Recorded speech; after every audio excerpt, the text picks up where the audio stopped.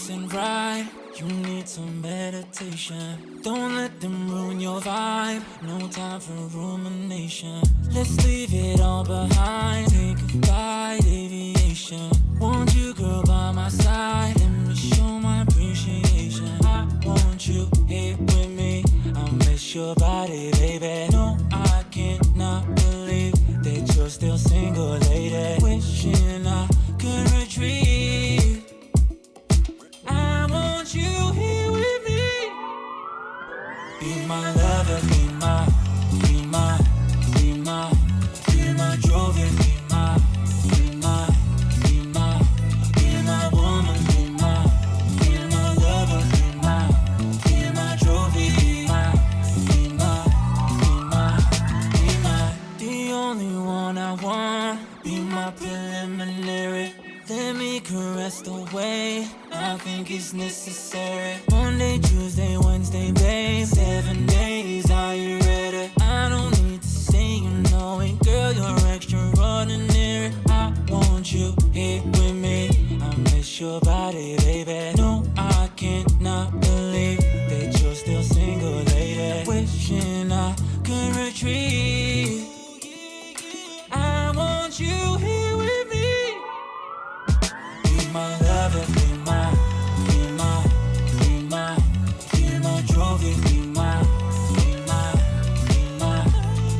woman, be my lover, be my trophy, be my.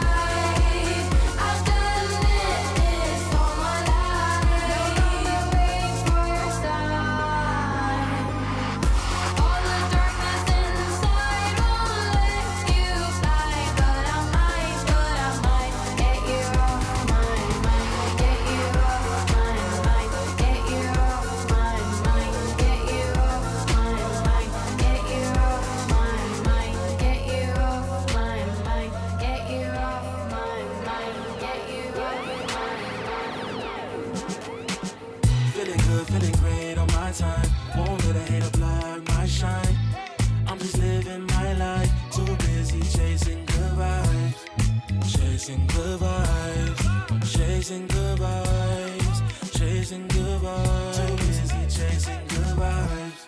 I'm feeling good, feeling great now. A hater can't play with my day now. Get that negativity out of my face now. In my city, I'm the man of my state now. Yeah, I'm living life to the fullest. Baby girl, you talking to the realest. Energy and joy, you can't steal it. Good vibes all around. Baby, tell me, can you feel it? I woke up, so I'm blessed. Just another chapter in the test. I know I'm doing better than the rest. Got a smile on my face, showing teeth for the crest. It's no sweat, I'm a vibe in my own right. Go time in the sun, yes, I'm gon' shine. So fine, got a baddie on my phone line. Feeling good, feeling great, chasing these good vibes. Feeling good, feeling great on my time. Won't let a hater blind my shine. I'm just living my life. Too busy chasing good vibes.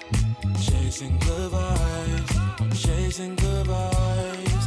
Chasing good vibes. Too busy chasing good vibes.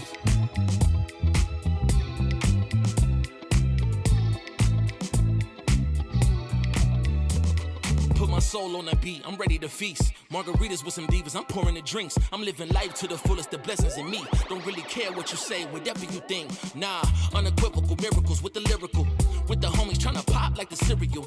Lucky Charms, got a model on my arm. Go watch on my wrist, garlic parm. No alarm, fireworks, I can feel it in the sky. I got love in my eyes, but there's money on my mind. I see passion and pride, I despise all the lies. I've been around the world, so I'm down for the ride.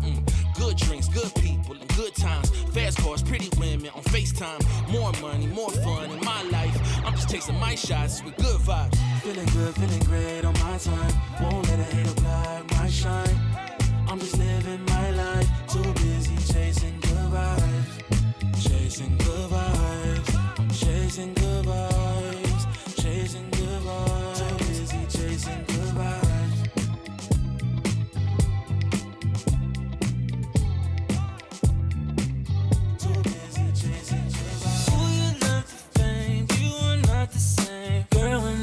With you, strolling around the place, makeup on your face. Tell me what's your issue? What did I do? What did I try to make you happy? Thought that I proved, thought that I. You told me that you love me. But now you're in the spotlight and you're cruising. You play with my emotions. I was foolish, but now you're in the spotlight. Camera shooting. You playing with my heart. You playing with my heart. And now you're in the spotlight and you're cruising. You play with my emotions. I was foolish, playing with my. Now we know you're fake. I just wanna say you've got tunnel vision. Enjoy with your mates, cause I'm on my way. You've made my decision. What did I do? What did I try to make you happy? Thought that I proved, thought that I. You told me that you love me. But now you're in the spotlight and you're cruising. You play with my emotions. I was foolish, but now you're in the spotlight. Camera shooting. You playing with my heart.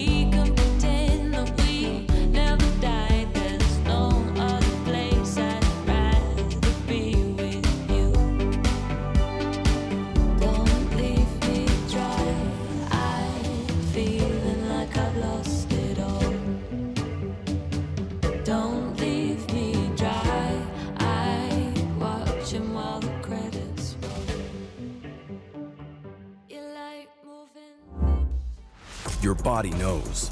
A sense of victory. Seized when mind, movement, and gear ignite as one. Now, step into your zone. Designed to win. Women will what want.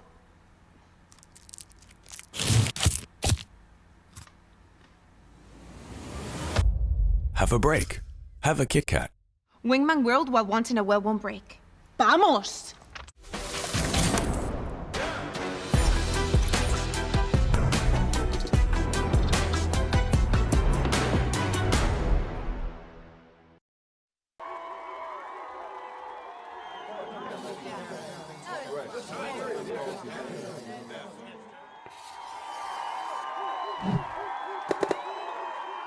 Red Bull gives you wings.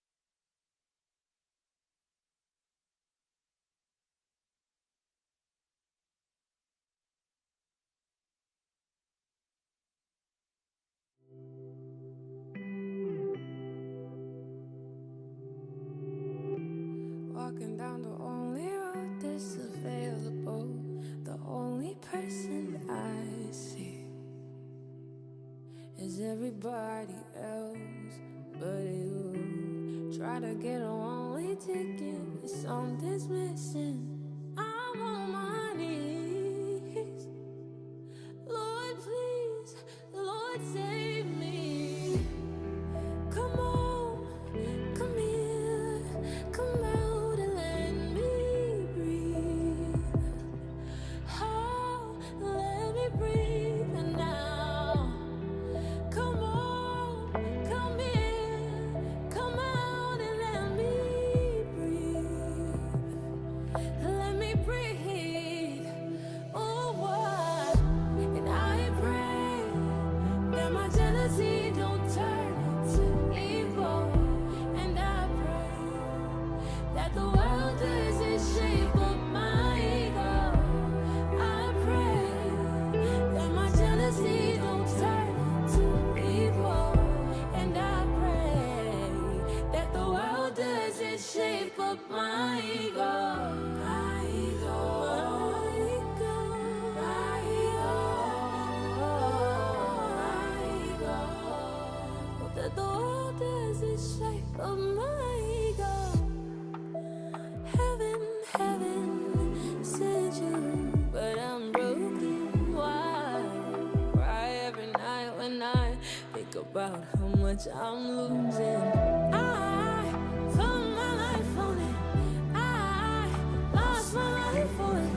I know that I've got nothing else to give, so come home, come here, come out and let me breathe. Oh, let me breathe now. Come home, come here, come out and let me breathe. Just let me breathe. Oh, what? I pray that my jealousy don't turn into evil. And I pray that the world doesn't shape up my ego. I pray that my jealousy don't turn into evil. And I pray that the world doesn't shape up my ego.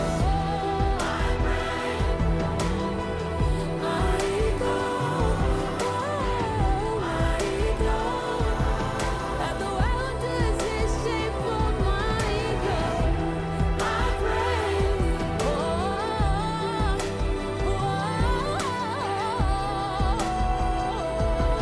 that the world doesn't shape up my ego.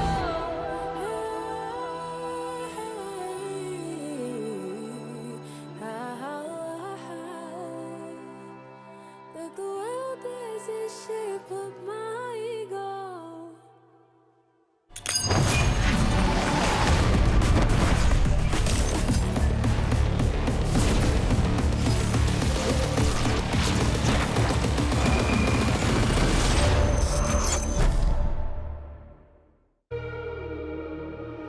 Now take the shot.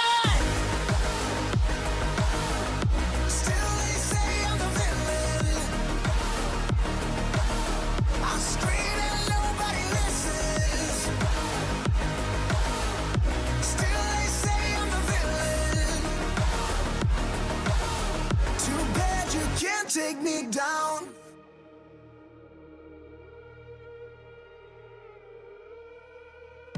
There are still 2 tickets to Masters Santiago up for grabs, but before we get to handing those out, we need to start off with Liquid and Vitality battling it out for survival in the lower bracket.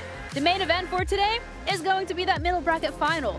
Can mates shake off yesterday's heartbreak, or is Fnatic going to be riding the wave all the way to Santiago? Welcome everyone to our 3rd day of the final week of VCT EMEA Kickoff. I'm your host, Ginny, and I'm joined with Bea as well as Billy. I like the, two baddies.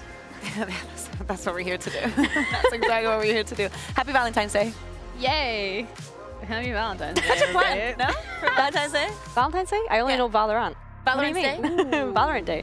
Yeah, if you're watching this, we all know you ain't got no Valentines, and that is okay, because all 3 of us are working too, so if that doesn't put it into perspective, I don't know what will. But let's start off talking about yesterday specifically, because it was actually, I would say the first game was a bit of a shocker. We expected it to be a lot more closer, Billy, and then the second one going all the way to 5 maps, but the banger from Fnatic social media account coming out.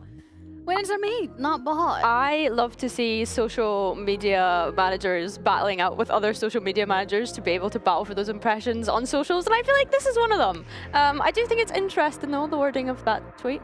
I expected Vitality to say something back, but maybe they say something back in the server today, because I feel that they rather demonstrate what they can do. Yeah, well, not much of demonstrating yesterday, which is why we're going to be looking at the bracket to catch you up in regards to how exactly we got here. Fnatic ended up winning pretty dominantly, a 2-0 over Vitality, knocking them into this lower bracket, and now they're going up against Liquid, who has actually been pretty comfortable down there, Billy. Yeah, I think it's a scary game if you're Vitality, right? You're coming off of the back of a loss yesterday. You're going up against a team Liquid who have been in this lower bracket, have been going on a run through it. And yeah, it's a scary time because now they've had a day off yesterday. They've been able to sit back and watch it and yeah, be able to come in today with fresh minds and not worry about it so much, I guess. It's one of the other good things that this format has given us with having 2 chances. So it technically would have been the middle bracket where they would have been more comfortable, but it doesn't matter because this is the lower bracket. That is where they have the most comfort. I agree with you, the having the extra day at the end of the day, even though you have the extra pressure at the beginning of the week, if that is going to end in the performances that we saw coming from Team Liquid right at the beginning of this week, let's see if they can rampage through the competition. Yeah, they're no strangers though to making these lower bracket runs, so they're not worried about it either. They continuously keep referencing, Billy, how comfortable they are to compete under this pressure, and it's not the first time in the history of this organization that they're battling it out down there. Yeah, I mean, Nats and Camo had to win like 8 games last year at Kickoff to be able to make it to Masters Bangkok, and now they're on track to potentially be able to do the same at this Kickoff. Yeah, I mean, the players have mentioned all throughout so far that they enjoy the pressure. I mean, not so much for some of them, but I feel like these are moments where, Nats thrives and we really get to see the leadership of him on this team. And there is no easy way for Team Liquid to do it. Of course, I think that last year it was a lot of Kiko and whatnot that we were also very excited. But this year, this Team Liquid that we're seeing started with a little bit of an identity crisis. And I think it's very normal. And I really like the fact that they were not scared to act quickly, being like, listen to your players, listen to the emotions that they're experiencing, what's working, what's not working, where they're comfortable in, and act upon it. Act quickly, do it during kickoff, and make it here. Maybe if anything, it was a bit of the strategy because you're now in this low bracket. You've had a lot more time in terms of coming up with new things, getting a bit more comfortable with your players, but also getting more comfortable with what you want to play on the server when it comes to the identity. That's been a big topic of conversation, Billy, especially when we're looking at Liquid. We haven't seen them change too much in their compositions. And then yesterday we're like, hold the phone.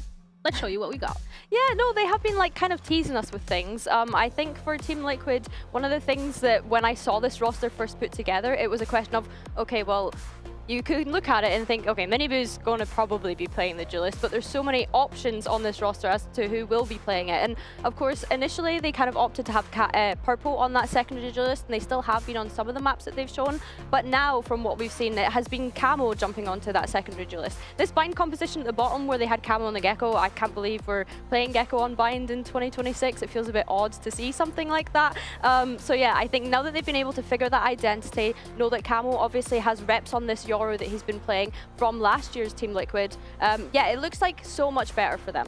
think that the success has to do, one, Wayne has definitely warmed up to the stage, I think. Also, we've seen Miniboo. In my head, the first time that I saw Whaley, I literally said it on the desk. I can't remember what event it was, but I said, I cannot wait to go back to EMEA and see Miniboo play this agent. For me, if I have Miniboo, I put him on Whaley and I put him on Neon. I am a huge Neon fan. I would play her in almost every single map, and I think that he's incredibly good at it. So when we're speaking about comfort, definitely that. Nats, now refined in that form, was like, I think that he needs to feel like everything else is taken care of to then focus on himself and just remind himself of the absolute beast that he is. So it's good to see that Team Liquid is working so fast. Yeah, and another conversation that we were having, and a point that you touched upon already, Billy, was Purple specifically, and where exactly does this fit within the roster? And I feel like the more reps we're seeing coming out from Liquid, the more we're seeing him going into that initiator, and he seems to getting a lot more comfortable as well. Look at the amount of agents that he's played. They almost didn't fit the graphic. It's crazy, and we talk about flexibility, but I don't even know if this is flexibility at this point. I think this is like quite literally an example of Team Liquid been trying to find their identity throughout Kickoff, throwing Purple on whatever they can. And let's not forget, Purple had a very difficult year last year. He had role changes when he was on Giant X. I almost feel bad that he's come into this Team Liquid roster back in VCT and is having those same kind of issues now with this roster, where it's like, where's your place here in this roster, on this Team Liquid? What version are we going to get out of you to be able to make that? Because I think his duelist performances weren't terrible. He was getting away with some things, but obviously for the whole roster to be able to work, they've decided to kind of flex him around a little bit more. I think that the problem, not only with him, but I also feel like with Miniboo sometimes, has been consistency, and that is what you're looking for. So now that you have tested some things, you have to choose one of them. You have to choose a version of yourself that you want to take on. And I think that Miniboo the other day against Team Heretics was absolutely unreal. We understand that there is some, you know, you let me go, you didn't want to have me, now look at me and look at what I can do in this team. He was absolutely unleashed against his ex-team and obviously his brother. Yeah, it definitely feels like a redemption arc for Miniboo. I think something that we'd highlighted on the desk previously is when we look at Team Heretics as a whole last year, Miniboo was often used as the scapegoat for why Team Heretics were never able to win out a trophy whilst he was on that roster, to never put up the results that they quite wanted whilst the Boo brothers were together. But now he's come in swinging, being able to knock his former team out of Kickoff as well, and now potentially making his way to Masters Santiago on this new roster. He really is starting to build up that redemption arc that we hope that we would see from Miniboo. If Team Liquid makes it, the conversation is going to be so awkward in the Team Heretics lounge. Still have a lower bracket game to look forward to, but I like where your head is at. In general, when we're looking at Liquid, there's been a lot of positives, and one thing that we've also had questions about this Kickoff specifically was Nats and his performance when it comes to being on this team, how the mid-round calls are going. Is he putting a lot of effort into IGLing? Is it tanking his own individual performance? But when we're looking at how he performed against Heretics, I mean, Kukuga, this could be his redemption arc as well. Yeah, I think it has to do more, like, as I'm saying, the making sure everything else is settled down. And I also think, like, when the meta moves and adapts, Nats is such an incredible sentinel, both in the Viper and in the Cypher. I'm not going to tell you anything that you do not already know. Problem is, when the meta changes and it adapts, where is Nats going to be? Can he still perform the way he does, even if it were to change? I think that the same way that I was telling you yesterday, if I had Alpha on my team, I would let him play whatever he wants and build around it. For Nats, I would do the exact same thing. So finding a balance into something that he can excel, that we can keep, and now also adding in all the new players, all the new duelists added in. I think that for him now it's starting to calm down, and now it's time to see the produce of what they've been put it on the ground. Yeah, I have to hold my hands up as well, because Tom and I obviously put him in C in our tier list the other day, but that was because of his Kickoff performance so far and what we know of the caliber of player he is. So it's nice to see him kind of get back to that, and you know, he has such individual brilliance. We saw glimpses of that in the Team Heretics game previously. So yeah, I think as well an exciting thing is him obviously going up against his former teammate Yampy today in that IGL head-to-head battle. That is an exciting one. That is really something that we are looking for, especially because when we're looking at Yampy as the IGL, like Chronicle came on here and sung such word of praise when it comes to Yampy, having him as the IGL, having that energy, having him be on your team, and how incredible that has been. So that's a lot of praise coming from someone that has joined this roster and from the rosters he has been on before. But when we speak about performances being affected by being the IGL, especially with Yampy jumping on the other duelist for Vitality in this case, I think he actually has paid a toll for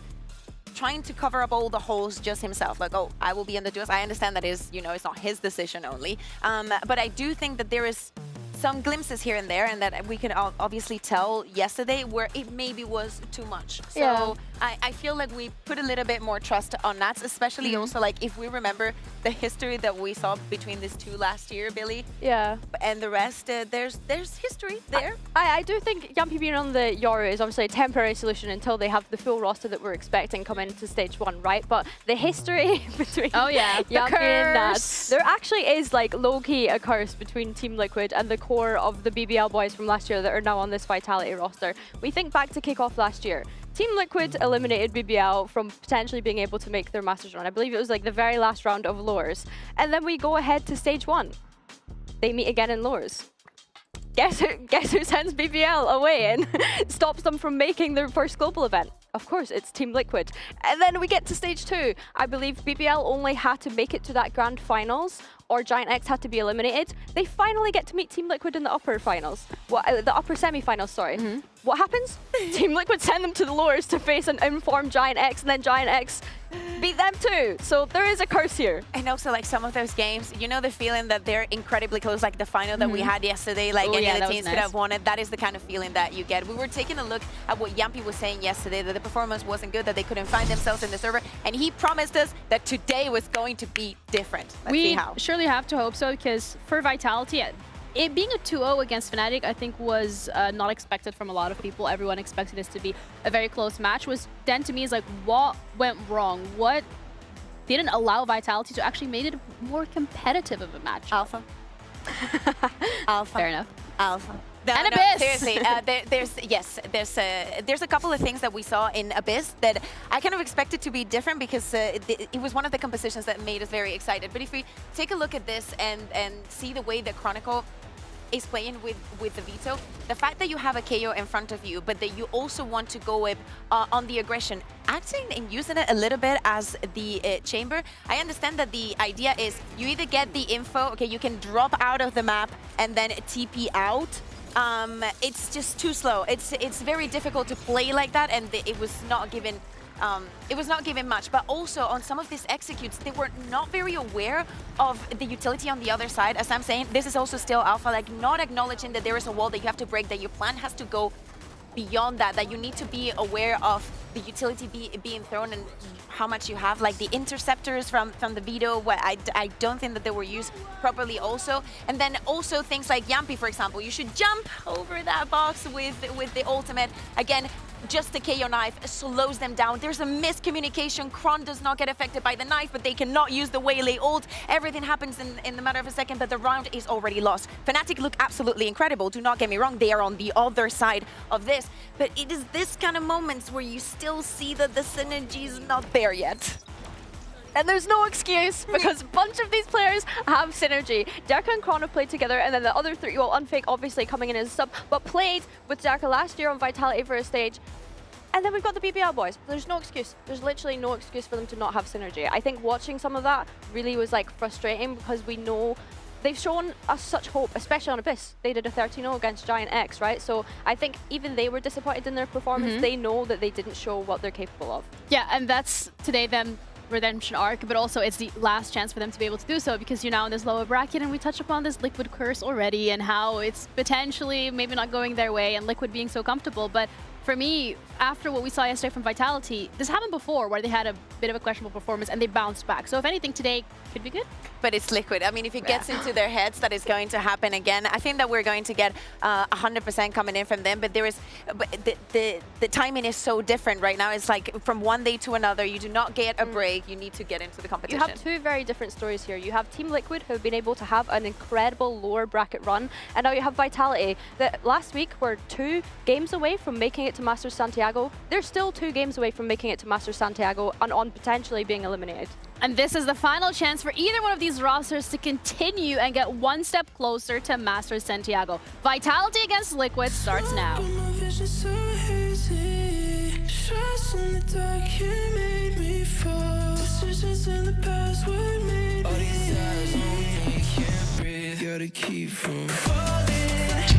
Vitality.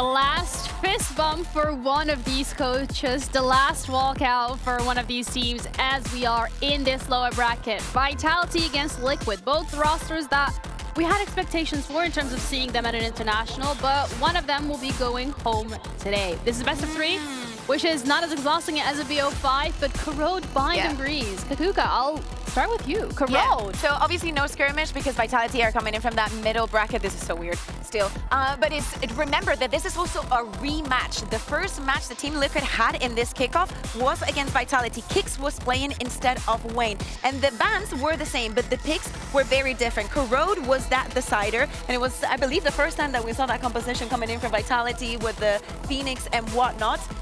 Peeking onto Bind for Team Liquid makes a lot of sense. It speaks a lot to their comfort. I just hope for that second map that Derke remembers to buy. Yeah, that came against tense. It was tense. It was tense. I think when I do think about that Bind, I had questions about their composition in terms of Unfake being on the Sky, Yampi being on the Tejo. I wonder, because it's such a quick turnaround time, if they lean into something else, knowing that this could have potentially been picked against them today. Like the Bind, it just obviously didn't look great for them yesterday, being dominated on it. I think Corrode was the decider. Corrode was the first one.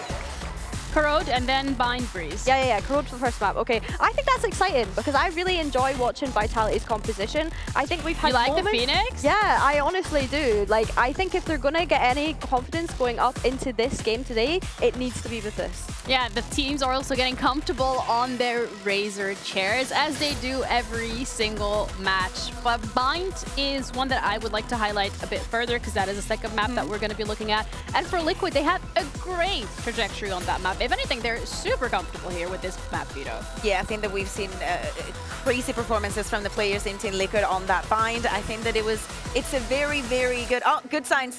Loving those signs. What's happening with Meg? Yo, free Meg. We love Meg. But as I was saying, for Bind, it makes a lot of sense. One of the best performances, especially after what we saw yesterday and them being a little bit lost for responses against what Fnatic was doing and how aggressive they were playing. I think that for Team Liquid makes a lot of sense. I think, honestly, that after seeing the map, Vito, is either 2-0 for Liquid or 2-1 for Vitality. I think that if we make it to that Breeze, I want to see that redemption for the side of Vitality. Yeah, I think that's fair. I think thinking about that Bind, right, we spoke about already how Team Liquid had changed their composition and leaned more into what their kind of style of identity is going to be throughout the rest of this kickoff. Miniboo on the Neon, obviously a highlight, just running in and tapping people's heads off. Yeah. So yeah, it was really nice to see. But looking at this agent select for the first map, Corrode, let's see. We still get the Phoenix. I low-key thought we might see a change. I don't know if that was a great thing to hope for, but yeah. I mean, there is changes, if I am not mistaken, on the side of Team Liquid, right? Because am I crazy here? Yeah, Nats, if he locks in that Cypher, he was playing the Astra. They were going for the double controller. Hurbo is now moved from the KO onto the Fade. So almost everything is different. Camo now, as we're saying, doubling down on that double duelist, moved from the Sova on to the Yoru. In fact, the only one staying where he was, well, is Miniboo and Wayne, right? On those two agents that I would like to mention. Miniboo and Wayne. And I think previously as well, they were playing that double initiator on this map. So now opting into that double duelist, they've obviously seen a lot of teams be able to have success with it. And again, we're talking about this identity of Team Liquid. Camo on that Yoru seems to be a mainstay at the moment. I'm intrigued to see how him and Miniboo get on. We're talking about Miniboo on self-sufficient agents such as the Waylay, such as the Neon. I think this is really great for him here. I think when you're looking at Team Vitality's side, one of the things that we've seen Derke excel in is that operator usage across some maps. I don't think he's going to be able to get away with that on the Phoenix. If he does, give us a surprise. Obviously, we're expecting Chronicle to potentially be picking that up a bit more with being on this chamber. So yeah, I really do enjoy the Phoenix pick on this map. Call me crazy, Ginny. I think the team... I would never. Just live it. On you go, there you go. Oh yeah, I was gonna say that for Team Liquid, I really want to get on to the coaches and ask if this was like specifically for Team Vitality, or is it more like our composition wasn't working, we have decided our new route and the way that we're going to be playing. Again, for Team Liquid, you never know where Nats is going to be, and for Vitality, I do agree. One of the reasons that I wanted to show those clips from Abyss is like, Chronicle, if you want to play Chamber, just play Chamber. Don't play Vito, just play Chamber. Like, you can still make it work. So eyes on him for today. Yeah, but also from the side of Liquid, we've seen them change compositions over the last couple of days because they are very comfortable. Kings of the lower bracket, if I dare call them, going up against Vitality, who just got knocked into it yesterday. Can they do it? We'll find out as we're heading into the first map of this best of 3 with our casters, Mitch and Tom. All Liquid on a run, but Vitality, they're coming down from that middle bracket. They're looking decently strong, but that last matchup felt like the ball was dropped, Tom. Well, yeah, they've both been battered by Fnatic, so I guess This is they true, are in a actually, very similar yeah. boat, so it's not too much of a problem. I do get scared, though, seeing any team facing Liquid at this stage. Think back to last year.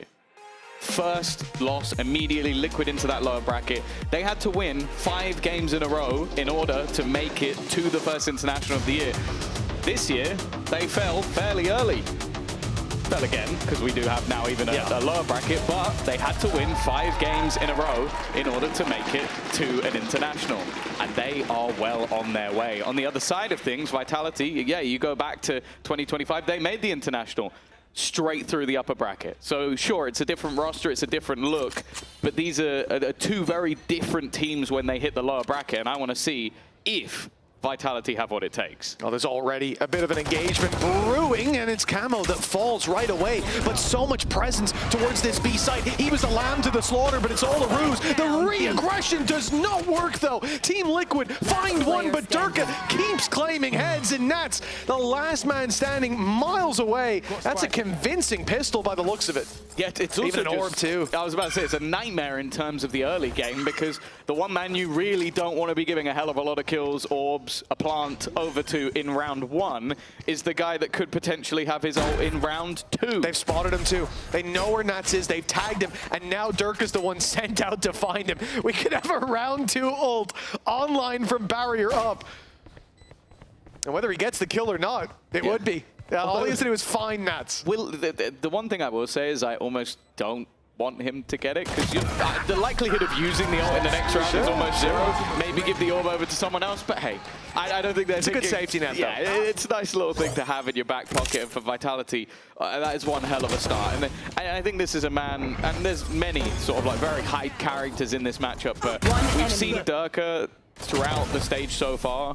When he's on a high, when he's in form, he has truly been unbeatable. Oh. We go into the second round, it should be an easy second on the board for Vitality. And you know, for both of these leaders, you look at Yumpy and Nats, they both know what it's like, what it means to reach that international stage. Although I suppose for Yumpy, it's been so long now, he might be starting to forget. Good way to jog your memory. Get yourself right back onto that stage. But for Nats, the recency bias, it's hard to imagine an international without them there. But with the performance at kickoff, they do have a lot of ground to make up if we think they're going to really do that damage to the international teams. Well, yeah, and they still find themselves another game away, even if they win this one. The final awaits, the lower final that will be facing off against the defeated today, the Fnatic, which, if that happened, you'd have both teams in a grudge match, whoever makes it through, or mates who will have then taken 2 defeats back-to-back. But I'll be honest, I don't want that to happen to anybody. That would be a nasty way to go. For now, though, expectations in this round are nil point for the side of Liquid. They have invested nothing into this. Okay, there's a piece of utility or 2, but they'll be very happy to save those over to the next round. And you can see for Prophet, he's just looking for the stack, and he has found it. So he'll help his teammates by dying. Mission accomplished, yeah. The 3 rifles still up and on their way towards A. Purple, tucked in the corner, could have a chance, but they would have to drop the ball and not clearing out that position. Passive plant on site, not taking the control till everyone's ready to swing. Now they look to main. That's all cleared out, and there's a trip cover in their back. They have to tick the boxes towards this corner. The only spot that they've decided not to clear, that they've assumed is empty, is exactly where Purpo stands. He's good for 1, but that is where it ends. An advantage for Team Liquid, but the weapons, they stand no chance in heads-up duels. The time not on their side. They need to force a favorable fight, and that is not easy to do from Liquid's position. Damage already done, though. Dropping another rifle here would be a successful round. It's denied, but still, 1 rifle loss for Vitality. Yeah, it's more costly than they would have liked, especially when walking into an almost empty site, or a site that they even believe to be empty. Now this is where the game games should get that a little bit more interesting. A lot of matchups I feel are going to be so exciting. Like seeing Nats go back over to the Cypher, for me, is always an instant win. Like we know that this is where this guy is comfortable, and then the Sentinel on the other side being Chronicle, that's always going to be a match made in heaven. Oh, here we go. The buy up for Team Liquid. Wait, let me look to put their line in the sand. We saw the pistol round idea. It was 4 players grouped up on B. A little bit of aggression. Let's see what Vitality do with this. Maybe attention top box and be careful. Wait, Bartosz, go drone mid now. And then we execute. You can smoke. One default, one short. Here. Fate. Let's go. 3, no one mid. 2, She's not picking anymore. It's full clear. I smoke, I think. Over. You're dead. Let's go Alpha, go Alpha. I'm going with you on Alpha, boys. Cypher on side. I'm checking link. Close right, Terka. Close right. Tip it out, tip it out. Okay, Cypher there. 4v3, okay, guys. Can we do sauna on site? Here. Wait, I will take gun. I will take gun. Boys. I will take gun. Oh, here we go. 50 seconds left, and we get back in with a 4 versus 4. Vitality trying to surround this A site, put the pressure on the defenders, holding for that rotate back through mid as well. We can see Durka playing this patiently, and the Spike still not trying to push onto that site. Liquid might start trying to color in those missing spaces, and that runs right into Durka's hands. Now the advantage, they can press on with another falling. Individual fights going their way, and now they can group. Wayne at least isolates the first, but no chance in that battle. What a flash. Vitality push up to 3. A wonderful round to win. Coming off the back of losing a rifle, it's always going to be painful going into that bonus round, but they made it look relatively easy in the end. An opportunity at the start from Camo, but the fact is that from then onwards, it pretty much slipped away. Profek able to turn the tide, and Durka is just absolutely frying. And I also, obviously, we have context in the series. This is, of course, Vitality's... Yeah. Bit of a rough one. This is, of course, the map choice of Vitality, but they have been incredibly strong on their defensive side. And Liquid have been very weak on their attack. So this first half is kind of where you need to see Liquid step up if they're going to have a chance in this map. Yeah, and you can see really why the coaching staff is so upset to see that previous round slip away the way it did, especially with so many individual fights in the mix. This defensive start doesn't get that strong start. It could definitely have those alarm bells ringing. I like this idea. They find the pick towards B, not knowing it's a stack, of course, but by this point, you'd assume rotates would come through or further contact would come into play. Nothing. And so Vitality now go into what, from their perspective, should be, with the early pick, with the utility, it should kind of drag players towards that B side. It should be easier to walk into A, but Liquid, they've stayed put. They've seen Purpo. Dirk already close. I like the TP almost just used for bait, and it gives opportunities. And well, even though Purpo was known, he has been able to find a quick double. Obviously, they know that Nat was on the other side of the map, so chance for Vitality is that, okay, there's maybe one player here, maybe one player is still on the other side, so we're going to have an advantageous battle nonetheless, but with Purpo hitting every shot in front of him so far, he's given another chance, but again, Profek ends up being the safe pair of hands. It's a shame there. Nats, we swapped to his POV. He was shaking back and forth in the spawn, not sure if it was going to be commitment or a rotate. Then I see Purpo's got a reveal online. Anadog, the whole time. One of those sent out will get the rotate from Nats and at least allow you to play together, but a dropped piece of utility that has left Nats in the clutch that, well, he doesn't look too healthy or happy in. 4-0 start for Vitality. That was Pistols with a great opportunity, but this rifle round really where they have to fight back. Yeah, it's decent damage, but it's done in a way that's hard to recreate. Like, you've got for sure. Camo basically just selling himself down the river and then some sheriff shots being connected by a stacked up site. Like, you're not going to do that in your actual rounds. Like, maybe every once in a while, if things are going really bad, you'll take that level of risk, but you'd need the info very early to have that many players there. It would have been nice to capitalize, but the one saving grace is it's done some damage.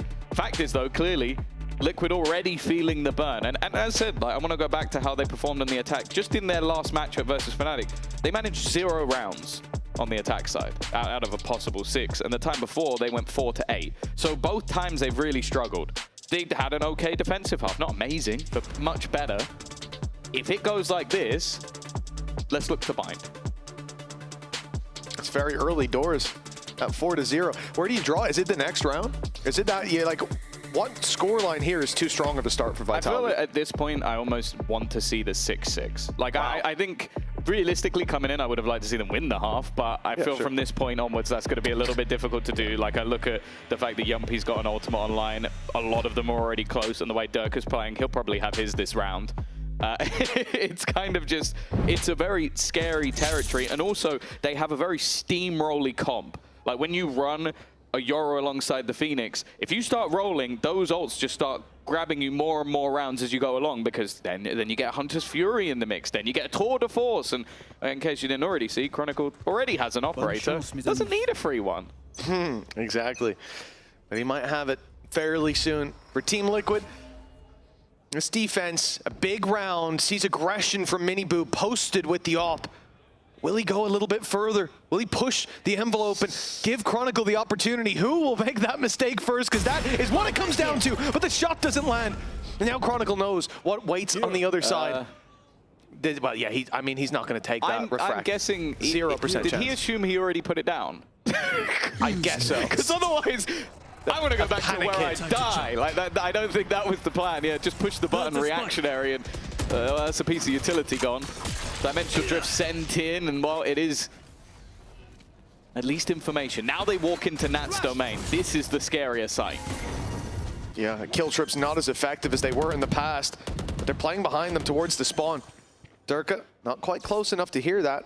Good, there we go. He steps in and breaks it. Now, for old Team Liquid, they don't have their utility to contain anymore. Got to commit those players to the angles, and time is ticking away. Purpo as well. I mean, breaking back into the site with an Odin is tough when you've got two players in this connector space. That's a really rough fight to try and take. Good stun as they break out. That op was completely negated. Damage done onto Nats as well on the fall down. And Purpo still being watched. Great play from Vitality across the board. And even after a pick, Wayne's got a 1v3 with barely any time on his hands. And his best chance is to save that op. Yeah, I love how they waited on everything ready for them to try and make their move. Like the Hunter's Fury pop, the second's like, okay, they're going to try and swarm us. They're going to try and flood their way back in together. And so what we're going to do, Hunter's Fury immediately, it just disrupts everything that they're attempting. I almost wish we had a listen in for that moment, because I feel like Vitality put the pieces together because of the Cypher utility, because of a lack of engagement. They immediately acknowledge this is a heavy retake. And I'd love to see those pieces slotting into place, but we've seen the result of it. As Team Liquid now come into round number 6, winless, 0-5, and their economy's in the bin. The op saved over will go to Miniboo, Sheriffs, and look, we've already seen the potential of rounds like this. It's nowhere for Vitality to lose focus, but they've got safety nets, especially that run it back early on, and Liquid are going to try to get it aggressive. Okay. That's how you need to play it. Take the one weapon you have and force a fight. Well done. Yeah, this is what I think Miniboo has been able to do with this way, like quite often, is just get up and get those openers, give the advantage over to Liquid, and then hopefully they can get something out of it. Also a complete reposition to the other side of the map. His spot will no longer be known. A good start. But you do have to look at the weaponry, and there's still a lot of disadvantages, even with the ults. But the one thing they can't do on the way into a site is sort of divvy up these players the way they want to. You've lost your Astra, you've lost your Cosmic Divide. Now you got to take more fights, and that's exactly what Liquid want. Ready in mid for this battle, and oh, Durka gets away with 1 and 2 in the ult. That could have been the round, but my God, it's messy. Did you see what Yuppie just did? Yeah. Caught a glimpse in the end. Miniboo, last man, op in hand. Sure, he'll get one more. Oh, even another. Oh, another. The right click gets in there in the end. This is now looking doable, but unfakes the extra layer to that 6-0 for Vitality. Hey, you can't say it didn't get close in the end. The Yumpy panic, throw a flash at the floor, and then spin round 180 and kill him that is a silly, goofy kill, is all I'll say. And Miniboo does his best. This is just unfortunate. The fact that he gets 2 out of the ult, and then just... It's pure panic. He also he full blinded Chronicle in the same time. That might be one of the weirdest ways I've ever seen anyone get a kill. I didn't even realize that Chronicle was just like, bro, I could have just killed him. Why? That's the thing. Like, Liquid had the perfect set. They tried the same thing, not a panic one, but Camo having the flash lined up to bounce off the wall, off the floor. But the fact that Durka gets so much dismantled the trap that they had sprung, or had prepared to spring. How does Chronicle get away with that? Luckily, the trade out is there still. Miniboo taking out Durka, and now Yumpy. Okay, advantage to Liquid. We could be seeing the beginnings of their first round win. Yeah, Miniboo has been putting in a shift over the last couple of rounds, like making rounds that looked damning winnable. Purpo in a bit of an off angle, has managed to find himself one, but eventually traded out. Timing for Nats is good, but it's a little messy. The thing is, though, with Profex so low, this has to be their first round. Surely, yeah. I mean, the spray from Purpo was enough. He did so much damage to Profec, and now, yeah, down goes Unfake, leaving that 17 HP. Is the only health bar standing for Vitality, but not for long. 6-1, finally on the board, our Team Liquid. And the 6-6 half you asked for, Tom, it's still possible. But this is going to have to be one hell of a performance. Yeah, there's just moments, even in the rounds that they're winning, where you just go like they put a Prowler through. It doesn't check that corner, but also they just were completely unaware that someone could have just walked up mid. It's like these are... You're bailed out by the fact that Miniboo is just playing well. Like, he has rotated into the right position, taken the right fight. He's not taken any risks, other than the one round where he tried to fall back without putting the utility out. But this time he fixed that. But you can't bank on that every single round. Unless he is really just going to pop off, which, you know, in their last game, where he played versus Big Bro, he did do that. Yeah, no reason to believe there's a drop-off on the way. Vitality have spread the net here. A default, but then sent Chronicle to look for the duel. He is being shut down. From here, nothing else from Liquid needs to be played, really. They don't need to get aggressive in mid like they were thinking about. Even the jump spots can be put back. Miniboo sits here with an op, holds the angle for the rest of the round, and if he gets smoked off, if he gets denied the fight, all right, you've still got the advantage. If he doesn't, well, then there's an opportunity for this to get a whole lot worse for Vitality. They've decided to abandon mid. As we can see, that's a good call. But I saw the stars go down, and Miniboo's already adjusted so he can see above them. They're going into B, and Liquid are not panicking. You are divided. Oh, Camo in position. A cheeky off angle, but getting out of here might be difficult. He does have ult online. He could just escape that way, but he's happy to just tank all the util.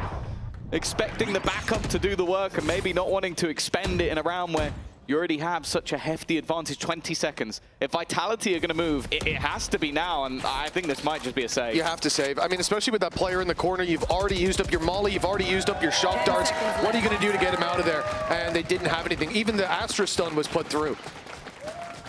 So for Liquid, again, you have to look at Miniboo. And the control that he has, this might not be another 4K round, it's not a massive performance, but he holds that control in mid, stars go down, instantly fills in the gap, holds that deep control, and from there, it feels like the pieces are put together because Camo doesn't feel any need, any pressure to rotate from that corner. This is an early pause from Vitality. On a map that I think they said they'll be very comfortable going in. Maybe it's something that's been said, or it could just be the aspect of, we want to make sure this is a dominant half. Let's not let them back in. Well, I think that's it. They had the solution. They had the pieces to the puzzle in the last two rounds. It has felt like Liquid have been able to pull it out of the bag with some really nice aggression from Miniboo that isn't being denied in the one before. And in this one, they were out-infoed. A player in a corner ends up being able to sit there for the entire round and finds the impact. Especially with a gate crash in play, they're always going to be more comfortable with playing those corners late. And so that's something that Vitality need to take a moment to sit back, because there's going to be more in the playbook for Team Liquid. Well, there's no point letting them back into the half. Also for, well, I guess you could include Pow, Yumpy, and Profec. This matchup's going to be personal. Like, you look back to every time they were close to making it to an international event last year with BBL, it was Liquid that sent them out. Like, be it in the initial upper bracket games or be it in some of the lower bracket ones, Liquid made every international. And a lot of the time, BBL were the maybe team. They were the team that, they were so close. Like, they had a great year, but they almost made it. Well, being a maybe team when you're on Vitality is not good enough. You need to be making it to those events. And okay, with Kickoff, we give them a little bit of wiggle room because they are playing with a stand-in, but expectations still incredibly high.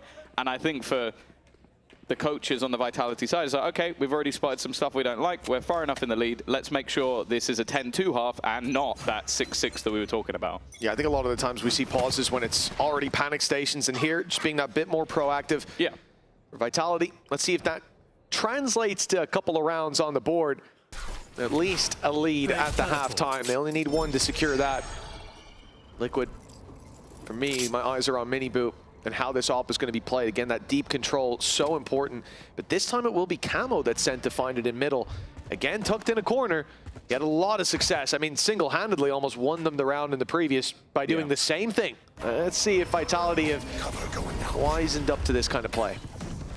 The switch to put him on a secondary duelist, I think, will largely be down to how well he performed versus the Heretics. He was an absolute standout in that game, and they're going to need that version of Camo once again. A good thing that he's woken up in the last round, but they will need quite a bit more. 45 seconds already gone. Oh, I thought really important, but I might be wrong. I thought where Camo was, and when Durka started running, those steps would have been heard. But then I see Wayne leave the A site. I thought the information was there that this was a play towards A, but instead they're catching up. Herpo is forced back by that flash even. You can't hold that first angle, and it looks like Vitality have got a plan for free! My. He needs to be stopped. So much impact from Durka, and Yumpy gets ahead of the ult. Camo's on site, but so many players to deal with. Gorgeous work from Vitality. Two crazy shots in a second, and I was worried about that ult combo, the dimensional drift, and the convergence path, but they've dealt with it with flying colors. A chance for Wayne, but the lineup was just a little too much. And for Nats, it's another attempt at what looks like an impossible scenario, and while his old teammate waiting on the other side. After the pause, Vitality is straight back onto the board, and the half win already guaranteed. Yeah, it was a really, really clean gameplay there. Now it's 7-2. What a strong I don't even think lead. he was so fast, he didn't even need that flash. Like, there was no way Purple could have reacted to that. That was unreal. But and add to that, though, the fact that we've seen that now, what, 3 times? That flash catching players completely off guard towards this point. It's the problem with having a Phoenix, man. If they get into those positions, there are some spots that the only way to avoid that flash, the only way to stop yourself from an early exit in the round is to not be there. And unfortunately, that's easier said than done. Dirk is running around the map with this. So 7-2, what's the response from Team Liquid? It also might sound silly, but you just watch the way he throws those flashes. They're always coming a millimeter around the edge of the box. It's like, you see it and it pops. There's no way you can react unless you know it's coming. And when you're holding an Odin with an angle, that's difficult to do. Mini Boo, it's risky. It goes looking for info, and he has found it. Wasn't worth the cost. Looked like he even could have seen him for a second there. Maybe the jump wasn't as wide as it needed to be. Being a bit too cautious and then not cautious enough. Also just good trigger control on the other side. Oh, like if he shoots a bullet and it clips the wall, Mini Boo's gone. Take the info, get out of there, all good, but instead take the shot and, well, get out of there for the rest of the round. Another tight little corner for Camo, and it seems this is the big idea. When I don't like that gate crash position, but we'll see if he even gets a chance to take it. Yeah, I mean, if they push up to that corner, you're already going to be visible from there. Like, what? What were you thinking? Anyways, right, opening pick and another. 30 seconds left. Cutting through. 25 seconds. That's the hope. This time Nat's in the right place at the right time. He stopped the flashes, and that gives him a chance. Somehow, Durka managed to stay alive. I thought he was dead for sure with the spam, and he's also been caught by the edge of the pulse. It means he can't deny the plan. He can't deny anything. Chronicle, now on a different angle, still seems to sniff out Nats. Yeah, you can find him no matter where he goes. And Liquid, well, they've had enough of that. Not to replay the TP. Is that no, we cannot. Is that a deal we can make? I'm sorry, because here's the thing, Tom. Here's the thing. If he didn't know where the TP was, fair enough. But he looked at it, he threw it, and then he knew it was there for 30 seconds. 30 seconds. Anyone on the team could have said, by the way, I probably wouldn't take. You could just walk back connector. It's safer. But hey, TP into that angle off of no contact and get exactly what you deserve. The funny thing as well is, even if there had been no one there, they might have swung off that sound with you then having to run back across mid. Just don't put a gate crash. I can put it down their side of mid, I guess, or just in the open. Right click. But they wouldn't expect you to take that. That's true. Actually, the surprise element is better. You might end up behind them instead of right in front. Yeah, that was, I mean, gate crash of the year, I think. This was a rough round. Like, losing a fight to, he just didn't see him on the jump. That's a shame. Or the second. Oh, that's rough. But then, this is bad. Hello. Yeah, I think around Guys, the... give me ult, please! Please! Guys, I need ult, please! I'm behind you! He does have his ult. Yeah, he did get it. They obliged. And, well, 8-2. Now it really is panic stations. This is a different look from the first pause of like, okay, we need to try and get like to 6-6. The best they can come out with is 4. And that round was, with no doubt, the worst of the lot. Like that was somebody losing to a jiggle peak. Okay, a little bit unlucky. Someone TPing into the open. And then I feel like Nat's got a little bit unlucky not to kill Durka. But by that point, the round was already in turmoil. And they are in a rough spot. Turning this around, going to be incredibly difficult. In that second half, sure, they've made a load of changes to the comp. I think having the double dive on attack is going to be a lot better for what they want to run. But you're also then looking at Vitality and going, okay, are you unable to get 4 or 5 rounds? Yeah, I think the problem is so far, like, I really just need to see Liquid sharpen up a little bit. Like, I think back to the 2v2 where Purpo decides to use none of his utility, which, in case you don't know Valorant very well, is utility for finding information, while they were in a 2v2 with no information. They needed information, and they could have gotten it, and they didn't. And I think that those sort of synergy issues amplify massively in the last round that we just saw. And again, I don't fault Miniboo for what he did. I can't stop faulting Camo for what he did. And at that point, yeah, a pause is the only solution. You gotta go back, get a little reset, a little breather for the boys as they fight for these final 2 rounds. We wanted Liquid to have the lead at the half. Then we wanted a 6-6 because it had already gone a bit poorly. I like this, clearing out that tight corner. This is what was needed. Remember, Camo found a big round from that very spot not that long ago. Just in the corner. He's also got his stun available as well, so if one is spotted, he can then slow them on the way out. Information searched for. Well, Chronicle has to flee. The rest of the team were hot on his heels, but after seeing as much util, as much thrown out as they have, of course, they've now swapped back to the other side. Yeah, of course they have, but the read is there from Liquid. They saw some presence. They saw the chamber going back as well. And unless this is a fake from Vitality, this is being read. Liquid have rotated now 3 players towards this A site. Durka's going to be sent through, but that could find the information. He's taking down the traps at least. Molly's already good, but there's Miniboo spotted. And they know about the players towards the elbow, but it might be too late to go back now. So many bodies already on the floor. 3 players pushed in towards the site. A big battle brewing, and the whole squad here for the side of Liquid. A good reveal, and the shots land for Unfake too. Somehow, we're back to a 2v2. Vitality, they seem to even have time to get that plant. I love that from Unfake. He baits them with a plant and waits for his teammate then to know that he's secure. Playing it together, and now they've spotted Wayne too. Oh, does that get both? Yeah. I think it might have done. They've had to fall back. Flank still coming in. And Fake's connected. Another. The Standard has just taken over the round. A man with lower expectations than maybe the superstar youngster, but that was a superstar round. No, that was huge from Unfake, and I think not just the shots that he hit to get them back into this, the decision to bait out that plan, try to get a player to step forward. This was discipline. He wasn't losing his cool, and what a round, because they did not look like they were getting out of this situation. Even in this 1v1, I was getting a little bit nervous, but he plays it perfectly every step of the way. Yeah, well, that was him basically in a 1v2 to have a chance to plant the spike. And he's able to isolate both fights, win them both, and then kill Wayne, and then close the round. Like, Unfake just taking over, and well, it's a full push-up of 3 players early. But once again, they go pushing into Nat's side. The start of the last round looked good, but dwindled. Wow, the duelists have now just joined up back outside A. They avoided the initial push, and now they're saying, okay, well, if they push, they probably rotated. Yeah, think about what they just saw last round. A bit of presence towards that B site, an immediate rotate coming out of Team Liquid. This time, they see a bit of presence towards that A site. What do you assume is going to happen? So they go back to the other side. They go back to A. Fight for this space. At least put the pressure on there. But the spike is still waiting down in mid. Chamber is still trying to fight for space on B. I mean, I don't blame Liquid for not having a stack anywhere, because what is going on from their perspective? They're seeing presence. It was a drone up mid too. They saw presence across the map. And what this has left them with is the Yoru with the quick rotate on B, ready to go to A. This B side is under a lot of threat, but again, the thing that will help them, hopefully, is Nats' setup. This is a round that, and we talked about Liquid needing to win this half. They're fighting for 9-3. That's the setup gone. Yeah, and he hit another player in the back of the spawn as well. It leaves Camo with everything to do, and it has not been his day. No! He's swapping guns. He can't get you all. He doesn't even have a gun in his hand. Oh, and they know where Purpo is. Double peek to go. Oh, okay. I didn't expect him to come out with 2 there. It doesn't matter though. In fact, it's meaningless. 10-2. An utterly dominant first half coming out from Vitality, and while Team Liquid have so much to fix.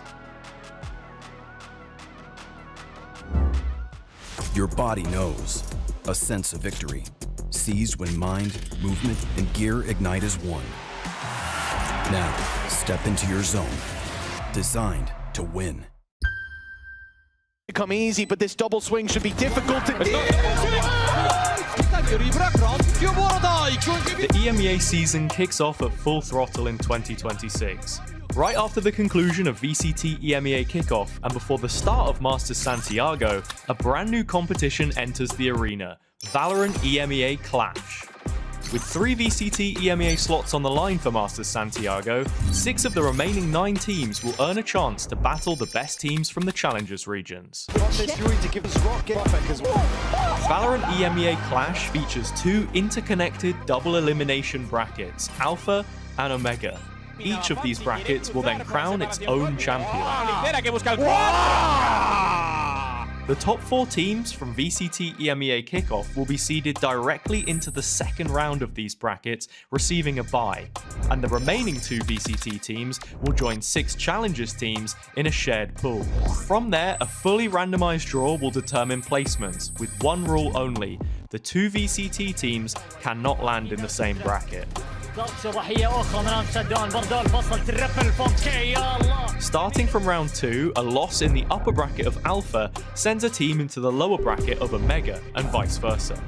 Every defeat reshapes the battlefield, forcing teams to clash across the 2 worlds as the tournament progresses. As the event unfolds, Alpha and Omega will continue to intertwine at every stage, keeping both teams and fans on edge. Are you ready for Clash? Tune in February 19th to the 25th and support your favorite team as 2 worlds collide for the very first time.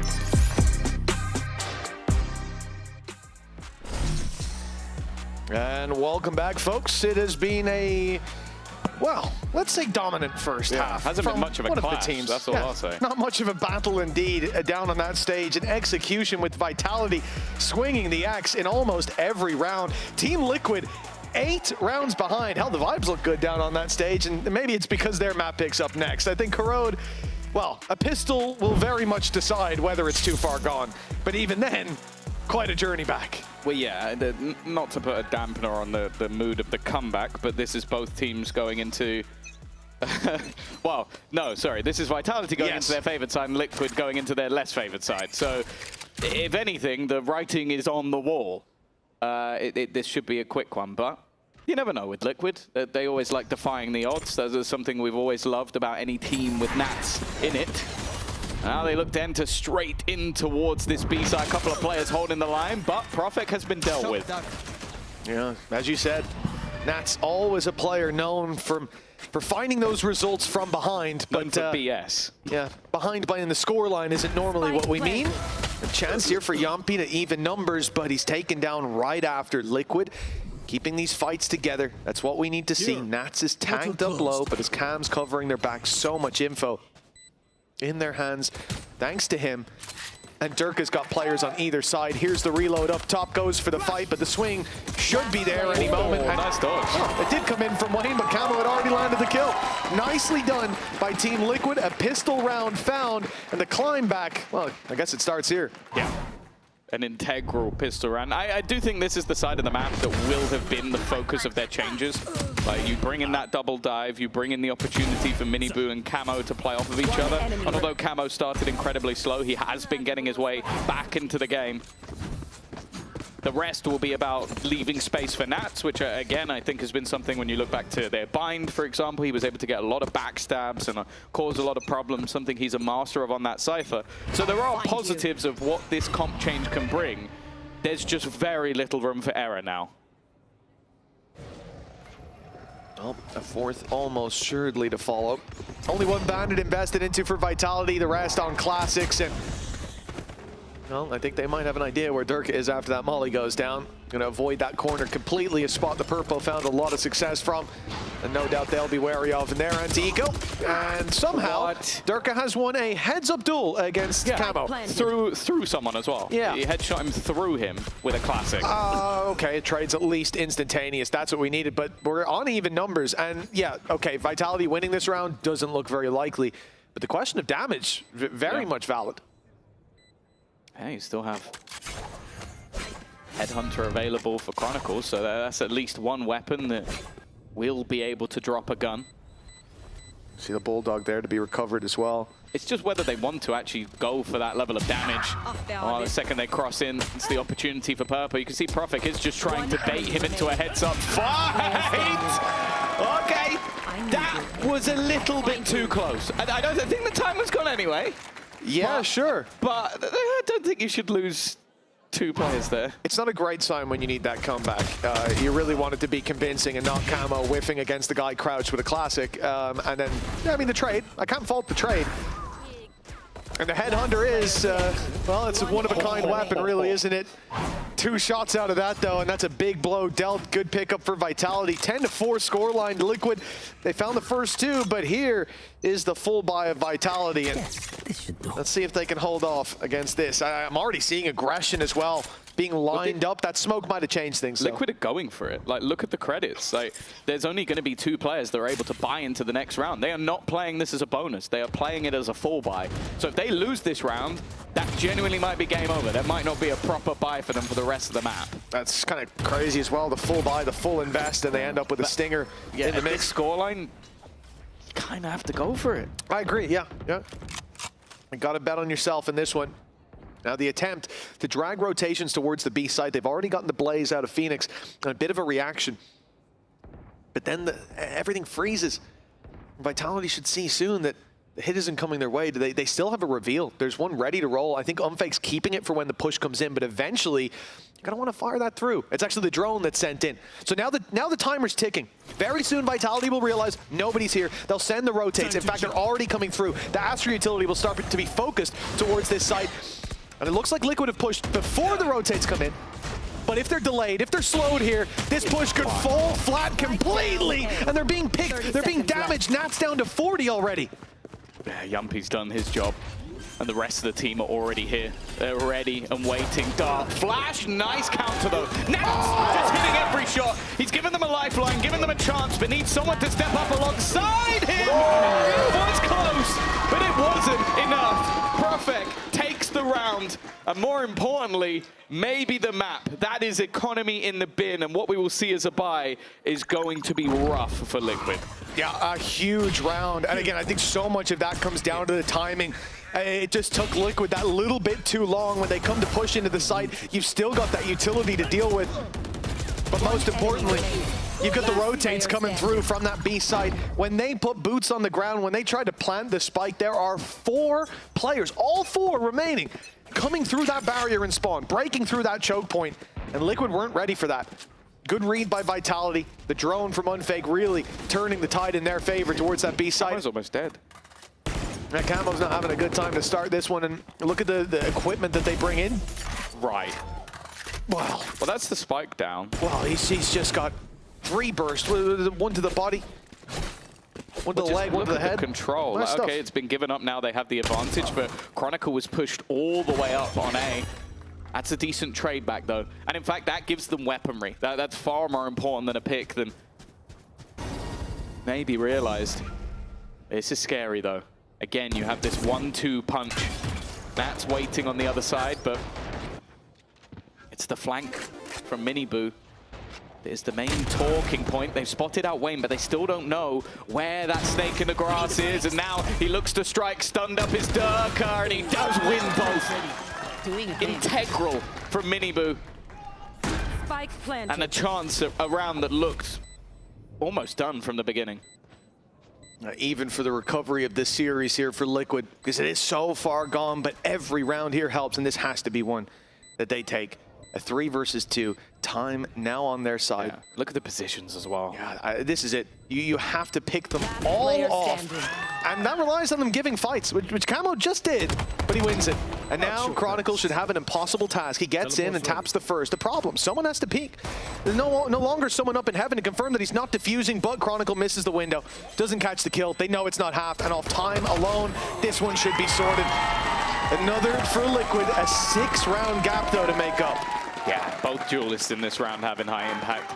I think especially Miniboo being able to take that space, go in behind and clear out both players on the A side. It's an oversight from Vitality of how far and how much space have been taken away from them.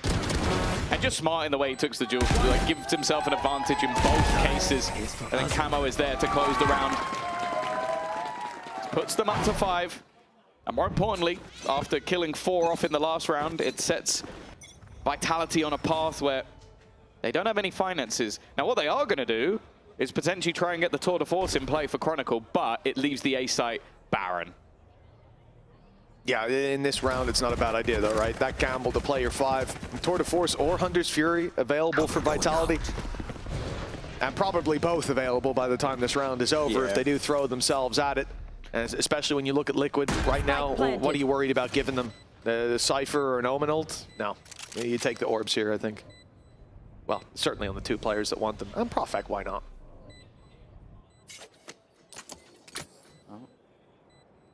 It's a good chance for Liquid to really make some bank. That's been the issue even with this half so far, is that they've been taking a lot of casualties. They got the boost from the last round, winning with weaker weapons. And now they have a chance to at least keep it somewhat clean. But I'm looking at Chronicle still alive, and maybe that chance would... Okay! That's got to be the fastest 3K ever. Profec's going to get his ultimate online in more ways than one. A couple of guns lost, but maybe a few confidence kills gained. It will be a 6th round for Liquid, 5 behind. And now this is where things are going to get very interesting, because we almost have every ult online. Yeah, that's the thing, though, for Vitality, right? Like, if Liquid come through and use ults, you also have the choice because of that big round lead to go, okay, cool. I'll trade out your ultimates for this round, and we'll come back and win the next one. So for Liquid, it's all about when you use them. Choosing, trading those ults out for taking the economy away from Vitality, for example, in this round where winning would actually put Vitality in a bad spot, allow you to make that climb back. But the problem is always, if Vitality treat these ults like a bingo card and tick them all off, you could have a round coming your way, and not many needed. Already, Hunter's Fury is going to be fired through, but a big pace taken as Camo tries to invade that backside, but he's being pushed. Big stun active, and the shot slam with Profec down, but Durka and Unfake, they stand by, ready to take every battle. And Liquid will be denied ground on the B site. They move back to mid, thinking it might be easier, but no, that task just as hard as the other, with a double from Chronicle. 12 to 6. 6 opportunities for Vitality to close their map. Yeah, that was a masterclass of how to use ultimates effectively. Immediate use of the Dimensional Drift gets them info. Hunter's Fury gets them an opening pick, gives space for Chronicle to push up and lock them in. It was the one play that if Liquid made, it was an automatic win. And I don't mind their reaction. Like the immediate try to, okay, we can't go back. We have to go forward. We have to try and fight. I don't think Liquid do bad in that scenario, but you walked into the trap. There was no way out. Exactly. Yeah, from the barriers going up, that round was done if Vitality hit the big red button, and they did. 6 chances to close it out. Liquid having to fight back. Already the Nightfall's put through, and it's caught one at least, sending them back, but Durka activates the ult. He's being dealt with at least to start. Profec, though, finds a valuable pick. That's the man advantage, and Miniboo has to hunt him down. But up in heaven, Profec's already repositioned, and he's waiting for that retake coming through from mid. The presence here from Liquid towards spawn completely denied any impact. That flash was huge, but now he's out of them.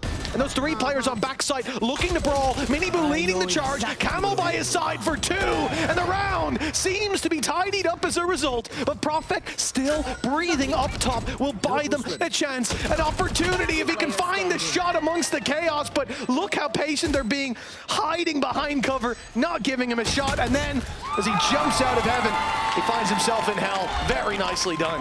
Yeah, again, I think solid. Just overall team synergy from Liquid on their execute. Which was missing in the first half. Yeah, I think obviously the start wasn't fantastic, but it's then just the response, like to both get aggressive together. I mentioned this when doing the post-spawn with Minibu. It's like, it feels like him and Camo, when they are side by side on the duelist, just have good synergy. Like they seem to work off each other very well. One takes the first fight, the next is on the swing while the other person's trying to react. Like that's nice to see for a team that is only been together for weeks. In fact, if you include Wayne, has literally not even been since the beginning of this tournament. Well, I like the idea that they go 3 players towards the spawn to hunt down Profek, and then they go, okay, we're not going to catch him. Let's cancel this. Let's find a plan B, and they go back and take that fight and con together. That's exactly what they needed to do. One of those players goes, oh, I'll keep the spawn control or something, and now the round falls apart. They played together, singing from the same hymn sheet. That's what you need. 5 more rounds, though. It's got to be so consistent without a single slip up. Profek, he's just revealed himself. That's going to be him done, surely, and there it is. A big put down. Yeah, mini boot. On time. You can see the Liquid squad are starting to heat up a little. And the decision, it almost has to be made from Vitality to just give this one up. Your economy is on the line, the weapons are fading. You no longer have the ults to pad the gap and have those cheesy rounds. And I will say it's almost a little bit of a shame that Liquid didn't start out on this attack side, because they really are looking good right now. That's it, right? Just to get the ball rolling for them, because if this ended 13-4, it's not about the scoreline, right? It's about the rounds that Liquid got. The fact that the rounds they lost weren't incredibly close or anything like that. I would not have very much confidence in the recovery of Liquid, but now we've started to see them play the game. Instead of winning a round here or there, they're playing as a team. That was missing in the first half, and I'm glad they've at least gotten to use this half as a bit of runway to get up to speed. But it's not lost yet. Now the task is 4 in a row, and that seems much more palatable than what they were faced with just moments ago. Yeah, same as before though. I think it was 6-2 the last pause, almost the exact same moment, 4 rounds the difference, and Vitality have decided to take themselves a pause, not wanting to let this map slip away from them. And it's understandable. This is elimination on the line. This is a matchup that, well, when you talk about these two teams, it does actually go fairly heavily in Vitality's favor, which when you consider this Liquid squad has always been the one to make it to the events, you'd maybe expect it to be the other way around, but no. It is 3 in a row, obviously over a few years here and there, and one of them including this year, but with Liquid, you never know. I think you can look at the odds, you can look at the rounds, you can look at the numbers that sit against them and go, there's something about Liquid in a lower bracket when they need to win 5 games in a row that I have a much higher belief they'll do it than anyone else. Yeah, this Liquid, like Nats on Liquid, it's been very interesting to see him growing. Even the old Liquid would like scream 1 LCQ each That's time. true, like, it's you're just right, Liquid. They go like, we suck at the beginning, and now we're good, and no one knows I forgot about that old team. Yeah, you're very right. It's weird. It's carried over. Well, 4 rounds left to play for. Vitality only needing 1. And the thing is, with 4, let's do the math. There's 4 orbs needed for Durka. If he gets 1 kill, he'll have his ult by the time we get to the end. Like, having a Phoenix on this map, it's so much fun to play, because you get these sort of 6th men online for so many of your rounds. And when you've got an extra Durka, that really does just correlate with round wins, maps under your belt. 3. Well, 1:30 on the clock, and I'm curious to see Liquid after that pause from Vitality. You will often expect aggression. You'll sit back, you'll wait. And that's kind of what they're doing towards B and mid, forcing the issue on A just to get the orb. I mean, you have to have some control early on. But they're clearly expecting an idea here from Vitality. So far, we're not seeing that take the form of any aggression, at least. It also plays into what you mentioned a moment ago. It's like, their idea probably is that they want to get Durka an ult. Let's not allow him to get the ult. Let's claim all the orbs. Because even if it's like, okay, we think they're going that way, look, then you see them take that control and fight for it back. But at least he's not getting something for free anymore. Steps are going back now, leaving that A main. Orb's still not taken, and the decoy is going to be put down. We saw that a little while ago. I thought it was for fake steps to drag the rotates to the A site, but in fact, decoy sent through as numbers are shifting to this side of the map. I think it will be a late A hit, but well, it looked like for a moment it would almost pull Profek to rotate back over, especially with pistols, but the gamble's being called from Vitality. They take B, they push up, and now the info's there. Tom, Liquid were late before, and somehow in this round, they're late again. Yeah, 15 seconds, 4 players from Vitality will be here. Durka in position, going to try and give himself a pocket of space. They've dived into the angle, and they've not checked him, they've not found him. They're running out of time. Liquid have to go now, and it's Durka. He's going to take all but one. Chronicle is there to end it, and once again, Liquid have fallen into the trap. It is Vitality to close the map they started, and it was kind of dominant in the end. Yeah, well, let's go down to the sideline interview. We got to hear how that game felt for Yumpy. Yumpy, congratulations for this showing on Co-Road. I wanted to ask you, because on this game we saw the nerves, you know, we saw the energy, we saw you, we saw Kron, and we also saw Profec standing, you know, waving and stuff. So how important is this for you, you know, in those important games to, let's say, give it all, even physically? I mean, it's everything, especially when we lost yesterday. Like, I think last year, especially with David, when we lost to Liquid on the elimination game before Champs, and we had to play the next game.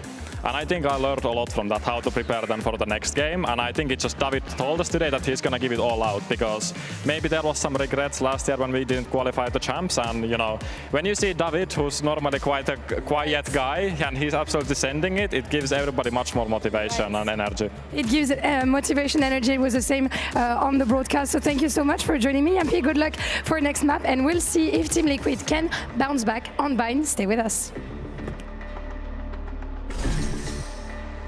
Bro, give me the auto. Guys, give me ult, please! Please! Guys, I need ult, please! I'm behind you. Nice, thank you! Thank you, Wayne. Good job, bro. Good comms, Stärke. Good job. Good fucking job.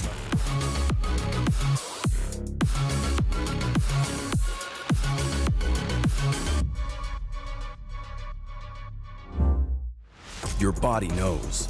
A sense of victory. Seized when mind, movement, and gear ignite as one. Now, step into your zone. Designed to win.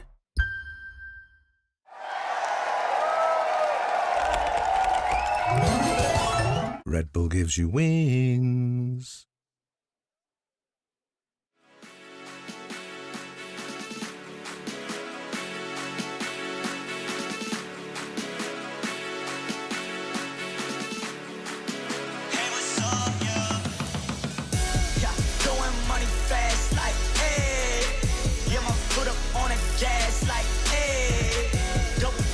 Bring it back like, hey. Yeah, my amigo got the pack like, hey. Hey, like, hey. Hey, like, hey. Yeah, throwing money fast like, hey. Yeah, my foot up on the gas like, hey. Oh, don't write, back again. You don't know me, go and ask a friend. Hitting these shows, gotta pack them in. I spin it, I'll make it back again. Shawty, go and bring your baddest friend. We can take it to the back of Benz. Do it like you would for TV. Camera on you like a bag of lens. Shaking it for me, I'm loving the move. Friends say you bad and yeah, I'm cool. Walking up to it, not thinking it through. Like, shorty, tell me what's good with you. Coming with me and she got, ayy, 24 on a watch. You don't know, that's a lot. What she want is what I bought, yeah. If I want it, I'ma get it, yeah. I just talk the way I live it, yeah. I got plenty women, they all wanna ride, even in the city. But now I pull up in the Aston. For money, I'm made off the back end. High end with the fashion, now broke, so me in the past tense. Yeah, throwing money fast like, hey. Yeah, my foot up on the gas like, hey. Double pump and bring it back like, hey. Yeah, my amigo got the pack like, hey. Hey, like, hey. Hey, like, hey. Yeah, throwing money fast like, hey. Yeah, my foot up on the gas like, hey.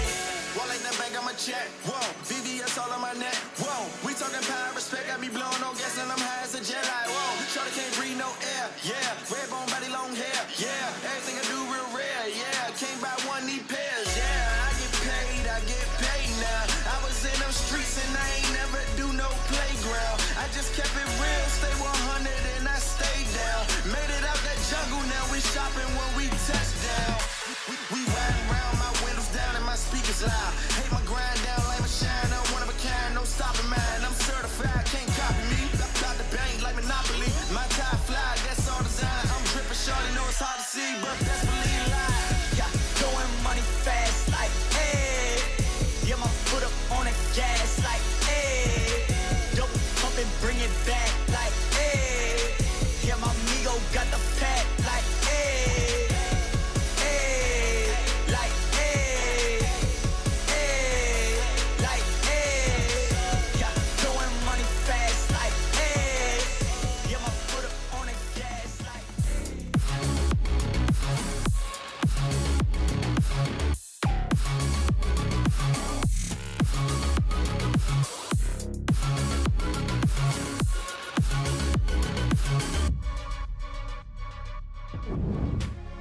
can you let us know the thought process behind changing some of your compositions, for example, here on Corel?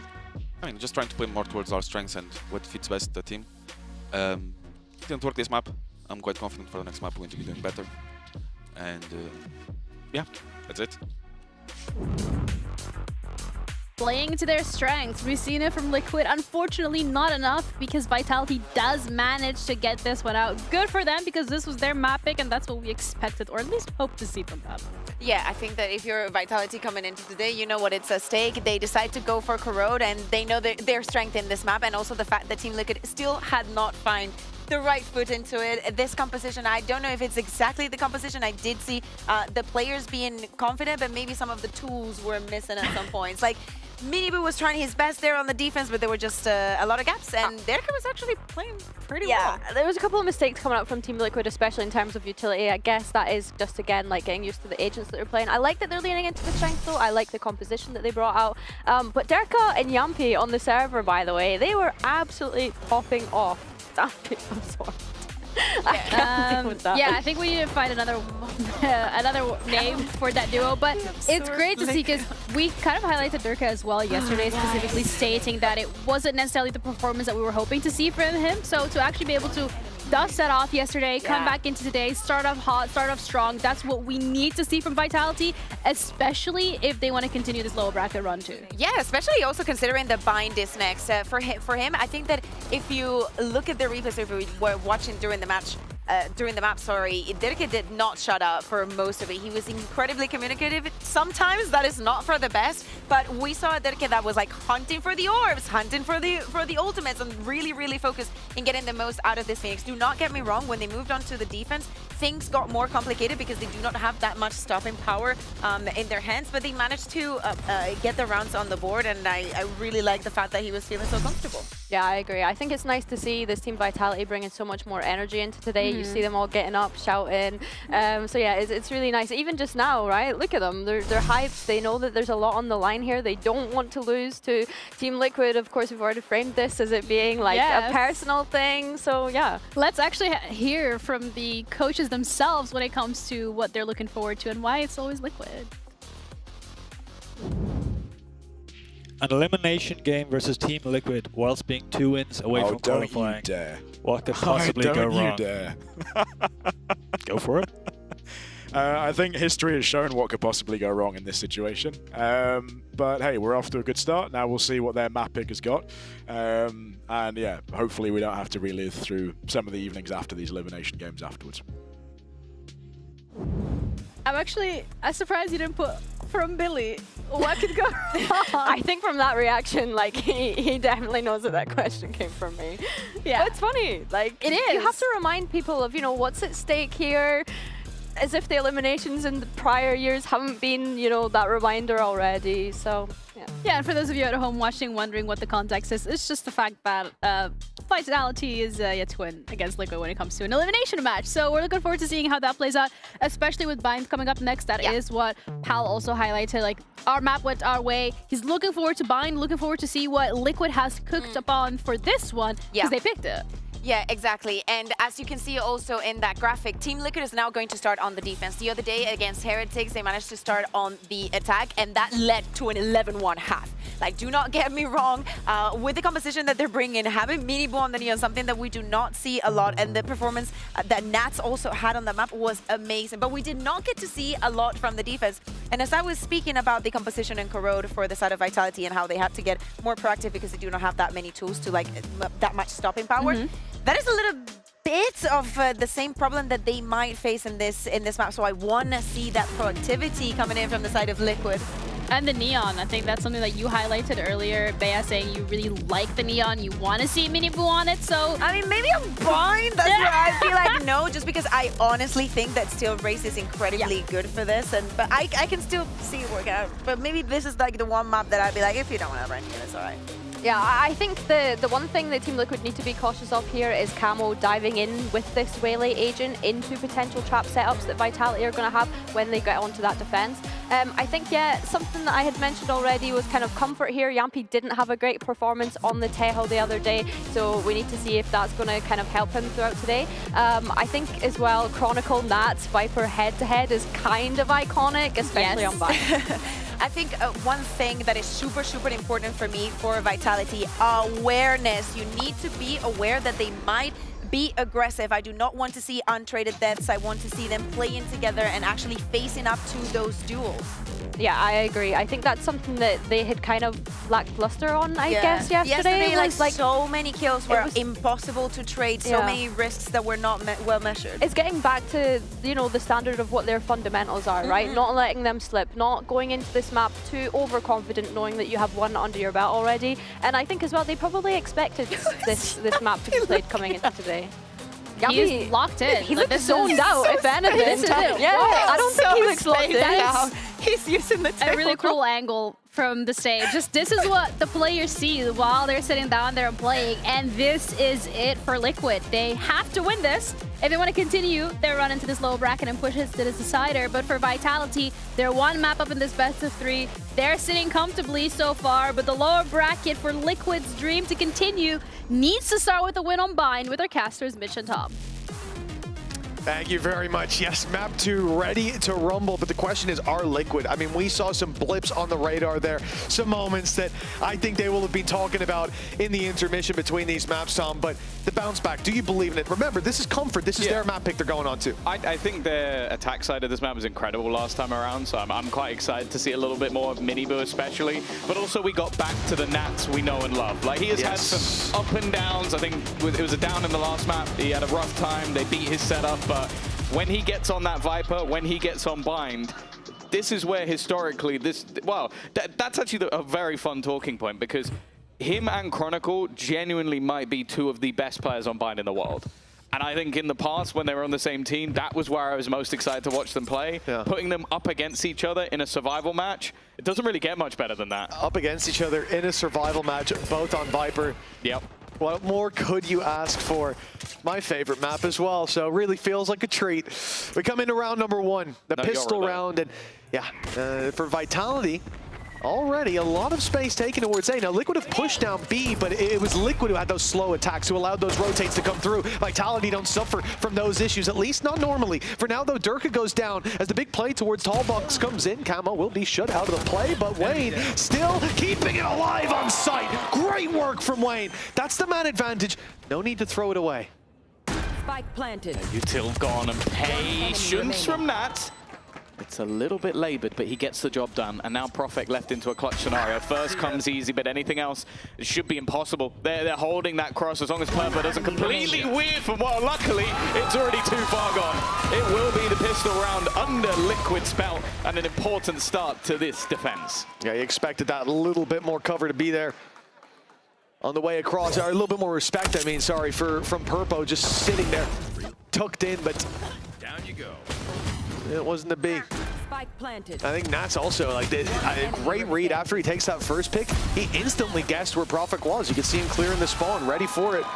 And that's why they get on the spike so quickly. A few split-second decisions give Liquid a 1-0 start. And this is what we were missing, really, on the previous map, was they were too slow to get started. There were too many mistakes early on. We want to see the sharpened blade of Liquid on display here. Yeah, I think also looking at Vitality on this map, obviously losing the only time they played it, which was yesterday to Fnatic, 13-8. I'm actually not that worried about that defeat for a couple of reasons. One, Vekaj was insane, and 2, I think that might be the best performance I've seen from Althea so far this tournament. Like, guy was just unstoppable. Like, there was nothing you could do. He was winning 1v3s in scenarios where, yeah, sure, players went to peek him, but they still died in the most ludicrous ways I've ever seen. But the funny thing is, when we were going through that map, the conversation ended up sort of having to be about how Alpha was getting behind them constantly, how he was playing the Nats role. Yeah, the flanks. Now we've got Nats. So if that is true. It's almost a good thing that those mistakes have been highlighted, those gaps have been shown to Vitality, because I don't expect to see them today. But if they are there today, Nats will be the guy to take advantage of them based on history. For now, the round that should be guaranteed to Team Liquid. Very light investment from Vitality. Just the one weapon on Yumpi, and They were almost there. Okay, well, that was a bit ambitious, but it's only one. So long as they don't push him, because he's got a judge. Why would you push him? So now Wayne's giving a weapon away. Chronicle's got an upgrade, a 1v3 now on offer, and I start to get a bit worried because he can get that spike and get out of here. 12 seconds, the rotate would have to be so quick. They just need to chase him down, but they're a little late in even making that decision. 7, 6, he's not going to make it. No, it's too late. That split second turning back for the TP is what's costing this. Wanted to make sure he wasn't hunted down immediately. I can understand it, but yeah, just half a second too slow to getting the spike down. It's an extra orb for him at least. He will be able to take the gun into the next round and basically, well, remove the gun. Because that's the thing, if he dies and they pick up the weapon, it's a lot less of a cost. It does mean that he now has a Bulldog instead of having a rival. In fact, no, it doesn't. He's just chucked it away. Just making sure it's not for them. I don't even want this. Is no one going to take it? I thought they'd take the little boost to the economy. You get an op online early, something like that if they needed attacks. Well, yeah, maybe not, but that security being avoided. Liquid on the walk down, 3 players deep. Flash comes out, but so passive from Vitality. They were clearly expecting something like this. Look at the positions that they're holding. Waiting for that aggression has paid off because that was a nice trap, but sprung a bit early by Liquid. Yeah, there's not too many ways you can play a Neon Waylay passively. Like, you have to take space, and especially in a round that you're guaranteed not to have something like an operator, you need to pad some of those gaps. Chronicle already just, well, almost playing a role that has been deemed the Nats role. The lurk on the A site, the wall placed, potential to take space through it. Liquid aren't just sitting pretty. They've re-aggressed across the A side. It means they can have this triple stack up over on B. But of course, there is an opportunity, especially with the amount of utility going down, to maybe go back the other way. Not a bad trade-off in utility towards B. Molly for Salvo. And the potential to get a spam kill, but this push-up on A is not being watched anymore. Chronicle's going back in the other direction. Unfake still has those birds, but it won't be the dog sent through for the information. And as he's sending that flash, Miniboo's timing comes in perfectly. The stack hasn't moved. Already a man down in that corner that was salvoed not that long ago. Has Camo, no surprise, tucked in, waiting, but now they're ready for him, and he's not getting out of there. Domination in those first few fights, and it continues for a 3v2. The plans needed, the time low. Miniboo, though, he can't get anything done here. No denial, leaves Purpo in a 1v3. Yeah, I thought maybe that orbital strike might have been enough to take the round home, but it was because a couple of players were already past the threshold. That was enough for Durka to get those openers, Chronicle to then flood the backside and leave Purpo. Not a lot to play with. This was as pure as a bonus as you're going to get. A lot of weak weapons, so even an extra gun dropped here would be huge, but they are waiting for that drop down, and even though he gets a 1v1 fight, Profek does not miss. He's on his feet. I don't know what he's saying, but I think that's enough. Look up from your monitor and see it leaving. A crazy play coming in from Vitality. It looked like they were maybe stepping into a trap with so many players still there. Good read in play for Team Liquid. The patience on that defense got them nothing in the end. Couple of picks, but Vitality claimed the round. And this is it, right? Liquid won the pistol, they won the follow-up, but this series momentum is in favor for Vitality. And for Liquid, I think it's important that they shut down any potential early streaks from this squad right off rip, or it's going to start to feel like deja vu and an inevitable 2-0. Well, that's it. Last round, low buy. This is where Liquid do get those pieces back. They did, of course, have to use an ultimate in the last, and although it made the round close in essence, it didn't do the damage they would have liked.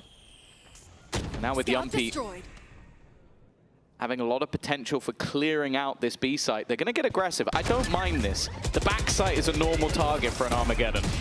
Oh, nice shot by Camo, and the stunned up Unfake hindered in that corner. He will be dropped. Miniboo again, the same play as the previous round. No friend with him this time, but he doesn't need it. A nice one to start. The stuns even land. Oh, I don't know about that. He got away. Wow, Miniboo, I'll never question you again, my friend. 1 versus 5 for Durka, and as we said, you didn't want momentum, confidence early on. A streak for Vitality, well, there's no worries about that. 3-1 start for Liquid with an in-zone shown flawless in round 4. A statement beginning. Yeah, and it's the same problem. It's the exact same problem you mentioned. Sure, okay, the early fights happen, there's going to be more gaps, but it's exactly what Alpha was able to do to them, getting behind and cutting them off before they can get into the site. Like, they didn't even get close to planting the spike in this round because their opponents were pressuring them. And that's something that Vitality can't allow to continue. And it may be early for a pause. Yeah, I'm not mad. I'm not mad at all. The fact that that has happened again, and it was probably something that in the very short turnaround time they did look at, it needs to be hammered down again. Well, it's 2 rounds in a row, and the fact of for Miniboo making that wrap from Bathroom, and the idea early on from Vitality in some of the rounds has been to leave Chronicle to hold for that lurk. In fact, here he was doing that, but tries to take that space up through mid. Of course, yeah, Nats invented that. So the idea to go through Bathroom off no contact is going to be there. Own spell against me. And maybe the combination is something like Unfake clearing that space with the dog, the flash like we saw him attempt before, but still having Chronicle holding that Bathroom. Would they need presence there because it's being exploited? But then the other part of it is, Tom, I don't think Liquid are stupid enough to come into this next round and play the exact same. It's clear here that they've exploited holes in Vitality's gameplay. If you come into the next one expecting those holes to be there in the same way, you are only going to run into a very prepared attack side. As well, if someone calls a pause on round 5, you know that it's for a reason, and the reason is probably the double back-to-back flank. I think that.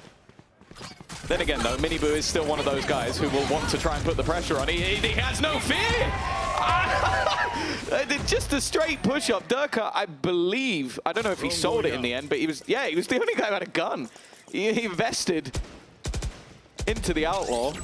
Now, of course, there's plenty of capable hands to pick it up, but that's got to be infuriating. And he's just... Okay. Is it just me, or was his crosshair aiming at his knees? It kind of looked that way. A little bit of movement and accuracy used to his advantage, I suppose. That's a scary thing, man. Miniboo's feeling it, and we talked about his flank. He's getting up behind. He's getting those free kills because of position. Well, now he's taking heads-up fights, and it's making no damn difference. For Vitality, a pause called to try to put the pieces together, find the solution. And it ain't worked yet, at least. The credits are kept over for the next round. That's where the full buy can come through. They'll have ultis, yada, yada. But for now, at least, the dominance seems to continue. 3 players, no map control. And a last-ditch attempt towards B, but the rotate is going the other way. Purple is at least an elbow. So he has a flash as well, so he could just get himself the info. And with how much time is left, you kind of expect him to, but he's just got to be retake. Yeah, it has to be retake here. I mean, if he takes that fight, I will have some choice words. I love just seeing it from the other point of view of how quick Miniboo is in, but he's bit the bullet. It doesn't matter. As a distraction, it worked out. 4-1 for Liquid. Lead extended. And while considering there was a little bit of investment in, not too much damage taken either. Yeah, a very, very clean round, and I love that at the end. Again, Purple was left to play by himself on that side of the map. He had to play retake, and then he's very important for that retake, being able to put the flash through. Miniboo dives out, and they end up just trading him as he swings into the site. Very, very cleanly done. As Team Liquid hit 4, this is a different face to, I think, what we've seen in the majority of that previous map, where there were synergy issues from the get-go, but the preparation paying off. And look at this idea as well. They're feigning aggression towards A to then play through the Bathroom. Wayne's got himself one. Somehow they've spammed back, and Miniboo swings in. He's still going. The spike's being retrieved. He can't hold the line there, but the advantage is theirs nonetheless. Team Liquid 3 versus 2. I feel like I'm watching Deathmatch or Spike Rush. Like it's just 2 teams running at each other, or mainly one team running at the other. They have managed to get the spike down. Now, they had some wonderful ultimates for the post-bomb, but all of those people are dead. And it means that Camo, if he can figure out where one of these players are, that convergence path would leave them trapped in an impossible scenario. Profek, though, from the heavens. This was his spot last time they played. He dealt damage versus Fnatic. And even putting a couple of bullets into the body of an opponent, they don't even know where Unfake is. And to be honest, why would you expect him to be here? Look at where that plant spot is. He's just hiding in the back lines, allowing Profek to basically win this round single-handedly. And Camo's desperately, he just wants to kill. He just wants to finish off Profek, and he may get his wish, but that's all she wrote. Well, there's still some fight left in them, evidently. You know, for Vitality at the moment, one of the conversations we had, and I guess because of how crazy and chaotic so many of these fights have been, we haven't got the opportunity to talk about it as much, but it is Yumpy. Yeah, I mean, he's currently top of the board, but we don't expect him to see, we don't expect to see that same performance from the previous map. Huh? Like, he was on the Yoru there, he had a lot more individual ability, I suppose, to set himself up for, to take those fights, and even the role that he's expected to play there. But now, his utility is so much more about controlling that map, which is something that's worrying if, you know, your game is falling apart from flanks and so on. They're doing it again. Same strat, yeah, from Liquid. They've had the double push-up. They've had the early aggression. They've got the information, and they've got themselves orbital strike. Their opponents have so many ults to play with, but again, it has been finding places to actually use them. I think they tried to bait them out there. Yumpy's had them online for a while. It's an aggressive position, and finally they managed to punish Miniboo. They just comboed the ults though. They managed to slow them down and then pick them off with the orbital strike. Wayne, it's labored. That was a chance to almost confirm the round. Instead, he's given them a way back in. A big old dump, big combination from Wayne and Camo. It might amount to nothing, but Durka 21 HP. They spam right after the drone. Of course they do! But Profek, now with a real chance. In goes the Viper's Pit, but a Molly on the other side. That's going to buy so much time. Profek decides to play up close, though he's not backed all the way off. Nats has to clear everything. If he steps out of this pit, major problems start to pop up, but the patience, Profek expects it to be a fake to start. He stepped around it and in he goes, but Nats with the reposition catches him off. A double tap on the spike and a 5th round in Team Liquid's possession as a result. That should never have come that close though. No, like the initial combo from Liquid was wonderful. Like having that orbital strike, and then look, you see immediately, it's not even, they actually put them through almost exactly on time. The orbital strike goes just before, so they start panicking, and then they get hit by that convergence path, slowing them completely, not allowing them to move. And then, well, you leave it down to Nats at the end. Full faith. Nice! Beautiful! In their face! Let's go! Oh my goodness! Lohan's fired up in the booth. That's what we love to see. A 5-2 in the face of Vitality, and now they're put down to pistols again. You got a Sheriff, you got a Stinger, you got a Bandit. 2, in fact. There's still some potential to throw some jabs out, but that's pretty much what it comes to. Liquid should be on that 6-2 scoreline, and it is a complete reversal of the map we just saw. Yeah. Looking a lot more comfortable. I think the double duelist as well have been sublime. Oh, Flash. A little shallow. Yeah, didn't quite catch, but it was Durka just with a SMG in hand. Not the fairest of fights, and for the rest of the team now, a walk up towards this A site. Now they're checking that angle in the smoke because there was a player sat in their Miniboo just the round before, so making sure to check their basis. Pressure put onto Wayne, but this time he's not missing a beat. It is an in-zone flawless for Liquid, as they at least have a level half, but let's be real, we expect a lot more. Yeah, I think we moved past that confidence building now. We're onto the economy build for Team Liquid. A flawless round is going to give them so much to play off of in the future if Vitality do find those flash-in-the-pan rounds. From what we've seen so far, this attack side has got a lot of work still to be done for Vitality. In fact, they're going to try to patch up some of those gaps here and now. At 6-2, going into round 9, Vitality are out of pauses, and I think this really just underlines how poor this attack side has been for them. Maybe a weakness that everyone's going to be looking to, like if it's allowed through in the veto, something better change. Well, yeah, they permaban split, so it looks like it is going to be allowed through in the veto if they make it to the match tomorrow. And well, if not, then Liquid will almost definitely let it go through. But it was the same case versus Fnatic, a 2-7 attack side. The defense was at least a bit closer, and I do think the defense had a lot less overall issues. Like it was Althea flying in into headshot. People like, I can forgive that. That happens sometimes. Althea is very, very good. So, and I also think their defense, especially like the focus was on Yumpy. I know the Des talked about individual performance. I think his util on defense was fantastic. As a general irritation of, I'm not going to let them plant. They have to constantly deal with the salvos and constantly deal with the stuns. I think the idea was good. Their attack, though, got rinsed. And it's happening again. And I think for Pow and Scott, that's the moment where you have to go, okay, well, it doesn't matter how good our defense will end up being. If we lose this half 10-2, we're not winning the map. Like, do you think Nats isn't going to win a round on attack? I think he'll win one on his own. Yeah. And that's before Miniboo just runs in and shreds people, which he's been doing all game. Running out of time for Vitality, and they know that. The timeouts used change. Will be aggression from Miniboo that catches Chronicle off on the jump peak. That not the way you want this round to go. A lot of the time you'll see those pauses straight into an eco round. A chance to learn, to gather information, to play the smallest advantages in your favor. But this is going into a big buy and a chance for Liquid to guarantee a lead at the half. And then the question is only by how much. You've lost your Viper's Pit straight after a pause, 10 seconds into the round. Yep. Like, if Powell hasn't just facepalmed, I'd be very surprised. It is a good round, though, for Team Liquid as well, in the fact that they see that pause and say, okay, let's play default, let's stack up A in case the solution is there, and let's send Miniboo to try to punish them, get a little pick. Even as that spare rifle to fall back to, the economy sitting so pretty for Team Liquid right now that they can afford to take those kind of risks. But that's Purple's now in this TP, and they know about it.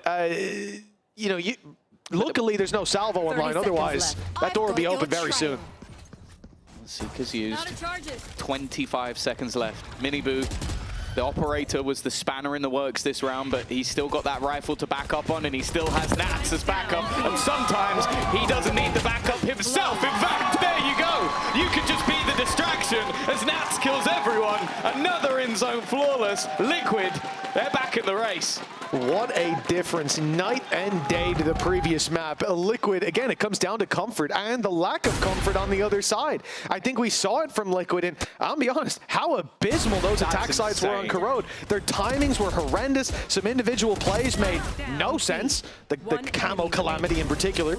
And now we come into Pine, and it's like a completely different team down on that stage. The difference a map can make and the difference preparation. They have so many ideas here on the defensive side, executed to perfection. And Vitality, they don't know what to do against this. No, they've had no response. It was, what, a 2v3 clutch with Profek winning. That was one of the rounds. And then the other was up against the bonus when their opponents had an incredibly weak buy. Like, this is really, this could be 9-0. Like, that's the way I'm trying to place it. And with how the rounds have gone, I'd be surprised if too many think differently. This is all going to be on Durka. Can he catch a player? No. And obviously with him diving in, there's nobody close behind to have even a chance at a trade. The initial plan of Durka go kill with Bucky has failed. What else have they got? Still got Viper's Pit. Yeah, if they can get onto a site, that could certainly help out. That's been difficult.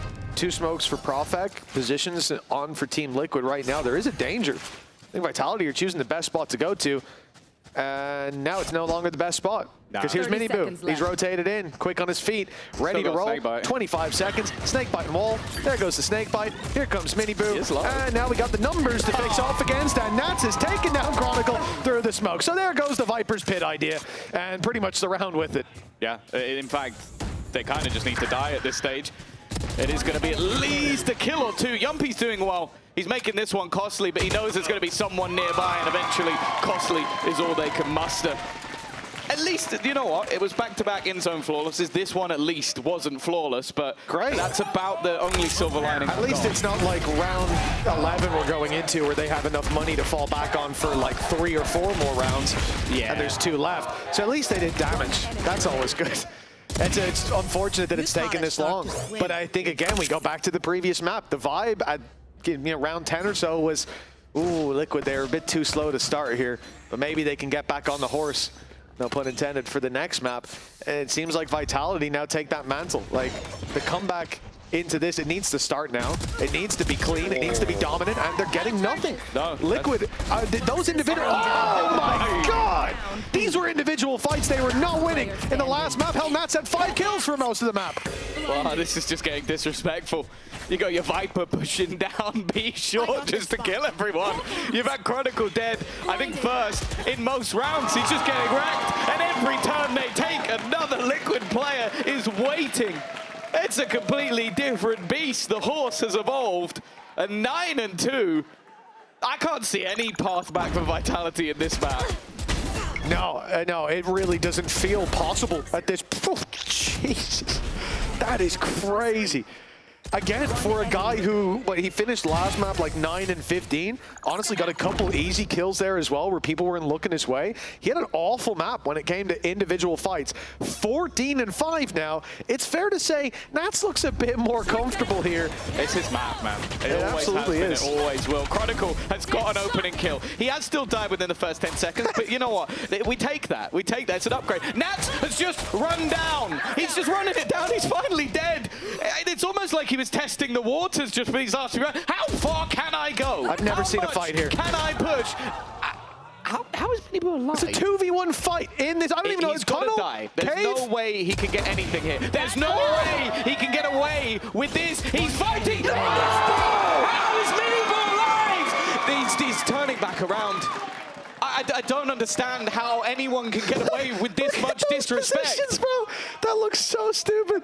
I've never seen this before. When someone's saving a weapon, sure, but not the actual round plan. Oh my goodness! No. Mini Boo took the fight in their spawns, and somehow it's a 1v1. Yumpy even has ult online with a post plan.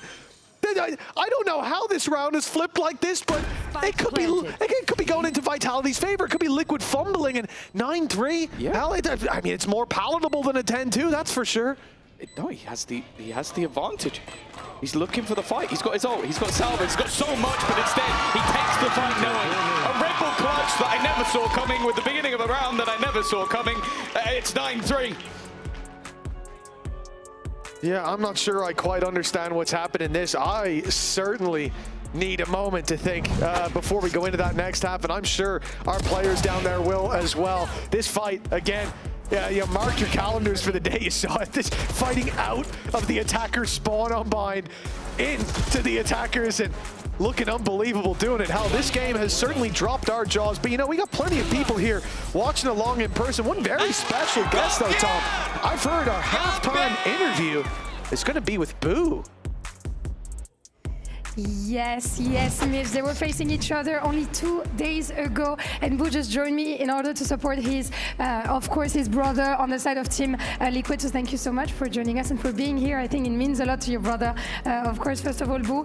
And it must feel so weird, you know, to like just seeing him play after being, you know, so long together. So I want to know if, you know, since he like moved teams and you got to see him play for another team, you've noticed any differences, maybe strength, whether it's, you know, in the, I don't know, confidence, gameplay and stuff in Liquid Mini Boo, let's say?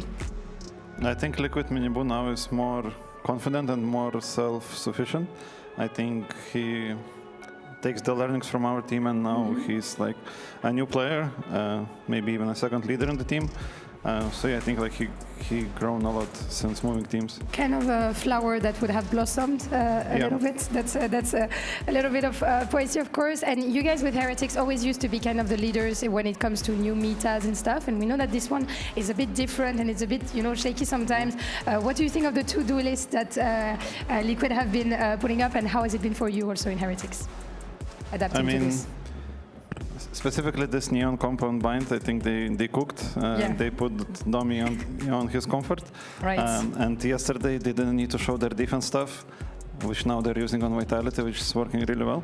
So yeah, I think they cooked really well, and they have like good understanding of the meta. Let your brother cook. We're gonna see if that brings him the victory on bind. Thank you so much for joining Boo, and we wish both teams good luck before the attack on bind. Bye-bye.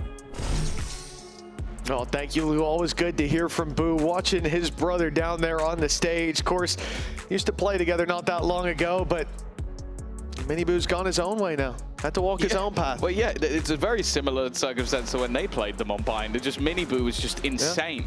Like, you go back to their last map of Bind, and he was 22-7. It looks like he's going to eclipse that. And unless they close it out really quick, or he just disappears off the face of the earth. And I don't believe any of those things are going to happen. Well, it is 9-3, and it seems like the question is how many can Vitality get before Liquid hit that 13? An inevitability teed up. Aggression from the defense. Durka up here for the first fight, but he's got 2 players behind him, 3 bodies on the floor. Oh my! I didn't see anyone, Mitch. I know what you're talking about. I think he was alone. Yeah, he might have the been. other 2 must have just fallen off the map, even though that's not possible here. They went in the TP and it bugged and it disintegrated. Took him somewhere else. Yeah, because I've not seen anyone in this side. Chronicle, he's not in the first fight. Maybe he could be in the last one. He's taken out Camo. Prophet in the smoke will dance with death and find it. And not quite enough this time. It's Purpo to close the round. 10 for Liquid. We'll see you on Breeze. You can see the relief over on Team Liquid side, and it was something that I think Billy said on the desk as well about like Vitality. They've got to be careful not to come into this and think, oh well, it's already done. We got the map under our belt. We dominated that. This is. I don't think they have. I think Liquid have come back with a vengeance, and right now it looks like they're in the same boat. They're not taking their foot off that pedal. They took 2 pauses in 8 rounds. There's no way that they've taken anything lightly in this one. They've clearly tried to change things. It clearly didn't work. And well, now they have I would say an even more uphill battle than we saw in the last map, which, considering the score is very, very similar, it's felt even more dominant, dear Lord. Okay, there we go. That was actually the most selfless play I've ever seen. He hindered himself, stunned himself up knowing that his teammate will be there to trade, yet damage is done. Now a weapon recovered for Chronicle, and it's gonna be a bad we better be one. very careful about this post plant. Liquid guaranteed to get Spike on the floor, but they don't know where Chronicle is. And a snake in the grass like this can cost you rounds, cost you games. Although Nats, I was going to say, he's they locked don't in know, on the right spot. But he knows. There we go, info as well. A little bit of extra damage. Gets the isolated fight, but just as the last map, it is genuinely like they've swapped places. It really is. Nats is now waiting for his former teammate.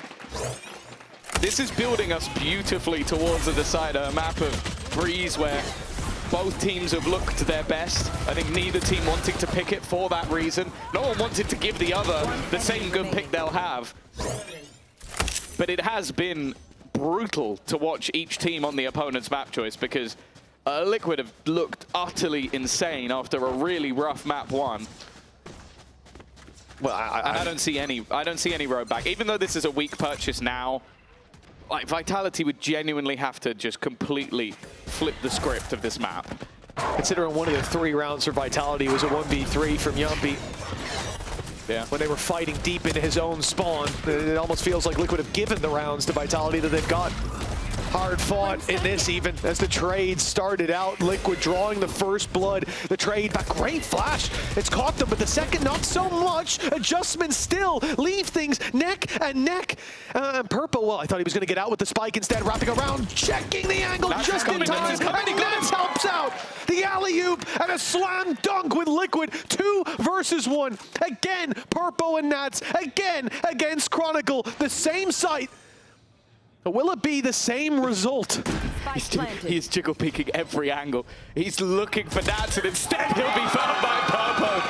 Once again, it was a bonus round. Once again, it was a weaker buy after taking serious damage. But that didn't look like it made a difference for Liquid. The opener, in fact, comes off the back of a bandit, but I just want you to look at the timing of when Nats came around the corner. Yeah. Just at the right second to save Purpo. He has been sublime in this map and only overshadowed by Miniboo. 12-3. The shoe most certainly on the other foot. The whole outfit is right now. Liquid looking like they could be favored going into that final map with this kind of performance. Although Nats is taking Durka down, they've still got to deal with Yumpy, get through that Viper Orb, and Kron gets a crazy spam, a double, perhaps even a collat, but no, the angle's not lined up. It was the box that got in the way. Still, that spray is going to do more than its fair share. He got Nats and Miniboo. As it goes, that's as good as it gets right now. Although, I'm not going to lie, Wayne has also been just fragging away, like getting doubles here and there, and Even, as I said, he got a brimmy opener with a bandit running at them last round, so it's definitely not a done deal. That might seal it, though.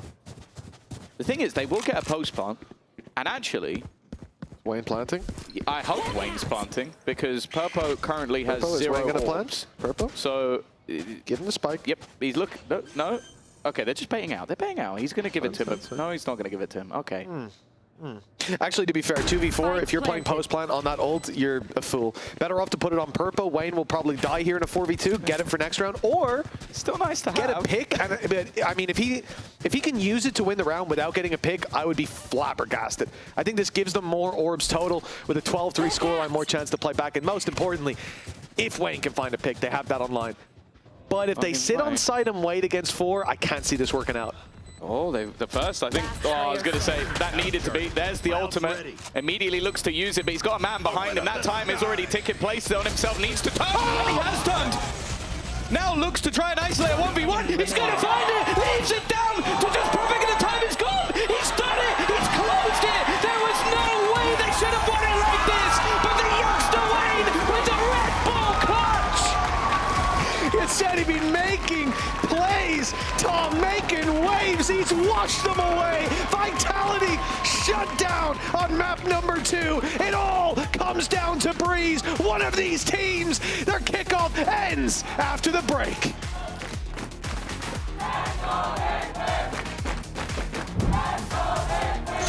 We'll let the game come to us and just play their own game. These 2 maps, I really want us to play our game. The game that we actually enjoy to play. Let's not think the confidence we came to in the morning of the day. Let's bring that confidence. Let's not let affect what happened last map. Nothing where the coaches cannot prepare us. We will win this map, right? I also want us to focus on each other, okay? Focus, be the best version of yourself on the server, and your teammate will become the better version of himself, okay? You guys heard?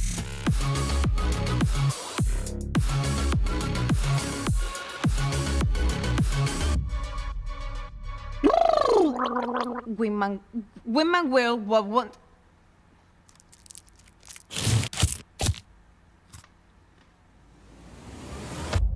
Have a break. Have a Kit Kat. Wingman World while wanting a well-won break. ¡Vamos!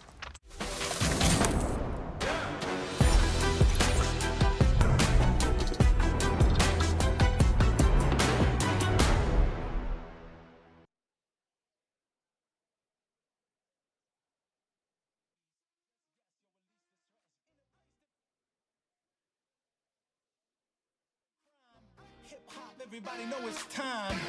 Yeah, we're gonna rock like this.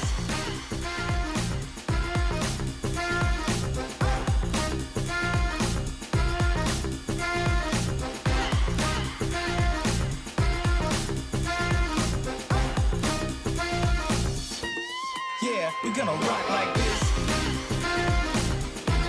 Yeah, we're gonna rock like this.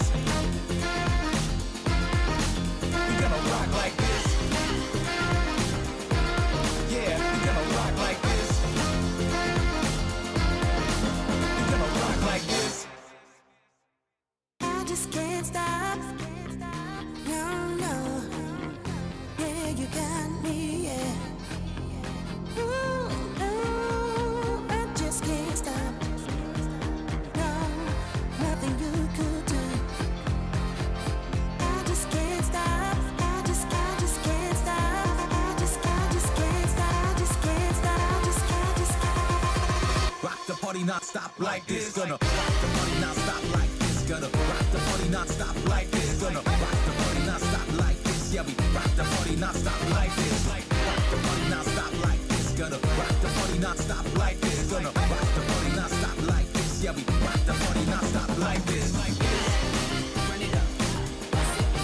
We got the fire. Run it up. We got the fire. Run it up. We got the fire. Run it up.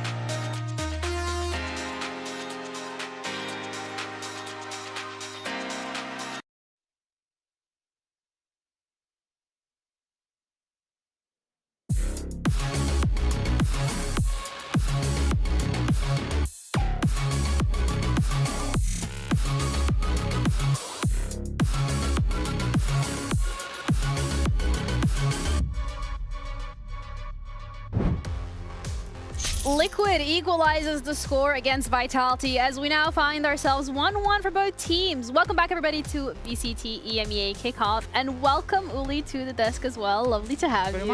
It's a pleasure to be here. Aw, that's so wholesome. Qué guapo está. Que está guapísimo una cosa. I'm always very happy to have you here. I'm happy Completely to be biased. And you must also have been happy to see Liquid's performance. Specifically, one of your favorite players today did really, really well. Minibu was on fire. I'm always cheering for him. I cannot be cheering for anyone. He's my boy. What makes him so special? I mean, I've been casting him from the early games. His first game on competition was on a Spanish team called Soldados de Lembo. After that, they moved into Arctic. Un saludo para Lembo. And after all the movement and moving into the Spanish league, I've been casting every single game, and he's been a sweet kid every single day. He's awesome. I love Domi. How not? I walked into makeup today, and he was like, they were shaving him, and he was like, why are you looking at me like that? And it's like, you do not understand. I literally see you. I've seen you growing up, you know, like seen you for such a long time. But wholesome apart, and the fact that also his brother is here at the arena supporting each other in every single game. The way that he was an absolute menace on A. He could defend every single part of the side. And look at this combo that we also saw on the attack with Camo. We're speaking about the synergy and how important it is to get that nailed for thinking about, obviously, that international, that global appearance. And what we've seen now on Bind has been super, super impressive. And on the other side, we saw Derke that was shut down 0-6 on those opening duels. And speaking about the synergies, I think that there was still like a minimum a couple of rounds where I've seen them going for a micro play and there it being a team flash. And I'm like, because I know we cannot forget that at the end of the day, Vitality is playing with a sub, and I'm not going to throw shade on Unfake. But it's those little things that actually do make the difference. It's also that not only the difference. I mean, Unfake is a really good player. I really like to see him playing. But it's not the same than playing with Sayonara. You have to swap jump into another role. You have to be mixing everything. And obviously, it's hard to know how they're going to employ against a composition that they're not used to compete against. Playing against Neon on Bind still works. I don't know how to do it. I have many tops. Yeah, you cannot bring any info. That's a really great point of conversation, because the Neon coming into this, you know, Kakuka, you had questions like, okay, I'm seeing the Neon going up against the Rays. I prefer the Rays, but like the Neon, I mean, Minibu on the Neon was chef's kiss. And seriously, like the combos that we were seeing were absolutely amazing. And now thinking about Breeze, it only gets me more excited, because the mental is so important. At the end of the day, if you're Vitality, you managed to win the first map. There was confidence, there was laughter, there was this, there was that, there was a lot of things on the server that we could see. That was a 13-3. Yeah, but now you go into a 13-3. As we're saying, going into this final map, the mental has to be a complete reset. And we have to think about those two phases that we were seeing. If you're playing against Dirk's Jet, you should be scared on Breeze, shouldn't you, Uli? I'm scared always to play against Jerky if he's not there, if he's not playing Jet. But anyways, I'm just willing to know how they're going to do it, because last time they faced, it was a mirror match. This time, the worst nightmare is coming back. Dominicas Lucas Vicious with Neon again. Yeah. Oh, or maybe not. And also Kix was there, like it was a different taste. Does that mean that you are potentially expecting something different from Liquid this time around, considering the changes they've made? And also they've been pulling out new compositions on every single map this week. I mean, last time we see them on this map of Breeze, they were playing with Neon instead of Jet, so I could expect them to be going with that Neon. It's the agent that is working fine for them, and I expect Domi to be trying to dominate this map. Anyways, seeing how Nats is informed this week, you were talking about it on the Analyst on the early stages. I mean, he wasn't very that brilliant on the other days, but yesterday, well, not yesterday, 2 days ago against Heretics, and right now, he's playing really good. I mean, in the first map, not so much, but they were just struggling all through and through. On Bind, it's just Nats on Bind. For Breeze, I expect a little bit of the same, and also the speech that he was given. They do not want Vitality to play their game. They want to be imposing the way that they want to face this Breeze, and if Minibu keeps having the same performance alongside with Camo, it's going to be easy. Yeah, this time around, though, I mean, Dirka's on the Jet. Expect it. You already called for it, Uli. You said that we're going to see it. When it comes to the Jet and the Neon, because the Raze Neon we saw last game on the Bind for both of these players, it was very much in Minibu's favor. This time around, do you think it's a more equal playing field? I think it's more equal just because there is no Wele. The Wele is the biggest difference. When you're making a combo with Neon and Wele and also on a map like Bind, it's easy to punish any movement that maybe they're trying to do on Vitality in order to try to bring some information. On Breeze is kind of different, and also this Jet is mostly doing an operator role, meanwhile the Joru is going to be the one going with the rifle. So probably I'm gonna expect that maybe Minibu is not gonna have the same role as Derek in this one. Anyways, I'm kind of worried because last time we seen Vitality playing on this map with Jet, they struggled to get into the space. Every single time they try it, it was maybe Jumpy getting completely paid alone, or maybe Derek getting completely paid alone. The synergy has to be on point, and also when I think about the defense and the stopping power, we have to look at Wayne as well. With the paranoia is one of the big reasons why you decide to go for the Omen, and also to having the double TP to get out of certain situations. They have a lot of movement in that composition, and I hope they use it to the best of their advantage. We were seeing a little bit of a glimpse of Nats already giving that speech to keep up the momentum. Yeah, motivational speaker. This is really where you have to lock in for both of these rosters, because this is it. Do or die. The final map to decide which team will continue this lower bracket run and who is actually done for kickoff, and we will not see them again until stage 1. There is one step between this and the finals to Masters Santiago. Who will it be? We'll find out with our casters, Mitch and Tom. Oh, the end is near for one of these teams in kickoff, Tom. It might sound paradoxical, but in that second map, Liquid looked solid. Now coming into Breeze, it feels like the ball's in their court. Oh, for sure. I've learned today that it's Wayne's world and we're just living in it. Like, I genuinely don't know how he managed to close out that map, but that was the entirety of the map. And now we go into another Minibu playground. Last time he played versus GX, he was 19-9, and the battle of him versus Durka is one for the ages. One of these teams will fail to make it to Masters. And these were the two teams we sent last year. The team that went through the upper bracket in Vitality, that made it in kickoff. And the team that went through the lowers in Liquid. Liquid just have to do the same again. Vitality need to do something new. Oh, Santiago on the line. Still a bit of ground to cover before they get there after this series, but losing this is the end of it all. Liquid aggression in mid and through Beacon. This is going to be a crunch on the elbow. The very spot Vitality have sent the majority of their players to, and they're walking into a trap, expecting one or two, but they're finding the whole squad. Nice shots by Yambi and Chronicle. They've pulled it back. Team Liquid sprung a trap. They caught so many of their prey, and in the end, it's the advantage to the surprised squad. How have Vitality ended up with this, but they've still got Nats to deal with? They walked into the Lion's Den, but they missed out on the biggest lion of all. Only one standing. Nats knows exactly where Unfake is. He's got to try and escape this. If anything, he's just looking to run him down. Now bear in mind, this will take time. Had to hit the vulnerable, but it doesn't even matter. That clock is going to be ticking, but I don't think it's ticking anywhere near fast enough for Nats to worry about. In fact, he can take a bit of a saunter back towards that spike. The defusal will be his, and Team Liquid, hey, swings and roundabouts, right? It started well, went a bit wrong in the middle. Red Bull clutch. Well, we saw a couple of rounds in the previous where it was Nats with his initiator in that 2 versus 1. Chronicle on the other side who couldn't get it done. This time, Chronicle and his initiator against Nats, but the shoe is on the other foot. Liquid are carrying that momentum of the previous map. Guys?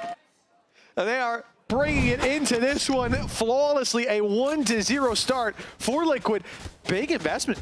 Peep the guns. A Spectre, and everyone else is on a Guardian or a Bulldog. Like, that's a big commitment if they end up losing a couple of players. Gotta be very careful. I'm okay with it on this map. Like, there's a lot of very long-range angles. Okay, they go mid. We sit back to site. We play on the cross.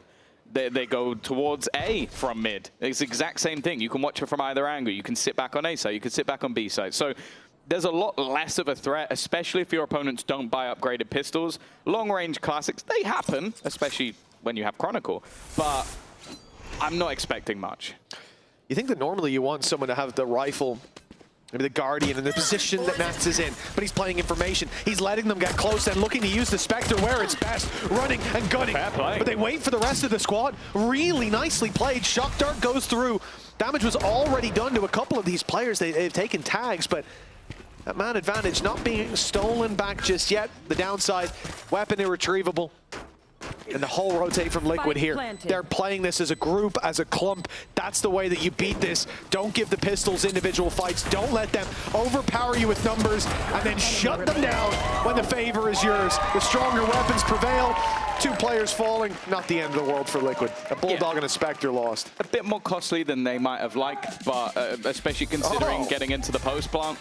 It's not bad. And well, congratulations, you lost a round, but you got 2,000 kills, baby! I don't think it's the moment where you'd want to. Why is he not celebrating, Tom? 2,000 kill. Well, I'd be worried if right now he was sat looking at the wall behind him. He also doesn't have the party music that we get. We don't just stop. That would be really cool, though. I'm not sure it would. For me, it would be really cool. Just like gets his 2,000 kill. No, not for anyone else as well. Just him. Like he's like, can you hear party music? No, I think you're losing it, Yumpy. Stress is getting. I think they're partying in A main. I'm not sure. Not hit by the boogie bomb. More music to breathe. We'll have to hit him with the boogie bomb, actually. It's the only way we're going to see Yumpy making the moves, I think. But he's hit 2K kills. That's going to be a kind of sour the achievement a little bit if he then gets eliminated in the same match where that happens. But that'd be fonder memories for the 3K. Plenty of ground left to cover for Liquid to end up stealing this series away. But a 2-0 start that's very important for Vitality to find some control over a round like this. Aggression, but they didn't know. Steps may be heard. The thing is, I'm still looking at the position of the spike. Yeah. Gate crash being spotted might actually hold players to this side of the map. They've seen it go all the way through, but that's a big early fight. Get rid of Miniboo, take space in mid control. But with how much space they've garnered, they're now actually going to go walking back. I think the only thing that can go wrong here is if somehow there's a timing caught from Nats. And there is. He's just dropped the spike. Yeah, that's causing issues. Luckily, Chronicle didn't get seen by the drone that came out on mid. He's able to get the jump on Nats, take him down, spike back in Vitality's control. 4-3v2. Got to be careful here. Wayne's already delivered some stellar performances. He closed out that last map, TP to fake the position. No rotate from him, and he'll be caught in the end, leaving Purpo alone, and a cleanup from Vitality should end here. Nicely done, 2-1. Yeah, decent recovery. I said the only danger was if Nats managed to drop that spike, and that's exactly what he did. But they still managed to get into some solid positions initially and make sure this round doesn't get too far out of control. Of course, for Liquid, that was just a bonus round. There was still those rifles saved from the previous, and then just a couple of pistols brought into play. So this is where we'll see the first proper purchase from either side. And is this the start for Vitality, who in the majority of their matches have had a slight advantage when it comes to the attack side? And on the other side, for Liquid, they've been very dominant on their attack.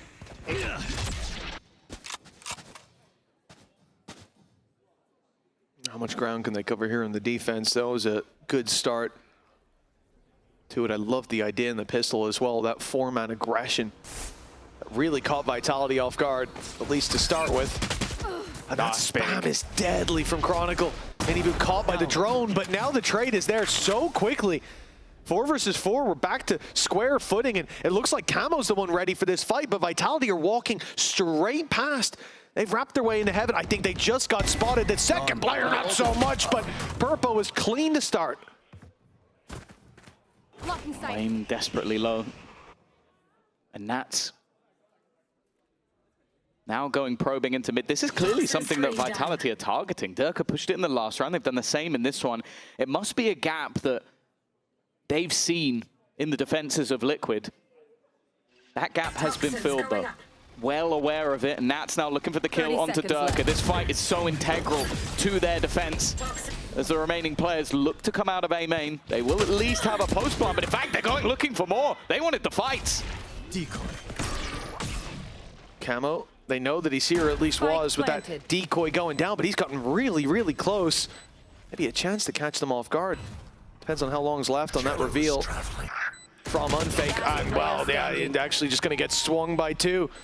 Profek and Durka find him in the open, and with Wayne on 5, this round should be cleaned up, but we've counted Wayne out before, only for him to go and deliver a stellar performance. There's the info as well. Oh, what a shot! And he knows where the last player is. Durka doesn't know that he's been seen, that he's been read.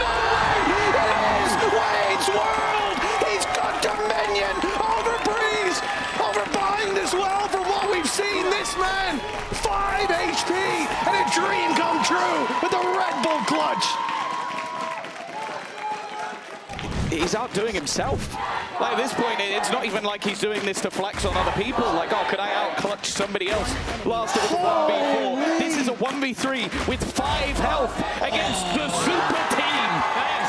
What are you doing, You're starting to see the reasons why, when rumors were talked about with this Liquid roster, who their controller would be, who is the guy who could replace Kiko, the irreplaceable player. Well, Wayne has just won 2 rounds in the space of 5. Yeah.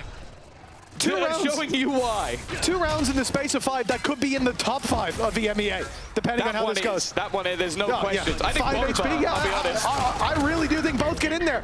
Yampi doesn't get in there at all, though. He's being shut down. Nats finds one, so does Mini Boo, but then there's a response. Now there's weapons picked up as well, and Vitality look a little bit healthier, but Wayne, oh, the thorn in their side twisting and turning as rounds go on. His timing is absolutely stellar, and they are none the wiser. The wraparound from Wayne. Another big round on the horizon. The spike down, and Durka and Unfake have to wrap back across these players with Purpo holding. There was no chance. And Unfake, he is surrounded. He has info on where all 3 were, at least, but look where Wayne's gone. They're taking no chances on the side of Liquid. He knows where the spike was dropped as well, so he sort of left it in a position of, okay, I can wrap round and still get eyes on it. If he tries to escape, I'm there waiting for him, and he's just been a menace.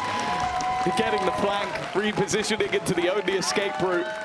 Wayne is on fire. And right now, Vitality have no answer to this young superstar.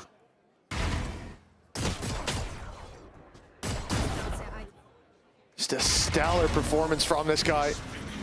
The last round still fresh in Vitality's mind, and then he comes in with the flank play, the reposition in mid. The round locked down the lead up to 3, and a timeout from Vitality. They've been put under so much pressure early on in these last 2 maps. Yeah, and the problem is that round 4 was unlosable. Like, there are moments in games where you go, that's impossible to lose. And a guy on 5 HP versus 3 of your players, all in different crossfire angles, and you serve him up 3 1v1s. Okay, Durka didn't serve him up, but his position was just known. It's brilliant from Wayne. Incredible reaction time to hit those shots. But you then have to look at Vitality and go, how are you losing these rounds? How are you letting this happen? And I think for Power, we've seen it throughout the series, very proactive with his pauses. The early game wasn't too damning, but those last couple of rounds have started to really look like, well, I'll be honest, like they're going out. Yeah. I mean, look at the scoreline on Blind, a 13-3, and we're on track for a similar performance unless something changes. Now, Vitality have just called their pause, round 6, bit more of a normal time for it, and coming into a low buy, you've got an Outlaw to work with as well. But they have to make adjustments. What we've seen so far has not been working. Individuals from Liquid are getting the 1-up. The game plan looks better put together on that side. And sure, the next half could bring changes, but here and now is where those changes need to be. And that's why we're going to take a moment to listen in and see what has changed for Team Vitality. I don't see it. I'm holding mid push. Portal closed. They're not peeking B. We called pop. And I think we should pop, guys. Come, guys. I'm coming. Close. I put them on the backside. Paranoia left side and dash. Yeah, let's go. I'm going. I paranoia. Neo backside. Smoking ladder. Rushing. Ladder backside. Flashing one more. Backside. Go ladder, guys. Go. I'm thinking Makis already. I smoke Makis. Double pick backside. You can ulti him, yeah. Oh. Backside clear. I'd be flanked. I have Raven in 5. And now it's left to the retake for Team Liquid, but the plan still not found. That's causing problems. 40 seconds, and a nice shot by Nats. More pressure put onto Vitality. It was a low buy, but they got ground. They made it to the site, but that might not be enough. 30 seconds the left. rifle on Chronicle, but his HP so low, and Nats is the one putting bodies on the floor. A 4th for Nats as he takes down his former teammate and pushes Liquid further into the lead.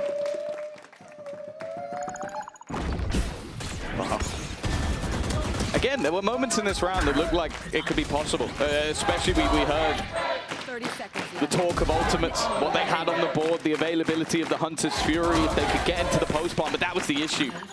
just getting into a position where they could put that spike down and have that post was never given up by Team Liquid. You mentioned it at the start of the map. They were very good in the last map of disrupting everything. It was said on the desk as well that is the game plan. And that game plan is working. Sure, he was revealed, but that's insane. Revealed, but still jumping around. It's a nice shot to hit, even if you can see the man. The back off from Yumpy is unfortunately sold Durka out. Vitality with the trade. Yumpy's kept them in. 2 valuable picks for him. The lead for Vitality might help them out. Having the man advantage when the Viper's pit is up, that's going to make it much easier to avoid that deadly ultimate. Yeah, that is... If you expect Nats to just stay there the whole time, he's always moving, always peeking, and more worryingly, Wayne's still alive, so it doesn't matter if this skins up in a 1v4, he might still be able to win it. Just try and get the top 5 clutches all in the space of a map and a round. For now, though, well, it's the right read, I'd say, by avoiding the pit, but 2 players are going to be ready and waiting. Sat in the corner is Purpo. He's more expecting a push to come through into middle. 30 seconds left. He heard the decoy. But he is wrong because of that.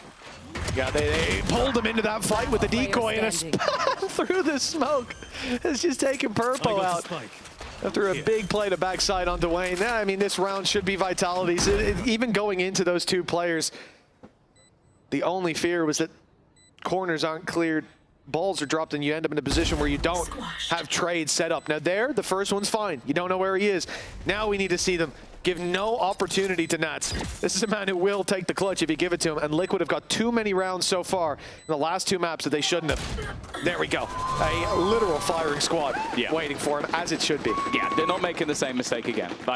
They gave Wayne the fights. You're not going to give Nats the fights. Respect who's on the other side of the stage, but yeah, that's a crazy shot to hit. 2 fast-paced kills for Yumpy and an important individual round for him coming up. What? Looks so silly from his perspective. Stray 2 shots and it gets a kill. Well, 5-2. Vitality back onto the board. As said, we've seen both of these sides have stronger runs when it comes to their attack side. And well, not a whole lot to play with in this one. A singular rifle available for Nats, and already 2 players dropped with early presence in middle. They'll need a hero once again. And the Marshal's been recovered at least, but Camo's not going to have a chance to use it up this close. A headshot from the Sheriff maybe a bit more likely. And they haven't cleared him just yet. There's the chance. 1 drop, 3v3, waiting for another, and they've given it 1 by 1. Now the ult to get out. The advantage firmly claimed here for Team Liquid. 2 rifles and that Marshal and all of the info to work with. I mean, they're boxed in. Where do you go for Yumpy? You have to get that plant and hope they offer individual fights, but this one has been a real surprise. Oh my God. Oh, he's gonna get out there if he wants to. Just trying to play the close angle, not wanting to give it up, but it's Camo again. What a round from him with the Sheriff. He was left on an island on the B site, and it seems like every big individual play at the moment is just coming up for the side of Liquid. I don't know how they're getting through these rounds. Well, the other thing is when you come onto that site, you notice the Marshal or a pistol or anything is missing from the floor. You know someone's there. They had the pointer, there was a snake in the grass. The fact that he finds 1, all right. The second is a bit unforgivable. And the fact that he then has ult to get out of there completely cost him the round. Because it could at least have been a trade. That's your own, brother. But instead, they've given him a chance when the lead was already Liquid's. And they have grabbed it with both hands on that defense. A 4-round lead and a chance for it to be so much more. The thing for Vitality is they got rifles, still got that money, and 4 ultis, some big ones in there as well. This has to be where they bounce back. Well, if not, that lower bracket run from Liquid. Plant a spike. It's something we have talked about pretty much since this org entered Valorant, and while Camo is going to catch Yumpy with his pants down, tries to escape from the ult. Camo, he's managed to dodge everything, and because of that, again, he's the snake in the grass, the man they couldn't quite catch, like smoke fading away. And Minibu's looking for the backstab. Oh, this could be a nasty surprise. He's taken the right route as well. Like again, Liquid are so good at faking distractions, throwing in pieces to set up the remaining man. Unfake now left in a clutch of his own, but just look how many he has to face off against. Liquid are not going anywhere, and Vitality since map 1 have been missing. Yeah, we started out this series, let's not forget, thinking like, where is Liquid? They're not playing as a team. They're making silly mistakes. They're giving away rounds. And well, it's changed completely. Going into round 10. Last map and this, we've got 5 on the board for Vitality. Some of those being big clutches. Nice, but nice win, nice. Well, bear in mind as well, it was a 10-2 first half in the first map. Yep. They were so far and away better on that attack side of Corrode. Like individually as well. There were so many fights where it was like, okay, these 3 players have scattered. There's 3 1v1s on offer. Vitality went all 3 1v1s. Yeah. And like one of them, the guy goes on to get a second and third kill. It was ridiculous. The thing at Durka, every time he threw a flash on A side, he got a kill. Yep. I actually don't think he threw a flash without getting a kill. And now, it seems to be, everything's dried up on this side. And it's hard to put that down to just a map being different, right? I get sometimes your other team is more comfortable. You don't have as much prep on that. But we get to Breeze, and that kind of goes out the window for me. Like, and even on Bind, where both have experience. Well, for them, it has to be now. We need to see the best of this Vitality, otherwise it is going to be commiserations once again. And you can see Vitality is the 5th best team in the world at Breeze post plants. They've not been allowed to have post plants. That has been what Liquid has been doing. And I'll always give the credits where it's due. It seems like the game plans coming in for the side of Liquid have been perfect. Don't let Vitality play their game. Force us, or force them to play ours. And they have done that for the last 2 maps. Well, on Bind, it was clear. How many rounds did Chronicle have the ult to use? How many rounds could it have turned the tide? How many rounds did they pick him off because of early aggression? It was so consistent from Team Liquid that Vitality had a game plan, and it didn't matter because that relied on Team Liquid playing the defense. But they played the offense on both sides. Now, 7-2. Started with aggression in the pistol as well. They haven't lost that flare, and Vitality haven't been given a moment to get any sort of steady footing in this map. In the previous, their timeout used, no effect after. It feels like Liquid are destined to take this run through the lower bracket to eliminate both Boo brothers. Back-to-back days. That's already. He's going to drop another 3 kills. Now this round is over. Chronicle, you mentioned it, he's got the Viper Spear, but I don't think he's going to be using it in this round, and he's being chased down. Another multi-frag, another in-zone flawless, and well, we've seen that a few times after the pause. Clean rounds out from the side of Liquid, but this was the one we're talking about. This is what it was all for. Can they at least get 4 rounds on the attack? As I said, we were selling this as a story of an attack side map. Instead, we're now talking about Liquid and their ability to grow into this tournament, to make those changes, to make the impossible seem possible, to make the runs that nobody else can. And they now sit 5 rounds away from another match to qualify them to an international. Remember, Mitch, they missed 0 international events last year. They want to kick this tournament off with another added to the list. No, they're certainly on the right track. Vitality are 3 versus 4, though. We'll get a plan towards that B side. Got a plan. That's where we start to pull back to those statistics. What, 81% post plans? Okay, because there's been a lot of diffuses, 4 so far, I think, for Team Liquid. The post plans haven't looked that great, but this is where they can turn that tide back in their favor. Look how passive Purpo is. He's given them that space. He let them fight for it. He knew they would. And now he can play super late back into that control while the squad is looking in the other direction. It's so smart, but the shot doesn't land. And they're looking the right way, but Vitality this time are the ones hitting the shots. It's Yumpy with a triple, eclipsing that performance from map 1 finally. And Purpo to save gives Vitality 3. They have got a round on the board at long last. And it's Yumpy with a 4K to get it done. Yeah, literally leading by example. They've needed something to try and ignite the candle that has been dwindling under the liquid placed on top of it. An 8-4 is not a death sentence, but it does still feel rough. But a 9-3, I don't know, after the last map, I can't say I have any belief that they'd be able to turn it from there. Chronicle's still giving it at least, he still believes. You know what, he's seen way worse. Yeah, he has. 11-1. He has indeed. It ain't over till it's over. That man knows, but it's over for him in this round. Sit back down. His half is done, and again, no chance to use that Viper's Pit coming into the penultimate round of the half. This is, I mean, just so consistent from Liquid in that early aggression.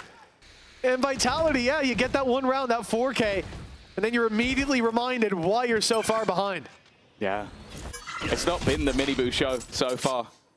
It's been Wayne, it's been Nats.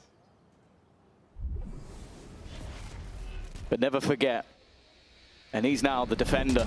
He's the man to try and look after Nats within the edge of this. My ult's ready.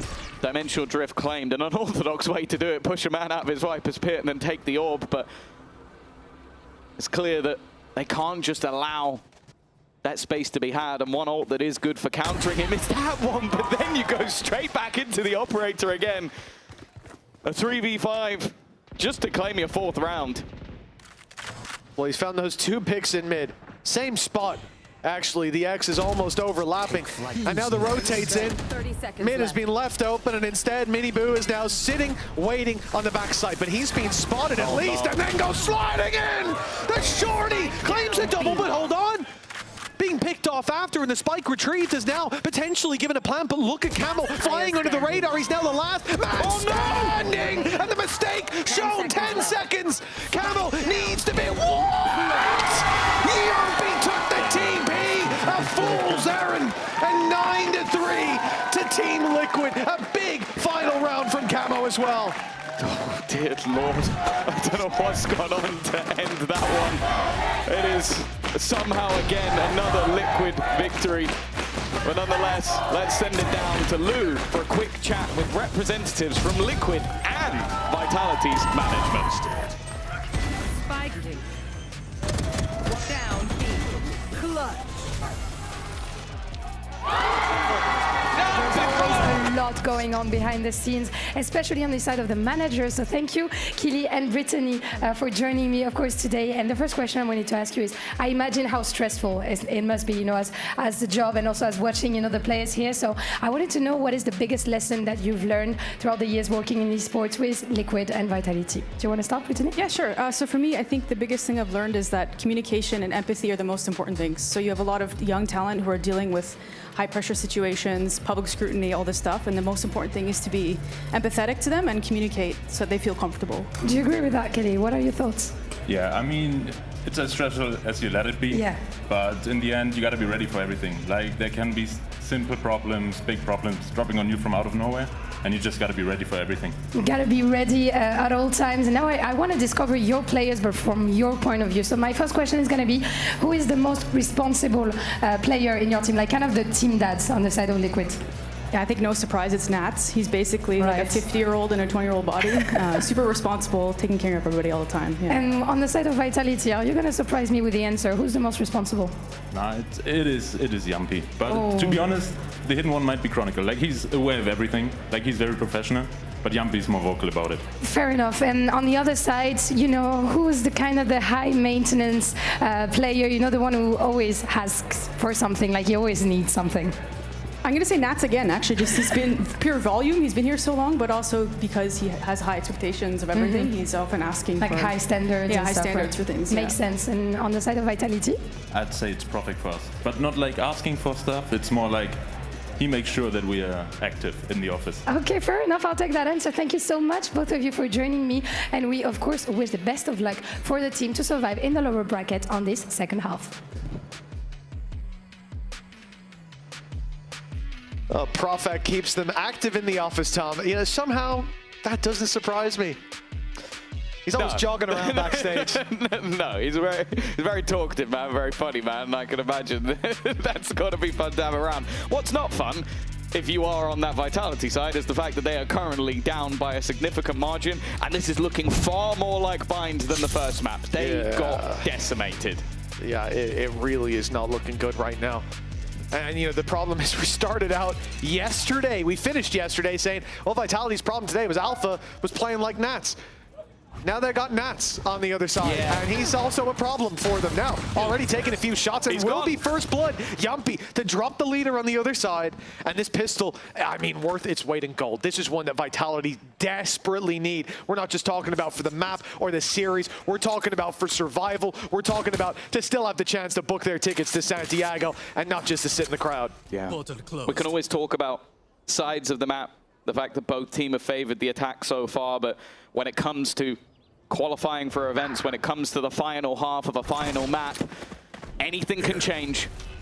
What isn't changing, though, is Liquid's ability to fight back already. We have found a couple of kills going in return. Chronicle gone, Durka gone, that old Fnatic duo not clinging to life, and that will be a post plant. And as you said, this pistol is worth its weight in gold. I mean, they need strong foundations for the comeback. So high to climb. But losing the pistol, oh, this would be devastating. Their chances wane. A force by round 2 can even be discussed. This is such a big deficit, and it's gone from bad to worse. 10-3. Vitality being left in the dust, not just here, but in the last map as well. Yeah, they've had everything. They've had clean sweep rounds, they've had clutches, they've had comebacks. The fact is, though, in the last couple of maps, they haven't needed to even try and turn things on their heads.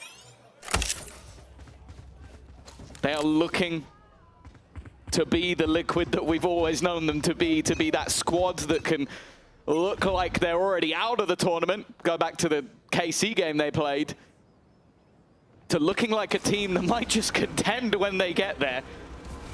Yumpy under pressure, and unfortunately, he is the only player here. He has the choice of standing his ground or TPing, but after the drone spotted him, they're going to go back. Now, it might be the case of, okay, they've put him up front to break the drone, TP somewhere else, and then the full squad's here.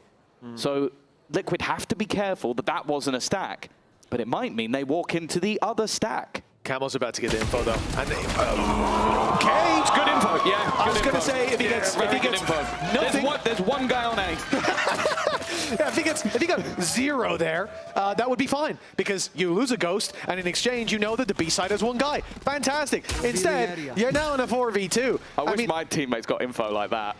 Camo went from almost being a Zelda antagonist to Calamity Camo, and in the previous map with Corrode, that was nice. with one of the worst plays I've ever seen, to now being a hero who's gifted them a free round in a, well, maybe not so free, Yumpy. I was thinking we were going to group up here and take the fights together, but instead, Yumpy's got a 1v2. Now there's an Outlaw holding this angle from far away. The shot misses, the second shot misses, and now I'm really starting to panic. He started to drop. That could have went very badly wrong, but 11-3. They've got rounds to play with and conceding nothing. Yeah, they're laughing about it. I do say that nothing in life is free, but that was definitely more costly than expected. And the crazy thing as well is, like, we talked about this Vitality squad as like, okay, you've got Unfake playing a different role to what we expect from Sayonara, and Yumpy filling in. We don't expect the best results. Right now, he's 17-11. He's doing all he can to try and get this team back into the game. But I'm looking at the rest. Where is that Chronicle? Where is that Durka? Where is Prophet? Where are these guys that we know can step up and take over games, that have done throughout their run so far? What has happened? Because right now, Liquid are, well, they've got them half buried. Now, we heard it from Uli on the desk as well. Oh my goodness. Durka down, hold on. We might not have time. Liquid accelerate quickly into the site. Now Vitality forced to play that retake. And for Vitality not having Sayonara, it changes the roles they play. The whole team has to swap it up, and maybe it'll look different when he does step onto that stage, but not to fault Unfake either. I think he's been doing a great job. Had some really big rounds. Kind of bad to say that when he's 4-13. It's not been a good map, but... Well, this one They need to win this retake. Miniboo, he's playing an off angle because he's so low, but that trade is fine. You lose the low HP player, and you bring things back. That time is ticking. Nats from afar with an outlaw might just be the nail in the coffin. Doing damage, Prophet, Chronicle, but now it's all on to Nats. No one worse that could be in this clutch. That time is already ticking. It already looks like it's done. That spike will be going off, and you just can't get past Nats. And it's Chronicle left to witness the spike go off. The snake bite sent out seals the deal of this round as the clock ran dry.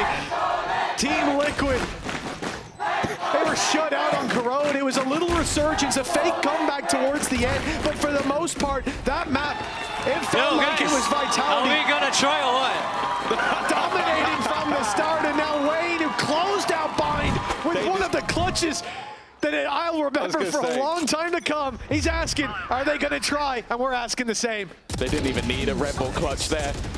A better start at least.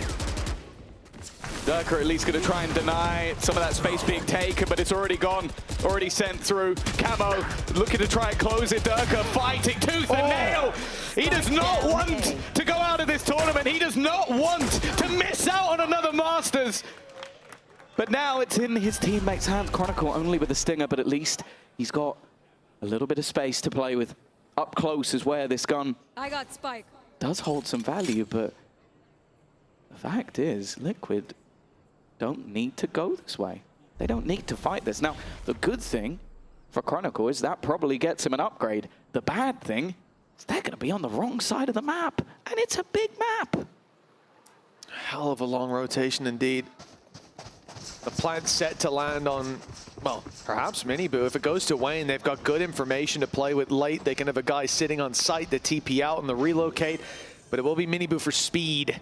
He gets there and Wayne is sent out towards middle, playing that late lurk, smoke for the spawn, but this is it. The timing here, it's everything. Yumpy's looking the other way, but Wayne decides not to go. That could have decided the round, and it will. In fact, this battle will be it with Yumpy checking and finding his mark. Wayne is down. Then Miniboo, the one to stand here. 1 versus 2. Tucked in the corner. Here's the steps as they close in the distance. Gets the jump on Yumpy, and just Chronicle, the leader on the other side to take down the shots from Orlando. Chronicle buys Vitality a little bit more time. Another round at least, but 8 in a row needed. He's still on his feet. He's been there. I'm back. He knows it's possible. And he knows that the main thing in this is going to be mental warfare. You don't make comebacks like this off a good game plan, off the strats you cooked up at the beginning. That's nothing to do with it at this stage. It's all about mental. Can you get in your opponent's head? Can you get your teammates hyped? Rounds like that might save you. But we're talking about 1%. Less than 1%. 8 rounds in a row. No errors made. No heroes on the Liquid side, and let's be real, they've had everyone pulling off rounds. Hunter's Fury potentially taken here with the orb. A play into the B side off of it. No, they don't think that they need it. Instead, just running it through. Already one falling. Yumpy standing a good chance with that outlaw. A single shot to anyone to take them down, and he relocates for the retake. Vitality evidently not looking to go quietly into that night. They will go kicking and screaming, and Yumpy finding another. Seems like they won't be going just yet. They're still got to be careful though. That Hunter's Fury has been claimed. Unfortunately, the position of it is probably the worst ever. Nats would need all 5, and that's not going to be happening. A clean round for Vitality. A necessity in what is still an impossible comeback. And well, that's what they need. One team looking for 1 round. One team looking to take it 1 round at a time. A very different outlook. But for Liquid, well, they'd need an all-time choke for this to even get close. 2% above the global VCT average. Not bad. When most players are not leading teams. and doing that as well. Oh yeah, he's leading the scoreboard and they're losing 12-5. A danger here with the Hunter's Fury, as we've seen, but Durka wants to again get aggressive. It only has to fail one time, and they will slip out of contention, but this is not the time that he will fall. Vitality, well, they're trying to break back into that space. The flash was awkward, but the shots most certainly are not. Wayne, it would be a play to write his name in the history books, but denied again. 12-6. These rounds have been ones as well that you kind of look at Vitality and go, okay, we spoke about it being now or never. We spoke about you needing to get some rounds that are going to build confidence, like a couple of nice one-taps, some aggression that pays off. This war versus Liquid cannot be won without some of those big individual plays. And that's enough for Liquid to go, okay, we have 6 chances at this. We've got 4 ultimates online. Sure, this probably isn't the round where you'll see too many of them expended. Maybe Miniboo will throw in the overdrive. But the coaching staff know that the only way they taste defeat here is if they crumble themselves. A singular round for a team like Liquid, with the players they have, the plays they've been making, you'd bet your house on it at this point. But if that mental goes, and you give a little bit over to players like Chronicle, players like Durka, that can very easily slip away. Well, how many times have you seen, even in these last 2 maps, where Vitality are trailing, they're being ground into dust, and yet they find that one round, Yumpy's on his feet, Chronicle screaming across the stage. That's what we need to see. Didn't see it much on Bind. No. There was that one round, Yumpy got up, and then he sat down for a while after. Yeah. Well, right up until he had to leave the stage. But 12-6, round 19, 6 in a row for Vitality. Far from an impossible task, and it starts with a light buy from Liquid. But that bingo card of ultimates is filling up. Soon they'll have all 5, and even in a round like this, they could definitely bridge the gap. Vitality need to be careful every round from this point forward. Great spam to start. Yep, that's the Viper's pick gone. That's exactly who you want. Overdrive also gone. And somehow it seemed like hitting 12 was all Vitality needed. I think somebody told them, by the way, there isn't a 4th life. You don't go into the lower bracket if you lose this one. You need to fight now. And after an in-zone flawless, we see them take 4 rounds in a row. But again, the pause wasn't for that round. The pause was not to, okay, can we win with an overdrive and some pistols and a judge? The pause was, when we have a bye, how can we get ourselves that singular round that takes us into the lower final? And you can see there, Nat's not terribly upset to be losing it, even though he got spammed. That's like a respect. That's like, if I ever got that look from Nat, I'm like, oh, I did something well. He normally looks at me like I'm a moron, which honestly is 50% Don't think that's going to change. No. But it was a nice spam through that took Nats out of the previous. This time, again, we looked to that Viper's Pit being online. We looked to that Hunter's Fury that can not only get you into a site, but lock down a post plant. And we looked at the setup from Liquid. A incredibly passive start. They have players posted across the map, just waiting for aggression. In fact, Camo and Miniboo were holding mid so close together, you couldn't even tell where Camo was. They overlapped on the hood. Oh, we know that Liquid never make it easy for themselves. Hunter's Fury. It's in the right place. It's just not quite been his day, but that's exactly what he needed. A double connection. Drone will clear out Yumpy, and he has to take the escape route. He might be able to finish the work he started with the shock dart, but no, they're all retreating. 40 seconds left, and they have not moved Durka from his aggressive position.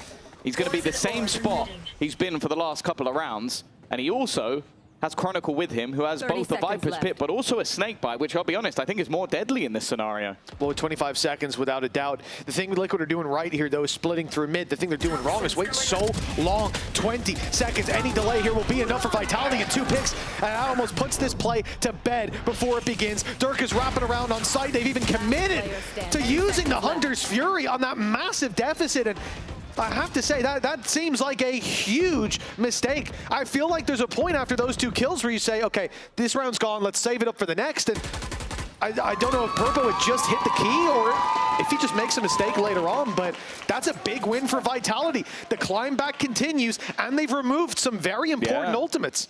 Yeah, they've been trickling down. Like, they've not been able to get Nats in a position. That is the one thing with this map that can be difficult. An attack side Viper's Pit, it is so hard to, like, you can't pad gaps most of the time. Fair enough. But yeah, I think that was like a, okay, I'll use it as they go, which is when you should. That was fine. But that was like, fine. Realistically, his teammates died so fast. I thought that it was 2 players down, and then in the 3v5 he went, screw it! I was like, what are you thinking? But he did activate it when 1 guy was down. That's fine.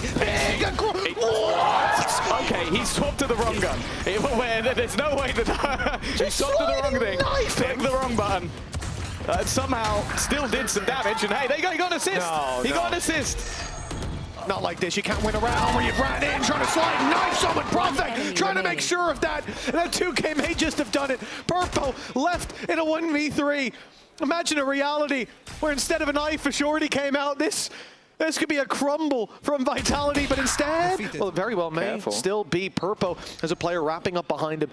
Do his spidey senses kick in time, though. Durka 58 on the clock, and he decides to cancel. Just wait for the plant. Wait for him to tap it. You're right behind him. There's no need to take any level of risk if he doesn't. Purpo is locked in and facing his opponent. I am now starting to get nervous. We have seen 6 rounds in a row for Vitality. They were dead and buried. They were in the ground, and somehow the zombie hand is starting to reach back out of the dirt. They showed us in the replay, but I wasn't watching the equipment. Did he have a weapon, took it out, and dropped it by accident, so it went straight? No, because he didn't drop his pistol. Yeah, I don't know what happened there. Just a mistake, a misinput. 12-9. Team Liquid, again, 1 round needed.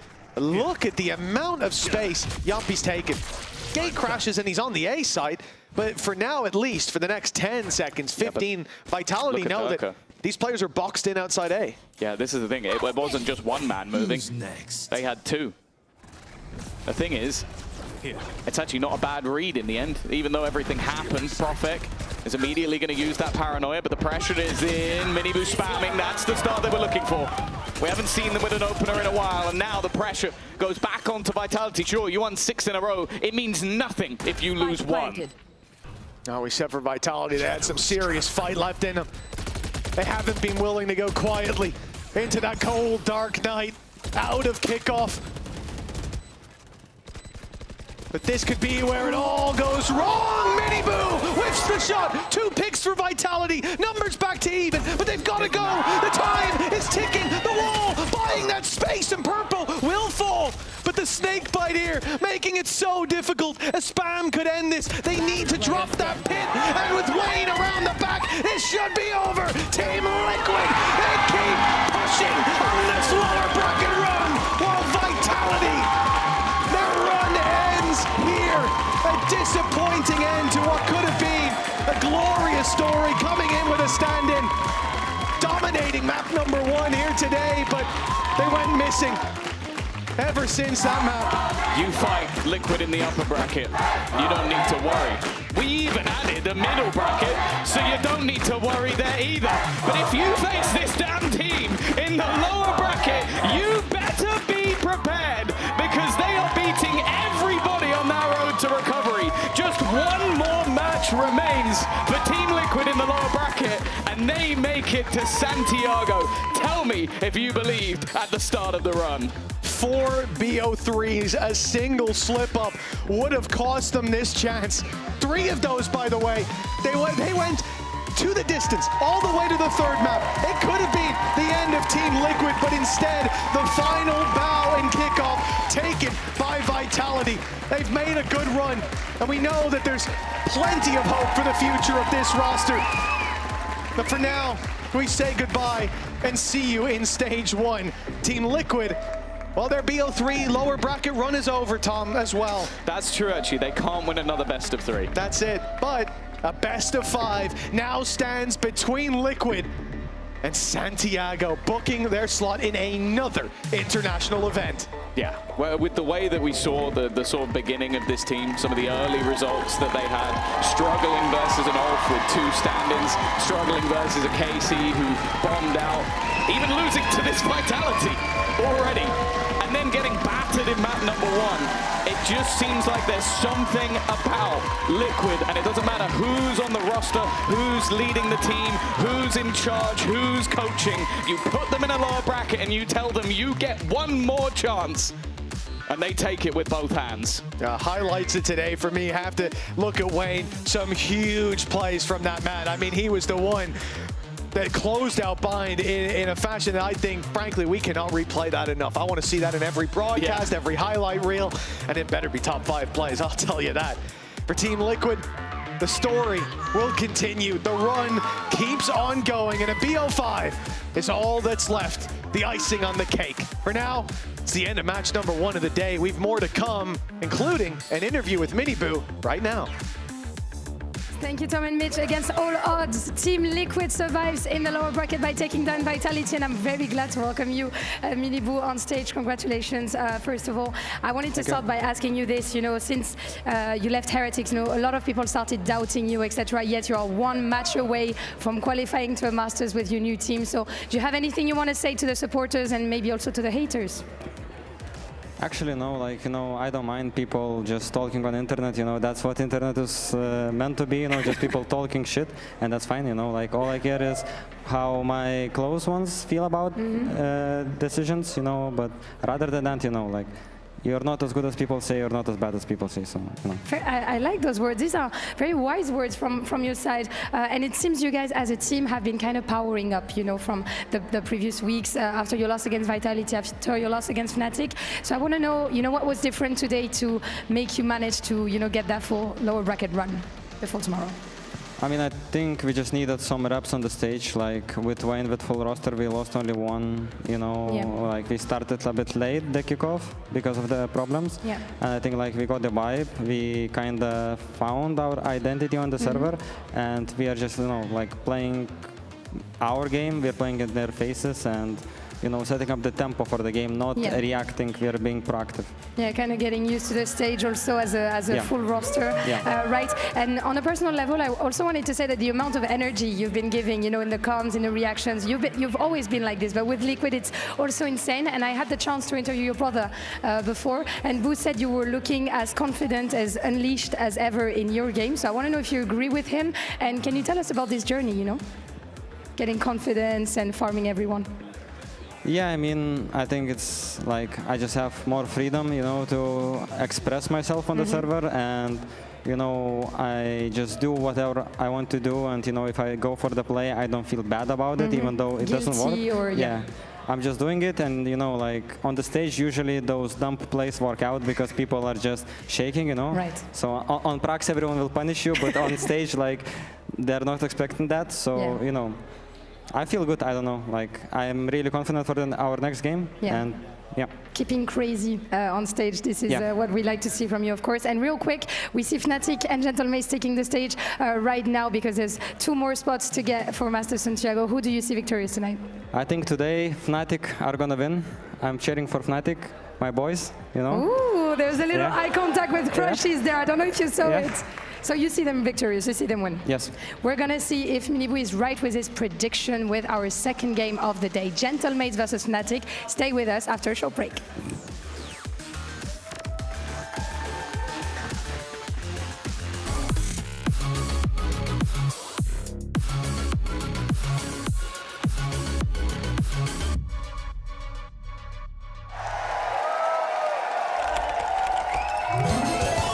Red Bull gives you wings.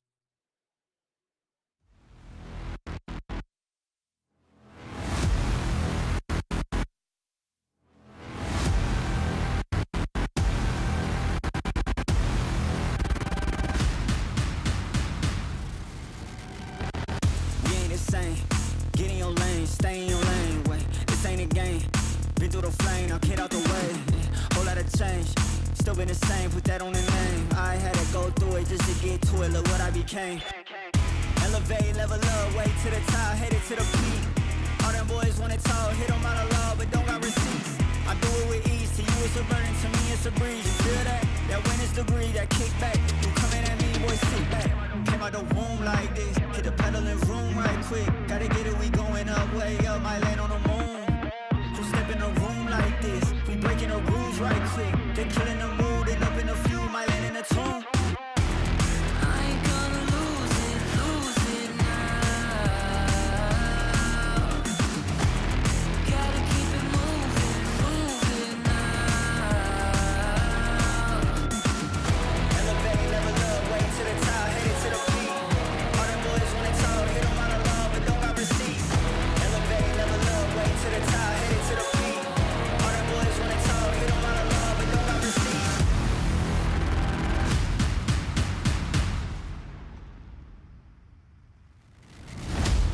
Bad with a vengeance, killing the ops, I'm leaving no remnants. They all in attendance. Gotta go big, I aim for the fences. It's mine, I sense it. Back in the scene, I'm back to the business. Back on the front line, gotta grind. It's time, let you be the witness. At the time, turn a repeat to a 3P, yeah. Got the franchise on me, you more like G Lee, yeah. 21st century, you all the way BC, yeah. Old boys been washed up, I'm notched up in TTA. Came out the womb like this, hit the pedal in room right quick. Gotta get it, we going up, way up, might land on the moon. Who step in a room like this? We breaking the rules right quick. They killing the mood and up in a few, might land in a tomb. I ain't gonna lose it now. Gotta keep it moving now. Elevate, level up, way to the top, headed to the peak. All them boys wanna talk, hit them out of love, but don't got receipts. Elevate, level up, way to the top, headed to the peak. All them boys wanna talk, hit them out of love, but don't got receipts.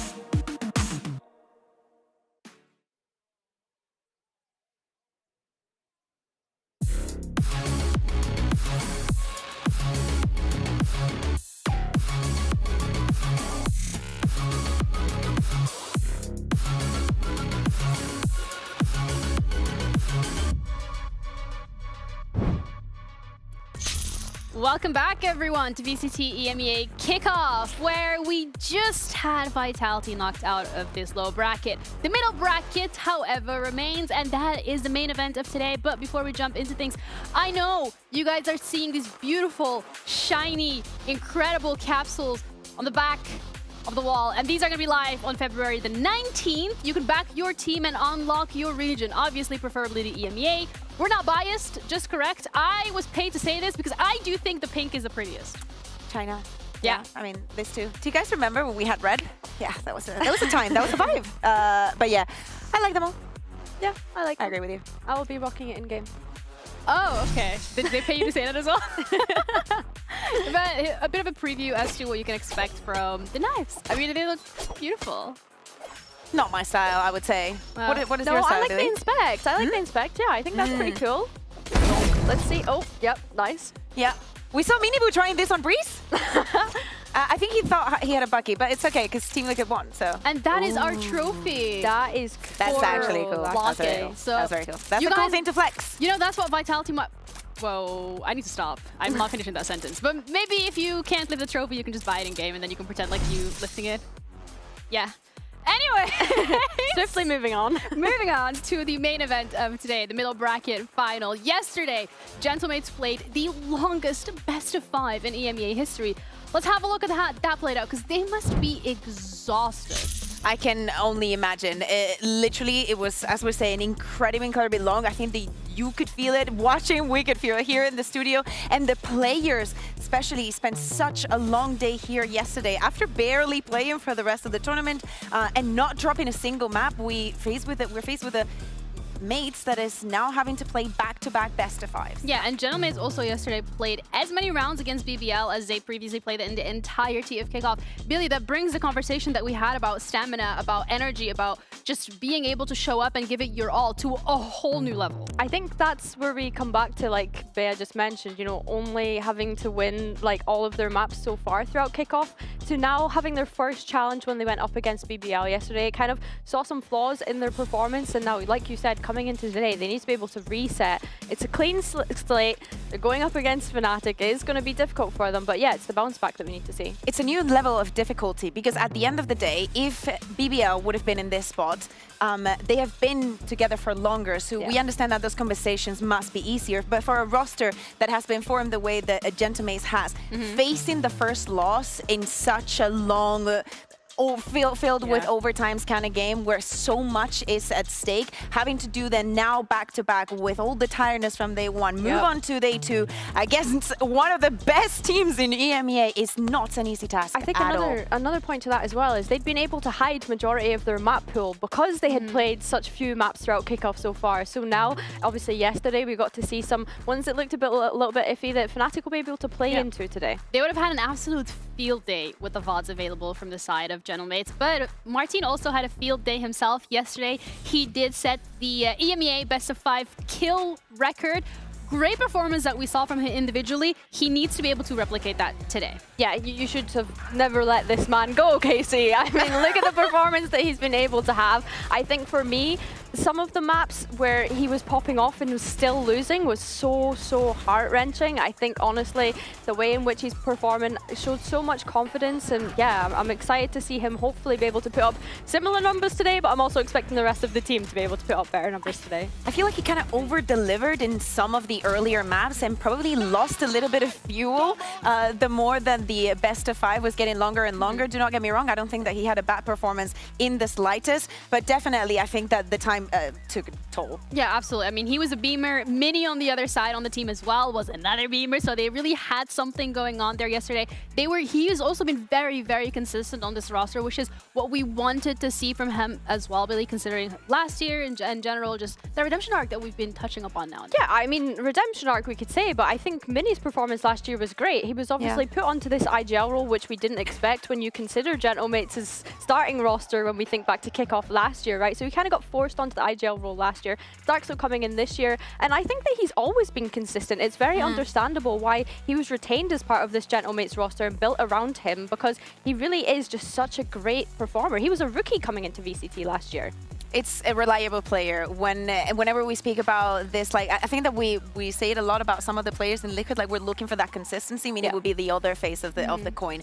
Whenever you're having this long, difficult matches, he's the kind of player that you can rely on to have good positive energy and definitely put in the numbers on the stage. Yeah, and today he's going to have to replicate that once again against a different opponent, Fnatic. And Fnatic is a team, historically, they never actually qualified to first Masters through actually winning Kickoff. So this is an organization first, but also they've been ramping up. They look solid. Yeah, I think that something that we had kind of set for the expectations at the very start of Kickoff is that Fnatic usually do take a little while to warm up into the start of the year. Interesting from Boaster there. Fair play. Valentine's Day. Yeah, I guess. I don't know why Crashes is there. I saw him streaming earlier, so I don't know why he's there. Like, he looks a bit different in this one. I don't know. But yeah, like coming back to what we were kind of mentioning, like the last time they were able to find success early on in the year was 2023 lock-in, right? So like Kickoff has never really been the best for them. And I think Crashes himself kind of had mentioned that, you know, teams are underrating us and, you know, not really thinking of like, oh, Fnatic could be like a possibility here. They've gone on to prove to show that. And the longer time you give them, the better they look, which is why they've been able to come through this middle bracket. And I like the fact that we're highlighting Crashes here because I think, one, yesterday he had an amazing performance right off the bat, but also the general story from last year when Crashes was imported from Americas onto Fnatic is that he didn't have a good kickoff. He was, you know, not really mashing in. Things were still a little bit green on the side, and now we're seeing a Crashes that is 100% part of this team and also spearheading some of this very clutch and important rounds. Yeah, he got a lot of flack last Kickoff. I remember, like, people were like, oh, why we imported Crashes? Like, why is Kayak on this team? Like, they were getting real bad like feedback from the rest of the community and the Fnatic fans, but I think throughout last year they obviously put up results and were able to show what this team is capable of. And like you said, he's coming hot to this kickoff. Yeah, he's coming hot to kickoff, and he had a great performance yesterday on Abyss. And then we go on to the second map, and we see Alpha, who's having another great performance. So it feels like for Fnatic side of things, Kakuka, you don't know which player is going to pop off whenever you get into the server, or maybe all 5 of them. The scariest thing about that second map, that if you just want to enjoy some good bind, if you want to enjoy one of those alpha maps that just absolutely make no sense, just go watch yesterday's bind. He was completely unleashed, and this is the scariest alpha that you can face in the server. This took me back to Toronto when it's like, listen, if Fnatic are not to win this, which they didn't, there is absolutely nothing else that Alpha could have done, like at least in my eyes, in every single map, in every single series. And if he's already reaching that form in this tournament, because at the end of the day, even though because of the weeks and how this is structured, Kickoff is a tournament, if he's reached this peak performance, get out, you know? And maybe not 5 maps today. I'm glad you mentioned Toronto, because it's crazy that he wasn't MVP of that tournament either. But I think EMEA got robbed again. Looking ahead to Masters Santiago, like if he's hitting this kind of form before we get to that Masters point, and if he's able to continue that, if he does make it to Masters, that's been the caveat here. Obviously, that's what's on the line and at stake for Fnatic today. But if he's able to keep that up and is hitting that already, God only knows what he's going to be able to do at the global event. Yeah, I think in general we have to talk about both these teams, and in terms of like what really is at stake for Fnatic, as we already touched upon the fact that this would be the first time that they qualify for a first international by winning kickoff. For Genomates, it's a brand new team. They have had a phenomenal start, and then the thorn in their side was BBL yesterday. So for them, this is proving that yes, we were in that upper bracket, but it was the first loss that we actually had, but we can bounce back just as quickly. Now they have to prove that, right? They're going up against an opponent that is going to be very, very tough, because it is very important, as we're saying. Why did Fnatic not qualify through kickoff before? It was a lot of teams bringing in a lot of new things, and Fnatic was always the kind of team that would be a little bit of a step behind, just playing the things that had already worked for them. If it ain't broke, why fix it? So now seeing this Fnatic that actually can adapt and has new ideas is looking more scary, because they're catching up with everything much more quick. Question then for me is, what is the difference between Fnatic being able to adapt this quickly this time around and us not having seen it before? I think when we think about 2024, they were close but didn't quite make it. When I think back to kickoff last year, we had the new agent Tejo come into play. Some teams were opting for it, some teams weren't. I don't think Fnatic was one of the ones that were playing it initially at first. They kind of started to play it a little bit later into the kickoff tournament. And if anyone knows Tejo and how that impact had on kickoff last year, it was ridiculous. If you could run it, you would run it. So I think, like Bea says, like they're just being able to get a better read as time goes on. And I think as well, having Vikaj only having 1 roster change, he's looked phenomenal as well, by the way. Yes. Like, the way that he's been able to come into this roster and play at the performance that he's playing at is actually incredible, and just such a testament to the system that Fnatic have been able to build. But seriously, the ball is in Mate's court. They need to prove that they can bounce back. I love that we mentioned Vekash, because at the end of the day, he was also on the Mate's roster at some point. So in this best of 5, we're speaking about people that have a lot of experience playing together and just going up in this kind of scenarios against a team that has just lost a very, very difficult and taxing best of 5. And in the back of your mind, it has to be, please not 3 best of 5s in a row. I mean, maybe we will see 3 best of 5s in a row. Maybe not from Genomates, but in total. That's it from us over here. We do have Vikash actually standing by with Lou for a little interview ahead of his game today against Genomates. And it's always a great, great pleasure for me to welcome the only French player in VCT EMEA with me here, Vekash, the Fnatic King. Merci d'être avec moi. First of all, thank you for joining me. I wanted to have a little chat before your important game to qualify to Masters Santiago. You know, looking back at your journey with Fnatic on this kickoff, you only had 1 loss with BBL. That was your opening match. And then you had this huge win streak. So I want to know, how did that help you build your confidence, both individually and as a team? Tell us about it. We didn't have a good start for the first match, and after this match we pop in our focus mode, and we work even more hard to just like being on the top players again and the top team. And yeah, we just work a lot, and we just play the game. You're happy to see that the work pays off, right, after these 2 weeks? Yeah, obviously. I imagine it's busy weeks with Fnatic in terms also of preparation. And speaking about preparation, I know that you watched the BBL Gentlemates game yesterday. So I wanted to know, did Milan and Boaster get a good night of sleep, or did you get like a long list of an anti-strat this morning to learn by heart before the game against Mate? They worked very hard yesterday also for preparing the match against their mate. Obviously, it's like Jake work, Jake attitude, and Milan also. This morning was a bit soft. We actually have some anti-strat like usually. I know. And we will have some anti-strat during the match also. Okay. So we just like prepared. Okay, so you're prepared, but you had to work a little bit as well. I like to hear that, you know, that it's a team effort. The boys and Boaster and Milan prepare the things, but then you have, you know, kind of to learn them and to get used to it. And let's speak about your opponent. You're going to be facing your former organization, Gentlemates. I know you have a lot of respect for them, but on the server there is no friendships. So do you want to say anything to the fans, maybe the CEOs or even the players? That's to you. Obviously, I like the fun. M8 Fight is every time around me, behind me, on Fnatic, whatever I am, actually. And I just love you guys. But now, it's another discussion. I'm against you, so we're gonna probably face each other, and I'm sorry about that.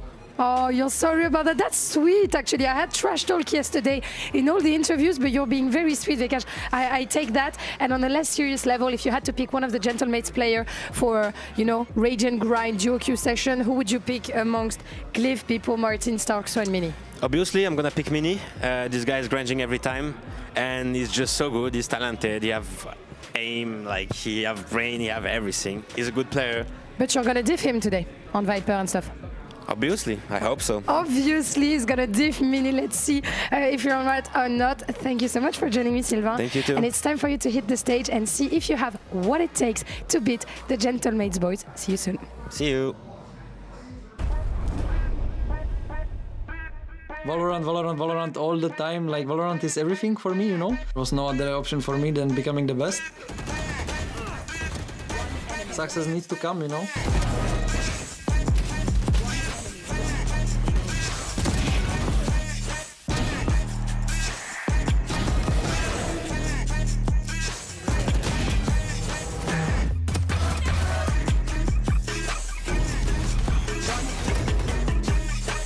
Qualify for Santiago is the main goal for me. There's no easy games and everyone deserves to be here, but that's also what makes it fun, right?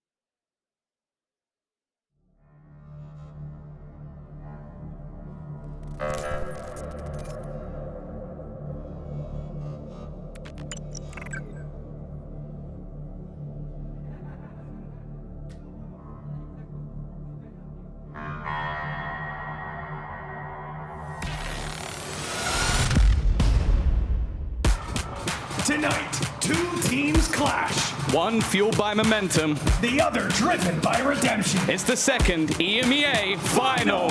Fnatic, they slow starts are now over. They are looking to take their place at Masters.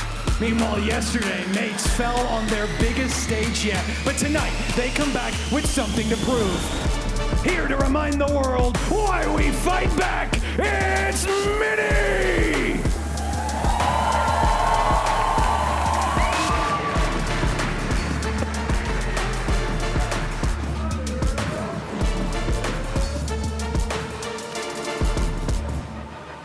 In 2025, he joined us as a rookie. Now he's feared across the globe. It's Kayak!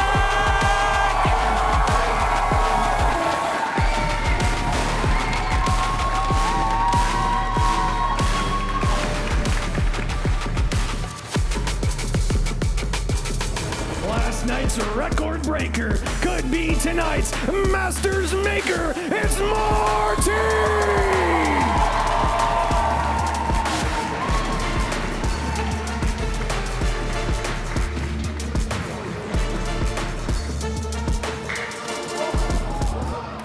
He's looking like the signing of the summer. It's Vakaz!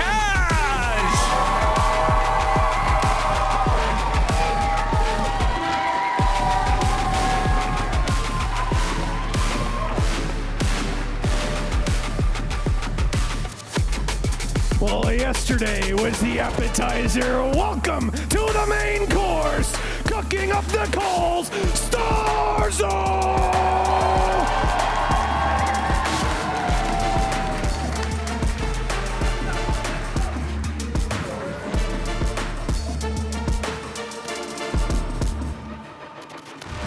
The biggest of brains with the moves to back it up. It's Boaster!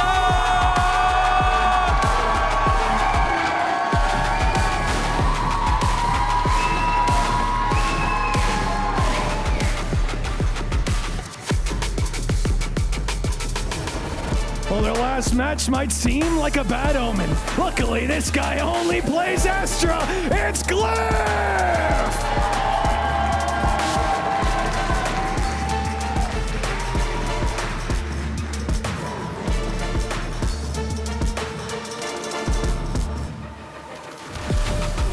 Fire in the name, fire in the game, it's Alfire!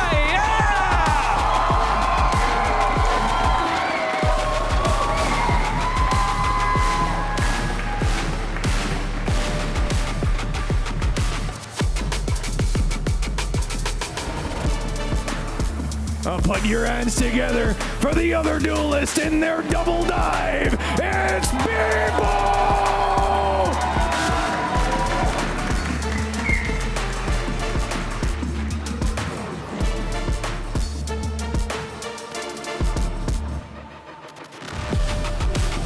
No clutch too big, no clutch too small.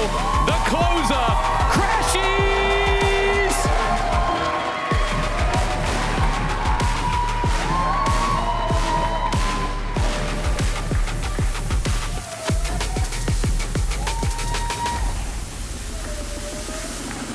And with the coaches Paco and Milan, the stage is set, but tonight only one will rise.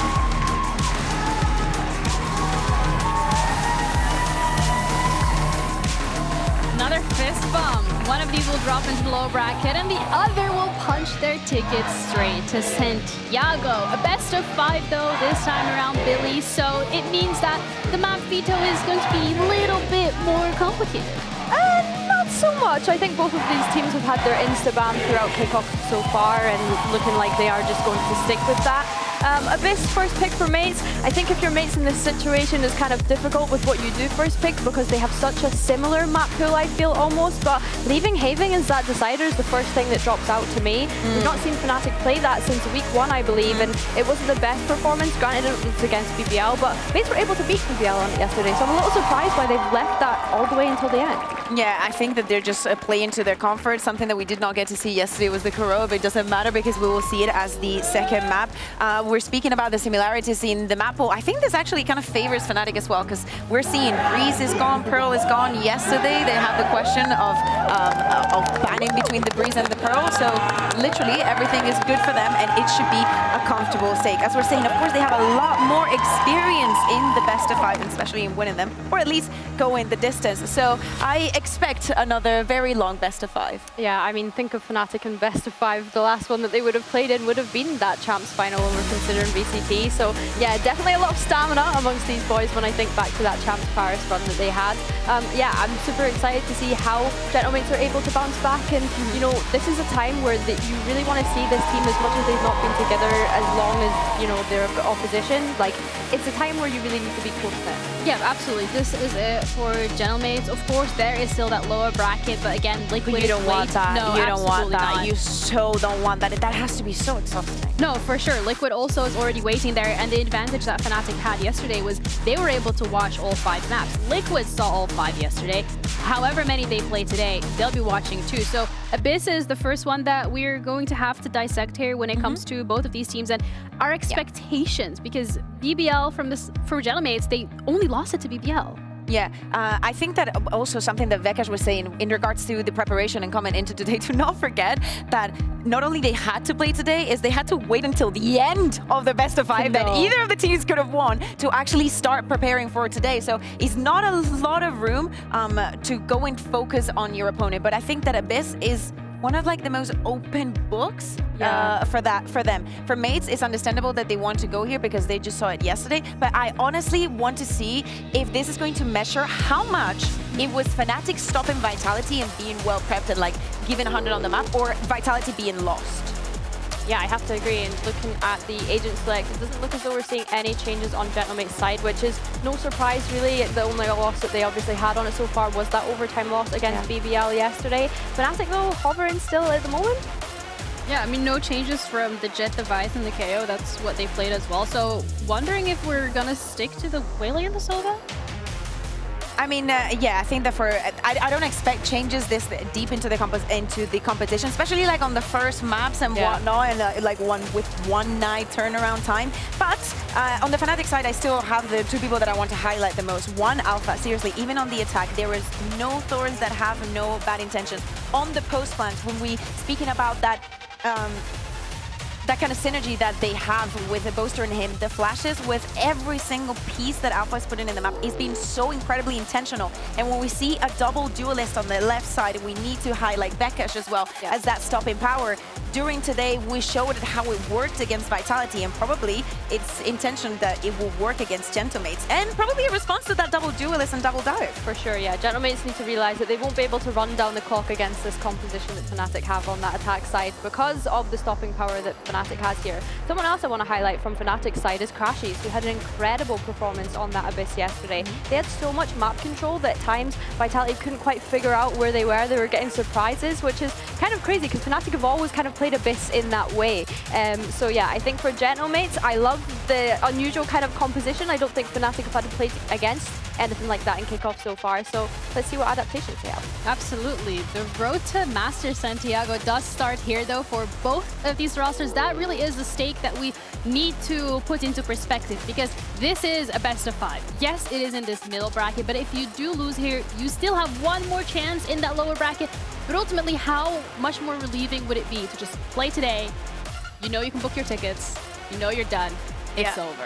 I think that energy is very important. We know that Fnatic was given it yesterday. Gentlemates was just the same. We know that the audience has been a huge attribute on that. Yeah, absolutely. So seeing the arena so packed here today for the action is going to play an immense role for both of these teams, I feel like. Yeah, definitely. It's almost like having a sixth man when the fans are cheering for you and are on your side, right? So yeah, just having that energy, not only in the server, but being able to hear outside of the server is going to be super valuable to both teams. There's obviously massive fan bases behind both of these organizations. Yeah, also hopefully both of these teams are feeling a little refreshed and a little rested. I know Vekash hinted at the fact that it was a difficult evening for their roster and also just a quick morning, but this is it. At the end of the day, competition comes down to being able to adapt on the fly and quickly in very small turnaround times, and this is a great testament for both of these teams to them at internationals, whichever one makes it, because at the end of the day, it is day after day of competition. But the road to that international starts here with Abyss being our first map of this middle bracket final between Fnatic and Gentlemates with our casters Tansy and Hypok.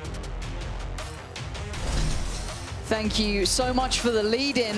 Talking about this one, Mike, I feel like the word endurance comes to my mind. Again. Both sides, but still, my mind is looking at Gentlemates here. The fact they've come off of a best-of-5 marathon series, one of the longest recorded in EMEA. A best-of-5 heartbreak as well, correct. Just to add the caveat to that. And again, it's interesting to discuss yesterday about the difference in experience. Gentlemates being the ones to ultimately, I guess, win that discussion. Yes. Then you come into another best-of-5 against one of the most seasoned rosters in the world, globally. Absolutely. In terms of best-of-5s, in terms of, again, being up against the ropes, elimination games, and having to get through. So certainly not out of the woods just yet. And another very, very tall order for Gentlemates today.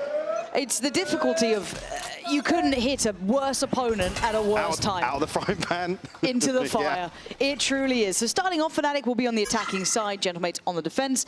And we can't go without saying Martin had a generational impact and performance on this map just yesterday. Absolutely. Putting up huge numbers for Gentlemates. Hold that thought, though. Already Fnatic able to get behind. Perfect timing on the back of the TP as well here, so almost rolling out the carpet towards A. A couple of members of Gentlemates making moves. Slower approach now on the back of the drone through main. In their previous series, as of late, for both Fnatic and Gentlemates, they've mostly walked away with those pistols in hand. So this is going to be heavily contested.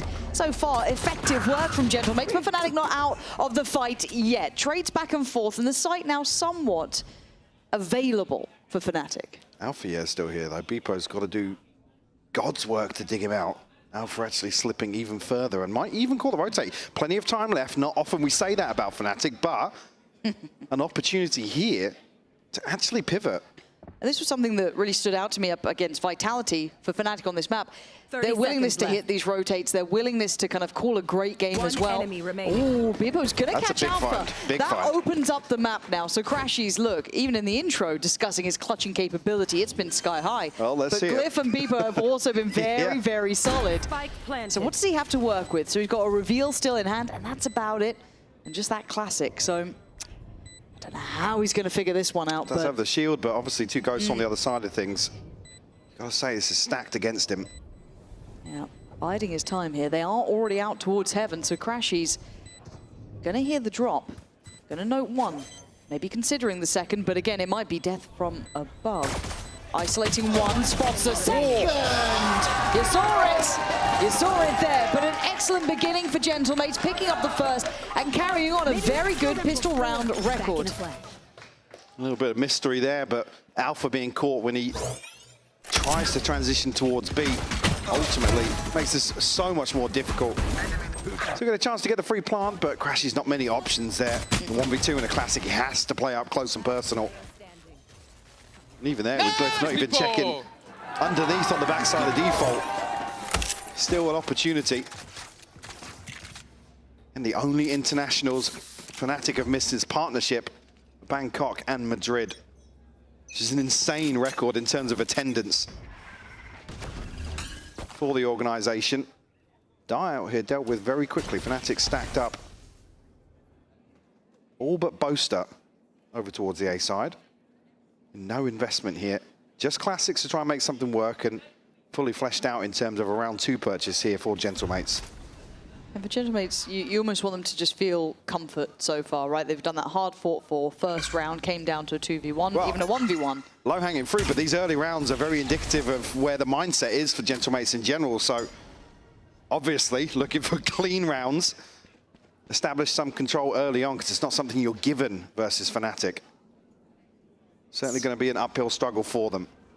Yeah, and it's something I want to see and touch back in on. I know it's almost an intangible to a point, so the analysts out there might be kind of, I don't know, not enjoying the theory of it, but for mates, you know, the human aspect of the game is going to be in more effect. Fnatic, obviously, coming off of a win in a best of 3 is a very different affair. Hitting a 2-0, confidence should be high, and again, very, very used to it.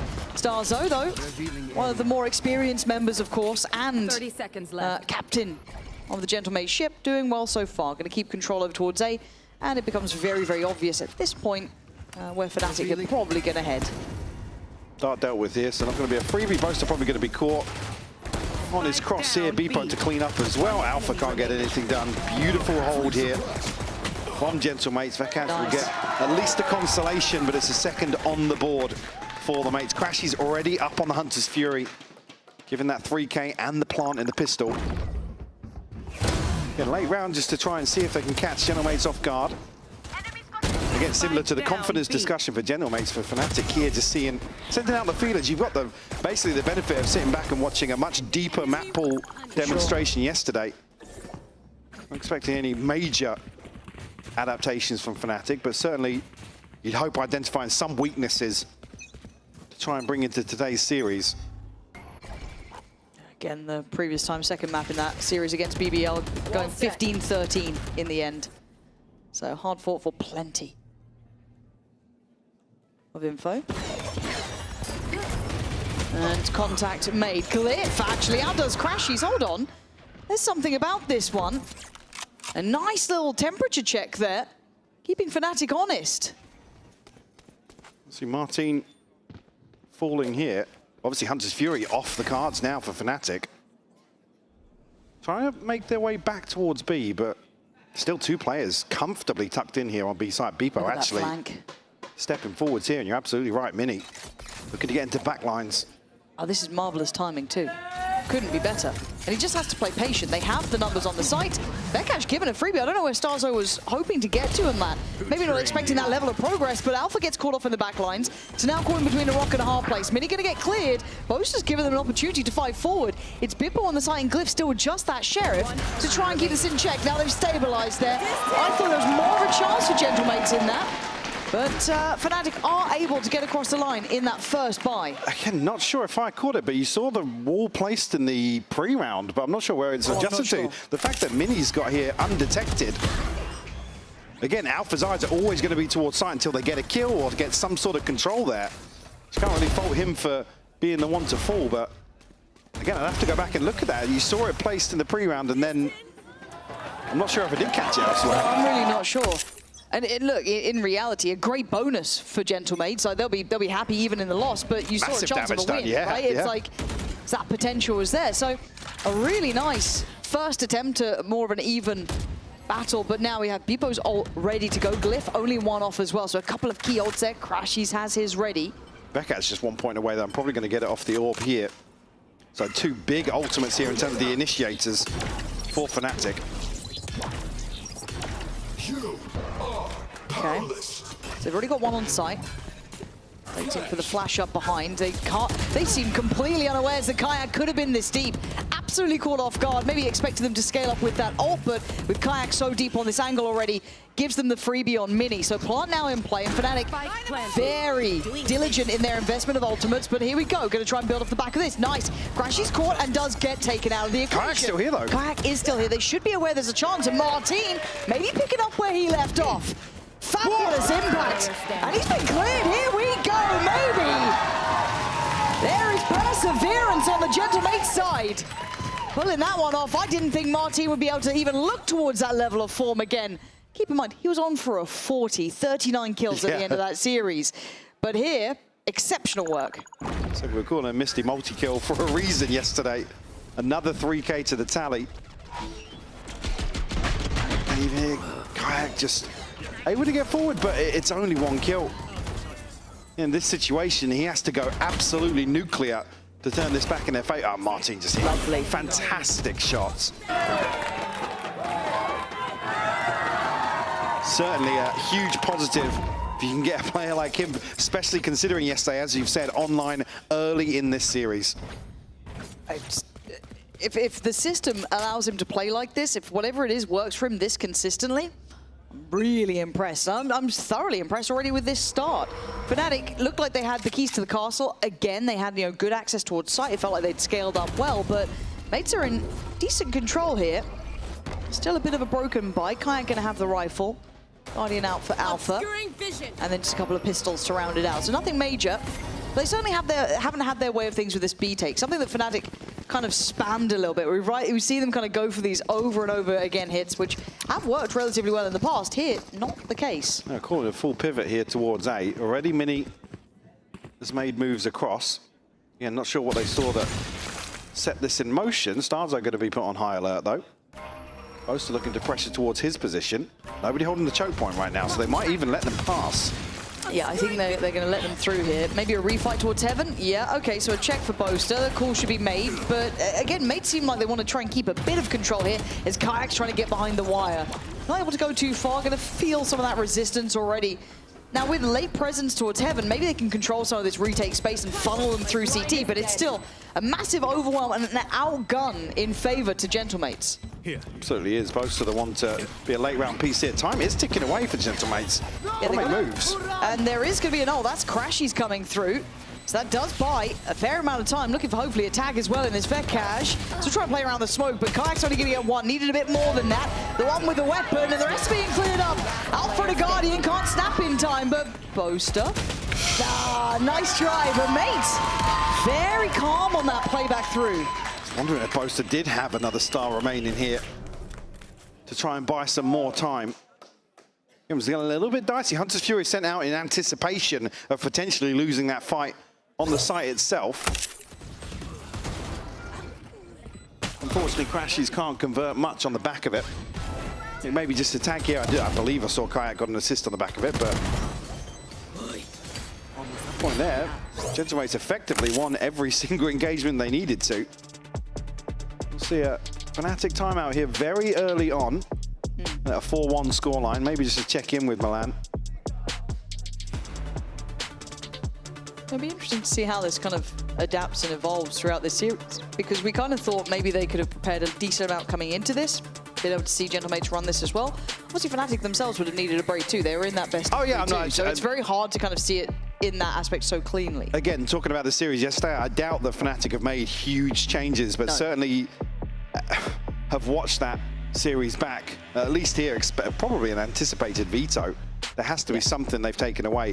They're not a team to really shy away from really drilling into the prep aspect, and actually one of the weaker sides, at least early on in kickoff, has been around the mid-rounding. Whether that be Boaster, whether that be the team dynamic itself, but obviously with the changes in game we've seen, it's certainly something that they struggled with early on in kickoff. Yeah. Against BBL, against Foot, and some of these more drawn-out series, it was something that was so evident.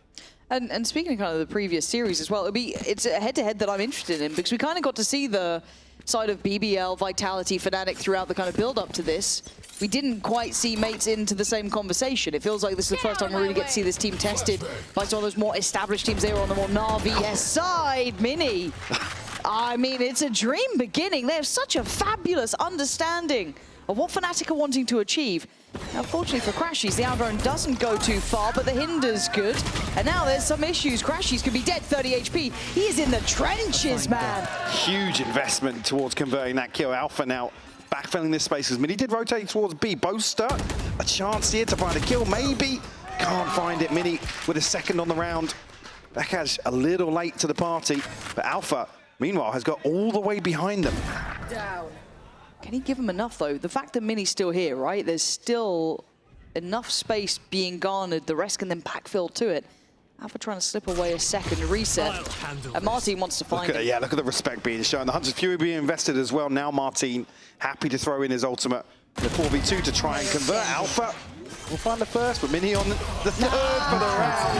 And the signature finishing move from Martin to find Vikash. You know you're good at it when I'm seeing Reddit threads of how do we nerf the shorty coming out, right? This guy's been so good at doing that combination with the ult.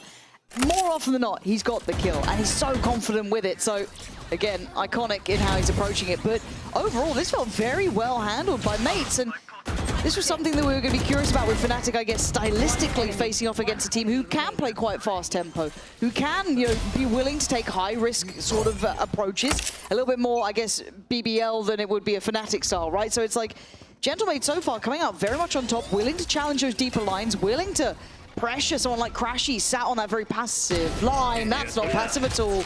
Martin is quite comfortable here, to say the least. Absolutely. Really off to a flying start. Crashy's not going to spot anything on this drone. Starzo, Mini just walking up behind it. Okay. Both will lose their lives for it, though. Starzo gets one, but gives across 2 upgrades here in a wide open A site. Still 3 members alive here for Fnatic, so certainly doable, especially when you consider a divide on top. Yeah, they've got the tools for this, but retakes are no, I don't say no challenge, but it's something that mates have depended on in the past. They have. It's been the cornerstone of some of their approaches to maps, for sure. Abyss here being one of them. Oh, very shouldered up on this, though. Fnatic want that kill. Committed on the angle, both players. This flash from Martin could be a problem. Both turn. Smoke goes in, isolates one. Great from Crashies. Good trade. Glyph going to keep this one interesting. Vekaj going to deny the scale up from Beepo, leaving just Glyph alive. And I think he knows it. He's not getting a fair fight on this one now. I'll take the steps away, obviously. A little bit of a retreat here. Still got the fragment to work with, but will be noted that Glyph is not on the spike. So Fnatic will convert their second. A great response here. Starzo Mini taking some liberties for sure, but still continuing with the same trend of aggression here, proactivity to try and dismantle this default of Fnatic. And I'd really like it if it wasn't against Sheriffs. This is the only round I'd probably maybe slightly want them to temper that aggression. I understand if that's how they want to approach the game in general, but just for now, maybe try and read that tempo a little better. You don't want to give that opportunity over to Fnatic. It's given them that second round, and it's obviously got their finances in a slightly better spot as well.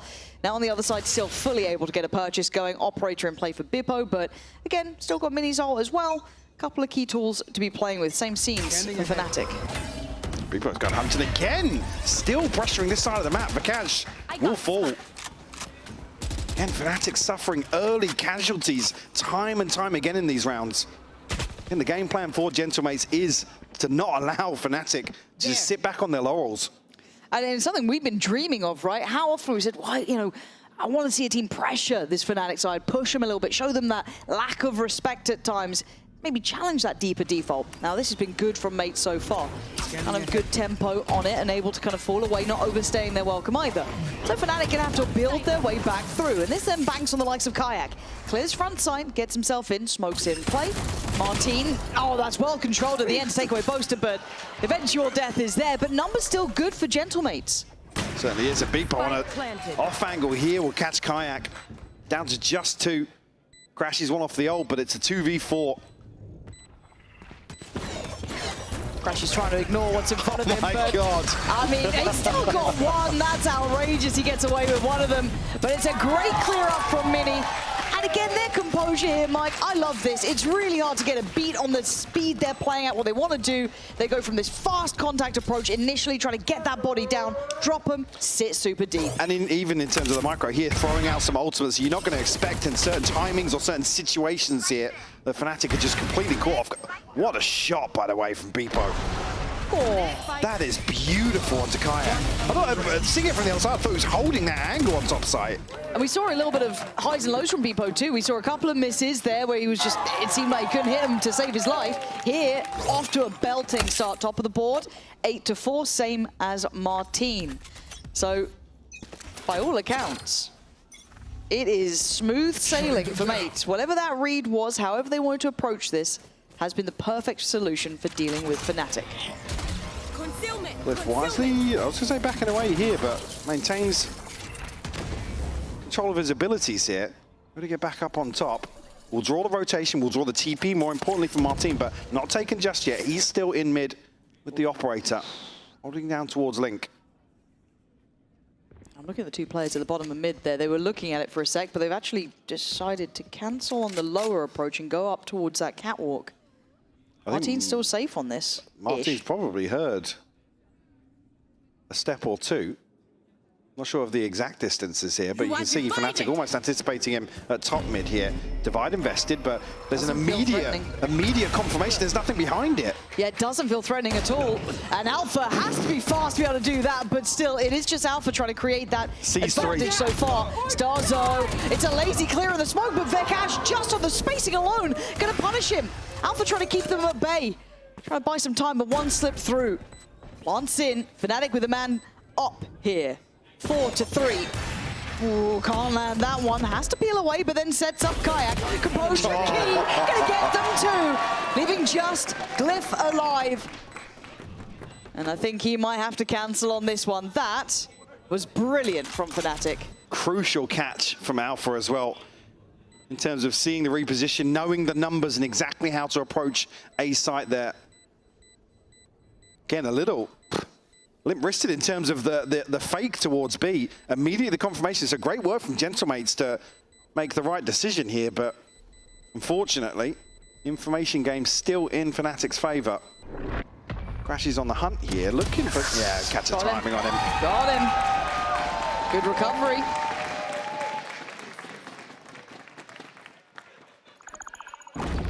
What's the money like as well for Mates now? Because we've had, what, 3 pretty back and forth rounds? Yeah, I mean, not much left for us to see exactly how, I mean, and how do you pin down Kayak doing that? Not necessarily easy. Last player standing. Again, the discipline, as you noted here as well, to ensure the second. Ready. So again, purchase, maybe a little off kilter. A couple of rifles here, a couple of pistols. Do have the ultimate from Bippo. A chance here to at least cause some issues for Fnatic and a much deeper hold on this default now. Early conditioning from Gentlemates in full effect. What's Alpha's plan here now towards top mid? 2 players tasked, Martin and Beepo, with making an exploration. No solid information to act upon here. Now you have to go so deep to even get info on Fnatic in these defaults, right? It's far from simple, but they've at least been able to maybe... Here. I was wondering if he was happy sitting there. Beepo seems like he wants a bit more space.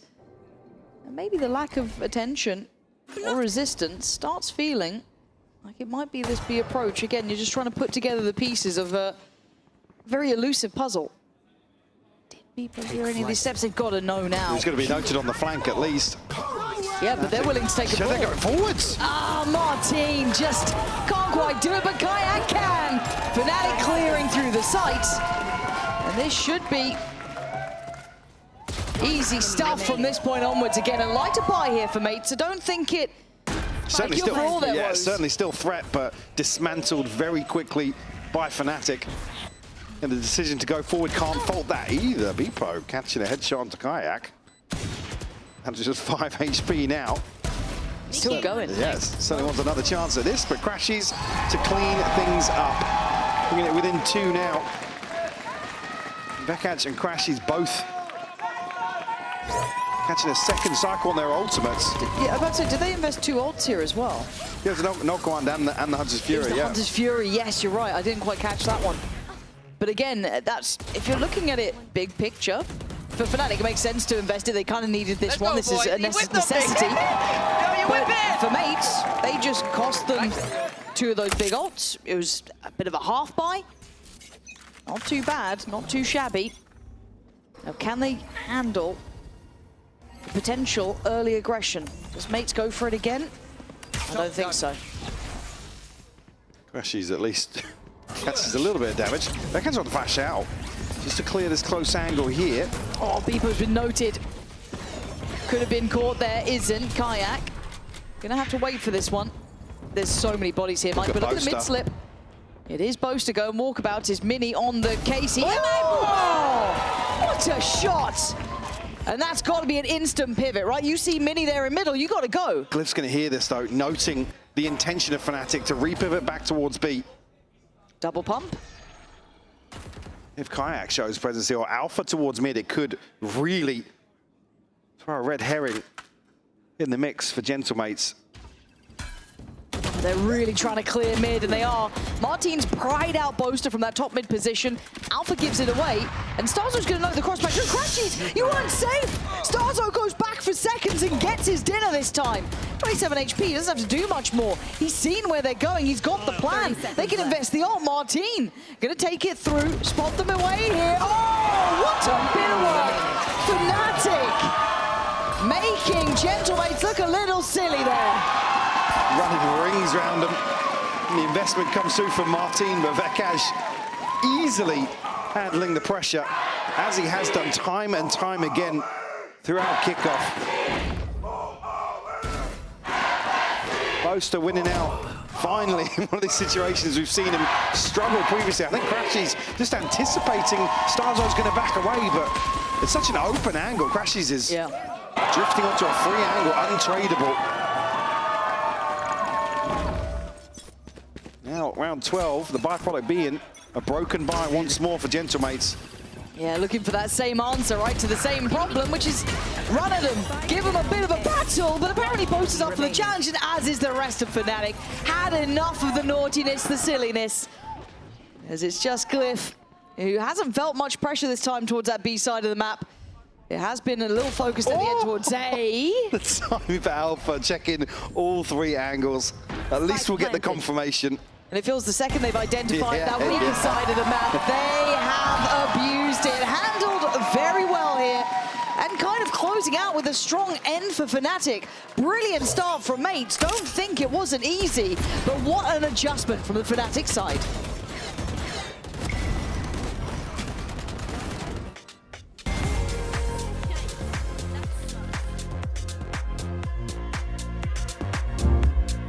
Your body knows. A sense of victory, seized when mind, movement, and gear ignite as one. Now, step into your zone, designed to win.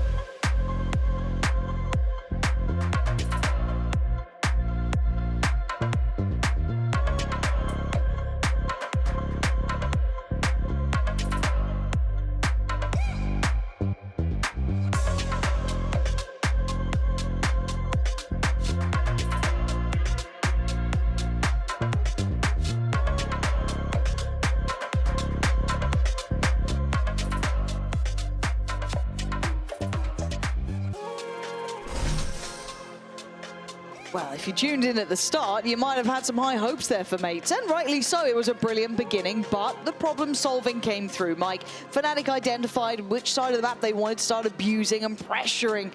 And, well, we can see the scoreline. 6 apiece here, though, however. Fresh start on the other side. Just looking forwards here. And Martin, again, having impact is certainly one of the things we've talked about coming out of yesterday's series. Slight taper off towards the end, but absolutely understandable in terms of the amount of heavy lifting he was doing. God, yeah. One thing I've noticed, a lot more muted on stage today, even in the Mates' victories in terms of round wins. Whether that is fatigue, exhaustion, or the energy being a little different today. Certainly something they were able to ride that wave perfectly yesterday versus a team like BBO, who's obviously very active in terms of the stage dynamic. There. To be fair, Fnatic will give it back to you too. I was going to say, don't get Alpha fired up. Yeah, maybe that's why. Maybe that's it's the counter strat. We've had to deal with 5 Turkish men being pissed off at us. Maybe we just leave this one alone for now. As it stands. Okay, speaking of Alpha, yeah, okay, it's Martin's got his number. I'm not sure where he caught him on that. Maybe just on the back of sight, maybe? Or a spam into that smoke. Look at Vekaj, though. Making moves immediately. I'm not sure if Mini's heard this, because he's positioned holding for it. It's a beautiful read of the situation. Vekaj is going to have a ton of bodies heading his way. Do you check this corner, though? I mean, moving like this, surely. Yeah, looks like it. I mean, still handled. Vekaj! Sensational! What is that? I was talking about him stepping up for Fnatic in certain situations. What a delivery here in the pistol. 30 seconds left. It's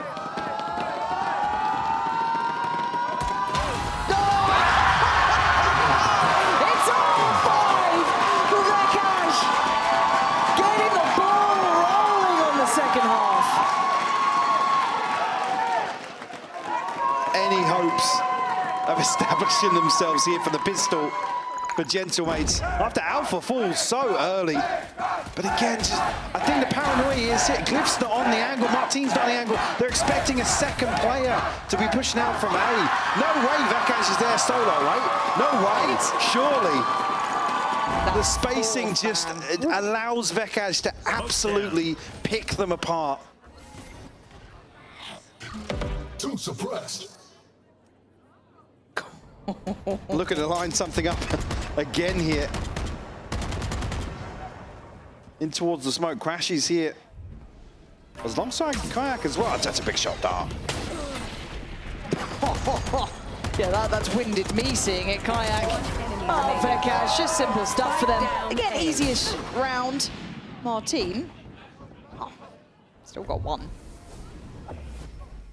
But overall, have to talk about Vekaj too. You're filling big shoes, man. Like, let's be real. I think a lot of us were keeping our eyes on that adjustment. And he's suited it very nicely. The comfy stuff in the second here. Fnatic up to 8. Mates now with an opportunity to get a buy. So I'm not sure if where the weapon ended up. Did it fall off? Maybe. I don't think we will see in the replay, but again, not necessarily going to impact Fnatic's buy too much. Well, other than Boaster. Again, protecting the following purchase here. And already, Vekaj, 17 and 8, yes, but 12 assists. We saw previously. I mean, there was, I can't remember which map it was, but he almost had like 10 more assists than he did have kills, and he was still like double positive in terms of his KD. A talented man. Blending in brilliantly. Fun early days. As Mates now with the buy. They've got to get one. I've got to say it. They have to get one on the board early here in the second half. If you open the pistol with an ace for Fnatic, you're really hoping Gentlemates can turn the tides early on. We know how Fnatic can be once the ball gets rolling. That momentum comes into play. Well, they want to try and explore this A side, it looks like it, and it's been red. Fnatic have bodies on the way, but there's that 3-2 split, so... I was just looking at that, I didn't even realise Vekaj actually already has his ult as well. Yes, he does. Yeah. Yeah, very early. I should have known, but... Probably, yeah. Oh, Did quite well round one, I think. Glyph and Mini have got some great timing here. Now they have to get the sort of attention draw towards main correct. There was only 3 noted on the knife earlier.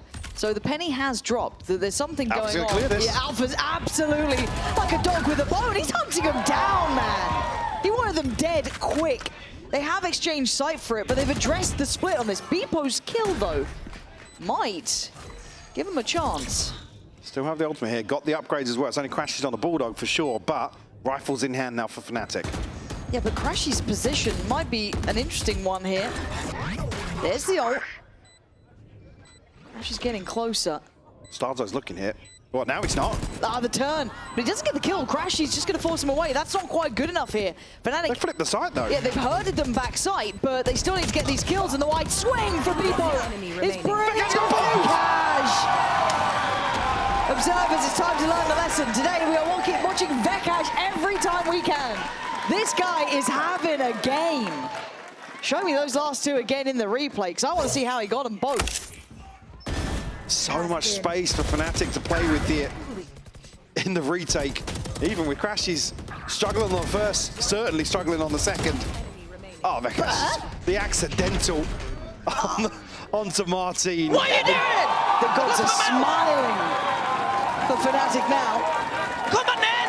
Where are you going, bro? That said, now the momentum in full effect. Once Boaster's up, Alpha's the next for sure. Give him a round now. I'm sure you'll see him on his feet. Genomates will throw investment in here. Just Stinger's on a Sheriff, but trying to make something work here in round 16. All gone. Dart up, time to scale. We were talking about how well they were committing to these, how good their scaling was, how they were crossing the T's, dotting the I's. Alpha's still going to go down Swear, but it's Beepo, top of the site, spins around on a dime, getting 2 with the Stinger, and at least getting them a plant. Revealing area. Spike planted. She's not good at They're just taking turns, man! Every time! Who is it to get the 2K now? Hey, do you remember the lesson we learned before? I'll let you get away with it because it's Glyph Alive trying to put up some numbers here. Man, he's just trying to stay alive. Clearing through, the pennies already dropped. They already know the underhand flash. He's managed to evade it. Stunning one from Glyph. 14 HP though. This is tough stuff. But Vekash ain't losing today. There's a chance there, Glyph able to slip away from that flash. Alpha showing a little bit of frustration there with only getting 2 in that situation. Even so, doing God's work on the first. That kill to Starzo's nuts. This. And Crashy's struggling with the Bulldog, but here, very precise. No, that's not like this. Vekash showing a little bit of bravado. After a few big rounds now, 20 and 8. Top of the board for Fnatic. God, almost back on another ultimate, by the way. Yeah, just cycling through it, man. That's actually wild. 10-6. And I think you said it right, though, at the very start of this, after the, obviously, pistol round with Vekash involved, you need to get one on the board fast. Yeah. If you're mates, because once that confidence there, once they feel out the game, nobody said, getting 2 kills. For the side of Fnatic, nobody said a word in the first half. Nope. There was nothing. Chilling. Now, I'm a little bit scared for mates because it can just compound here. They do have a couple of big ults to play with. They have a buy in hand. If there was going to be a round for it, it's got to be this one. So hence the timeout, right? Get everything right for it. Give yourself the best chance possible. But what do they choose? Do they go toward Vekash, who's been terrifying on Pick your poison, right? Do you want to go towards Alpha, who just got 2 and made it look far too easy? I don't know where I'd go. Do have the benefit here, Martin and Beepo both having their ultimates available. Rifles in hand for Gentlemates, so I want to see an immediate result coming out of the timeout for sure. Kayak, we kept in check by the dart initially. He's now going to be conscious of somebody making progress up mid. TP sent forward, and Martin's going to pop his ult now to explore the backlines. What's behind B site here? See on the minimap, Alpha has his setup littered alongside Boaster. Not seen him either yet. Kayak going to take away Glyph, and there's problems on this.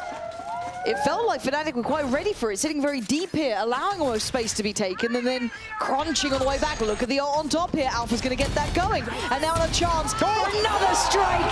Kayak, he wants more. 3 already, 4, make it near on 5. Crashes takes away the final one, but man, they're taking turns. Alpha's all forcing Gentlemates to reposition here. I'm not sure what Kayak catches, whether or not he even sees the TP go past, but to get onto Glyph so quickly is just beautiful. Gentlemates just suffocated, no room to breathe here. Trying to approach B site. Both ultimates invested, by the way. Talking about Martin and Beepo having theirs online for a buy round, it amounts to nothing. Revealing area. This is where I'm starting to worry that the problem solving and the ability to bound back, all of those things that we saw were sitting with Gentlemates, might be feeling really hard today. That extra push, that ability to have faith in those adjustments. Exhaustion will be weighing heavy on their shoulders. So they go again, this time with less. Look how disconnected Alpha's sitting on this site, sitting super deep here, willing to give up a bit of space, but he's taking a look, playing toward the smoke. Does have Kayak up towards heaven. Mate's delayed. Kayak takes a look. We'll be able to get onto this angle. Beepo going to be caught here, potentially. Flash is good, though. He's so confident. He's playing too confident, almost. And it has cost them their lives here, and Mate's with a chance. Upgrade for Martin. Oh, quick beheading. Boaster, heads rolling. So Vekaj and Crashies, you got 5 to find. Surely not. A 2v5. Both players delivering so far in this map. Really miles off there. Big ping off the knife for Beepo. Swings ahead of the curve here to find the cash. And I think that will be pretty much the cancel. Can do a bit of work on the way out, but it will be I was going to say, called on that. Stop now. One more, and he's got Hunter's Fury to bring into the next. Obviously, Mate's looking for upgrades here to potentially bank some money. With it being such a huge deficit. A few more rounds left to find some comfort.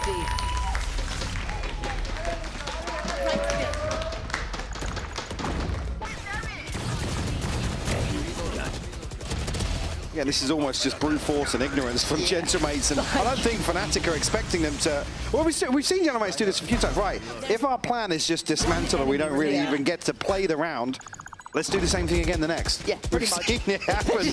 We saw it on Corrode as well, one of the most, I think, apparent or obvious examples of that. Here, able to get finally a response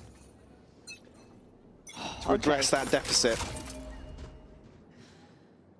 And it was just, in my mind as well, Alpha and Kayak just so willing to brawl instantly, just swinging ahead, taking very confident challenges, trying to maybe compound the problems and just press further on the issue. Beepo's got to be careful. Kayak is not far away from this, and he'll hold this space for a second. Alpha sitting safe on site.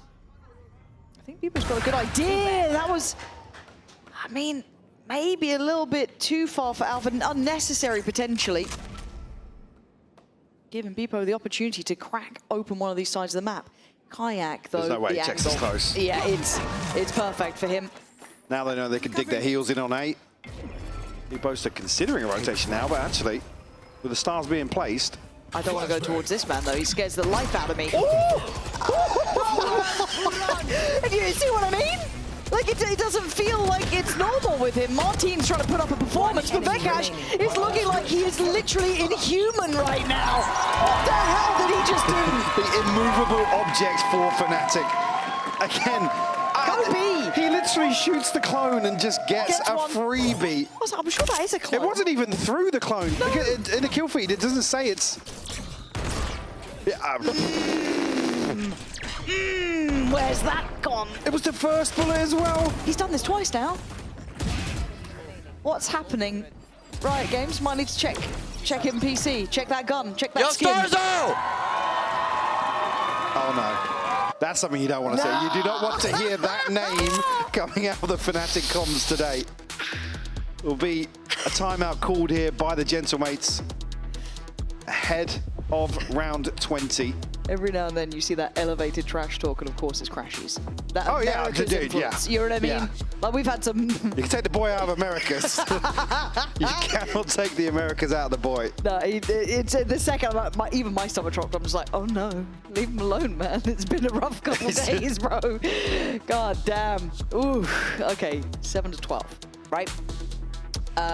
The issue is that the A site feels closed because the gods have blessed Vekaj with the world's best Vandal that apparently gets you 2-for-1s. Bullet goes to player, even when not C player. Magic bullet. Magic. Word EXE. For mates, it just feels like there's only the B site. So it's like we're playing a one-site map. Off we go. Yeah, and it's not exactly felt much easier on the other side either. Now Kayak going forward once more. Wasn't noted in terms of his exact early round, but obviously did punish the operator here previously. Now, Beepo's going to address that immediately and find the headshot.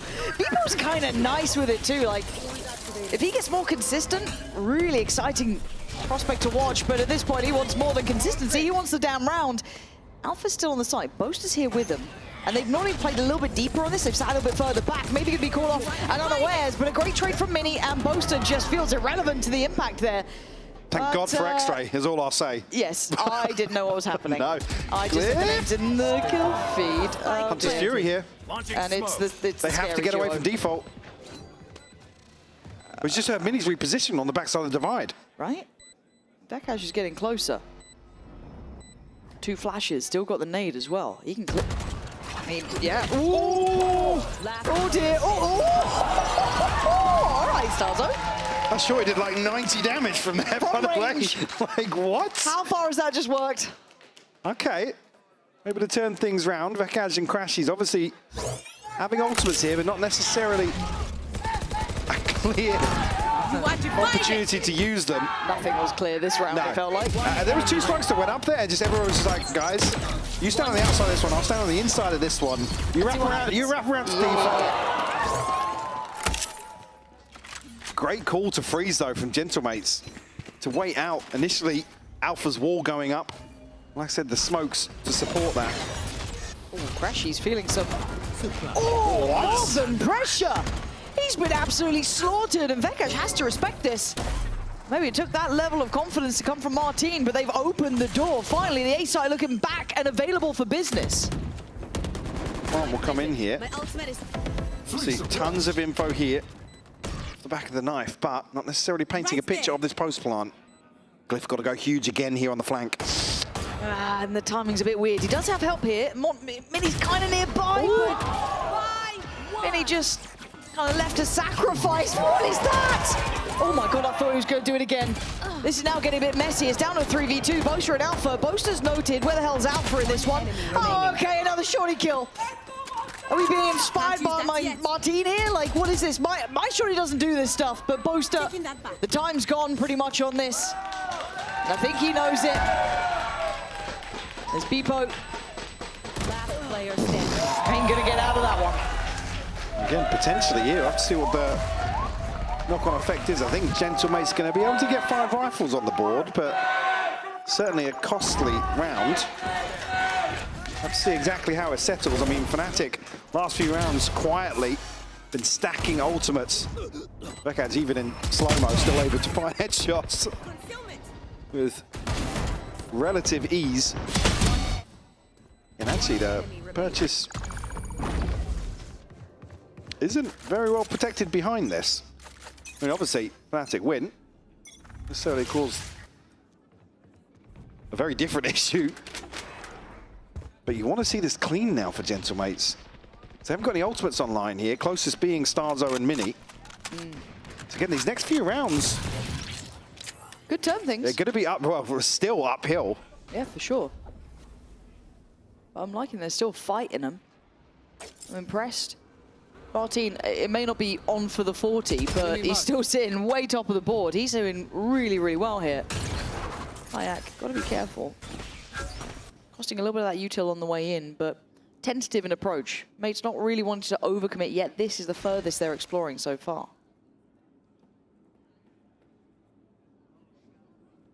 Beepo and Mini going to be able to get right behind Alpha here.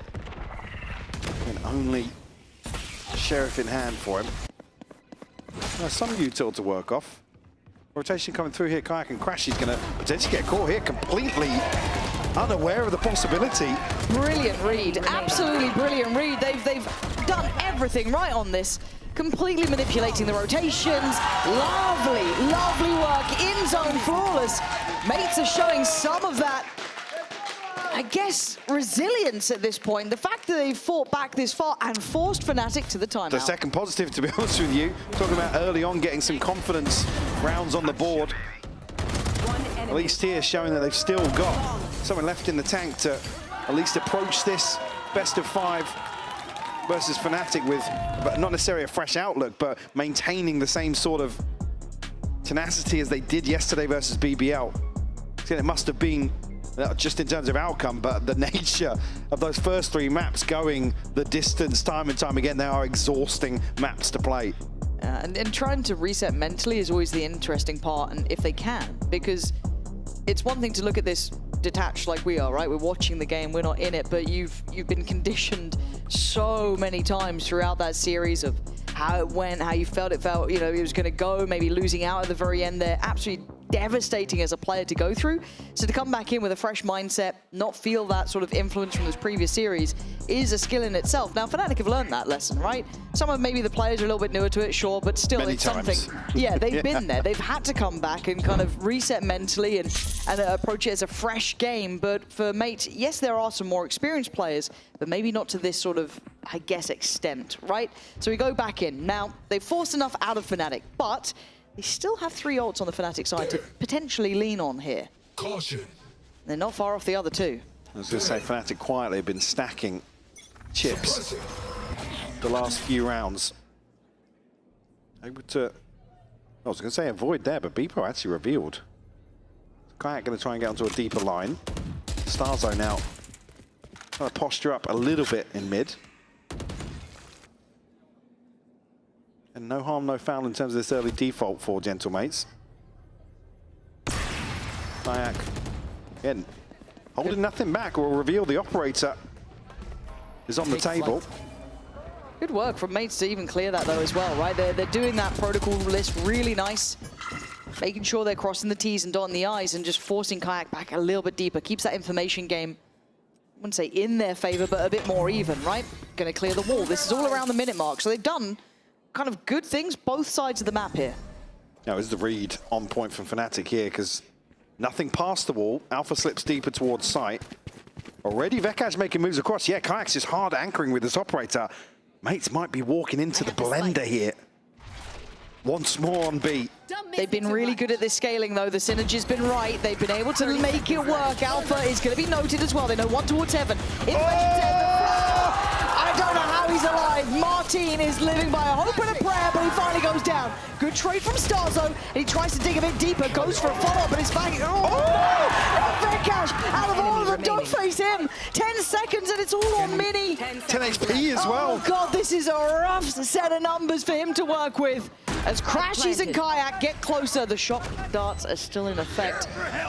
And he's going to call in the ult, trying to force the hand of Crashies. Staying alive barely. Here's a great shot from Mini. But to do it again, to find another, he can't do it. Fnatic deal the final blow on map 1.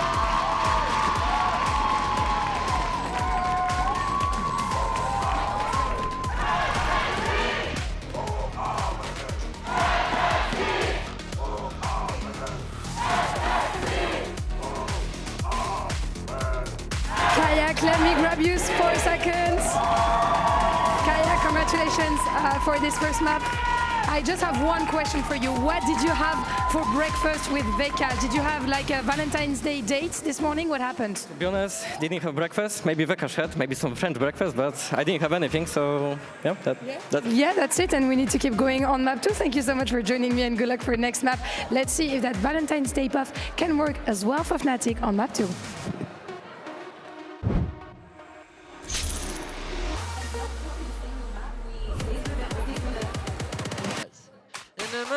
Mais c'est moi, mais c'est toi, c'est moi.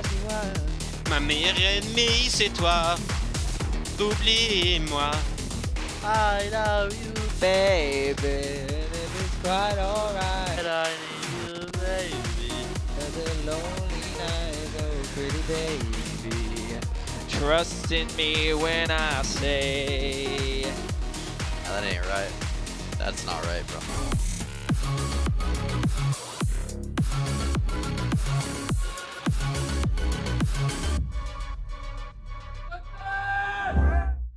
Your body knows. A sense of victory. Seized when mind, movement, and gear ignite as one. Now, step into your zone. Designed to win.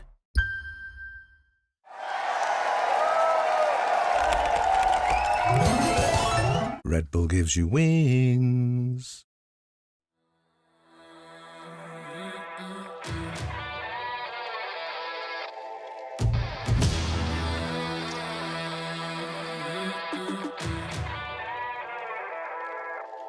Yeah, motivated on focus. Came a long way from the lowest. Yeah, gotta get it the mindset, gotta put it in motion. This is the moment, gotta one up my opponent. Back then they ain't noticed me, now they know it's me, I'm the chosen. It's my time, yeah, I put that on Bible. No excuses, gotta get to the final. Take all of my idols and turn them to rivals. It's all or nothing, man, the trophy is vital. Game time, bet I'm coming in clutch. No hang time, man, they can't keep up. The game's on the line, seconds on the time. Who can't fight? It's gotta be us. Better under pressure, go ahead and let it fall on me. I'm destined for it all, you better call on me. They say what doesn't kill you make you stronger. All that pain, it done made me to a monster. They say what doesn't kill you make you stronger. All that pain, it done made me to a monster. Yeah, whole lot of times they doubted. I wouldn't be who I am without it. Sleepless nights, I counted. It all paid off, it's really astounding. I had to keep the faith to elevate. Hope for better days, they were coming. Now we can celebrate, knowing every day is abundant. Yeah, it's my time, yeah, I put that on Bible. No excuses, gotta get to the final. Take all of my idols and turn them to rivals. It's all or nothing, man, the trophy is vital. Game time, bet I'm coming in clutch. No hang time, man, they can't keep up. The game's on the line, seconds on the time. Who can't fight? It's gotta be us. Better under pressure, go ahead and let it fall on me. I'm destined for it all, you better call on me. They say what doesn't kill you make you stronger. All that pain, it done made me to a monster.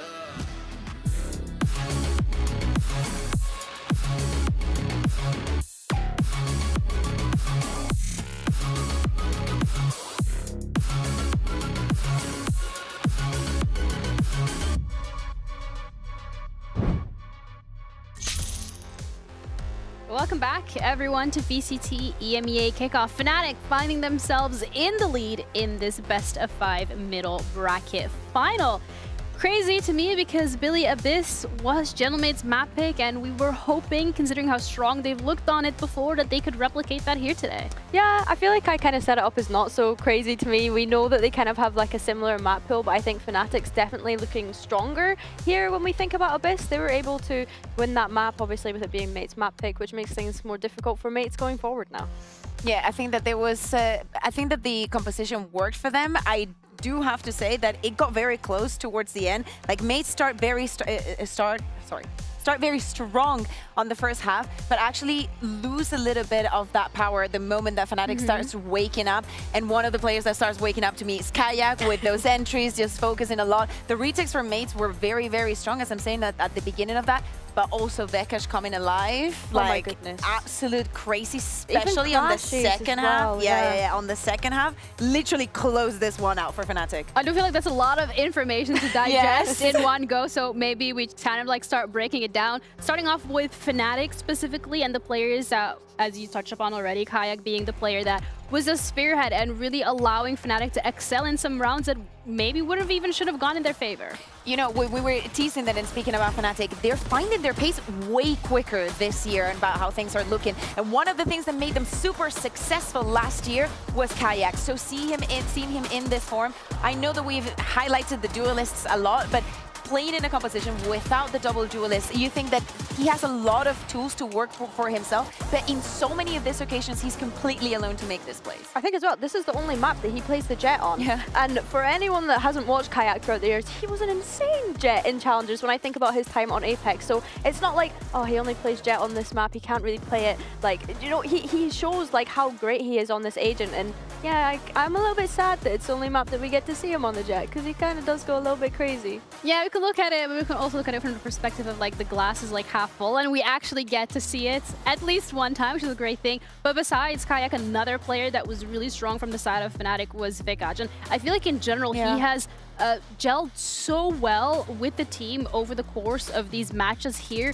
in Kickoff. It's incredible to see. Yeah, this is insane numbers. Like, look at that ADR. That's very, very good, as I'm saying. In that second half, seeing mates, they were able to disrupt Alpha's utility much better than Vitality was able to do yesterday, much more aware of how to play around it. And that second layer was always Vekash, you know, like Alpha maybe was good for one. The utility, as I'm saying, was playing around, and then Vekash would come in, always with those crazy entries onto the side. So it's crazy to see that he's feeling this well, because again, if we compare it to the Fnatic that we saw last year, when they had that new player, was struggling a bit, but Vekash is already in Kickoff, just giving everything. Yeah, he's joined this team, and yeah, joined so effortlessly, so seamlessly, I guess I want to say. And I had mentioned it in the pre-show, I guess it's like credit to the system that they have built at Fnatic. Absolutely, yeah. But I think as well, like on the topic of Vikaj, the first time we saw his KO, I was like, get this man on the KO every single map. He is insane. Like, always picking up those kills, always picking up those assists. The utility is always to perfection. And now we get to go to a map where he plays the Viper, which I also really love, to be fair. Yeah, let's hold our horses there, because first we have a coach confession coming through from the side of Gentlemates. So let's see what they had to say. What was the biggest takeaway after the game against BBL yesterday? How was it impacted today's mood?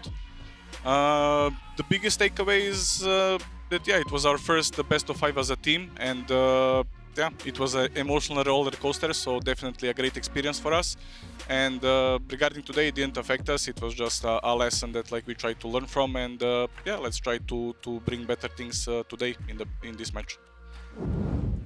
All right, I like that approach. We learned from our mistakes. It was our first best of 5.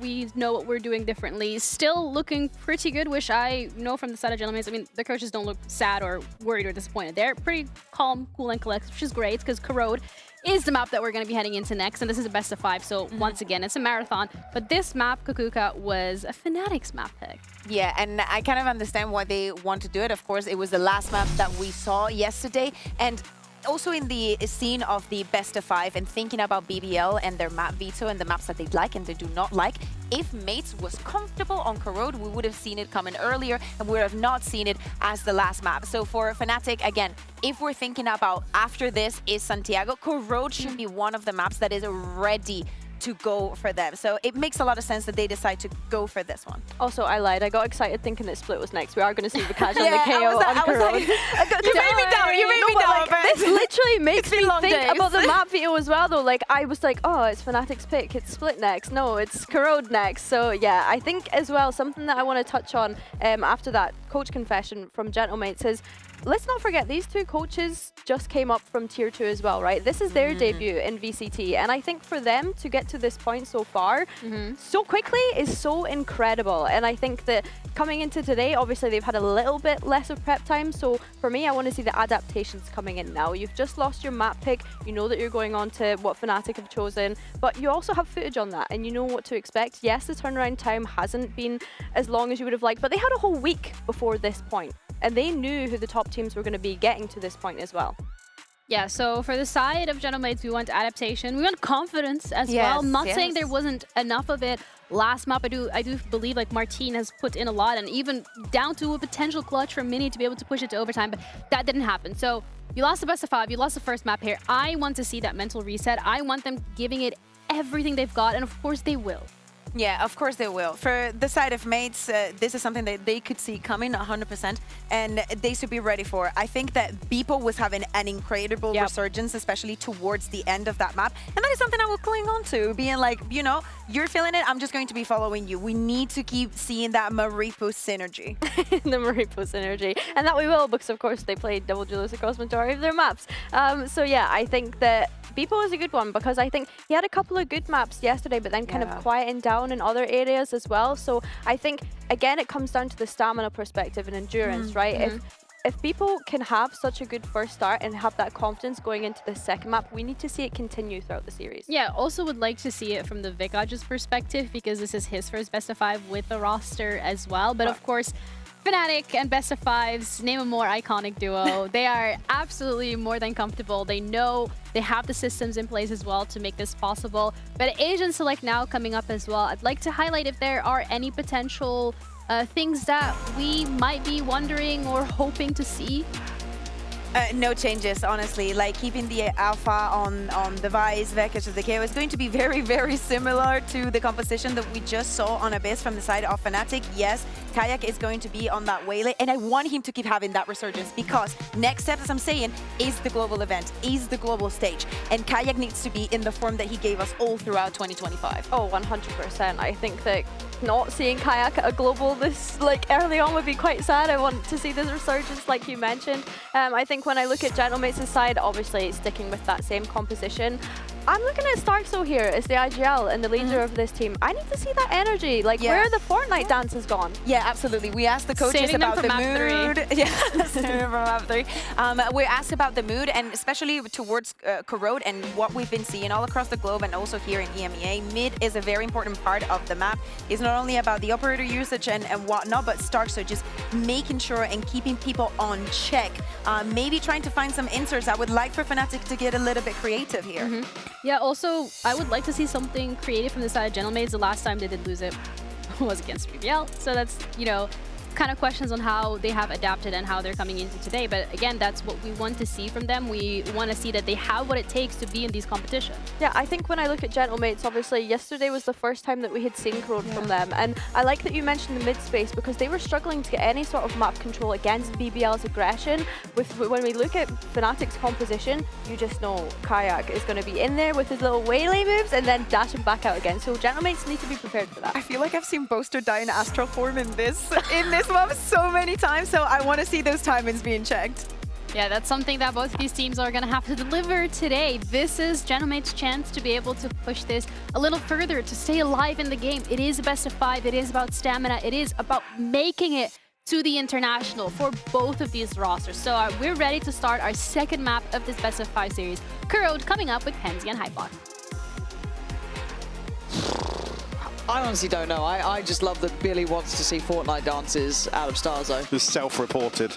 Yeah, literally. Foul work. But we are now looking ahead, as in reality, Fnatic have got a great start here, right? They've built the foundations, they've got the players confident. For mates, it's holding on, it feels like, right? Clinging to life. Try and keep your head up, try and keep that focus in line, try and put up a good performance here and give yourself the best chance possible. Obviously, Corrode yesterday being the final blow to Gentlemates, so a chance here to potentially redeem themselves. Obviously much earlier on in the veto, call that a positive, but the loss in map 1 certainly not. And to let this one pass them by. And again, for me, something that stands out with Fnatic starting on the attacking side was a very evident gap towards mid. Whether or not it's been addressed here from Gentlemates, at least here in the pistol, certainly seeing the awareness that being exploited. Doing it. Trade-off here, not much in forms of damage. I don't think anybody's actually taken a tag here, so Fnatic at least showing presence. Whole lot of posturing and very little out of it. Bring them down. Prowler won't catch here, so Mini looking to make moves forward potentially, but walking towards 2 members of Fnatic. Yeah, again, it's Mini shouldering this. 3 now. Glyph shouldering the other side, so it's a little bit of a parallel in that, and he's actually peeled off it. Just about falling away, probably at the right time. I'm not sure if he heard something or saw. There's a ping on the map. Yeah, there's a ping on the wall. Maybe it was just a jump spot.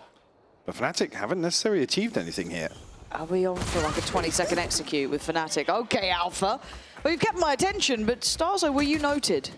It felt like he was the way they were kind of keeping an eye on that corner, but puts it down to Bipo. 30 seconds. Swinging up. Stalls him out. Isolates a fight. Boaster goes down. 25 seconds. Bekash still here. His flashes on this map have been excellent as well.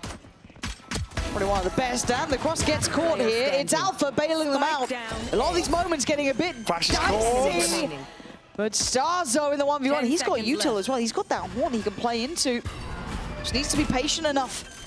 And now time is the biggest factor. Spike in, gets the gun back out. Starzo's played that well. You wanted to see him up, he's out of his chair now. First found and another pistol for Gentlemates. Even here with the information, not noting is close enough. Starzo just looking to get himself back on the map here in the pistol. And Fnatic probing both sides of the map and obviously towards mid early on, but don't catch anything that they're looking for. Again, the positive being on the board early. We're standing today. Oh, we're standing today. Okay. The energy is still there. Billy going to be very happy to see that and the pistol. Alpha will invest back in here. Obviously past halfway in terms of ult progress. It's a very early start for him. Get a scope in hand now. Try and work a pick. Couple of, actually just a one light shield. It's only Glyph. Protected purchase here, but still answering back. Starzo will fall off rip here in round 2.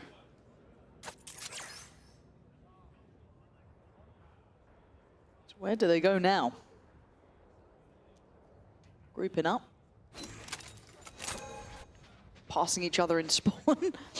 Trying to be a little bit slippery, I guess, right? So it's very hard to get that full read, but Mini's done well to control that angle. So gonna make it harder to be as, I guess, elusive at the end goal. Still that question, very shallow. Yeah, I was gonna say question mark towards mid here for Gentlemates, and a double exploration between Martin and Mini will leave the front door open, at least for the time being. Fnatic seem to have identified the possibility.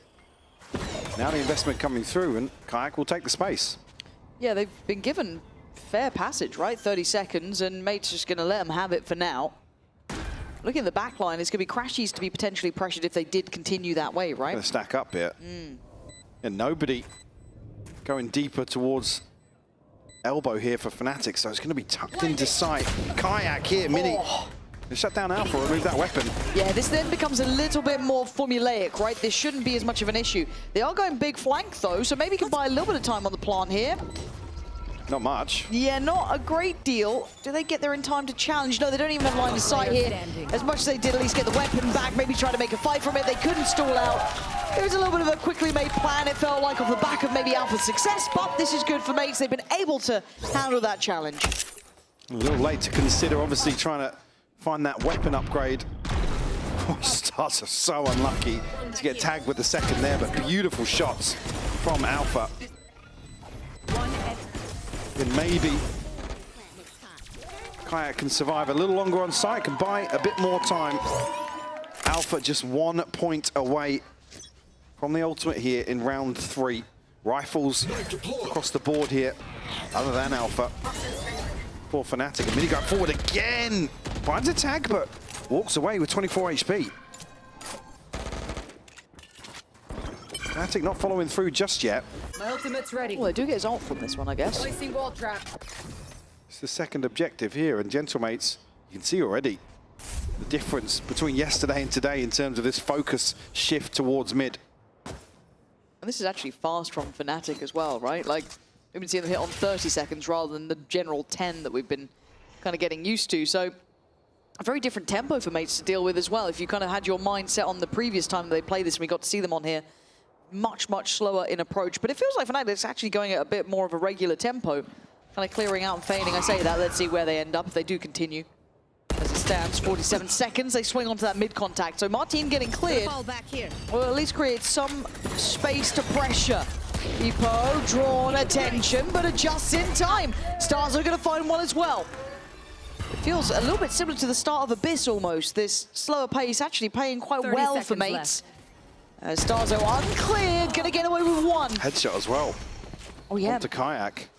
The timing on Beepo too just stands out, takes the fight, and it's clean up duty. All right, mates, this is way better. Bonus conversion here, certainly. Now you'd want to see them start the second map.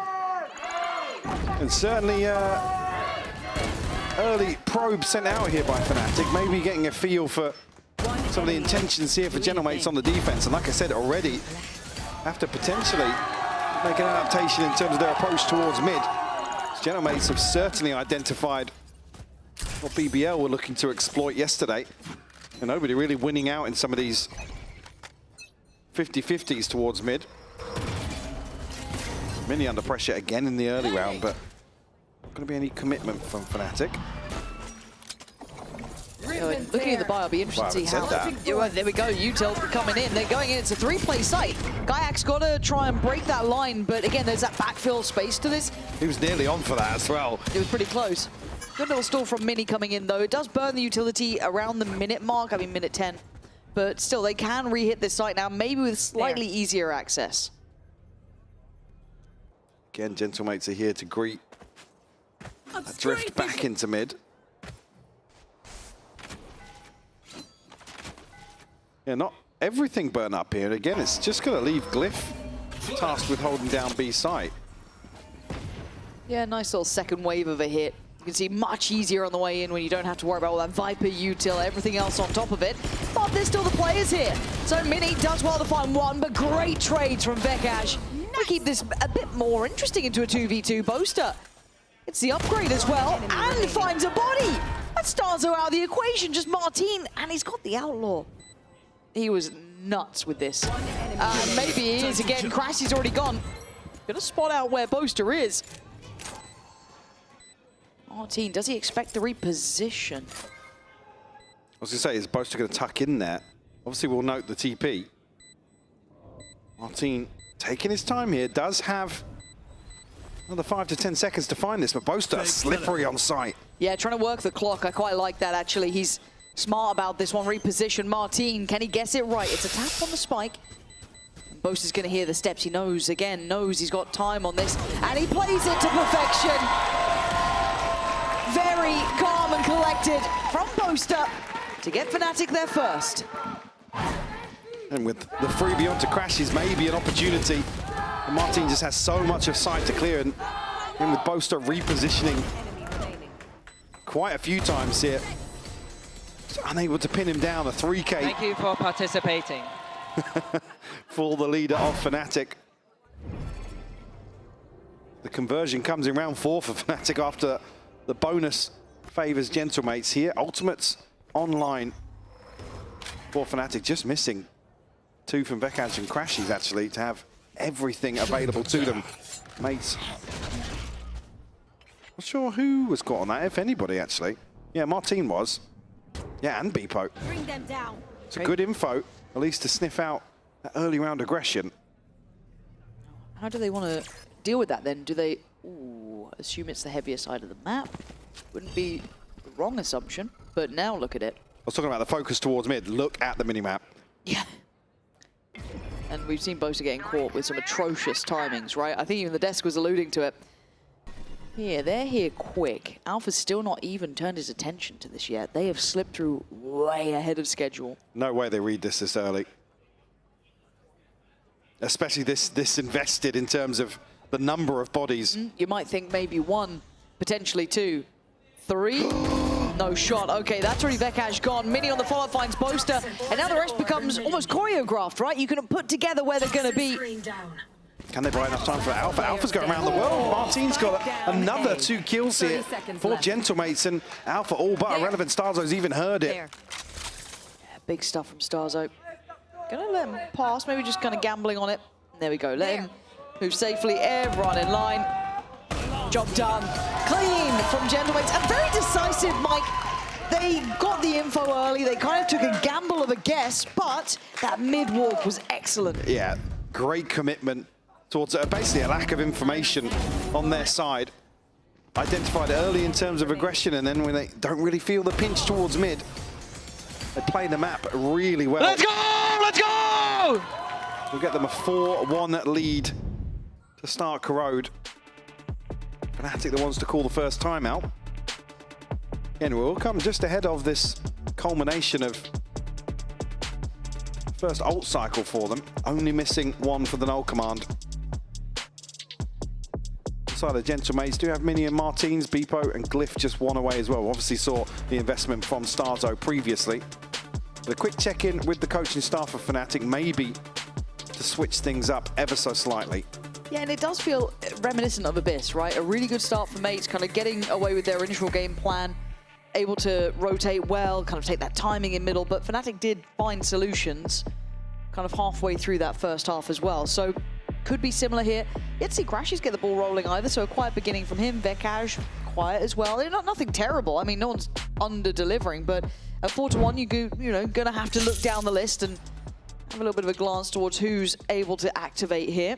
Obviously, Mini, I mean, he's still been making a brilliant case for himself this entire run so far. He's been such an impressive figure. And here, controlling the tempo on that B site approach, and he might be put to challenge again. We'll start with 3 towards B. Going to try and avoid the knife at least here. So nobody going to be noted up close. Only a couple of pistol upgrades here for Fnatic. Spam through the smoke, and actually Snakebite invested very early on. Wonder what the tell was on that, or maybe just feeling pressure. It's kind of these pressure points. So we saw them explore an Abyss when they started to identify the weak side of the map, kind of pressuring Starzo. Adju was on, kind of anchoring, not necessarily solo on the A side, but let's see if they kind of do something similar here. Kayak has been allowed in the front door. Early that Viper utility got burnt. He's going to see Mini in attendance. Maybe looking to try and hunt out Starzo. And he's composed, going to catch them both. That's a bold thing to be doing. Sticking to his guns, though. You know what? You're right, I guess. Nothing like doubling down when it's going well. To remove Kayak now. Vekaj will find a response. Another one would be a little concerning, but imagine Vekaj's days are numbered in this situation. Doesn't get the connection here, the flank coming through as well. Yeah, that's standard face the music, yeah. It's shut down by Beepo, 5th on the board now for Gentlemates. Starting to maybe find a little bit of comfort here, but that's certainly going to be lacking if Fnatic decide to invest in this next round. Everything available. And there are certainly tools on the other side as well. Gentlemates have 4 ults of their own, but Fnatic decide to revert back to a set piece here. You know, it can be a very strong aspect of their gameplay.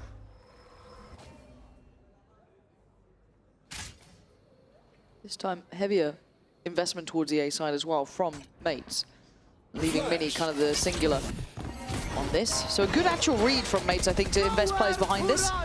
And Hunt's Fury coming through as well. This is going to be curious. Crashy's already going to find Starzo, but it's Bippo to hold the line. Make sure they can't scale in comfortably in a very shallow ult from Alpha. Yeah, not necessarily going to force anybody out of position, but at least give them entry to sight here. They catch up on this angle very early on, actually. Yeah, trying to get out of here. Ults on, ults on, ults. Do they push? He's actually got Vekaj in a fine position. He wasn't affected by it. And now it's just a bit of a standoff, right? Who moves first? Oh, God, Glyph. Oh, yeah, Glyph. You get one. Wisely not going for another.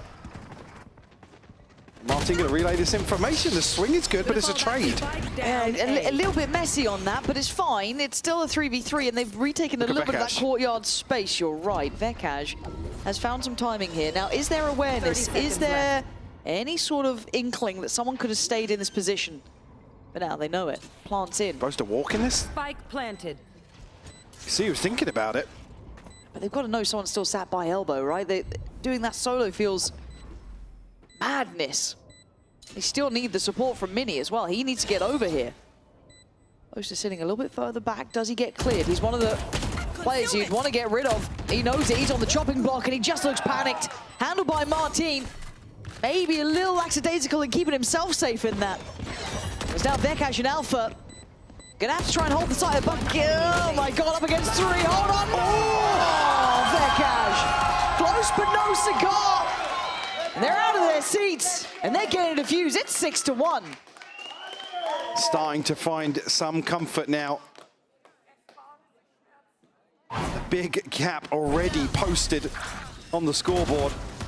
Fnatic just feeling as if they have, I guess, free roam here in terms of this approach towards A. Haven't necessarily been challenged at the choke point previously, but the C's catches here from Starzo, and it leaves Fnatic scrambling for a response. Kayak can't commit to the dash in, has to recall. And did see investment here, but there's only 2 ultimates on the side of Fnatic. Still 3 to play with, and seems rinse and repeat is the approach here for round 8. Okay, they used a lot of ults to even get a chance of getting towards this site. Okay, well, maybe this time Kayak will just find Starzo. I guess that can happen. Maybe expecting the swing now through elbow to keep some security on the side, but they're actually going to backpedal. I think Mate's now understanding the exchange of space. And they cancel? And Alpha's not slipped to top mid. He's in through Link, so Fnatic want to continue, almost reading a rotation here from Mates, but everybody stacked up on the side of Gentle Mates. Could cause issues here. Yeah, they look like they're going to go for a refight. Vekash is in danger. Look at this. It's going to be a massacre again. Martin comes out swinging and takes away Poster. Martin going to get 3. Kayak on 3 of his own. But it is now left to Kayak and Alpha, and only Mini on the other side. But he's here pretty early, right? Do they think he's further away? Oh, couldn't quite catch him on the back pedal. Kayak going to make it 4. But this game feels uncomfortable. And not necessarily for Gentlemates just yet. Again, the right read on the situation, stacking 4 up outside this, but unfortunately, Martin finds 3. Kayak says, well, let me show you I can go 1 better. To clean things up here, only a second posted. Gentlemates now hoping to see an adjustment already at the minimap, seeing a few extra bodies towards A. Martin at least sending out an early TP now. Do Fnatic wait out the timing this time around? Deploying drone. The way this is looking, no. Want to maybe go on this? Yeah, they got the stuck ults. now. Yeah, now he needs to stand and fight, and he does. Kayak. He's not spammed. He's not getting spammed. Okay, finally finding the kill. Get him. This is bizarre stuff. It feels like a couple of real key missteps, but I digress. As Bippo's here though, and for Mates, I'll take it every day of the week. But apparently, you get a bailout from crashes and you're back on track. But does Bippo get? Of course, he gets cleared by Vekash with 1 HP through the smoke. Of course he does. Man, I thought Bippo was on for a bit of a sitter there. I was talking about brute force and ignorance from Gentlemates previously, but it's again that game plan of Fnatic's like, yeah, we're liking our odds in approaching A. Cool, switch up what you want. Kayak will fall early. We'll still stick the landing. The fact that Kaya went down like he did, and then there was no one spamming the box. Martin almost got a second chance at things. I was petrified. I thought that was going to be it. Like, they've made an absolute blunder on it, and Mate, this is really starting to remind me of map 1, where they've found a site that they're just willing to spam, and it is this A site. We've seen adjustments. They put bodies behind it. I don't know what the solution now is for Mates. They're still very much in the lead in this half, right? There is options, but I'm a bit nervous. They get a little stuck here. And certainly, the money starts to come into question as well now. That lead almost all but expired now in terms of what the buyer's going to look like. Again, beautiful first kill from Martin, but it's actually Alpha, what, the 3rd player in line to finally capitalize on the ping. He's looking at his face on the player react. That was the most evil laugh. What are you meant to do in those, though? You get given a couple, sure, but timeout for Mates. Now, problem solving. This is what I'm looking at. Again, Martin's starting to deliver here, 12 and 5, top of the board. Again, he's obviously a win condition when we talk about how the start of that best of 5 versus BBL went. Obviously, first map, putting up decent numbers. He wasn't necessarily, Again, to be fair to Beepo as well, but a very, very good support. And we saw them working in tandem perfectly yesterday in the first 3 maps. Again, split, things started to taper off a little bit. Beepo's still putting up numbers, but again, I'll come back to the same thing I said earlier on. It's looking a lot more muted, and Martin, the one for me that yesterday very active on the camera.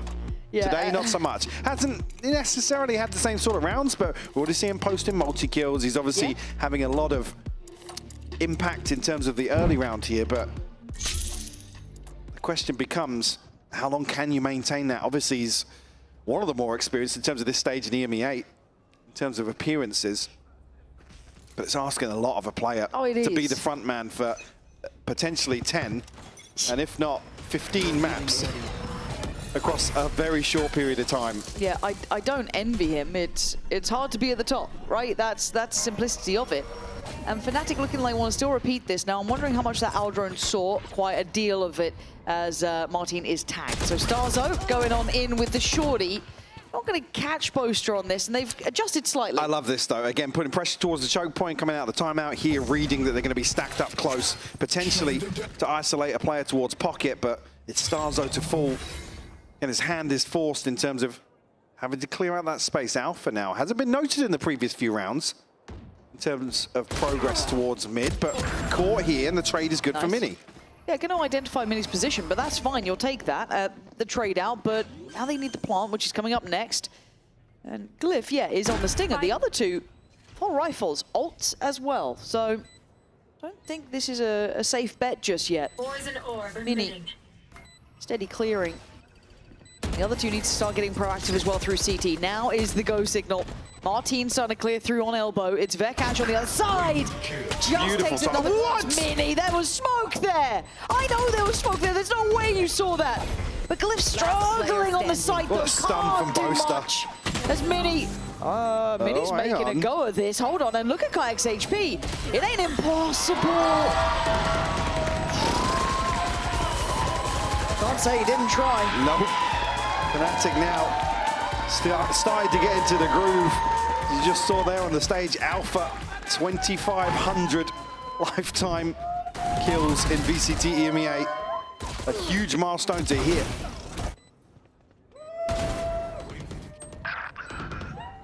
Is this the miniature? What is that, man? That is wild. Getting this done is beautiful. It's magic, right? It bails them out. Yeah. Bloody hell, it got a bit dicey at the end there. You got a little bit of danger starting to come through, and Fnatic now going to feel some resistance, some resilience in middle. Boaster hindered. Oh my god, Martin gets sent away on 24. Trade out is Boaster on 37. What is that? I mean, Beepo's answer back and then some. Takes away Kayak and Alpha. And now Boaster's HP does become a factor here. The head count as well. We saw Martin tagged up early, but he has his ultimate. 24 HP, absolutely fine if he's the one to relay some of this information in the retake. Gentlemates here with the man advantage for sure. Divided by the full Boaster, but not necessarily a tangible way to invest that. Fragment will buy some time here to make sure that Martin can't be actually the pocket. He's got it, and he's got a body as well. Flash through once and twice. Crashies has to respect it. The defuse is happening as we speak. Boaster, he's got a cubby of his own. Hold on. But you got to check. Ah, it's too little, too late. Beautiful. Beepo there in middle made that possible. Stunning impact after, honestly, Boaster gets the maddest kill I've seen today so far. The running flick shot. Reasonable. Yeah, okay. Okay. I'm pretty sure that's the second time he's done that as well today. Yeah, he's been working on this. Beepo, the response is perfect. Martin again exploiting an opportunity left there by the divide.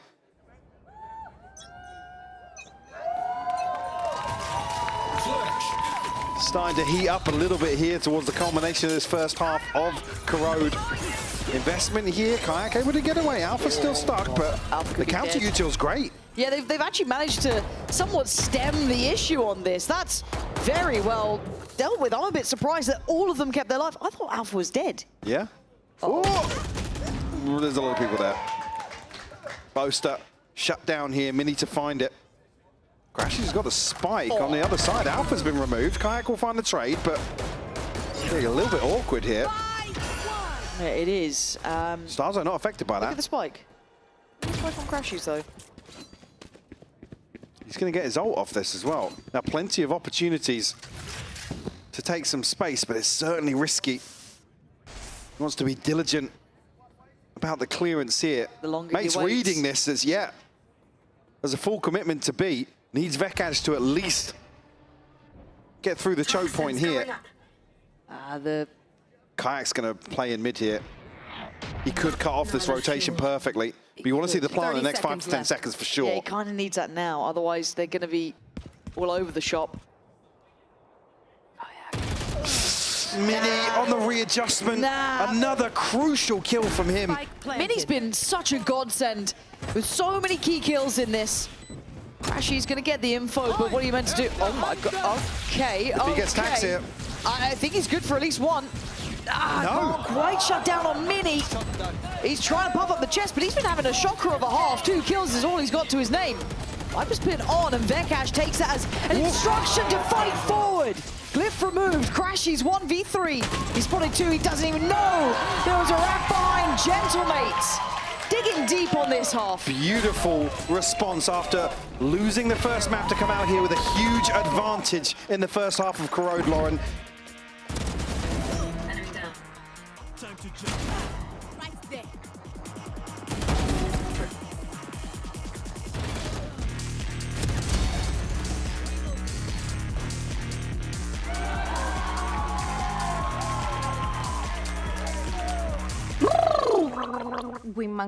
Women will what want.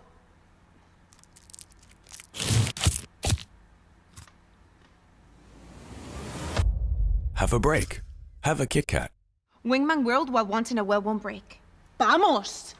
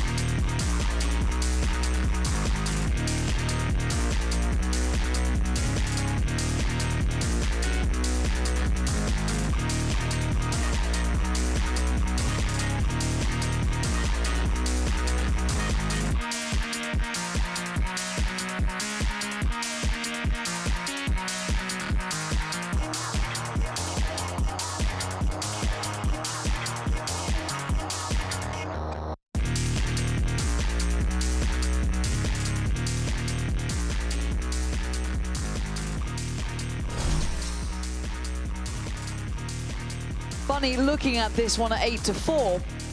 I'm actually so impressed with Mates to be able to stabilize here. Yeah. The fact that they were able to, one, handle the adjusted look from Fnatic, that explosive hit towards A.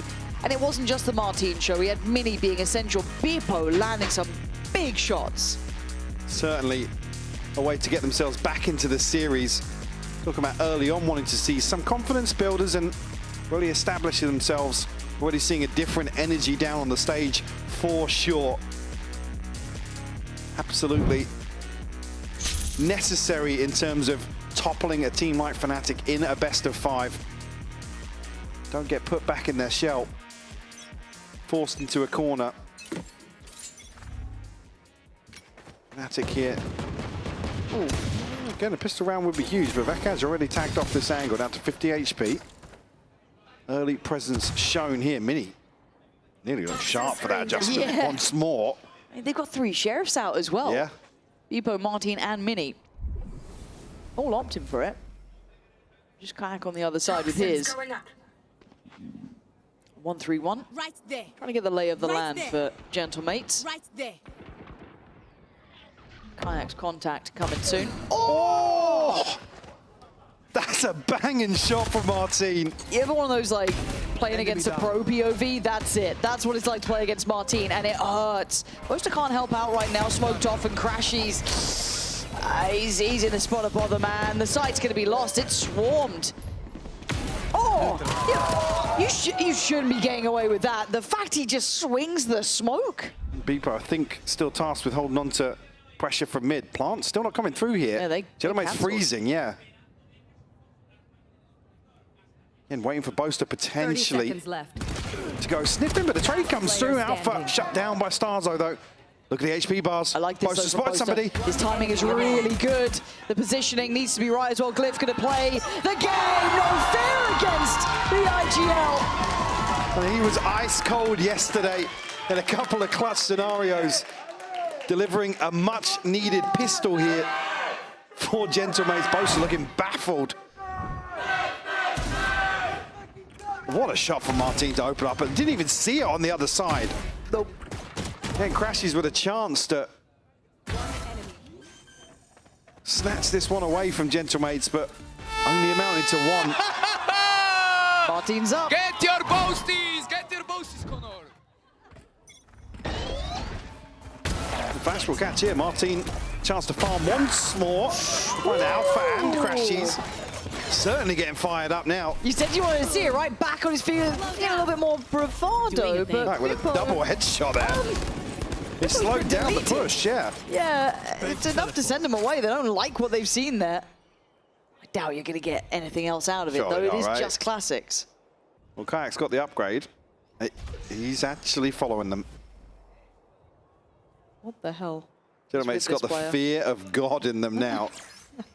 But it should be fine. They've got a bulldog. They got everything they need. They got armor. Yeah, it's only Vekaz, right? Kayak's not going to see them. So he knows he's got some space now to knife out, shift walk. Oh, trying to buy time. Oh, it's such a well-made trap. That is so nasty. But now they speed up. Can Boaster do anything? He's next kind of in line for it, but... You don't want to see him get overzealous. Easy, easy, easy. You got to work these... Mini's alone now, though. Can they isolate? Can they find him? They're checking. They didn't quite check far enough. You can't let Mini get away with that. 3 kills, 10 rounds. Double digits very early on here for Gentlemates. And the buy will obviously follow here. Ridiculous shot from Kayak. Again, the setup is beautiful, though. To catch this, but Mini tucked in. He was the isolated player, but able to find all 3 there with the Bulldog. Set up again to potentially follow through on this Prowler, but just the orb to be retrieved. Odin. Now, does this change anything?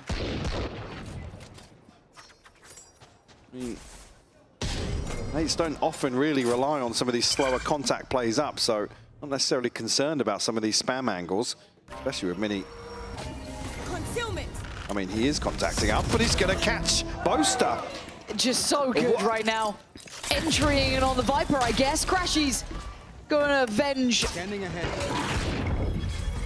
But still, this is where it gets a bit dangerous. I don't think, as you said, it just works as well. That Odin is not looking as good, but Crashies looking exceptional. It's Martin and Glyph. Oh, couldn't quite make it out in time. Crashies is on for the 5. Glyph, will you give it to him? You're gonna let it happen. Alpha's giving it to him. He's going looking. Should be teed up here, Glyph. 30 seconds. Just waiting out a peek, but it's Crashies on this deep off angle. And Glyph just waiting for an overstep that will never come. And it's Crashies to find it. And he's not had the biggest of games so far, so a huge round for him to activate in. 10 to 5. Not out of it yet. The shot onto Beepo, beautiful. The spam onto Martin. I'm back, thank God. I'm back. Thank God indeed. Certainly want to see him start putting some numbers up, pivotal to Fnatic's success. Gentleman's again positioned here, Kayak going forwards, but no fear. The combination is unbelievable, but Beepo's done well, and he's taking space. Still Vekaj takes the wind out of their sails, but keep in mind where the spike is. Even if they got this kill on Vekaj, it'd be really hard to make it into an instant round. Yeah, I was going to say, Martin sent the TP out. I'm not entirely sure if he's... Oh, he does have the time. I'm not sure. Wasn't totally aware of when he'd placed that, so still a little bit of time to work with here. I mean, obviously, the ultimate available on the back of that. But Fnatic happy to concede this space for the time being. Portal closed. Martin. Out of pixel showing Alpha's now. Yeah, going to give away that he's down there, but still, this makes it really hard work. Last player standing. Yeah, as soon as he was seen, it feels like it was near on impossible. That's 6, Mike. Maybe if Starzo finds a kill somewhere, could be a consideration for them. Gentlemate's going to be reset in terms of the finances. The counter swing from Alpha is beautiful. Again, a variation of... Beepo. Shouldn't have got away with that one, but did. It doesn't feel like it, but Crashy's first ace. First ace? Yeah. He is so back. You heard it here first. Script writers letting you know. Well, it'd be awful if they lost this round after writing that, like right? Fools. Never. Just sheriffs? Sure, this almost lining up there for Vekaj. Yeah. And no one fancies a little bit of a tussle in middle. They've heard the sheriffs. They don't fancy any of that noise. So looking for any of those opportunities for them. This would be potentially one. Could get an outlaw. And then have Boaster on site. Hello. Oh. Spike down A. Oh, about the wall. All good, all good, all good. Somehow unfazed. They didn't gap close any further on that. So down to 4. My ultimate is ready. Mates do get the ult for Beepo, but I doubt this will be the round we see this. Oh my good God, Kayak, he's not really stopped either. Pulling them in. Plant tapped here. Martin actually going to commit to it. Unaffected here. The flash doesn't catch on the outside of the smoke. Second one does. Martin will fall. We were talking about those flashes earlier. They used to be very good here, and Kayak going farming. Just me to find, who's been fantastic, but this round out of reach. And 1v4, 60 HP, and no chance to deny defuse. It's 7 now. Oh, dearie me. I'm getting a bit nervous. Scenes repeating themselves. Fnatic again showing as they hit that groove, the momentum favors them. Able to string rounds together. Kayak finding 3. He's actually so sick. Yeah. Now operator in hand. Crashies did have an Odin there. I'm not sure if it's on the floor as extra, but no. 3 now in response for Fnatic. Martin's still putting numbers up, by the way. He's present in almost every round, it feels like. Mr. Multi-Kill still keeping that title. Big interest towards this B side. They haven't committed, haven't committed much behind this early pressure. Probably since Beepo got double dinked by Kayak with the classic. Certainly a deterrent. But also it's Alpha's site, you've got to know that from a prep standpoint.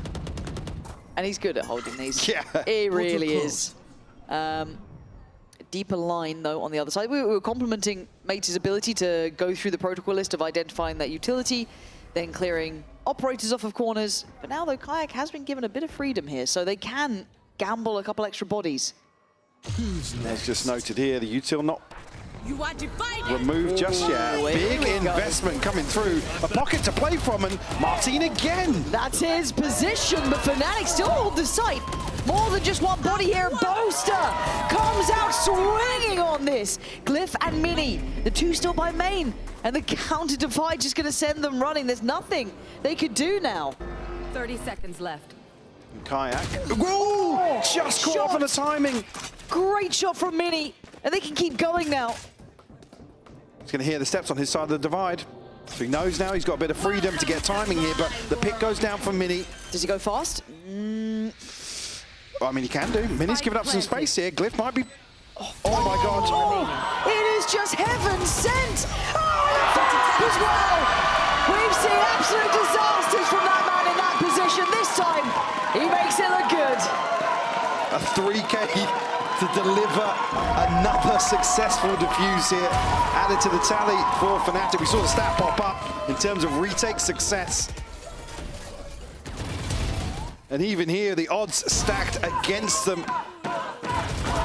Mini just trying to take a bit too much in terms of space outside that pit. The Boaster defying expectations. It's rare we get a muted Boaster yell. Who knows what he's saying? Yeah, it is Valentine's Day. It was him and Crashy, so it kind of makes sense. Maybe he's getting a little pumped up on this one, but Kayak's still on that operator. Did they note that in the last round?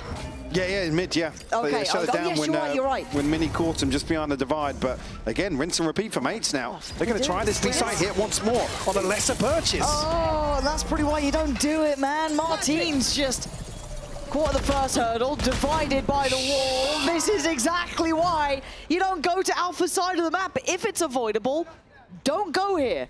8 bullets, 3 targets, 6 bullets, 2 targets. You're gonna go again.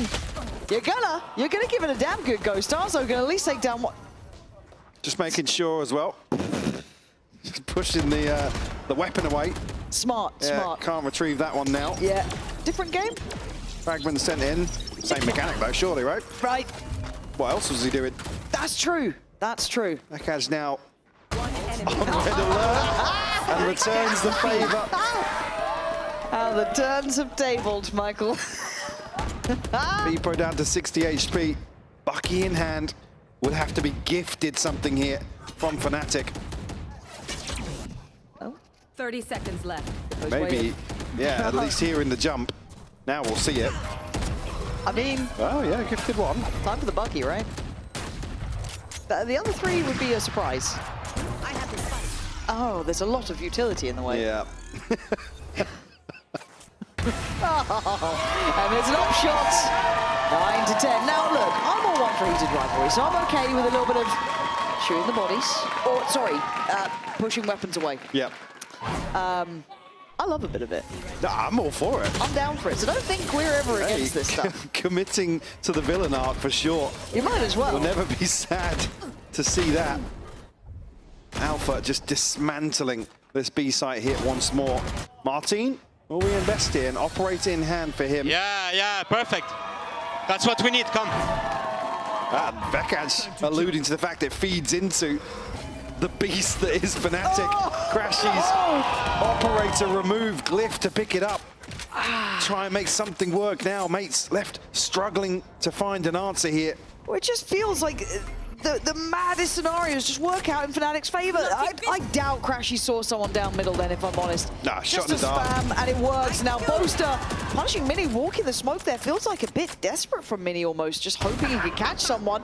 Beepo has, though. 3v4 for mates. Still, certainly a chance here. Starzo, ultimate in hand. Just waiting now, Kayak facing off against Glyph. Far outside of the A site. Kayak now running away with the space given. Yeah, posted on a deep angle with this operator. Starzo. Face your fear! Gonna roll out the carpet here, gonna draw Kayak's eyes. Oh, it's so good, Glyph. Able to make this start looking competitive. It is a 3v3. Plant, do they get what they want? No, they've had to backpedal away from sight. 30 seconds left. Touch here. 25 seconds though, where else are you gonna go? Weighing out the reveal here to absolutely make sure nobody's holding close, but allows Fnatic to stack up. Beepo, you've been so on the money. Oh, but just forced forward to fight. So Glyph and Starzo, I think Starzo might have been far out, maybe to keep his rifle. And the smoke actually gonna give him a chance at this. Doesn't quite know. Now he certainly does. Shock dart there. They're playing in the dark here. This just seems completely blind, basically. But time is on mate's side. So with 9 bullets, they back away. Alpha giving the angle, as is Crashies. They take the fight, and they take the round. Of course, we're tied up. Who else but Fnatic to bring us all even?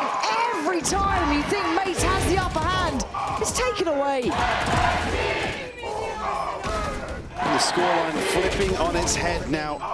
Glyph just caught an astral form here. Alpha. Sit down! Hey! Sit down! I was going to say, you don't want to get him on his feet. Out of everyone, you said this map won. Yeah. Go elsewhere, do anything else. Leave him to his own devices. 6 rounds unanswered. You need a reminder, 8-4 in the first half. Mate's got the pistol and round 2. But again, Fnatic, no strangers to being at a deficit. Able to play their way back into Corrode here. Oh, man. And it's tough, right? Because we've seen the bravado from Mates, and I don't want them to stop doing it. I know that it's always a bitter pill when it goes wrong, but it gives us these moments, these turnarounds, these villain arcs that we can go on. It gives us personalities. I mean, there's a lot of other teams you put in the bracket of, you know, put Mates on the other side of the stage, but Fnatic's not one where you win that stage dynamic once they get rolling. And they just don't care. It doesn't tilt them like other teams. It really doesn't. Fnatic look worse when it's quiet and a slow game. Correct. Fast game on their feet. That's when you get worried. Yeah, they're a strange beast when you look at them that way, but it works. Now, ult-wise, we have Vekaj, we have Kayak.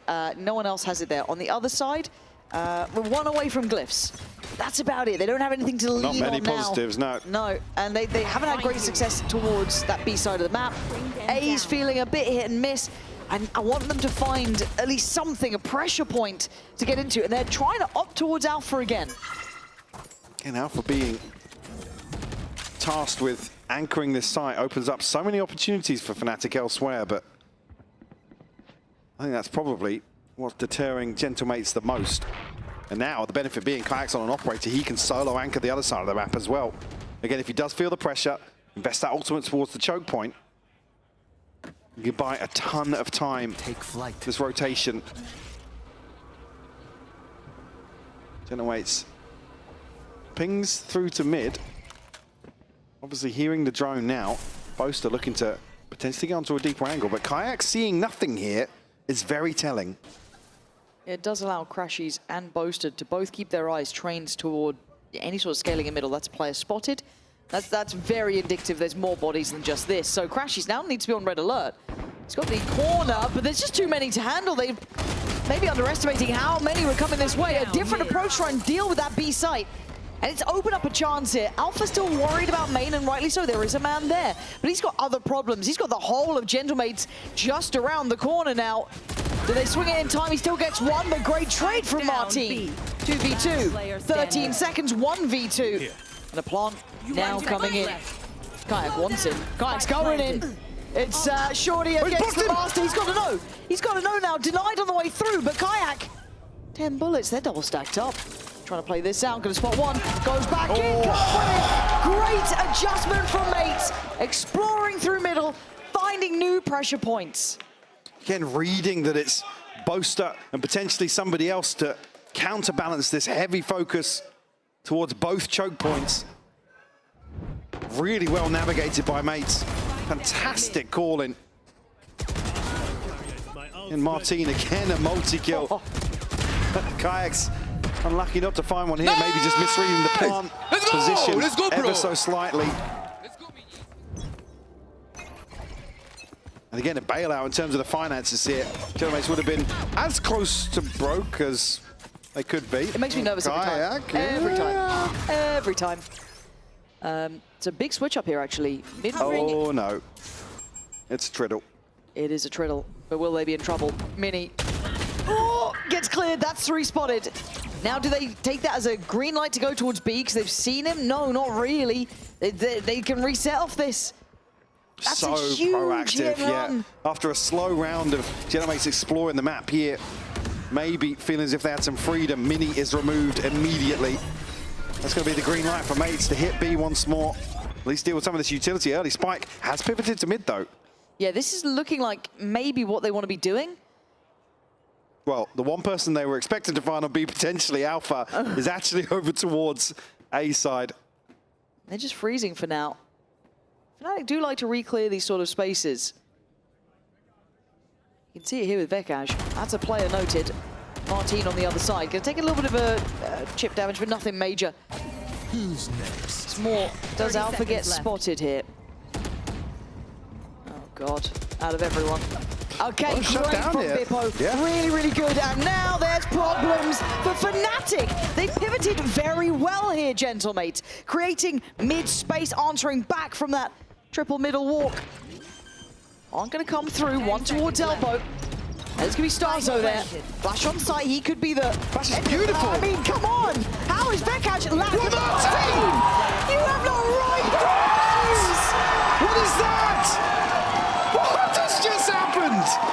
I need like 3 different replays. What? I don't Martin understand. first, though. What is that headshot? He got both of the kills. What? It is over. Oh my God. Show me it. I don't the flash was nuts. Court 2.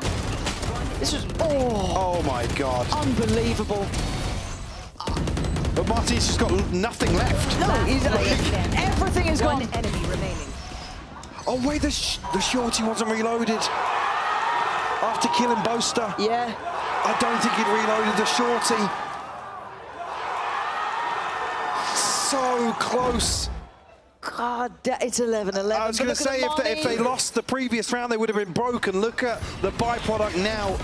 Oh, we've seen this one before, but Martin picking up where he left off, delivering headshots, doing damage. And Martin's done it again. This guy is a hero for his side. Every time they need him and Mini are there. Alpha, he's got some util here. So going to get close enough to deny the plant will be kept at bay. The Prowler doesn't spot him though. Oh, and he's willing to walking. chunk this. He's willing to take of course he is! Of course he is! Cost of 2! He brings this to a manageable situation. Alpha on 16, Crashy sitting pretty. And now Bippo and Starzo. What's the plan? There's the ult. That is going to affect. Slows it down. Bippo, he's thinking about going looking, but now gets sent back. A cerebral game, back and forth. Bippo lands the shot. It's all on Alpha. Gets it. No way! No way! Stupidity! I can't believe what I'm seeing! 16 HP! How's he done that? The last 2! Nah. The clutch on Bind the other day. This is outrageous from Alpha. Against all odds, numerically, logically. Look at what he's just done. One enemy remaining. 3 down. Nah. That is just peak Alpha. Vintage almost. And to get them to 12 as well. And Martina just put in a shift, man. They had nothing that round, a rifle, some hope. That's all they had. And it wasn't enough. Martin desperately tried. But of all the players left, of course it would be him. Cutting through. Face your fear! Krax chasing this down, though. He can't get the kill. Krax shown down. 9 HP. And now Boaster's here with a judge. The jury's now arriving and the executioner Alpha is not far away. Mini and Glyph. I don't think I've got much more to give. I don't think they do. The Crashies does go down. Okay, and so is Kayak. They're trying, man. They are putting everything into this. Able to slow this down as well. Still plenty of time left to play with. Still with the spike. Alpha now rotating, reading the fact that mates might have pivoted here. Oh, drop, and mates going to have an open sight here, but do they clear through to spawn? Look how deep the angle Boaster's on. Going to hear this. They're going to swing back towards mid. This is so proactive. Get right back into Link. Adds 3. And look at the timing, though. Because mates want security. Mates want a kill here. They want a kill to secure this plant. They want a 2v2, and I don't think they're going to... Oh, my God. This is such a great call from Fnatic. I don't want to speak too loudly just in case, but this is such a very good read. You could understand Mates' intentions, right? They wanted that kill, they took the time for it. But now look how early Fnatic are here in the post plan. For them to consider this, it's already impressive. Mini does exceptionally well. That's the pit online. And suddenly, they are really making a case for themselves. This looked impossible. And now, maybe they're about to do some heroics right back. The Mini on duty, Shorty ready, damage done. They have done this right back to the Mini. You thought you saw the impossible before. He's done it right back to him. Switching sides. It's Mini again. Another huge round alongside Glyph here to take us all the way. Another overtime that Gentlemates have to endure. No free rides. What a crazy couple of rounds to get us here. An insane comeback from Fnatic. The Gentlemates at least extend here, prevent them converting a second map. And a chance here to catch your breath. Martin knocking on the door of 30. Continuing with this pace again, Gentlemates, carrying this across from regulation. Yeah, I'm a little surprised they've carried that on, but Fnatic trying to eye up this B side. They want to go for this one. But with the utility stall there, it would have just been Kayak on his own. Yeah, Glyph is keeping this safe. Oh, I caught him! He absolutely caught him right out of the sky, but a great trade. Keeps us now ball rolling forward. Martin can't really get out of much of this. Dips away a little bit further back towards CT side. Plant's now in. Fnatic have actually got the site. It doesn't feel safe. They're kind of surrounded, and does Crashies expect it? No. And the patience of a once champion pays off there. Noting the additional body as well. Alpha, you can't do it again! You cannot do this again! Please, you can't! In my lifetime, seen these scenes!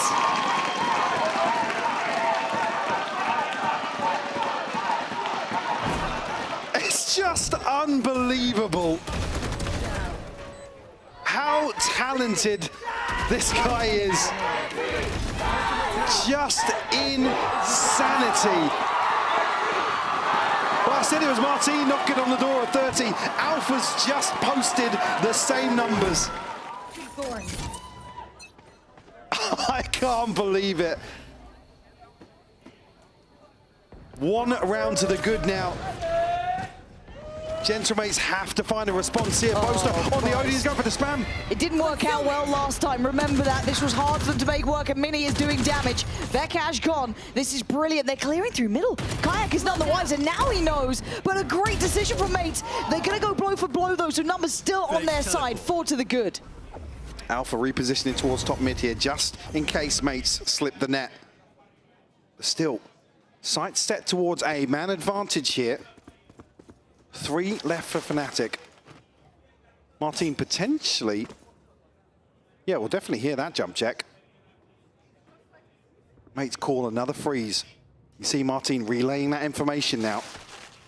Fnatic going through the motions. It looks like Boaster and Crashies might actually actively clear through towards elbow. Yeah, but the timing, I don't know if it's going to be good for them. This feels like a coin flip because Mates if he gets on this angle here... this is what it... I might have been spotted. There's a chance, because I'm seeing pings here. I think they've seen him. 30 seconds or they've left. got an idea that he might be around here. How much can he do? 25 seconds, they're leaving this late in the day. Gentlemates need to get towards side. They clear Poster. Crashy's got his ace looking like this. Standing right here. Catching one on the cross-up. A second can't be found. Martin, keep him hope alive. Not another one. There's no way. There is only one man to get past, but this is again... Don't peek him. Tuck in. You want to see discipline, you want to see them play this right. Alpha has been a constant reminder of how much of a threat he can be. Given nothing yet. They are playing a very buttoned up post plant for a reason. He's put the fear of God in them. And rightly so. Mates not out. Not done. Stabilize here.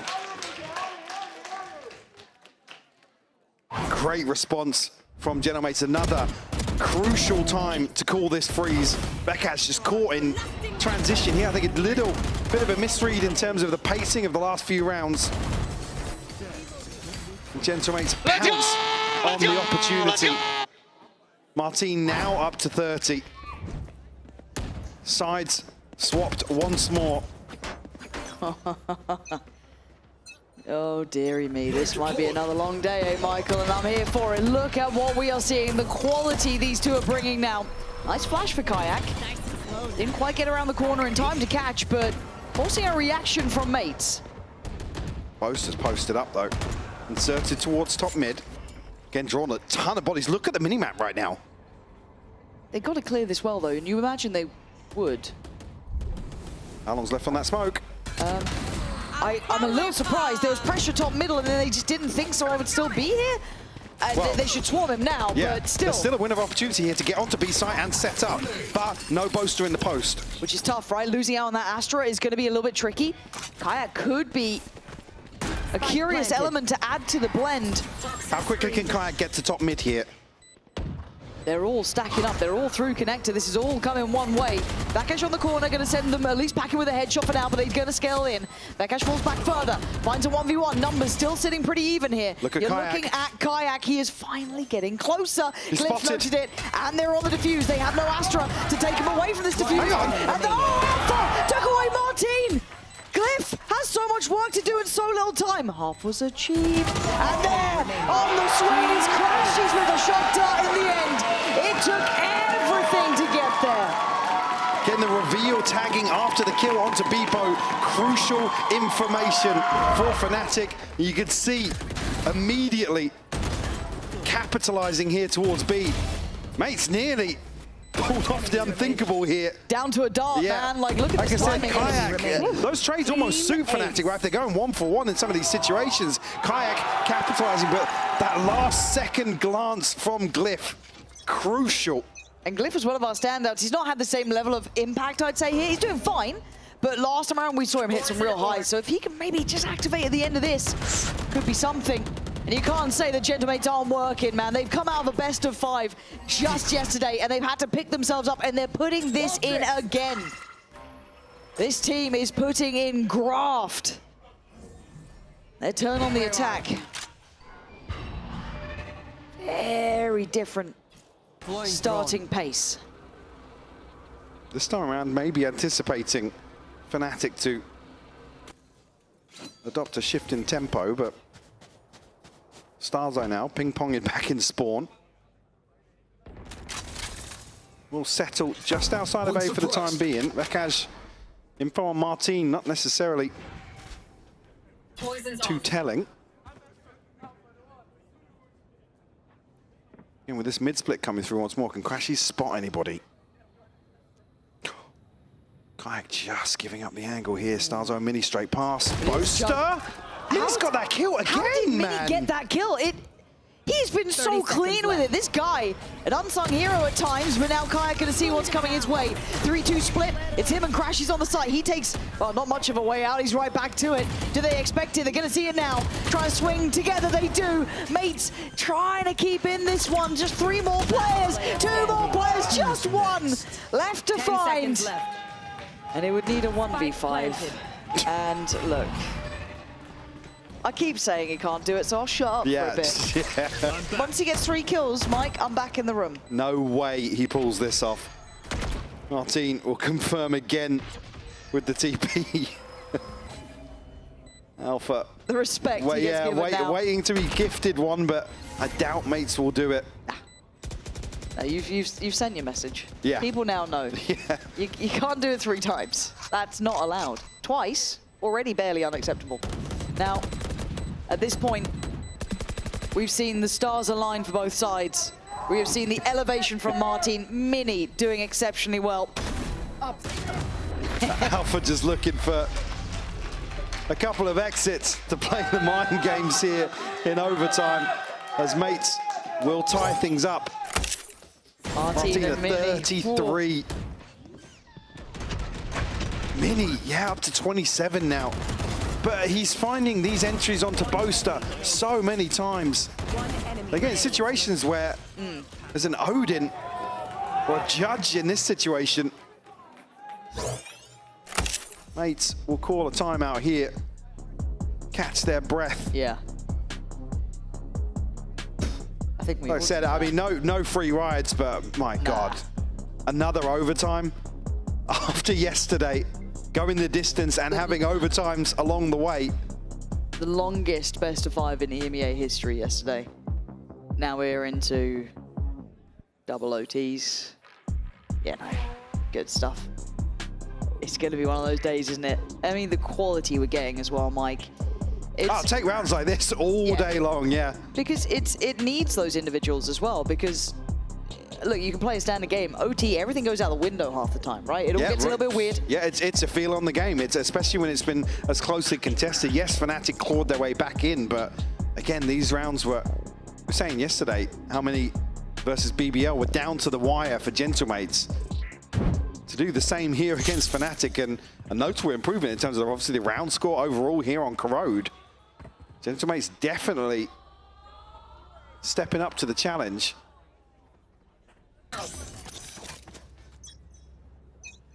That's good. Look, I'm mostly focused on what Kayak's doing there. See if he gets any early reaction, but Boaster dropping Martin. Now that, are the names right? I mean, Bippo's made a good case on towards Alpha, and they kind of spotted out maybe some of that intention. I don't know how much they saw behind the body of Alpha there. There's a bit of a freeze from Fnatic, kind of regrouping a little bit, making their choices. I quite like a Bippo. Yeah, I like what he's doing here, holding that deeper line. You've got to back yourself in this. Crash is going to sit a little deeper here, so it's going to be Glyph that feels the pinch. Bippo's got to hold this one, really, in my mind, right? He's called back, okay, and revealed as well. So the information there, they've got to get out of sight. They need to get back on site. They can't stick around. Surely no. Bippo, I don't know what he was hoping for. I think he genuinely potentially lost the smoke. Caught the cut as well. All starting to fall apart now for Gentlemate's Boaster. I think actually, yeah, given a little corner. Yeah, he's all right. I mean, he knows he's not repositioned though. It's still a threat. Yeah, it's a deep angle to clear. And Glyph just dives in, gives it up. There was no synergy to it. And just enough pressure to break mates, it felt like in that one.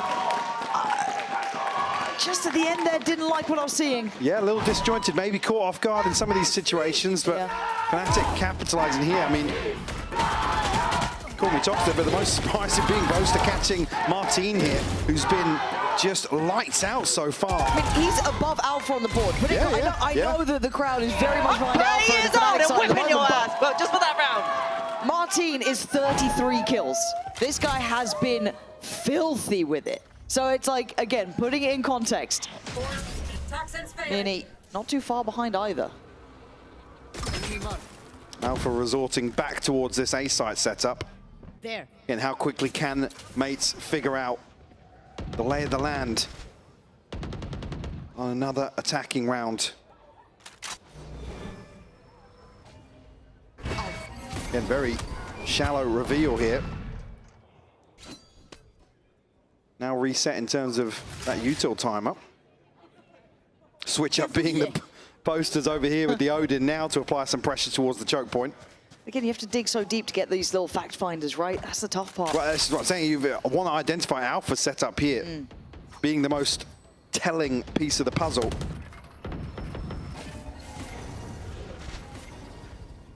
Prowler sent through, but no follow-up. No, both sides. Not even going to scratch the surface of this A-site hold.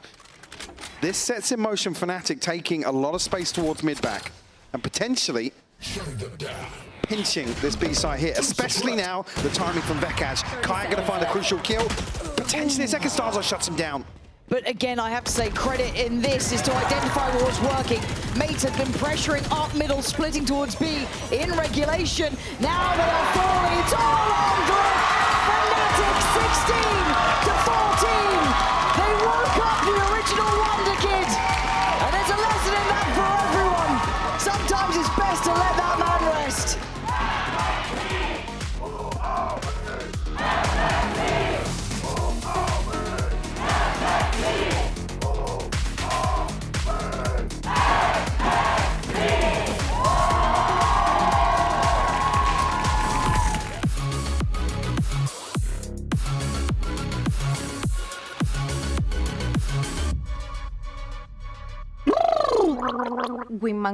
Women will what want.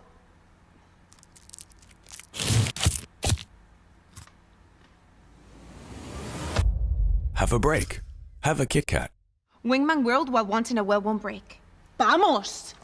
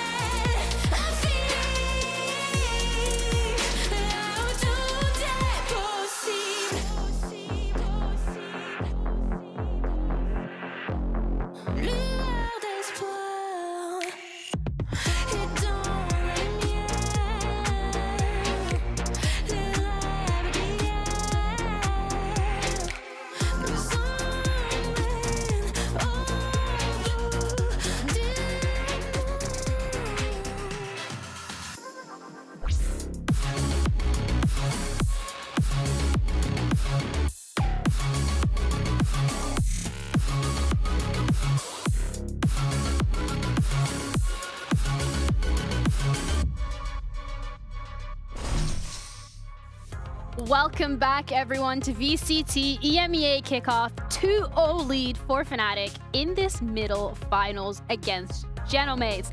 This was their map pick, and Genomates started off strong, Kukuka. We were thinking, okay, there is a world where they're actually going to be able to close it out. They just needed 1 or 2 more rounds, and then Fnatic came back. I mean, with that 8-4 start, of course, we have to, you know, give praise to Genomates after the first map to start off like this. But we end up in another very, very exhausting overtime here in another final. It's not going to be easy for mates to come back mentally for this, but for the side of Fnatic, what crazy rounds they have been giving us. Absolutely. And, you know, Lou, before tossing it to the second map, asked if there's going to be a Valentine's buff for the side of Fnatic, and Billy, love truly is in the air because, as usual, the iconic Brashies duo has absolutely been popping off. Yeah, I mean, they had an incredible performance throughout that map. It's not Valentine's Day unless we got to do a little Brashies shout out, of course. And I want to shout out Crashies in particular as well here.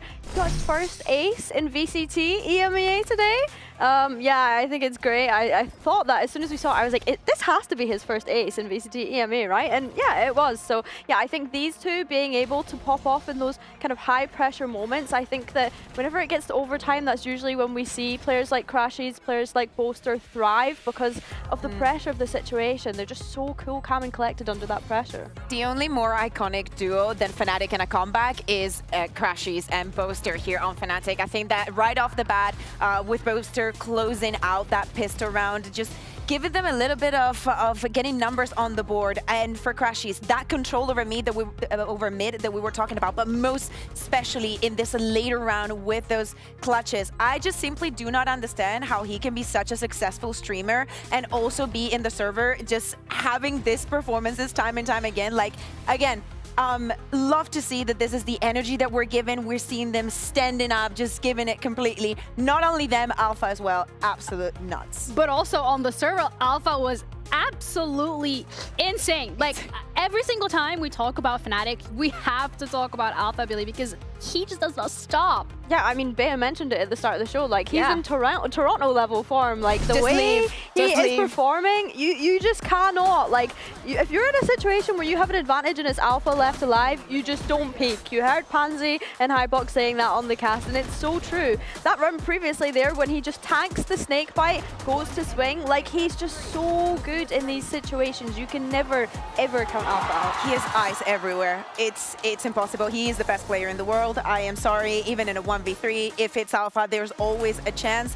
And as I'm saying, he's not going to be like a Martin or this and that, just spawning on your face and shooting you down with a shorty, and he doesn't need to. But most scary is he has this form, he's feeling like that, and now we're going on to split where he is actually going to be double satcheling onto you. Oh, that's a scary situation to be in, especially from the side of Gentlemates, because split, like, this is it, Billy. They have to win this to keep themselves alive, to have some skin in the game. They need to be able to at least close it out. But it feels like everything's going up against them. Yeah, and I'm glad you mentioned Martin, because Martin is having a great individual performance. Again, just like yesterday, those first couple of maps, he's the one popping off. He's the one that's, you would look at the scoreline and you'd think, how has that happened when you see his stats in comparison to it? So yeah, I think for him, again, the question of endurance comes into play. I think, like you said already, alpha on split, oh man. Like, if you're a Gentlemates fan, I just really worry for you here now, because as much as this is Gentlemates map pick, this is such a historic map for Fnatic. But of course, Gentlemates picked it, so if anything, they saw something or know something or think something to be able to push this to the fourth one. Yeah, I think that's also the fact that we have the maps that we have, and it's difficult to count out Fnatic. I was going to say Vitality. Fnatic from most of this. Yeah, no, from most of this maps, and it's very difficult. But I will say, we're speaking about Martin.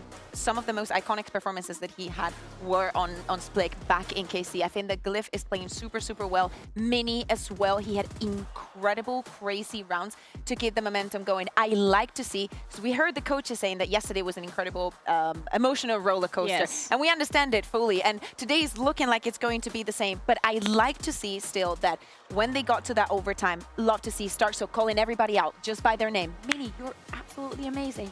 You know, like, keep the energy up, because you are going to need it. All of this crazy clutches that we're seeing that are so enjoyable to watch for Fnatic, mates are suffering on the other end. Yeah, they really are. And I do think that something that I had said going into that second map was, I want to see some dancing on the stage from mates. I want to see, you know, the energy picks back up. And we definitely did see glimpses of that. I do think that it is worrying when this roster gets a false sense of confidence when they're in the lead, especially when we think back to Gentlemates and the results last year when they're in the lead. However, that being said, this is a different roster. Only Mini was part of that Gentlemates roster. So I think, yeah, for them, keeping up this energy is the most important thing, keeping up the vibes, and just being confident now, knowing that you're going into your map pick.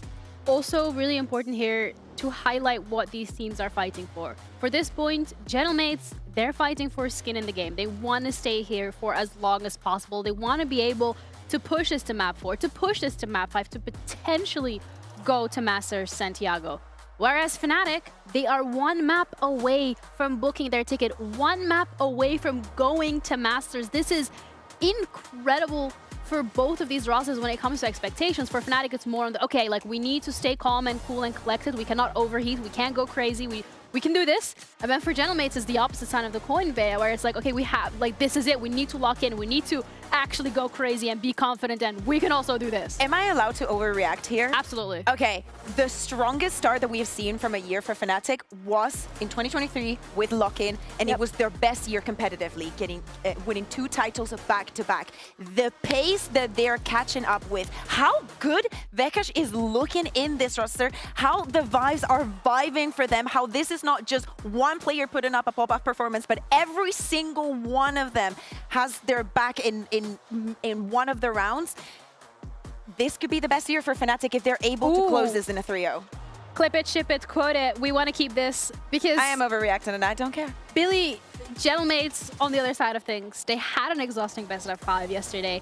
They're coming in today pushing Fnatic to overtime. They have what it takes. It's just a matter of getting those final rounds, and it's going to start here with the agent select. Yeah, definitely. I think it's daunting if you're a Gentlemates fan, right? Because you've just played in that best of 5 yesterday, you've come into a best of 5 again today. Luckily, they do still have one final chance tomorrow if they were to lose out the series today, but they don't want to even be thinking about the game tomorrow because that still seems like such what could potentially be a long, long away. And also, Liquid is watching this. Oh yeah, Liquid is watching this, and as I was saying, like it could be very, very devastating for Mace having to go back to back to back into best of 5s. So it's still not too late. The fact that the last map was so incredibly close, it speaks to the caliber of these players and this roster. Now that they're starting on the attack, they're able to set the pace. Of course, they need to be very cautious of the confidence and the snowballing that Fnatic have right now. Yeah, definitely. I think looking at this Gentlemates composition, I think that we've already kind of touched on Glyph, but he has been having such a great game today. The awareness that he has had throughout these maps, throughout his position, I want to continue to see that on Split. I want to see what kind of crunch plays that Fnatic are going to have towards that mid space to try and punish any sort of aggression that Gentlemates are going to have with this double duelist composition. And I also just want to see how this is going to play out, whether or not Gentlemates can lock into the server with that confidence. They have the win rate behind them historically on this map. They can do it. They have what it takes to push Fnatic to overtime. But do they have what it takes to push this map all the way to the end and keep going in another best of 5 after losing the longest best of 5 in EMEA history yesterday against BBL? A lot of pressure here on their shoulders, but for Fnatic, they're just one step away, one map away from making it to Masters Santiago. The strongest start that we've seen them have so far. We're ready to head into our third map, do or die, for both of these rosters, mainly so Gentlemates, with our casters Penzi and Hypoc. Split as now what could be a deciding map for Gentlemates. For Fnatic, it's Santiago on the horizon. They're close. They had to fight hard in Corrode, OTs, clutches that none of us saw coming, a 16-14 win. But there was life in Gentlemates. And this is the difference of getting to those internationals. This is where you really test your mettle. Gentlemates, you have what it takes to stay alive here. Or is Fnatic that one step closer? Life on the line for Gentlemates to almost validate their start to this year in terms of a clean record up until BBL. But having to reverse sweep a Fnatic that's looking as if they found their form once more. Certainly a tall order. Mates here looking to explore mid very early on. Actually peeling away from Vents a little bit. And we've already seen so far in this series, these early rounds, certainly to gather information, get a feel for the game on the side of Fnatic. Bekajasi under a ton of pressure here. Ooh, good isolation on one. And I thought he was on for the second. Isn't. Martin able to keep this within check. And a lovely wide swing from Mini. Gonna keep numbers sitting nicely on their side here. Good step towards the side, but not secure yet. That's gonna certainly help matters. Beepo gonna find Boaster. So that's a 4v2. You gotta feel that's gonna be looking good. Yeah, it's a bit of a deadly duo, Kayak and Alpha, but by all standards, these freezes have worked well for mates. Yeah, and roll your really mind back to that long series before. 13-4 it was. Able to get the cleanest win on this map. Now Fnatic is a different beast. We can say that quite comfortably. Kayak. One found, 3 more. Spike not fully ferried towards site. They pause for a moment and Mini readjusts. Yeah, make sure. Mini's the crucial one here. Oh, he's so disconnected. I like that, playing really safe. Just waiting for Kayak to show his hand. Kayak reading the situation pretty well, though. I just doubt he's going to clear spawn. Does he? I mean, he's having a look. He's clearing spawn. Oh my God. There's no way. And Mini backed away from that as well. But does Martin get the call? I think he does. He's on this corner. Yeah. Nice, really nice. Again, credit to Mini in that one. That secure positioning, making sure that you're not going to get fair fights. Composure still in effect here for Gentlemates for sure. Crashy's caught totally off guard here by the double swing in main, but and a couple of other individual peaks here. Fnatic trying to whittle away at the mates. Another pistol posted here. Again, lighter investment than what we've seen previously. Yep. But 2 rifles here for Beepo and Starzo. Anticipating some aggression here, a little trap play. Outside A.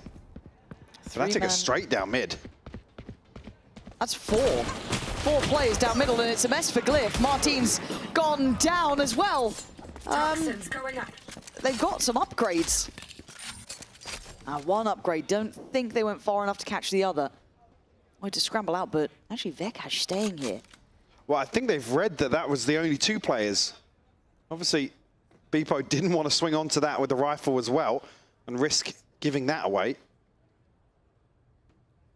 And the reset here, but Alpha's backfilling this once more. Did he see the weapon go? I think, well, he'll realize here once it's not available, right? Yeah, once it's not on the body.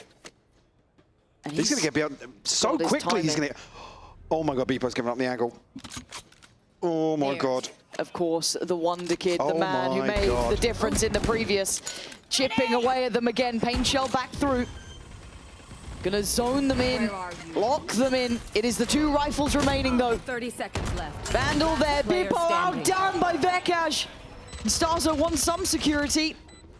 He's not gonna get it. 4, man, he's got 4 to find. No such thing in a round like this. Absolutely not. The light on armor, but he takes a lot of damage just on that first fight. I think he might have accepted his fate here. Yeah, a little late on the ramp, and yeah, just going to have to give it up. Fnatic will flip round 2 here. Bloody hell. Catching mates almost asleep at the wheel in terms of holding towards bottom mid. They're anticipating aggression on the A side of the map, but a little lazy in terms of the hold elsewhere, and Martin finds a response for sure, but the timing for Alpha to get here, it's just picture perfect. Teammates, obviously this is a strong aspect for 83.3% post-plant win rate. And certainly something they're going to lean heavily on in this first half. But back to the drawing board here initially in terms of the purchase. Still some investment, obviously Stars are holding on, but Martin and Mini throwing something in. Veka's going to open things up. Beepo will fall. Yeah, early draw of blood, and Boaster's going to be on red alert though. Tries to stick around a second longer just for the spam, but he's going to get caught in the retreat, and maybe mates could do this right back to them. A light purchase and a big punish. The B site now available for the plant. Again, Vekash, Alpha, and Crashies all with rifles. Spike planted. Again, numbers not in their favor. Martin grabbing a scope, but still tagged up here. Will find one onto Vekash, but actually somehow the snake rifle lands. Crashies. I mean, he gave a bit of a glance to the left, but a great outplay. Gentlemates answering back in perfect kind. And it's so similar. Vekash has to walk the same path Starzo just had to go on. Oh, that's really good to see.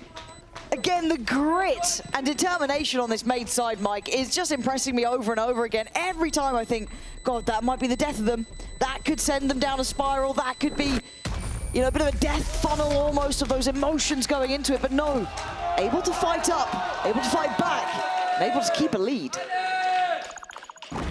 And that pace change back over towards B, really catching Fnatic off guard. Yeah, difficult situation really for them to try and get themselves out of. Again, you're still looking for the same things we said coming into this series. Confidence in terms of plays in game. Certainly still active on the stage. Yeah, back over towards what I guess Billy was saying, right? That seeing that on-stage presence, keeping those emotions in the right aspect. And the triple middle again, both sides unwilling to relent. Ton of space to play into here, and mates cautious about the approach to A. Glyph still watching the flank though. Now, if anything else happens and draws mates' eyes, they're just swinging onto it. He's found the first, but Alpha's traded. Yeah, there's still a little bit of danger to this one. They can filter those weapons back. And now they're a little bit pinned in towards ramp, right? It's going to be quite tricky for them to scale out of this. They do outpower them with the weaponry, but in the last couple of rounds, we've learned that's not everything. Sitting safe towards that vent side Boaster. Investment of utility to clear through heaven. And Mini trying to keep an eye on those back lines. Oh, Crashies, you lucky boy, able to slip through towards Pillar. And Mini now outdone, the flash fantastic. And where do they take this? Boaster's going to hear this, though. He's certainly heard this now, calling the rotation. Love Prowler to confirm nobody lurking behind this as well. Now they're not going to expect Boaster this deep on B main, looking for him towards heaven. He's unnoted so far, but can't contest the plant. But it limits the post plant, right? It should be quite telling that they're in unorthodox positions or maybe just posted on site. They have heaven control. They have B main control. So how does Mates play into it? Oh, the flash. I mean, it actually worked out in the end, but caught, should I say, on the heels. Beepo gonna go down, leaving just Starzo and Martin. Oh, he spot the astral form! He did, and now Starzo's got him, I don't want to say dead to rights, but he's now surrounded, loses the angle on heaven, and Martin can't stand any longer. Fnatic back in it too! Both of these sides just going blow for blow. Anything you could do, we could do better. Fnatic just finding this space once more and punishing Ace's more cautious, and rightfully so, more cautious approach, considering a round 2 flip. Very...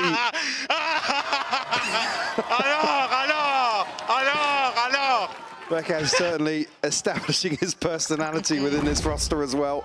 Alpha already on a showstopper. Kayak just 2 away. Bekaz 2 off the pit. So slight advantage in terms of this ult cycle for Fnatic. Bring them down. Let's see what the response is here from Mates. Now have to address almost the elephant in the room, right? This lack of focus towards mid. And I feel like they got away with mid pressure a lot more in that initial series on Split. This time Fnatic are willing to fight for it too. The deeper line, not super deep, but initial kind of swing on it, being held by Kayak. Commitment to this now. How long does he stay? The timing just right, but he turns the flash and finds a body. Gets out of danger, caught on the seas, but that's fine. Martin can't gap close to this because they path up towards heaven. That guy's going to be played in here, gets a freebie. Mini will fall. Glyph now trying to find something through roughs. He's actually dropped. Yeah, he Oh my God, has. Kayak's heard it.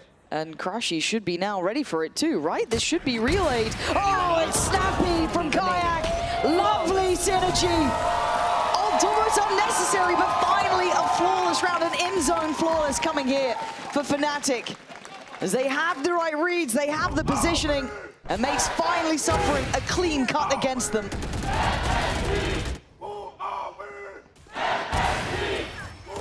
And even just the one shot from Crashies here behind the screen on site, just drawing the eyes of the General Mates players. Kayak obviously one of the most impactful in terms of operators here, showing exactly why. Let's have Ultimate online now. Obviously saw Showstopper invested, but they'll pop through mid here and actually dismantled by Fnatic. How did they get both in that? I thought they'd be on for at least one. But finding 2 feels unfair. Down B. As Mini and Glyph so far behind. The massacres happened. Oh, gosh. You almost feel for them in a way. Yeah. Just not getting a look in at this point. No, not even a glance. Back to back in zone flawless. Again, the first one may be asking the question, can they establish some sort of authority here in the first half of Split? Mid shot. But to follow there on the anti-eco, keeping it clean. Get a beautiful pop to try and address Bekaz's freedom potentially towards Vents. Shit, I've got animals. They're animals. My teammates are animals. Bekaz top of the board now for Fnatic. And again, cross that off the list now for Mates in terms of comfortable decisions to be made at the start of the round.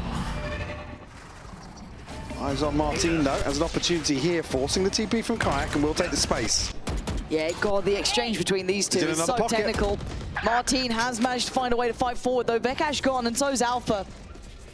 The men who made mid near on impossible, leaving Boaster, Crashies, and Kayak to try and clean up what's left. The B main presence now coming around. Gonna find at least a body to challenge. That's Crashies spotting out Glyph. Martin in the meantime gonna take away one. Boaster gone, and a nice refight from mates there. That's good. That sends Kayak away. They found some stability themselves. It's going to be too costly here for Fnatic in terms of the rebuy. Again, with back-to-back flawlesses. Here in terms of ultimates, what is key for mates? Showstopper online and a pit for Mini, who's on the hunt. Happy to throw a rifle away here if it means removing the operator. Can he find it in time? Still pretty just, far. yeah, committing towards spawn here. Mini's going to wrap him, surely. You'd think so, right? There's the awareness from Kayak. Does he turn? No idea. Yeah, no idea. Good work, great work from Mini. Very diligent. Yeah, makes it a lot more costly. I think actually Kayak would have been the lowest in terms of money coming out of the back-to-back flawlesses. Martin just running rampant from these divide pockets once more. I don't think Fnatic really have the opportunity to even consider these sorts of situations, but Martin continuing to make them pay. Well, side of Fnatic still healthy in terms of ults as well. Toxins going up. Reverting back towards this A piece, at least early on. Spike not committed this time, left down towards sewers, so might drift back into mid. So they've cleared through ramp with the Prowler, found nothing off this, but they're coming back around, so maybe trying to toy with the timing. But the issue is that Kayak's still here, so how do they force him off this corner? Their scaling's been good, I'll give them that. Portal closed. All should allow for the cross. Kayak now knows, here we go. Can he survive? Bippo would love to find him. And, well, Kayak's going to take the ulters away out of there. Crashes in the meantime going to get involved in this. Martin in the reaction. Kayak find a corner. He's got one, but Bippo's got another. Playing out of CT, trying to get active in this. Spots out more. Martin is coming alive here for the Gentlemates side. Glyph slipping into vents as well, unnoted as of yet. Again, this late piece in the post plant for the Gentlemates. Fnatic, I think, are looking for him. Trying to identify the lurk, and going to have to give this up, to be honest with you. In terms of probability, not going to fancy their chances. Alpha down at 36 HP, and Kayak obviously holding the operator. I just feel like Martin is everywhere at the moment. He's so hard to get away from. I've been so impressed because I keep waiting for his form to drop down, right? It's like, when's he going to actually have enough game? That has happened before. It was one of the key things. We didn't know which version of Martin we were going to get. You saw the highs, but it felt like you didn't know how to get consistency with it. And now it keeps on happening. This guy is having a fantastic, fantastic game. Crashies, so finding a kill here, but mate's able to just respond. I mean, that sort of kill from Martin. You can't ask for much better. Still, stop. Fnatic making some of these plays across the map, at least here with 2 rounds posted now.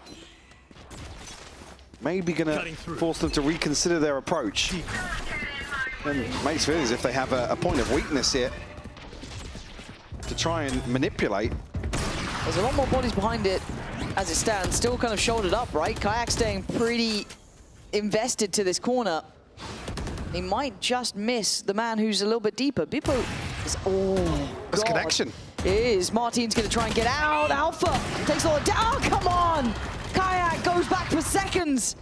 Right there. Bippo goes down, but they are actually exploring the B site. Now, I don't think Boaster saw it. Completely unawares. Focus towards mini-map as well. Going to call in the support, but by now they're deep. Yeah, problem being Starzo's still got a cross. And here in these steps, you know they've got no idea. Waiting just enough, just in case anyone else comes on over. Oh my God, he's walking behind him. It's audacious. It is really audacious. That is a player they don't know about now. Boaster could be dead to this, could be dead to many other things. Mini's position is absolutely sensational. Absolute control. Clean, clear work from Mini. Crashies, gotta call it. What a round for Mini. I mean, mates in general, obviously this mid-round call, absolutely perfect. It's a little risky with Starzo being disconnected with the spike, but able to remain diligent here. And Mini just running away with the gap left. The timing's just all over the place in this round. The pit ultimately being a safety net for mates to make that transition. Well, at least Starzo. Crashes will find a couple of consolations. Anyone for any more? Martin, let's see if he's coming this way. Yeah. Be revealed, but it will be just exits for Crashies. That is an operator that managed to nab at the end there, so keeping the expensive weapon in play, but again, for me, this was off the back of Mini. Again, you kind of look at maybe your highlight being Martin, but Mini is in the conversation 10 times over. To God, Connor, when he swung wide, yeah, bro, like Alpha has like game, I just saw it, you know, like. Yeah, I tend to agree. Tight, bro. Yeah, you can see the confusion. I think initially as well, when we just hopped onto Crashies player cam, you could see him kind of saying, guys, what the hell's just happened? Again, taking a moment maybe to discuss that, probably a contributing factor to this timeout being called for Fnatic because it was just so unorthodox. Like I said, the caveat being this pit really allows the timing to get away from them.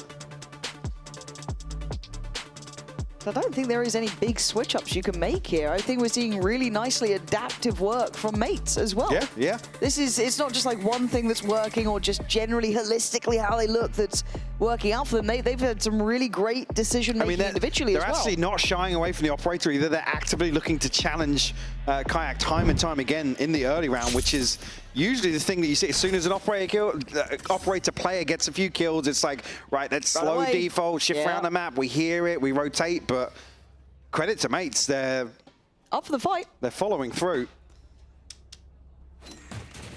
Let's see if there will be any major adjustment here on Fnatic, and it being actually position-wise for Kayak. Have to try and avoid this. Won't know the operator. No, that says unnoted. One of the toughest angles in the game here to try and get past. You're so deep on. Okay, there's the confirmation, but can't get up the angle. Martin's been given an entry. I'm a little surprised. Normally the synergy's good for that, but yeah, Higher, I guess, want to stay alive in this and not risk it, but leaving Boaster out to dry pretty much. 5 players plan in. I don't want to say a 4-man save, but feels like it. It kind of does. Yeah. With the pit spreading through all the way into spawn. Kind of won and lost on that first engage. Yeah. Again, knowing the boom bot, I guess a really risky jump peak regardless, but just the timing of Kayak sending a TP away to not catch the person swinging onto Boaster, then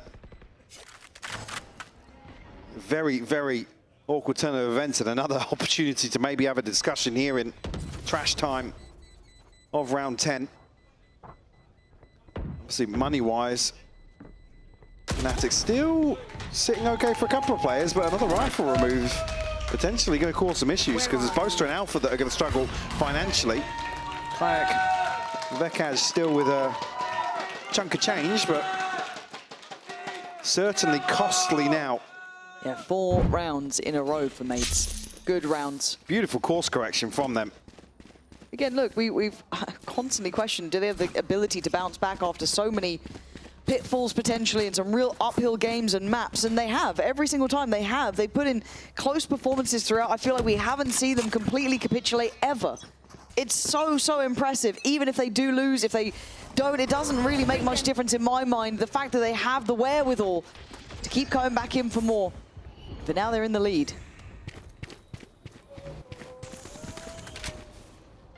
Resorting back towards A site here. It's only one member with the TP for sure, but Boaster slipped through. Beepo gets right behind Alpha though.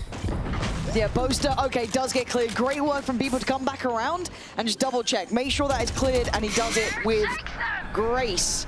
Ult comes in. They are going on this. Beepo. Madman, but with Martin in support, why not? Pop the ult for make sure this one is not going to go astray. Beepo's had around here. Made the space, got the kills. And Vekash can't escape his fate this time. 7 for mates. Trying to inch closer and closer to a huge buffer in this first half. A string of rounds now unanswered. And plenty of rounds where Fnatic have just had to call a save. On the back of very, very early losses and casualties. The purchase semi-protected. Come on! Alpha and Boaster both with ultimates. Not going to see anything else here in round 12 for Fnatic. Yeah, it's only really the Judge and the Guardian that are the gaps in this buy. Again, mates actually on the brink of a couple of ults of their own. Yep. Glyph, Starzo, one off. A little bit of a fact finder on this deeper positioning on B. And a great catch on timing for Alpha. He wants the second one as well. That is Martin out of there. But a body drop nevertheless. Yeah, man advantage here. Felt like we've not seen many for Fnatic. And what's the follow-up? There's still 2 players here to probe towards A. Alpha, spot on the first, but caught there by Starzo on the retreat. Really good catch, and how early they connected on that ult. You'd imagine they'll check, and they do. It got a bit dangerous, but still really well done. And you're right, it was the clone that kind of set that in motion too. Crashies is still tucked though on the back of B side. Vekash is still in heaven. You're kidding me. Wait, does he get played into this? Oh, 30 seconds left. Trying to dip and dodge IRL. Crashy's still played. No way they're clearing. No way they're clearing. They have no clue. 20 seconds. Oh, Crashies! This is unbelievable. Again, these rounds getting ridiculous. The support's coming in though. Martin needs some help here. 13 seconds. They have to try and face it. They have to try and find the man who might have been their downfall. 7 seconds. Oh! Martin saving them on 5 HP. Crashies come so close to getting a consolation here in this first half, but it's mates to close out 8-4.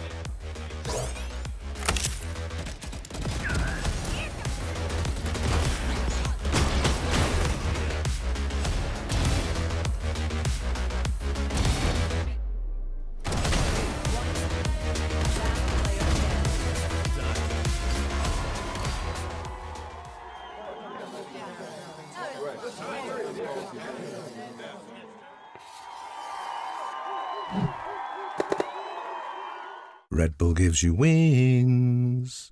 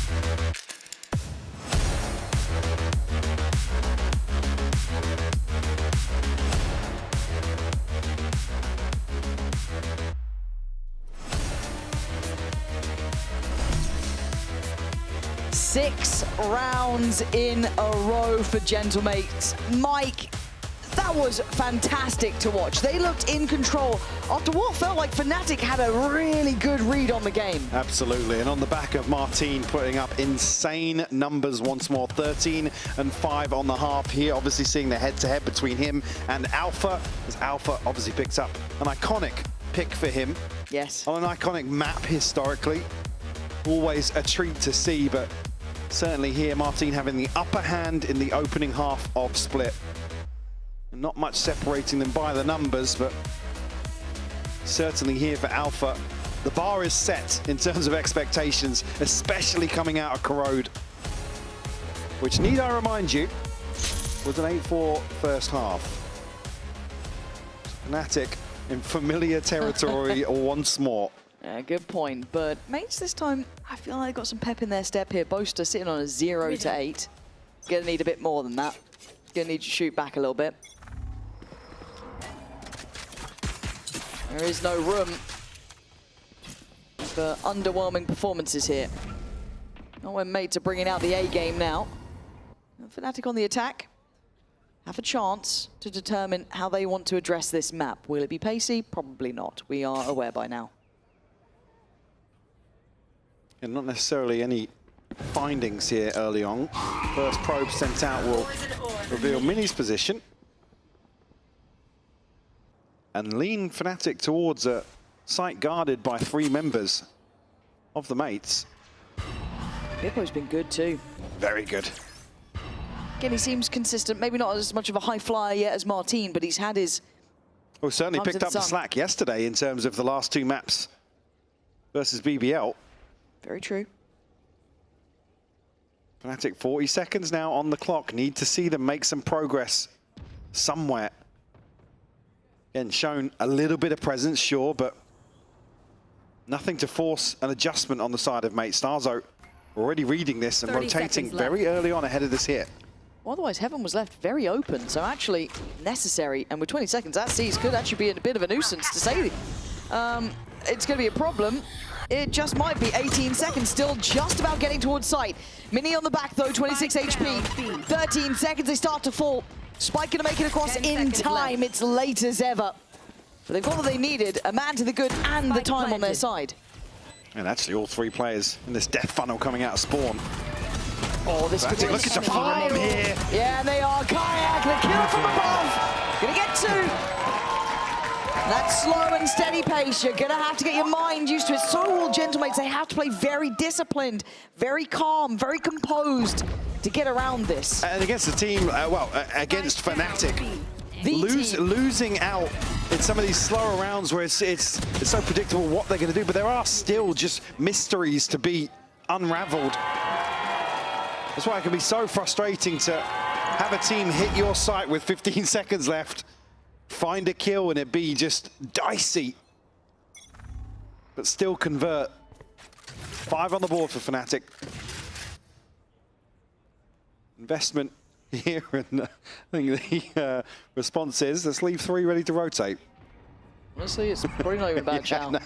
Like, guys, you can go AFK for half of the round, come back a little bit later. Come back once it's 45 seconds. Get yourself a Red Bull, and then this is have a Kit Kat. Kit Kat break. You're right. You're absolutely right. We just need some banners up. Don't if you're listening. Them. Alberto's already on edge. Don't do this to him. Jack's chuckling away over in Dublin. It's all gone terrible. And already Glyph gonna go down here. And the 3-man stack have decided to move. The 3 rotating players will look towards Alpha. And over the top here, yeah. Oh my God! Oh, nearly had a second. Yeah, you saw it, didn't you? Hold on, this is a 3v3. Marty's still here. Oh my God, he is. How's he been here the whole time? They don't know about nobody's this. Nobody's guarding the plant. Nobody's guarding the plant. Martin imagines there is, but no one was. That's a rifle.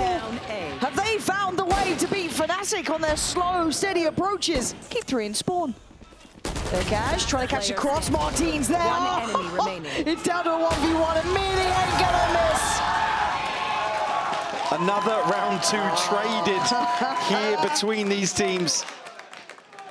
Fnatic, we've seen it be their downfall time and time again. No pun intended. Oh, like I said, Starzo's nearly teed up for a second here. But again, this wall just positioned in a way to isolate this plant.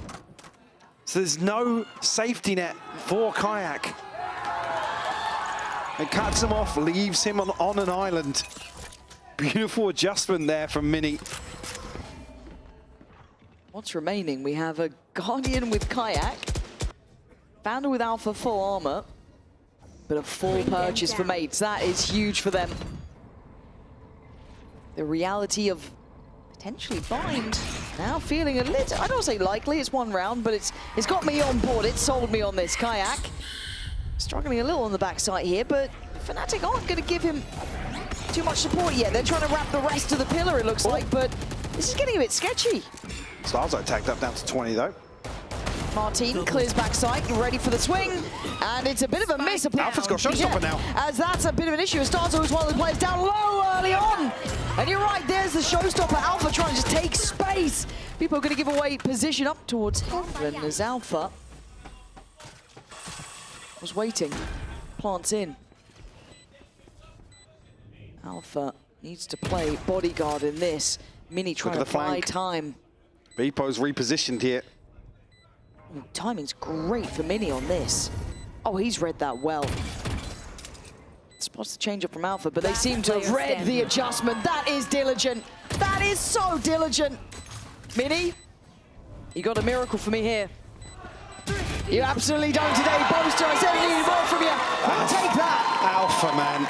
I was about to say before this, I was like, his ball rifle, he's only 2 off the showstopper. You just leave the second kill onto Martin, man. And it's another mirror in terms of the timeline here from the first half. Let's go, Jake. Come on, Jake. Beautiful read on the situation in the downtime here. Mini desperately trying to draw eyes his way, but...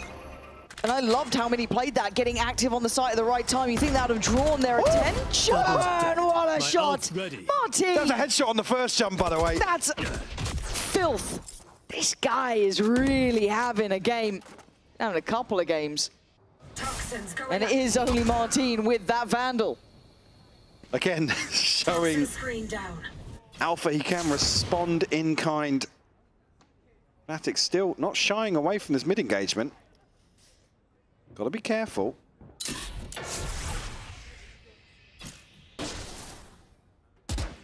Mini spotted here, but smoke will go up. No harm, no foul.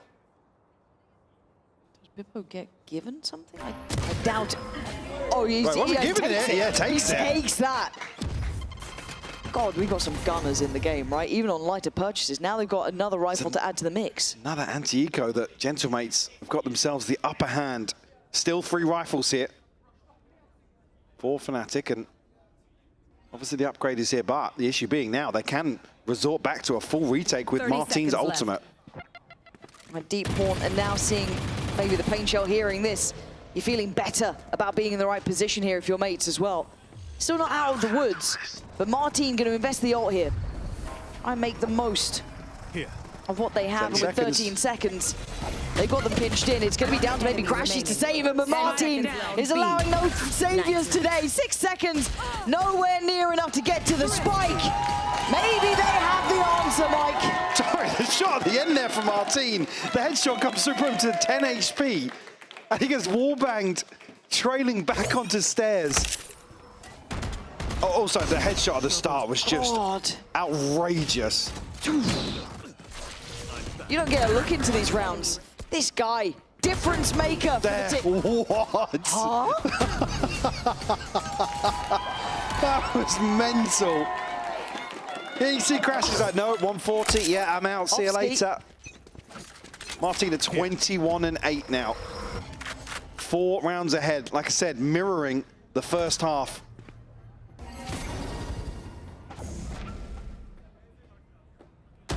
Pro posted up, punished.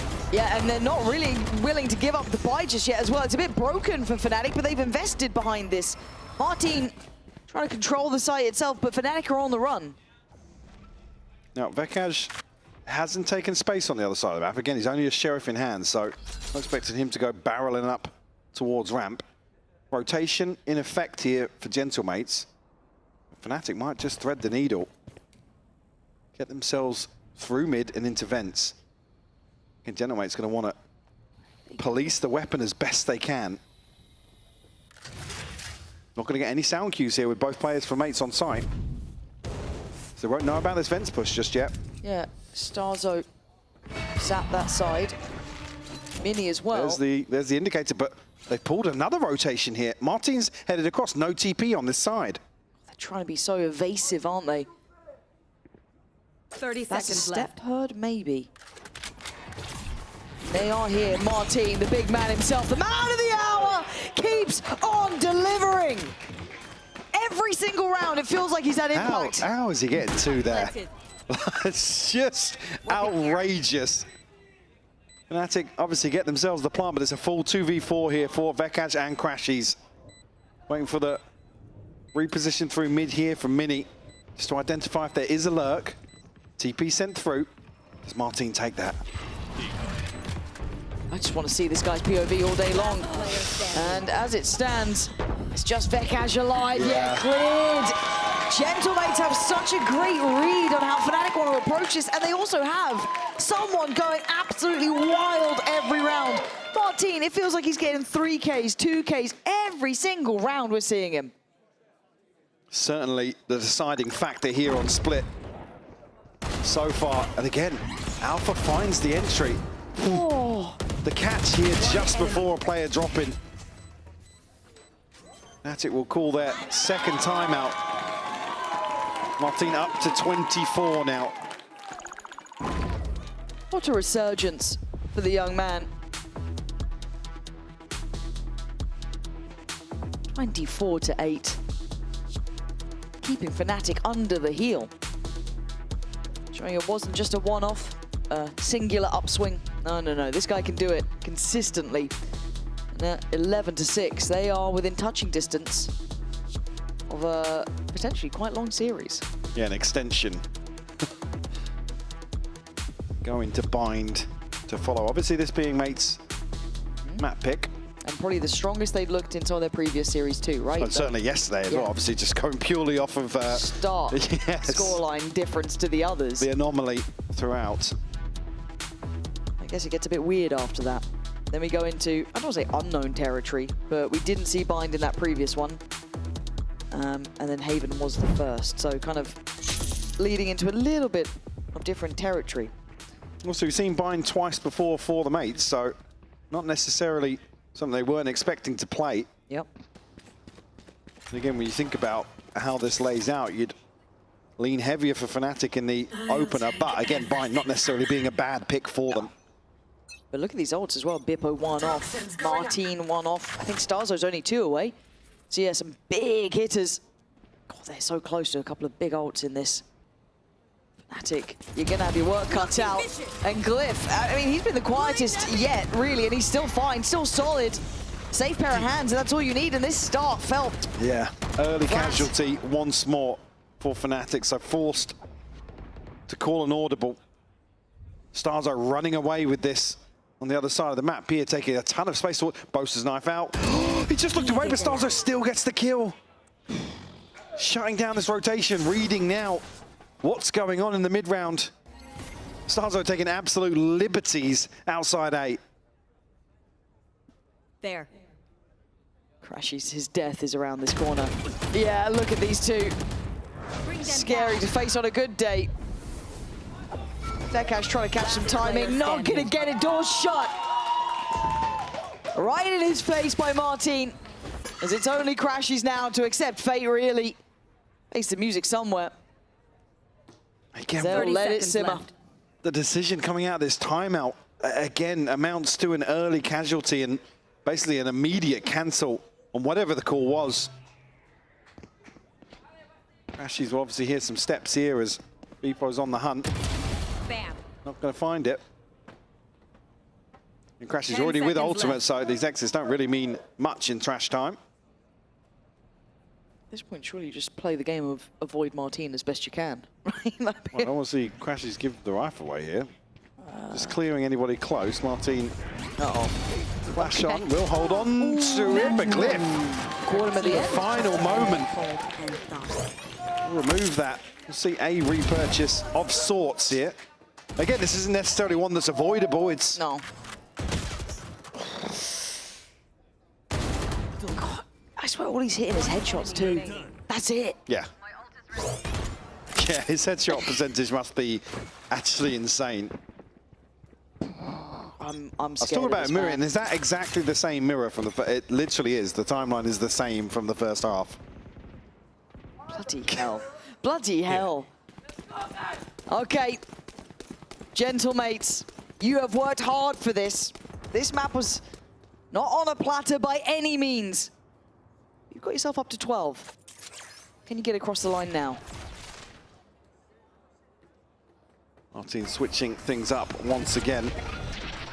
We forced the TP here, nearly catching.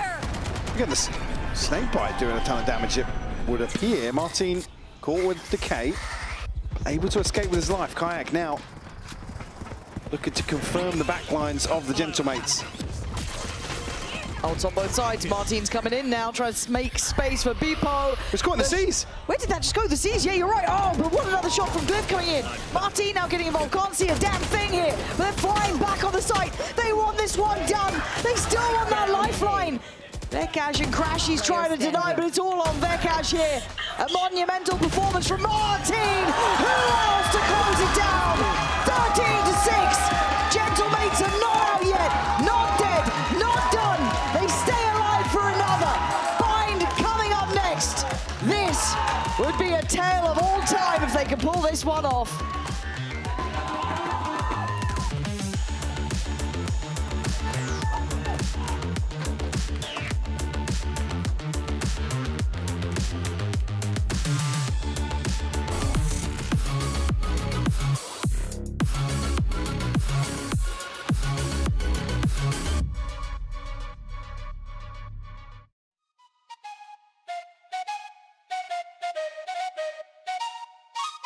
Let's go. I got big dreams, I'ma do big things. Yeah, you see me on the big screen looking so clean. I don't move slow, I move fast right past anybody taking life for granted. Yeah, that's too bad. I'd be grateful for everything that I have. You only got this life, you don't get it back. Make the most of it, become the best that I can. Everybody look at me, I got a plan. You gotta work hard, play hard, do it from the start. Cause how you do anything is everything you start. Stay consistent and do it every day. Don't let fatigue get in your way. Cause 10% of something is better than nothing. You better do something if you wanna be something. I can feel my stomach rumbling, I'm hungry. Big things coming, I ain't bluffing, yeah. No, I don't wanna stay the same, yeah. So I keep pushing through the pain, yeah. That's the only way to make a change, yeah. So I fight every day and train, yeah. It'll all be worth it. One day it'll all be worth it. So I keep pushing through the pain, yeah. That's the only way to make a change, yeah. I've had enough, I'm making my own luck. Adrenaline, my drug, I'm sick of feeling stuck. I got this, will not quit to the top, I promise. Cause I've had enough.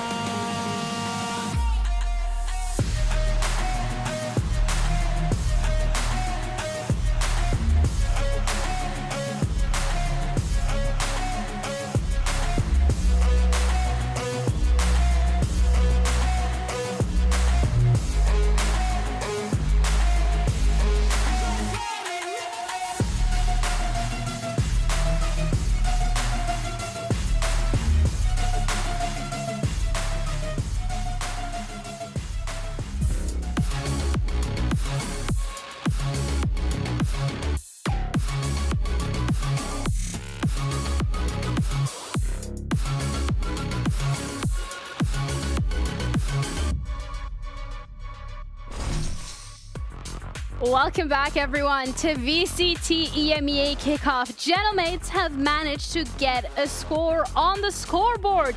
You guys finally get that one map in, so you're still alive in the game. Squeezy, Bayaz, thank you so much for joining us. This must be another monumental time for you guys. You must be really, really happy, Squeezy, right now. Yeah, we shouldn't be there, actually. So it's a new chance for us in VCT. We have a really good team. We are so proud of them. We shout a lot, so we don't have any more voice. Sorry about that. Perfectly okay. But it's a great experience to be there. We are so happy, and they play so well. We are so proud. That is good to hear. I mean, Bayaz, you're also on this team when they won Ascension, to now see them here in VCT against Fnatic. They win one of the maps so close to go to Masters. For you, how is it as well to see them do so well? It's really good things because, you know, Fnatic is one of the best team in the world. And when I see our team, they are playing so well against a team like Fnatic, I'm just so proud of them. So I hope we can reverse sweep, and we will see. We will see. I trust them. I trust them, and I love them. I love to hear that. I want to know, how are the energy levels feeling? Because of course you guys were here watch partying yesterday, that intense BO5, and now we have another one again today. So how are you guys feeling energy-wise, and how do you think the boys have been feeling energy-wise? So us, because we are not professional esport athlete, we are just cooked right now. No more energy at all. But as you can see, the boys still fight a lot and are still doing really, really good. So we are so impressed by them. So we will support them anyway. And even if it goes to a new match tomorrow, we'll be behind them and shout for them. And that's all. They deserve it so much, so much. Really, really, really. They never give up. Never. Yeah. Warrior mentality they have. So we can see that on the server. It's so amazing to see. You guys, I mean, just sitting here next to you, feeling the energy coming from you guys, it's amazing. Also, when in the pit, the fans are so loud, they are so invested. And the story of Gentlemates, I think also just incredible to see because, you know, co-founder of the organization, you guys built it brick by brick and your fans see the whole journey. So there's such a big part of it too. And of course, this then must also be very important to make them proud. Yeah, because last season was really hard for us with all the remontada things. I don't know if you heard about it, but it was always the last. We lost always the last round 3 times in a row. There was a curse, so it was, yeah. There was like kind of a curse. So it was really hard for the fan, and they still support the players and watch every matches, and they never stop to support whatever happened. So we were like so happy to have them, and now they deserve what's happening right now. So we have like better players than last year. And they are doing really well, so yeah, I'm really, really happy for the fans. And they went, like, actually there was so much fans of Gentlemates in the crowd yesterday, so, oh, thank you, you hear my voice, thank you so much, Nico. Thank you for the water. So yeah, I'm really happy, I'm so happy. Why do you think it is that the fans are so invested, that they support you in the highest highs and in the lowest low? Why do you think that is? Where do you think this love for Gentlemates comes from? I think because like it's a recent club, you know, like we created Gentlemates like 3 years ago only, and so they follow the Valorant team since the beginning, because it was the first game we went on with Beyaz as a captain, who went double champion in France, then won the Ascension. Yeah, so they follow all of this path, and it was like huge emotions during the first year. And when we qualified to the VCT after the Ascension tournament, we did like not so good, and so it was like a disillusion for them. They were so sad, but still like hoping and waiting for a better season, and maybe this is the one. This maybe is amazing. This is the one. It is a dream run for you guys so far. I want to ask you about the roster rebuild. Tell me about these players that you've been able to pick up. Obviously, you managed to retain Mini from last year, who's been such a consistent performer, but Bipo and Martin, how on earth did you manage to get Martin first of all? Actually, I have to give credit to Sinam, our head of Valorant, who did like who built the roster with us, and who is incredibly smart and a really, really amazing guy. And he has this idea to test a lot of players. Actually, we made tryout with a lot of players, and he thought about this, about take Martin and one of his old teammates, Bipo, and because they fit so well together, really, really well. And as you can see during this match and the one of yesterday, Martin never felt so comfortable on stage. He's doing so amazing. And I think like what Simon did is il y est pour quelque chose, je dis en français. Sorry, it was almost perfect, but you know French people, we're not so good in English, but I try my best. Parfait. But yeah, so Simon, juste un peu. Just un peu. I hear French. What? So yeah, Simon like really, really built the thing piece by piece, and for like a long time, and he did really, really well, really, really well. And for you, Beyaz, how do you feel like the team has evolved since you have departed from the Gentlemates? To be honest, when I saw them first time, you know, I directly thought to the 2023. I saw ourselves with, you know, at the beginning of the Gentlemates, because when they are out of game, when they are, I don't know, on the taking photo, etc., they are all time talking about the game. So I like this, and it means they like Valorant, and they work a lot on this. So I like. Yeah, it's right. It's like the energy you had during the first year, and so they had like a really, really amazing energy. And whatever happened, if they lose a map, or if like something like someone win a clutch in the enemy team, they are like, okay, no luck, move on, let's go. And so they are so strong mentally, so strong, and so passionate about the game. Actually, they love the game so much, and they are really happy to play together as well. And I think it's really important as a team to enjoy your teammates and to be happy to be on the stage with them and to enjoy every moment, because there is not a lot of matches in the Valorant season actually, so you have to enjoy every piece of it. And they are making the most of it. Billy, we have Bind as the next map, so I want to hear your predictions in terms of what you think is going to happen there. Well, I'm scared, they're right? here now, so be careful. I know. How do you guys feel about your team going up against Alfie on the Rays on this map? You guys would have watched the maps yesterday between Vitality and Fnatic. He was kind of going insane. Are you concerned about that?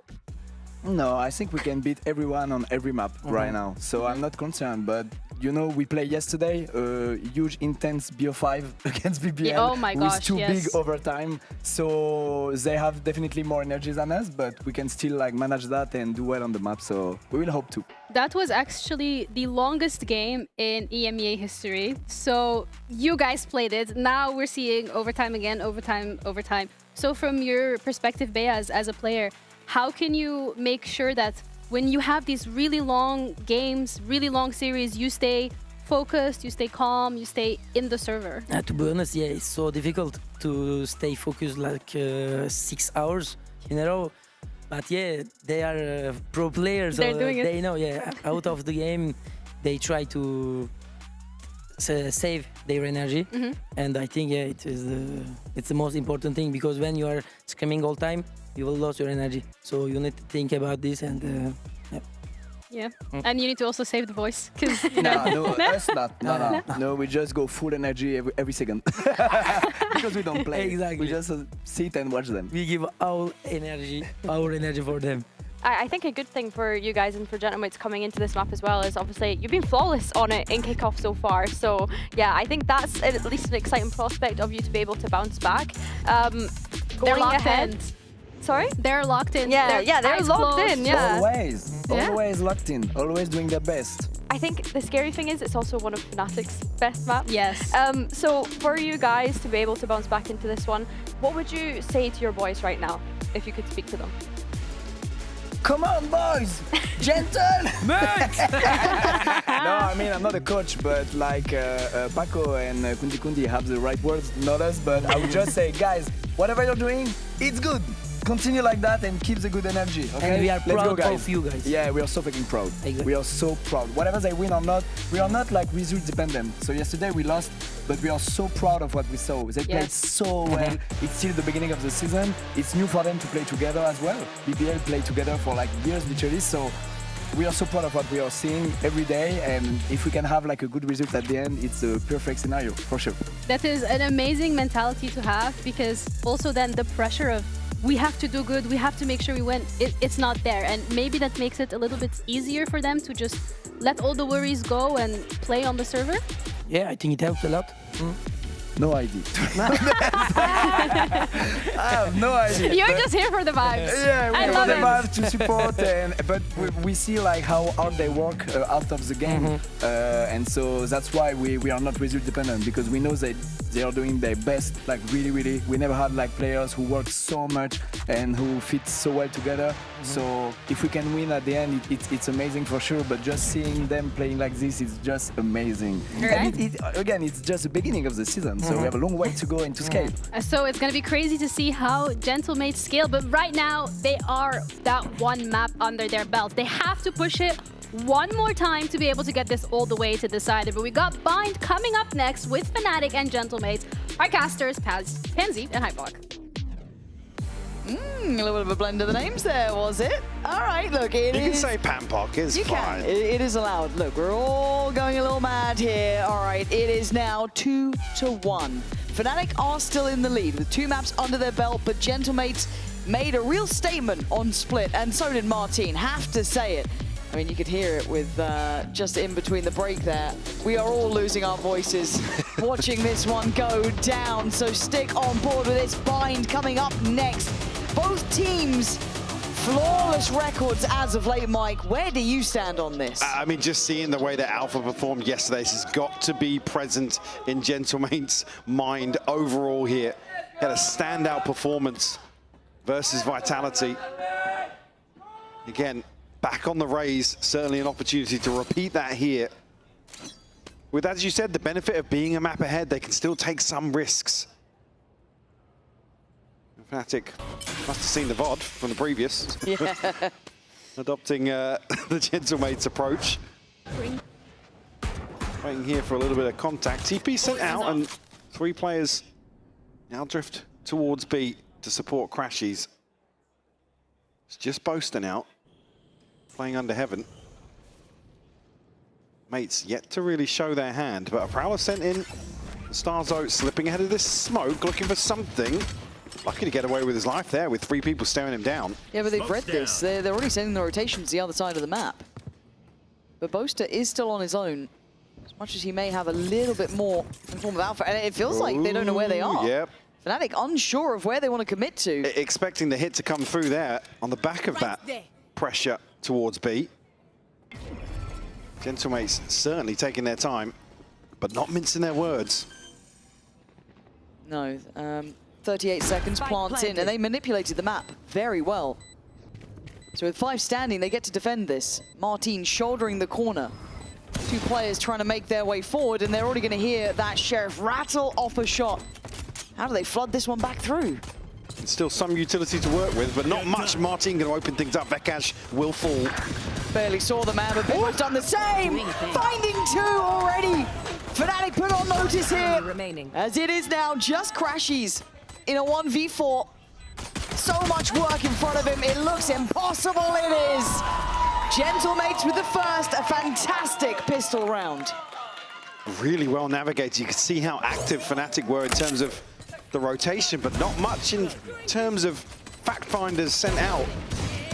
Bifo finding 2 beautiful kills here. And a 3rd to boot. Gentlemates will post another pistol round in similar purchase to what's been their demise a couple of times. We've talked about round 2s getting flipped. Is there any investment? Just a Sheriff. Yeah, just a Sheriff for Alpha. Okay. Oh, just a Sheriff for Alpha. Just a Sheriff. It's only a Sheriff. Thank you. See, that's fine. It's everything else. It's just classics. So it's okay.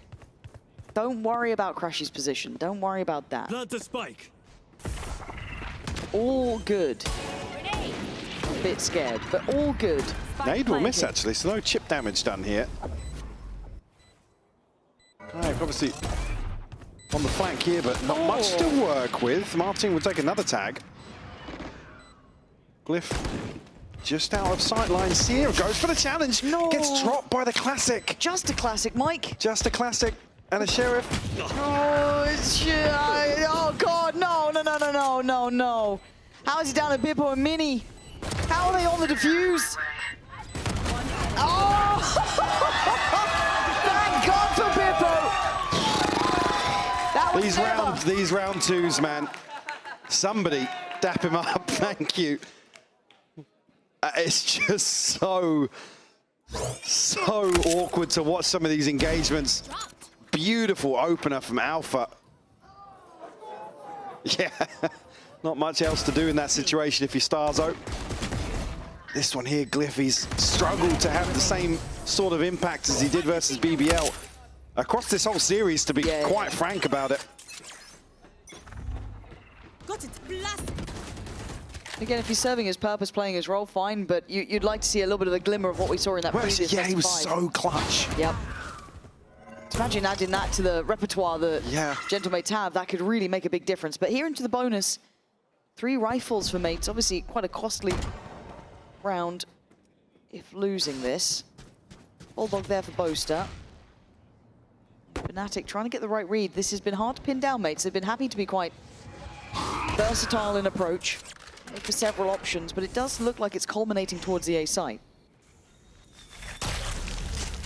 Still good info on the side of Fnatic, and now with the Snakebite posted, a little bit of commitment here from Mates. These will catch, but nothing to follow up on that. No swing. I thought maybe someone might have a look, but feeling or choosing the better of it. But jump in the corner will net Mini the kill, but the quick trade from Crashies keeps good numbers up for Fnatic, so this plant feels uncomfortable. They don't have a deep post-plant position, and Boast already removes Bippo. Just down to 1. Starzo left in a 1v3, and with 30 seconds, he decides to give it a go on the B site. Oh, just turning away at the last second and caught. Crashies nipping at the heels to catch him, prevent the spike from being planted. The response found here. 2 rifles removed will force a repurchase of sorts for Fnatic. We'll see decent progress already made by Beepo and Martin. No surprises there. Names we keep saying over and over. Where are you running? Got a chance here to maybe have those duelist ultimates online here for round 4 is key. Looks like the fighting showers for it though. They've decided to try and scale that way. 2 players put to the challenge of securing that ult orb and the space behind it. Vekash have to try and deal with the bulk of what's coming their way, and a good ult there for Crashies to have, considering we can see what's coming towards the site itself. Kayak up towards heaven. There's the Nightfall. Hippo tries to go deep, but it's going to be Vekash backfilling the area, but Marty can't hear it, he can't see it. Apparently his mates just stand their ground on that. Obviously going to know about Beepo catching Crashies, trying to slip a little closer.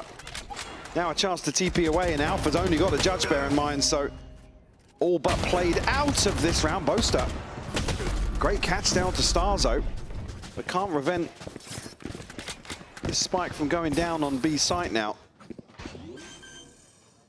That's Martin's ult there, locked in. Spike planted. Probably not necessary here, but lovely No, just hold on to the rifles here. You look at the money that's behind this purchase for Fnatic. Lowest being Kayak at 1,400. Still going to have an opportunity to have a response in round 5. And I mean, mates, very linear in approach here towards A. No real secrets on the way in, but Fnatic again approaching these early rounds very cautiously, desperately trying to get a grip on exactly what mates are trying to piece together, but they're putting themselves behind once more in adopting this approach. And also, I feel like Vekash has just been left alone so often towards lamps. He's struggling to deal with, so because it is kind of, I don't want to say one-dimensional from mates, but it's very directed approach, right? They didn't try and split through showers, they just went up short, played for plant. And at this point, Vekash can't take on 4 players, really. Yeah, trying to take back the space himself. And a little bit of a misread on the trails there as well. Just caught off guard completely. It's the catch onto Crashies we were noting during the round. Oh, 7-1 for Beepo. Yeah, flying start for him. Got to feel happy about that. Anticipating some aggression here, trying to set up a trap on the back of Beepo's ultimate. May not be wrong either. Anticipating Fnatic to make moves somewhere. Response being a little crunched through the TP here with the C's. Nothing caught with the Prowler either, but Crashy's still his eyes set towards short. Now actually mates will consider a fresh approach in terms of actually regrouping outside B. I don't want to say a misread, but a bit of a gamble from Alpha to come over towards A. And again... Well, the deeper Kayak gets here, I was going to say, now that he's actually outside showers, immediately then you see 2 players make moves. But for mates, they can play it a bit later because they've got Martin's security of the ult to clear a lot of the information, right? Now, stalled out on long. That'll buy a couple of seconds for Fnatic, but that's a player noted, and oh, Boaster denies it this time, but Beepo is on the case, and he has been nasty with it. Perfect! Oh, from Beepo! 3 huge kills. Sight is theirs. Save your gun, Kayak. Bring it into the next. Absolutely insane from Beepo. We'll find a 4th round for the mates. Again, we'll use this time now for Fnatic to maybe have a discussion. Wouldn't surprise me, again, similar to what we saw in the last map, a timeout to be called here in this sort of round. 10-1. Again, good read on the situation. As soon as Kayak gets outside showers, this rotation, right place, right time, but how can you account for somebody doing something like that? Beepo's starting to make a name for himself on the way late. See elsewhere, not going to be able to piece together much else. It's only really Boaster and Alpha with some coin in the bank. This is good. Surely a timeout for Fnatic. See I was saying, yeah, similar to the next. Yeah, like I was saying, similar to the previous, it was one of the rounds where it's Fnatic making the right calls, not necessarily on confirmed information. The catch on Martin's insane, by the way.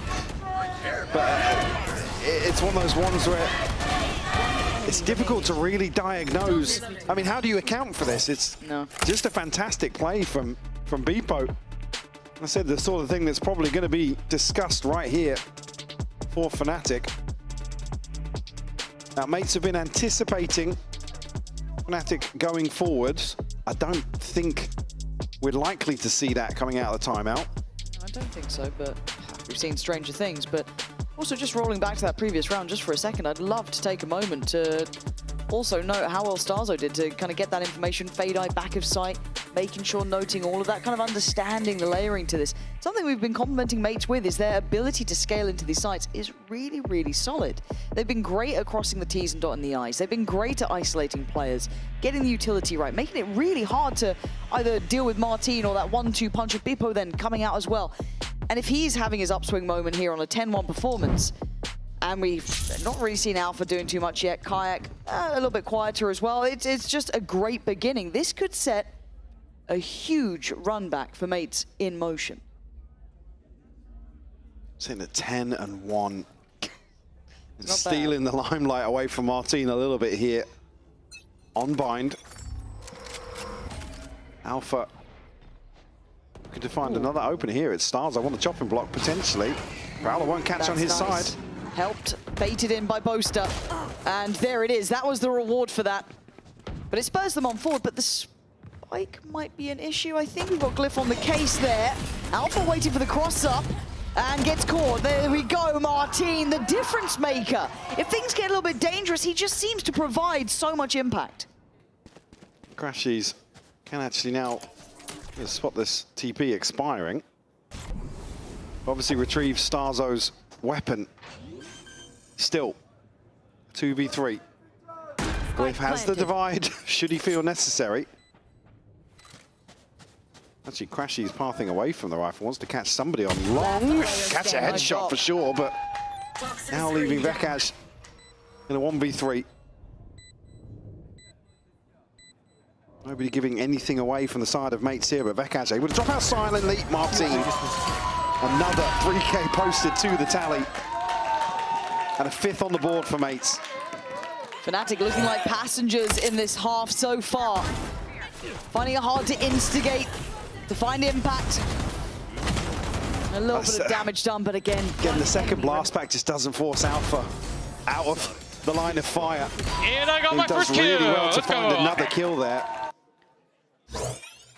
As mates are pushing towards site, and now actually, whereas early, the focus was certainly towards 8. Now, mates feeling as if they're finding some comfort in hitting B site. Kayak, though. Prowler's a problem. Gonna force him away, identifying that operator very quickly, though. Toxin screen down. Actually, Beepo chomping at the bit to close the gap. Spike rotating away, so going to leave Martin and Beepo posted up here to try and get something done. Whether it be the orb and a rotation. Still, mates drifting back and forth here. Fnatic looking to walk down mid once more. It's really unorthodox at this timing. They felt nothing on B, and the Prowler is giving great information. Starzo's identified not only the operator, but this close push-up down short. So they instantly cancel on this. Come back from Crashies will find the body in showers. Solid info here for Fnatic as well. They're rotating Alpha away. I think they're getting a couple of misreads on this. He's now behind the curve. That is going to be an issue. Luckily, this time, Vekaj actually able to handle this, slow them down, stall out a little. Alpha 30 has seconds a look left. for follow-ups, doesn't see anyone. Mates running this very late here. Post through, but still not a solid understanding of what's about to happen here. Are they rotating to B? Oh my god, if the boombot doesn't catch. The boombot does catch, it showers. Okay, they're scrambling back, but mates are now on towards the site, 13 seconds. This is a wild round already. They now know they're on backside. Alpha completely blind.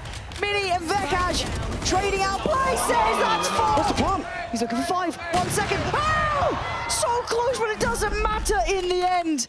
Just playing to the time. Enough to give Fnatic a buffer, Mike. But bloody hell, mate, that was stupidly late in the day. The fact, again, it's the boombot catching when it did. That's the difference. You can see, I'm not sure if we'll see it here in the replay, potentially Alpha's POV. But we saw on the minimap it just catching. Really just a little ahead there, and Vakash doing so well to find so many kills in this situation and bailing Fnatic out. Alpha again. Starzo this time. It feels a bit too repetitive. That's happened a couple of times now. But it takes 3 people to come forward and find now to Alpha. Kayak not backing away now, TPing out. And it looks like a pace change as well. They are willing to be bullish about this. Couple of shots. Kayak's normally been clean with it, but they seem none the wiser. The Suns made it through the TP, but Starzo gonna just power on forward. Vakash on the back line, gonna get traded up by Mini this time. Kayak and Crashies. Out. Done for. 2v4. Clutch up, I guess. Crashies might try and find something to upgrade. You can see a couple of death markers, but certainly not going to find the round. Weapon here. Again, Fnatic just caught with another pacey hit. I love seeing that versatility. Yeah. Minis. Oh. I mean, at this point, the round's done, but it's a rifle. Last player standing. Starzo. He's had a lovely round here. Also, got to say, utility work's been fantastic at identifying what Fnatic have been trying to do. He's kept it well in hand. And Bippo just staying for the final seconds to make sure nothing goes astray. Come into this well-rounded in terms of the ult cycle. He's just missing, I believe, 1 point for Martins. Check back in at the start of the next round.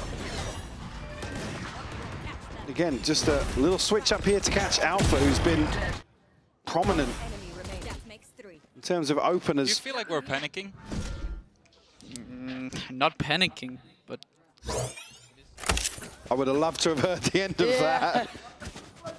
Because again, I think there is an argument to be made in terms of what we're seeing on the minimap in terms of scrambling to try and make the right decision, right? Instead of still hedging their bets. Yeah, a couple of those That's solid rotations. Yeah, solid info. I was talking about previously with Time of Crashies. Hold that thought, though. As maybe mates push a little deeper here, but our team will TP out. Kayak now the one to show some aggression alongside Alpha. Yeah, certainly interesting to hear that discussion be made. Hard to find a bit of a pulse point, I guess, on what Gentlemates are up to, but again, I have to say it. For me, Starzo, yes, at this point it is a one-fun trade. He's been really so clean with using his prowess to identify any of those gaps and minimize risk, really. He's been fantastic at it so far. Again, good read on the back of the first blood. Traded, yes, but again, the weapon's going to be an issue. Alpha has found one, but Starzo good for the trade. Now, Martin, leaving nothing to chance, will spot 2 members of Fnatic in towards Showers, and also another catch here. Boaster, he's got him again! He's got him with the classic this time. Bippo and Starzo pretty left scratching their heads here. Bippo? Boaster. I mean, this Spike's going down on B. They got a long way to go now. Still, weapons in hand here. It's an operator for Vakash, though. Starzo, oh my little God. disconnected. He has to go huge here. Bippo in support. They're not checking. They're not checking. Fnatic are making mistakes, Mike. They are fumbling some of these moments, and Gentlemates will punish every single one. And here, Kayak, I don't believe he's on a TP timer either, so even their fight.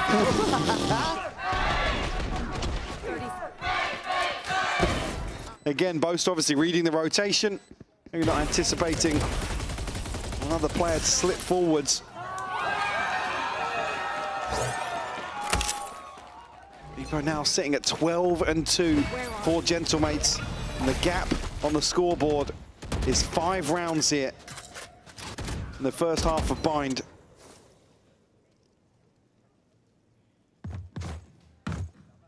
Kayak looking to make something happen towards long now. Launching smoke.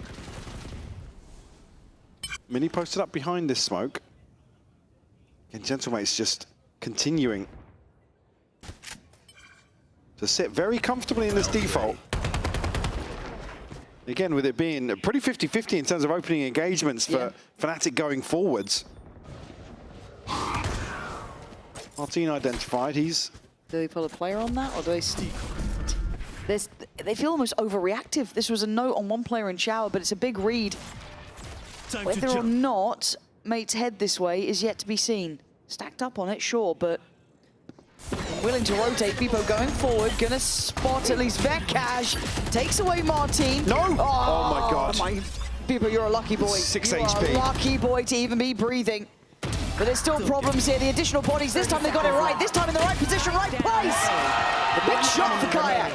3 kills as Mini can't be the nuisance he would have wanted. 20 seconds, a long way to go to recover any chance in this round. Fnatic finally in the right position. Vekash, man, we were talking about him being left on an island a few times, but again, even to go 1 for 1 here. It's absolutely necessary for Fnatic. Helps that Kayak follows up, but... 3.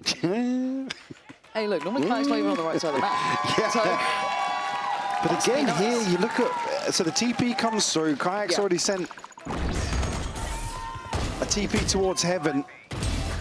It's the first time, really, it feels like Gentlemate's just rolled the dice in terms of hitting A here, and it's not very well invested in terms of what we just saw there on the replay.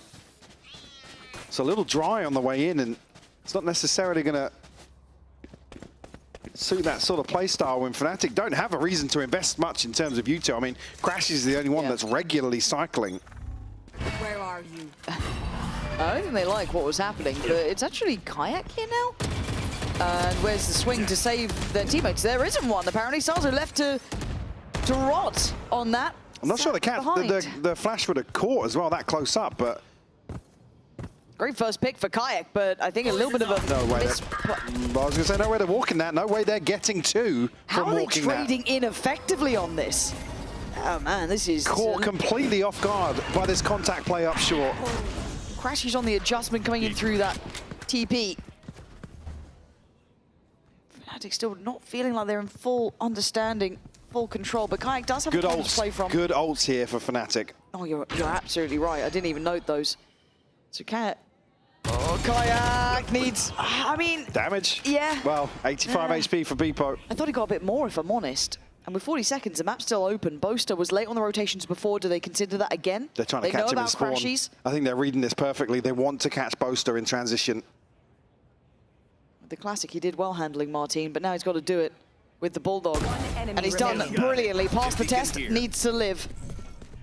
That was a hunting squad there. How far is he going to get away? 20 seconds left. Martin obviously still going to go for the plant. Yeah, now Crashy's back on shore, going to hear this. Yeah, plant's in. But they're not in complementary positions yet. Prowler and a Haunt for Crashies. Boaster has ult and a Molly. And Martin opting for showers. Yeah, no TP left, just one flash. It's going around the world here. Now Crashies, and that doesn't catch. I like that. Gonna try and backfill the Quick space. check back towards spawn, but Martin, yeah, rightfully so, getting behind this ultimate. Now, can he catch the cross?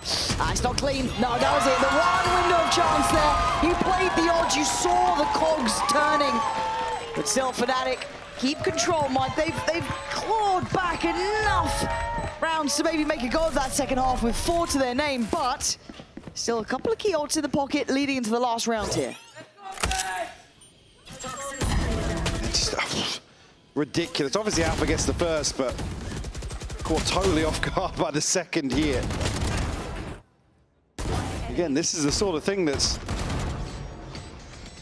I mean, previously, obviously, Mates having very good coordination in terms of controlling the early round, shutting down some of the aggression Fnatic have showed, but resorting to some of these contact plays, not necessarily what you want to see to close out the half, as Fnatic whittling away at that lead. Little by little. made this half look like it wasn't such a one-sided affair. Oyster needs to be careful to not get caught in this, because again, he does have ult, and it's one of the key ones that you'd want to keep here. Welcome to my Does have Alpha. I think they're probably just going to try and fake off this. It doesn't really give them anything to operate upon, and not even really a safe path into elbow. You can see now, Fnatic looking to caution here, counterbalance that. Oh no, they're walking into this. If they get caught here in the choke, and there's a chance for both to use his ult. Let's see. Okay, it's Alpha. Does stay alive, still breathing, but for how long? They're investing everything, and they dive him, take him away. It's now down to Vekaj, Kayak, and Crashies. They can be mobile about this, though. TP gets taken. Spike's still going to be held up there towards Hookah. Crashies 1v1. Oh! Almost a pre-fire from Beepo, it looked like, on that so fast. The plant's still not in. Considering where they want to go, Vekaj takes a dip through the divide and gets a body to be dropped. Kayak considering it and doesn't go for it. And Glyph will get a clean plant here. Plenty of options. It will be open, so plenty of opportunities here in the post as well. Beepo down to 57 HP. Still a little bit of util for Kayak to invest. Where does he pick? Where does he choose? Smoke was still there. Kept his vision limited with 8 bullets to play with. They can get a tap on early here for the Star as well. Go. Oh! Quick work, but do they think he's in shower now? Do they misread this? Vulnerability shown. They got to know about Kayak. Oh my God, Beepo, you're trying to be ice cold about it, but Kayak, the king of that. The time is against him, though. Beepo will have to make his mind up now. Beepo! Oh my God! Of course! That's how you get 5! Goal call corrected under pressure. They bring it back from the brink. I thought this one was a done deal, but somehow we're at 5-7, and somehow they get away with pulling off a defuse like that. We ain't done by any means yet, Mike. Game's not over. Mates in the lead, but Fnatic hot on their heels.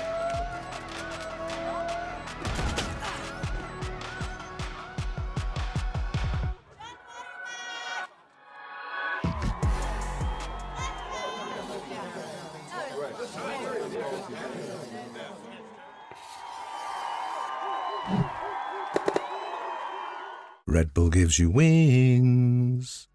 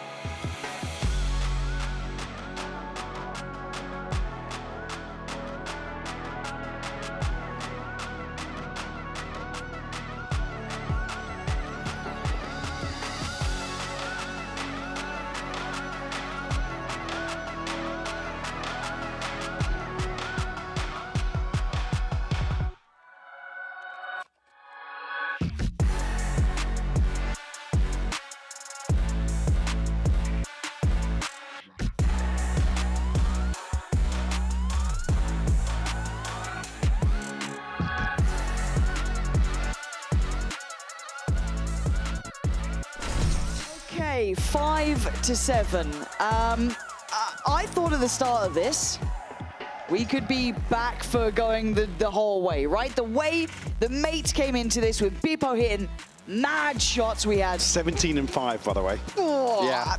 Everything was going right. But then it's still Fnatic. Never quite done, never quite out, always going to do a little something.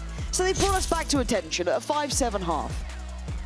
It definitely didn't feel like that's the scoreline to reflect that half of bind. But the sides are switched now. Fnatic with a chance at least behind Kayak and Alpha to set the tone in these early rounds. Potentially look to get themselves back into the game even further.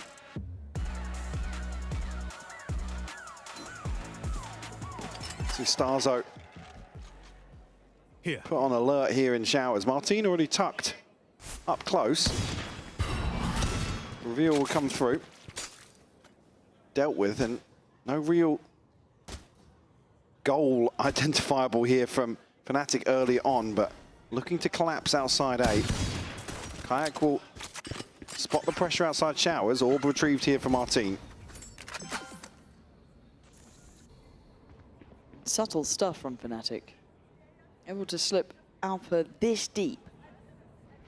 Are they aware? Starzo seems to have an inkling that someone could have made that space up, but they are still backpedaling away. This is the right call. Alpha's heard that though. But I still feel like they know about Alpha. Yeah, they do. Shot to the side of the head. My guy's buried, but it's still meant to be a fake, right? He was meant to be kind of maybe that late round punch coming in, that lurk.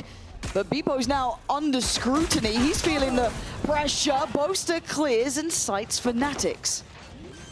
Mini's pretty deep on this elbow angle early on, though. Spike planted. As the smoke drops here, will it be dealt with? He's going to find one. Martin's found another, though, but Kayak! It's all on Boaster, though. Already got 2 in this round. Needs 2 more. Up on the Ghost, but he's being toyed with here.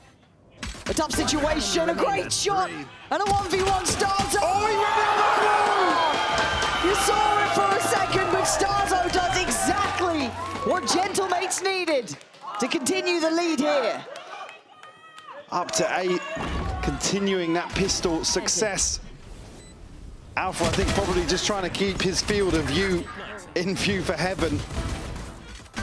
Shouldering a lot of the burden here. Definitely not expecting Starzo to re-rotate back to A so early on.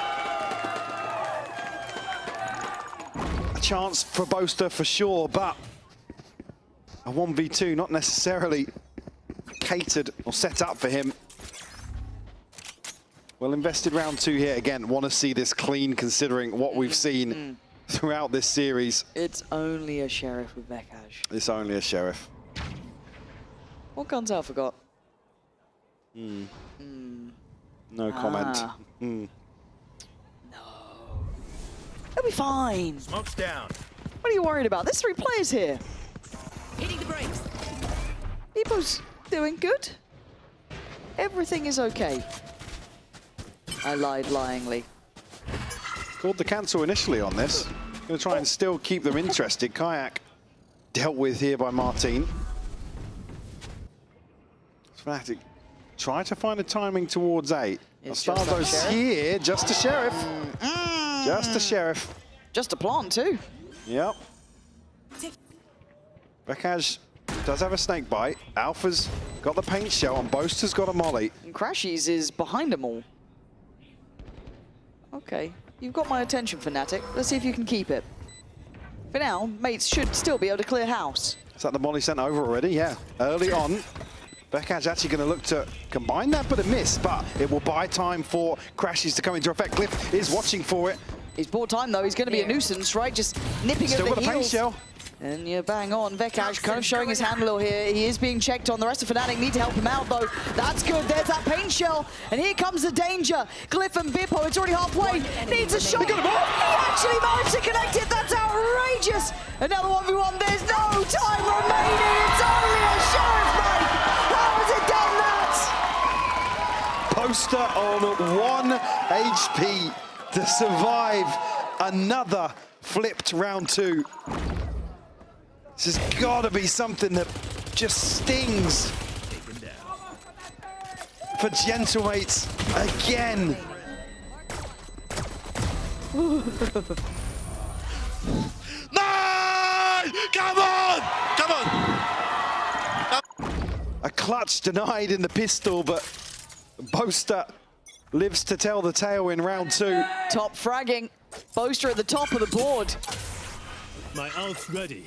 And when you've got players around you like Alpha, Vekaj, Kayak, Crashies, that's... I don't know if it's always necessarily a good sign. It's not necessarily the accolade you want to see. You'd quite like someone else to achieve. Pump up them numbers. Again, looking at Alpha to maybe find a little upswing here for himself. Playing that raise. Let's see what he can do. On the other side, just a Sheriff. Just a Sheriff. It's obscene, isn't it? Yeah. Yeah. Yeah. Fnatic anticipating Gentlemates to maybe go aggressive here in response. Again, I talked about round 2s being weird. Round 3s have been even weirder to follow that. Kayak now. Portal closed. Post on a deep angle. A site wide open. Stars will hear the smoke's going through, but actually a smoke deep towards pipes. 30 seconds left. Away we go.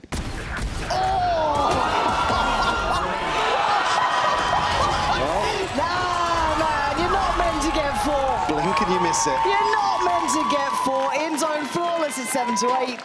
They're back at the door. They certainly are. Kayak and Boaster both with their ultimates. Beautiful cleanup from Kayak. Again, the 2-for-1. It almost looks intentional. That's the crazy thing. It almost looks like he's waited for him to line up. A chance to tie things up and break the bank once more of Gentlemates. Who Martin already on his ultimate, respectively. Glyph and Starzo with similar progress. Still missing a couple of points. It being Kayak and Boasters very influential. A huge tool at their disposal. I feel like you just need to take all the breaks you get in this one. If you have the ults there, if you have what you need to potentially change around, but Martin posted up on that angle, going to be forced off by the Prowler. I say that, he's just about slipping away. Who's next? 3 players still here. That's Kayak to pop his first. See the lay of the land towards A site. We'll catch a glimpse here. Oh, he's, going to get forced away. As Bebo somewhat committed though, that paint shell could be a nuisance and the position even harder. Great isolation from Alpha. Alpha's done very well there. Vekash going to be pressured on the back line though and receives a headshot. Oh! Doesn't matter. Yeah, the flash is beautiful. Zero fear, fantastic flash. The synergy, outstanding. Leaving Martin and Glyph way too behind the wheel now. Time to back away, Fnatic. Yeah. They have tied up the score. Of course they bloody have. And they just look so comfortable sometimes playing, well, sometimes, a lot of the time, playing from behind. Talk about pressure, shaping players and teams. Certainly one that's forged through this sort of pressure. Again, Fnatic still on their heels, trying to deny the save here. Vekash, a 3rd on the round, a 4th will give him the pit, but the death regardless. Yeah. Okay. Alpha to clean up. 8-8. We start to see Kayak hit a little bit here. Vekash, all of the names starting to find a couple of shots because, again, it was Boaster towards the top of the start of this half. Now we're starting to see the others find their footing. Again, Vekash catches that damage here. Again, the flash just landing perfectly. Beautiful stuff from Vekash, who again has impressed me today repeatedly. Keep coming back to that same discussion. Big shoes to fill, a different role to actually pick up on a lot of the map pool for Fnatic, and continues to shine. Quick check in here with Gentlemates. So I felt like they had a really good beat on the game. I felt like they had a really good understanding of how they wanted to paint this, but since that side switch, Fnatic's ability to kind of take the reins a little has come into effect. No, unfortunately, you just don't get to sit back and kind of sponge some of these site hits from Fnatic, especially when they're able to get some of the, as you said, these key players online. Really looking to, I mean, Bepo's still doing a lot of the heavy lifting for sure. It's not necessarily a concern, but maybe tapping into that potential here is the key for Gentlemates. So maybe take the fight to Fnatic. You can see early probes sent out through showers, but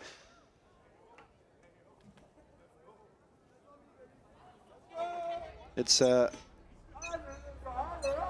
certainly a risky game to play when Fnatic are 2-1 up on the series and have now tied things up on Bind. Well, that's the thing, Oh, here we go. It's a reminder. Oh, God. You don't get to keep your head. But it is a reminder of where we are, Mike, though. This is a qualifying game, right? This is Santiago back in question for mates. The fact they started so strong in that first half, I was ready to go potentially to Haven, right? That was very much in the forefront of my mind. Fnatic course correcting like this, the weight of what this game now means really comes into the crosshairs. Regrouping outside B here. Still 2 members of Gentlemates on guard. Starzo primarily here taking first contact, but Mini tucked into sight. Now Mini has a Bucky, so a late round could cause issues here for Fnatic. Starzo might be dead. No, he actually gets away. They need to have time to clear the site. Kayak making this progress though. See on the other side, Martin gonna find that. Might be the green light to hit B, but they have to clear Mini. He could be a problem. He's not gonna get revealed here. Can keep himself safe. Might be forced out. A bit more util, but Starzo's done marvelous finding that. It's encouraged Alpha to go ahead, but he's on his own. Now revealed, now noted. Crashy's gonna find Mini. That allows for the plant here. Both trying to get the spike down. Crashy's still holding this. They know about Starzo swing together. They've got him dead. Boaster comes out swing. Cliff's down! Fnatic in the lead. 17th round. And it's rounds like that where Fnatic play it right down to the wire. But consider absolutely everything. Oh, the first blood came almost what feels like, well, it was a minute and a half ago, basically. I'm running around like headless chickens. Well, running it down like headless chickens in the last 20 seconds, it would seem, is the answer. In that anti-eco, certainly doesn't feel comfortable still. In that sort of situation, I mean, I see a Bucky tucked into tube and smoke's covering. Yeah. Nervousness. I get worried. Yeah, you and me both. Okay. Can you get a grip back on this game, Gentlemates? This is the part you'll remember, where you had a chance to take it the distance, to go to the 5th map, where you were up in a scoreline. And step by step and round by round, Fnatic did what they always seem to do. But this is a very tangible chance. The best buy you've had in a minute, and Kayak's already removed your heaviest hitter so far. Boaster? Oh, okay, Boaster, another. Boaster just shot the ball. Fans are in shambles. Yeah. Martin shut down, now a 2-man advantage for Fnatic. Starzo still over towards B, but bodies lying in wait. And Glyph is going to struggle to hold back this amount of players. And he's going to struggle to hold the position. Has to respect it. Mini's got a nice little corner potentially, but Kayak's been pretty clean on this.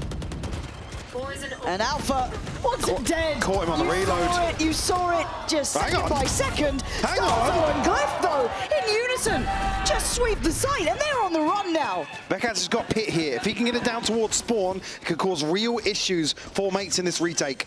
It looks like he's heading right towards it, Mike. Yeah. You called it. Right read. Starzo's on the flank, though. This could be big for him. Glyph has to toe the line here. It's about balance, isn't it? Can't completely navigate away from the pit, but Starzo has to clear space. Doesn't have the haunt for a long time. Divide gonna go up, maybe. Allow him to drop out safely here. We know where Fnatic reside. They don't. Starzo clearing step by step. This way. He's seen one. He spotted out Crashies. Probably not the player he expected, but Glyph will have to try and get involved into the action soon enough. There he is! Comes swinging out of the smoke, leaving just Fnatic alive in a 1v2. He can't do it, gentlemen! From the brink of desolation! Finding a couple of kills and drawing us back up to 9 apiece. Again, a huge opportunity to have the plant inside the pit, but I'm not sure if that's the intended spread there. Bekaz obviously cutting off rotation paths, but this was a 3v5. Able to find a 2v5, actually. Not sure if I missed the kill feed there yet. 2v5 to tie up a scoreline, to keep you with a chance of Santiago in this game.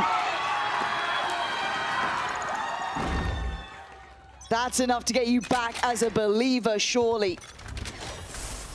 Money's still healthy. for Fnatic. Martin trying to go forwards once more. Showstopper invested here, but Bebo shuts it down. He gets traded. I don't know how Alpha's ult managed to catch him there, but it does. It is a 1-for-1 trade out. The site also gets secured because they have to force Martin so deep. But Glyph gets left alone. No one working through Shower. Yeah, no consideration to Showers here, but Glyph doesn't overstep the mark. No, respecting it enough, and the rest of the side are now back with him. Fnatic in the post plant, what do they have? You've got a Molly, got a Snake Bite, and potentially a chance here for Crashies and Kayak to have their say. Well, there goes the Molly, there goes the Snake Bite, but there go two of the Fnatic players. Hold on, Vekash has to get into the action. And now, I think Glyph knows it. It would need nothing short of a miracle. Vekash might just check, he does. He's deafened as well. Vekash striking at the right moment here. Glyph left with few options, but to try and get some progress on that spike. And the answer right there for Fnatic, instantaneous. He's poking the money. Yeah, again, I was about to say, with the money being so healthy, but how is Mini still get a kill there? Mates will call a timeout here. Nice, boys! Come on! As the exchange gets a little more intense here on Bind. Beepo and Mini both with ultimates coming into this next round. Against Starzo, maybe an argument to be made. We might see that.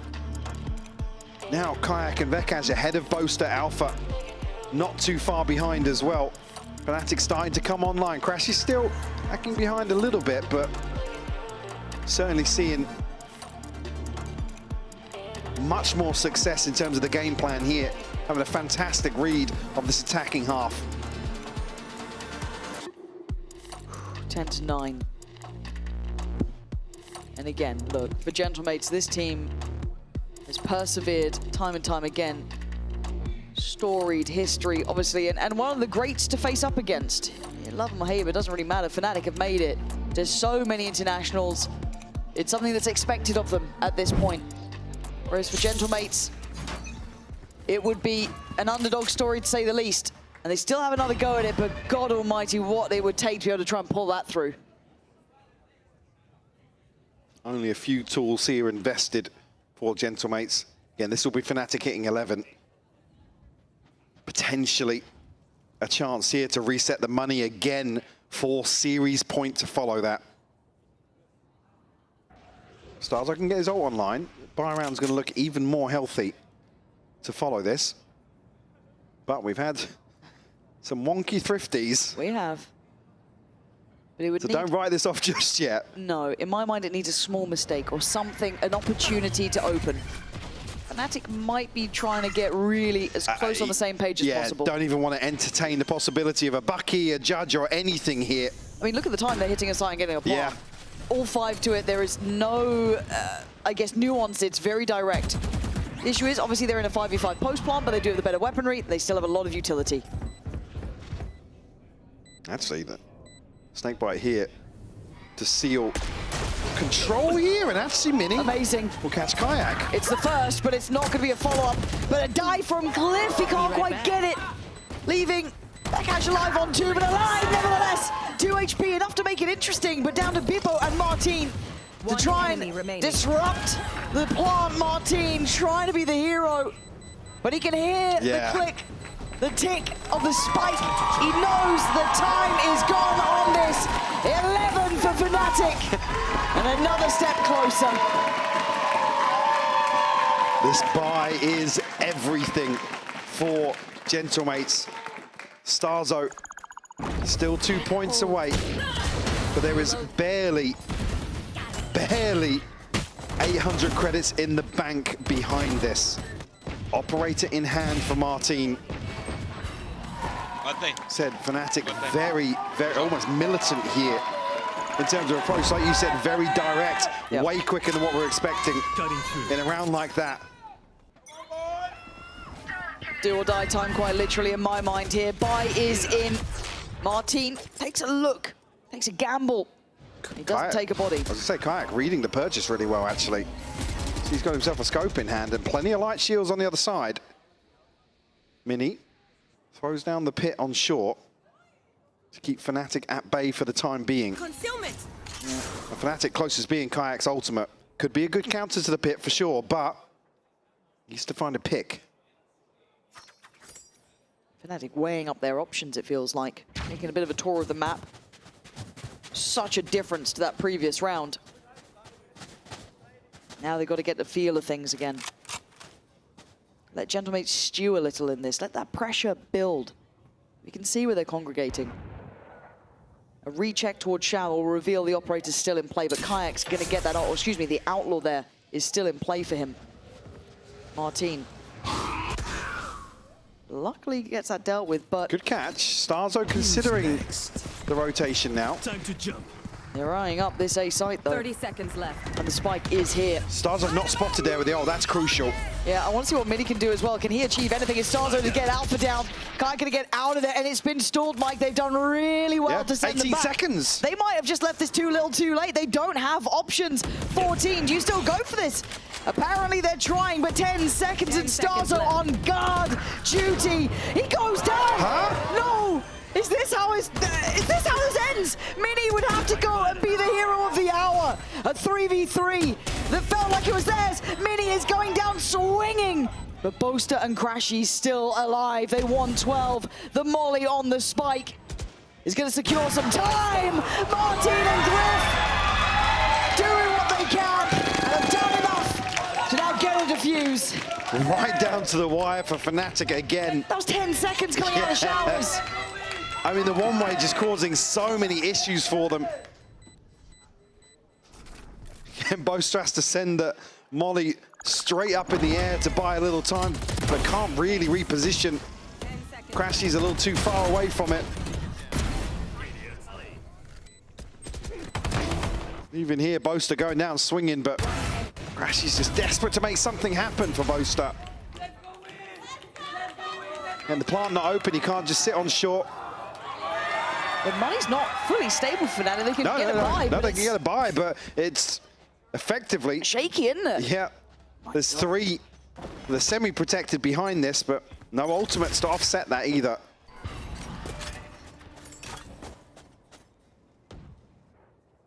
I think Cliff trying to deny a little bit there, but unable to connect. 5 members of Fnatic outside B here. Poised for what looks like a pacier hit. Hippo had an unbelievable start, and he's got a cubby. But now, might need to take the way out, but he stands his ground and falls. Does a little bit of damage, but that is not enough to be writing home about.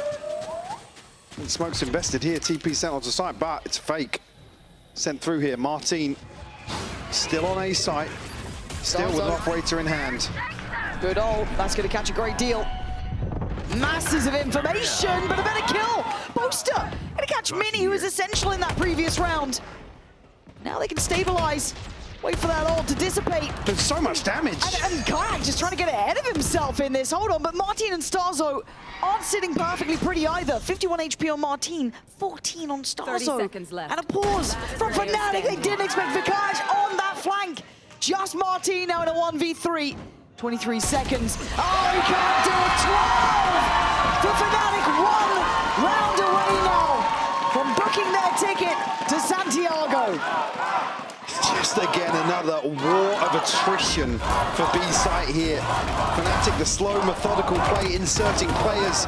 But Boaster just having one of those performances every so often where he's able to deliver on the front lines for Fnatic. 3 members of Gentlemates unable to really purchase much. If you needed a reminder, the last time Starzo beat Fnatic 1,700 days ago. They have to try and take their stand with this purchase, Mike. Look at it. Stingers, bits and bobs, Buckies here. But we do still have that Vandal with Bippo, but that's kind of it. Maybe Mini with the Guardian. This is what they have to take a stand with. Boaster 1 away from ult, Crashies 2. Do have the pit to bring into this. Fnatic once more will slow down the start of round 23. Crashies Won't get a bite on the Prowler. A stack here towards A. Anticipating an adjustment here.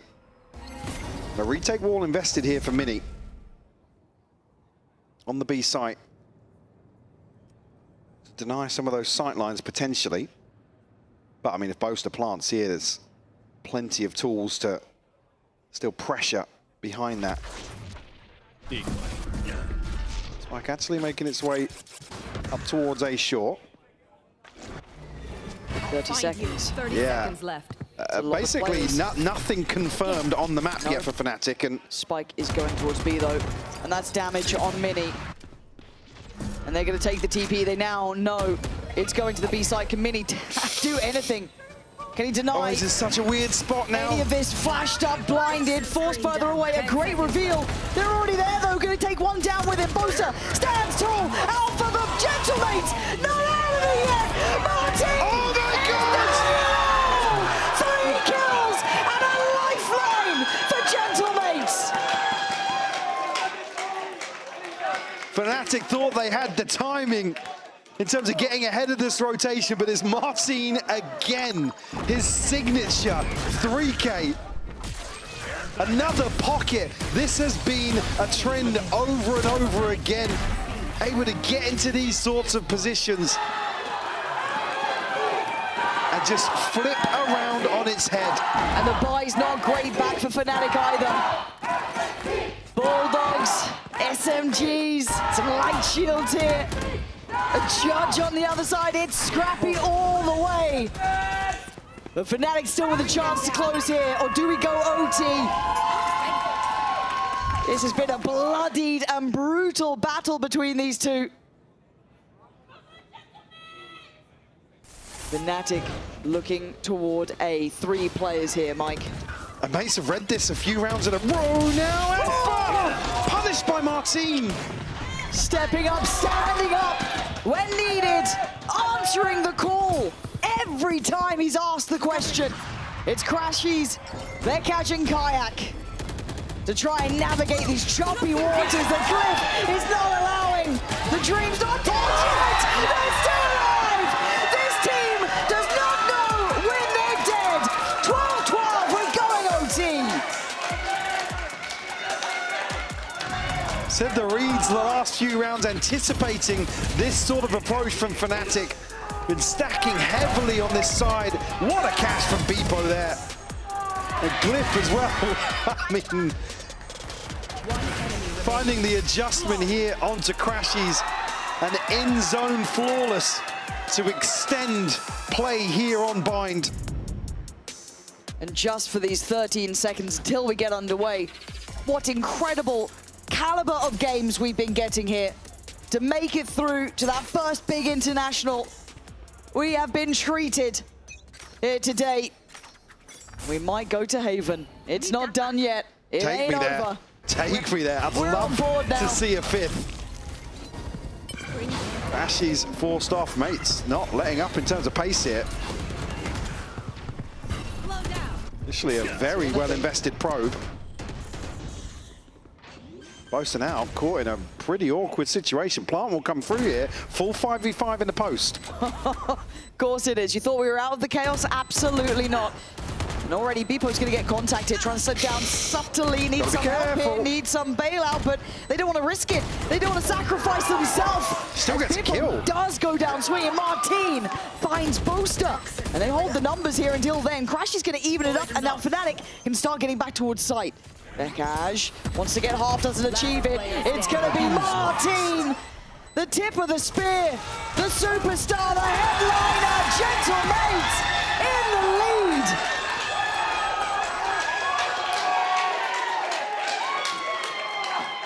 A chance here to follow through. How Beepo's still getting a kill there is outrageous. But the pace change, Martin again, just beautiful shots. Gets the ult online as well, just to seal the deal. Time to jump. Now Fnatic, do they stick to their guns here? Do mates go aggressive? Finally they're walking down short here, Lauren. Yeah, but Boaster's waiting. Oh my God, they just... Oh my God. He's dead. He's dead to rights. Put to bed. Tucked in. Gentlemates turn the screws. Fnatic are going to have to re-clear this entire area. Spike retrieved here, making its way back through cave, but again, Kayak Portal closed. hasn't spotted anything, unable to really make a play here, and actually revealed by the Prowler as well. Fnatic, as 4, regroup now on short. Beepo and Starzo still on this side of the map. Still plenty of util left for Fnatic, for sure, but Martin sending the TP across. Here's the timing window for them. Yeah, they want to try and springboard on that, right? Use that as the gateway to go forward. Trying to get that spike down. Great shot from Alpha. Even in numbers now in a 4v4. Plants up next. It's in post-plant time. Got the molly still. Snakebite's gone this time around, though. Kayak, full control here. They're going to know the heavier side here for Mates is coming from Spawn. This is a deadly little duo, right? This crossfire. It gets dismantled in a heartbeat in a second. Molly goes in, a time buyer. Critical, essential, key. Kayak's fallen! I can't believe what I'm seeing. The defuse, though, it's still not done yet. You can see the patience. Hold on. There should be time on this. But let's just make sure. This is surely enough to make anyone a believer.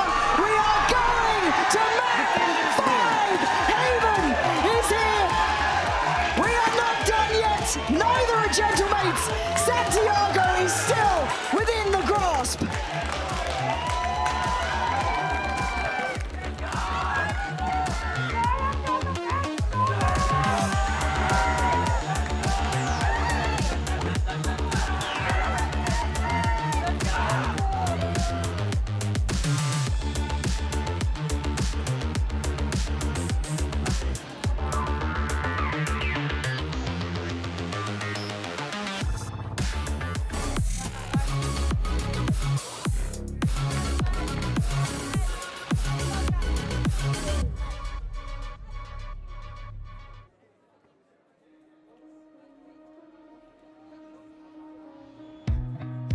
Time slows down when it can get no worse.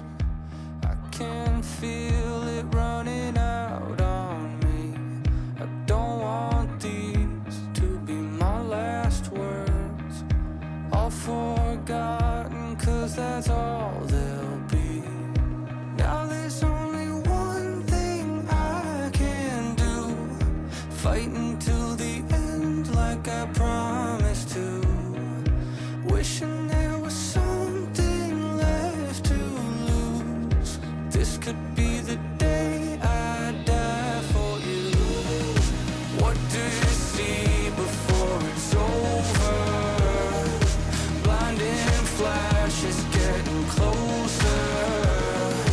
Wish that I had something left to lose. This could be the day I die for you. This could be the day I die for you.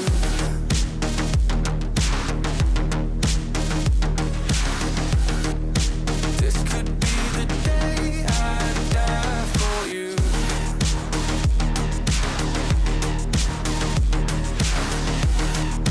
This could be the day.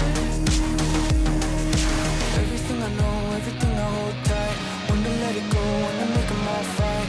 When I'm in control, when I'm out of my mind. When I gotta live, when I gotta die, gotta die. Everything I know, everything I hold tight. When to let it go, when to make them all fight. When I'm in control, when I'm out of my mind. When I gotta live, when I gotta die.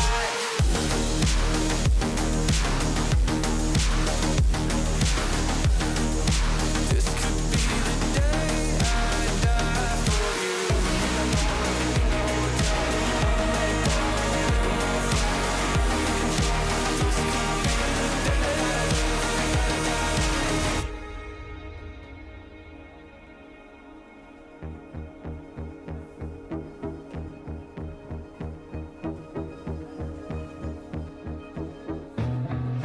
Feeling like there's nothing I can do. This could be the end It's taken me my lifetime just to prove this could be the day I die. Don't let it be the day.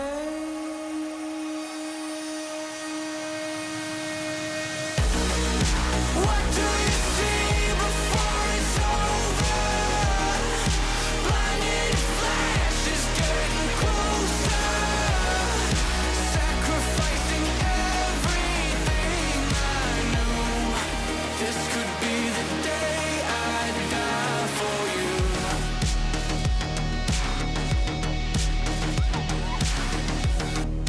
This could be the day I die for you. Everything I know, everything I hold tight. When to let it go, when to make them all fight. When I'm in control, when I'm out of my mind. When I gotta live, when I gotta die.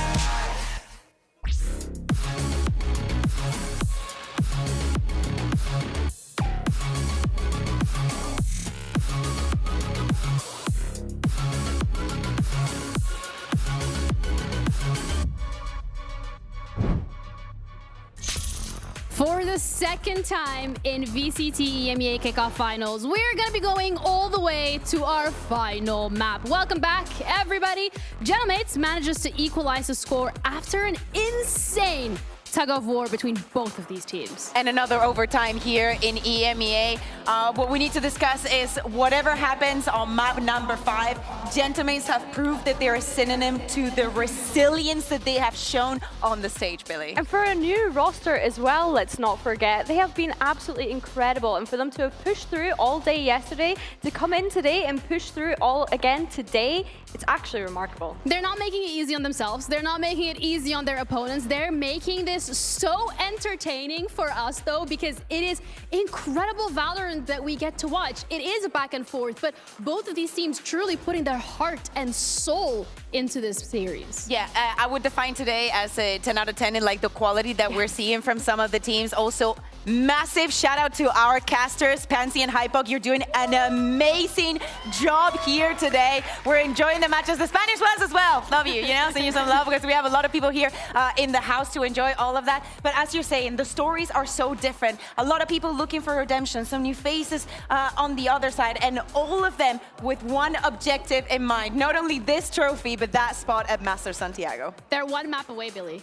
Both of these teams are one map away to going to Santiago. That is insane. Whether we're looking at the seasoned veterans or Fnatic, or we're looking at the fact that Gentlemates is this new team, this is an incredible feat and just so much pressure. For sure. Like we already spoke to Squeezy and Beaz about how important this is to them as fans, as organization. Weren't even coming back to VCT this year, right? They get another opportunity. They're one map away from that Masters, from their first ever global event. Let's not forget, this was an organization that had risen to VCT through Ascension once upon a time. And then on the other side, we have a Fnatic. They've never been able to qualify to the first Masters event through a kickoff. So for them, there's a lot at stake as well. Both of these teams have so much to prove this time around, but Gentlemates on the server were absolutely going insane.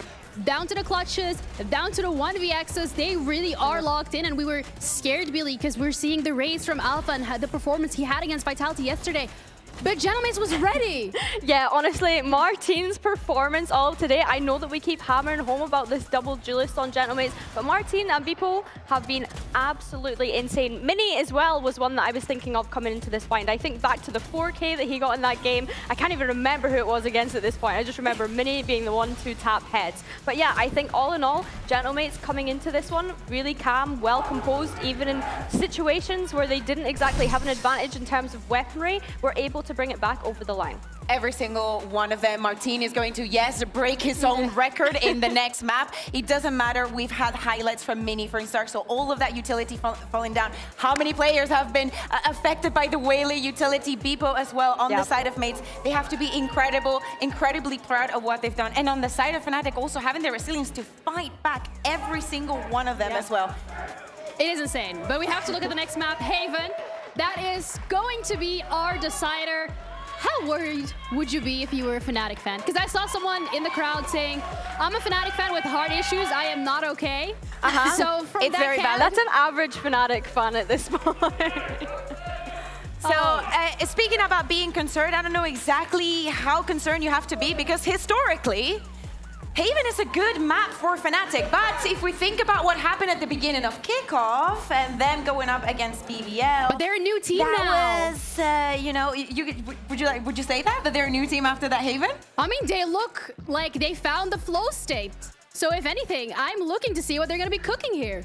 Yeah, I think for Fnatic, they've had so much prep time, right? Because they've not played Haven since the first week of Kickoff, since their opening game. But on this other side, I'm looking at Gentlemates and how strong they looked on Haven yesterday, right? We hadn't seen it from them the whole of Kickoff. They had to play it against BBL yesterday, with that being one of BBL's best maps, and they were able to win that map against BBL. If that isn't a statement, I don't know what is. Well, now I want to talk compositions, talk expectations, talk stakes.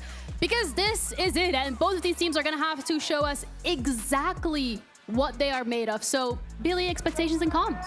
Expectations and comps? I mean, I don't expect Gentlemates to change anything. I think especially given how quick the turnaround time is from their best of 5. But the question is Fnatic is, do we expect changes sure. in Fnatic? Are they going to stay with that Killjoy on the side of Alpha? Do you want to give Alpha the possibility also to be playing with that double duelist? Do not forget, they could have chosen to go to this Haven before, but they decide to leave it for the decider.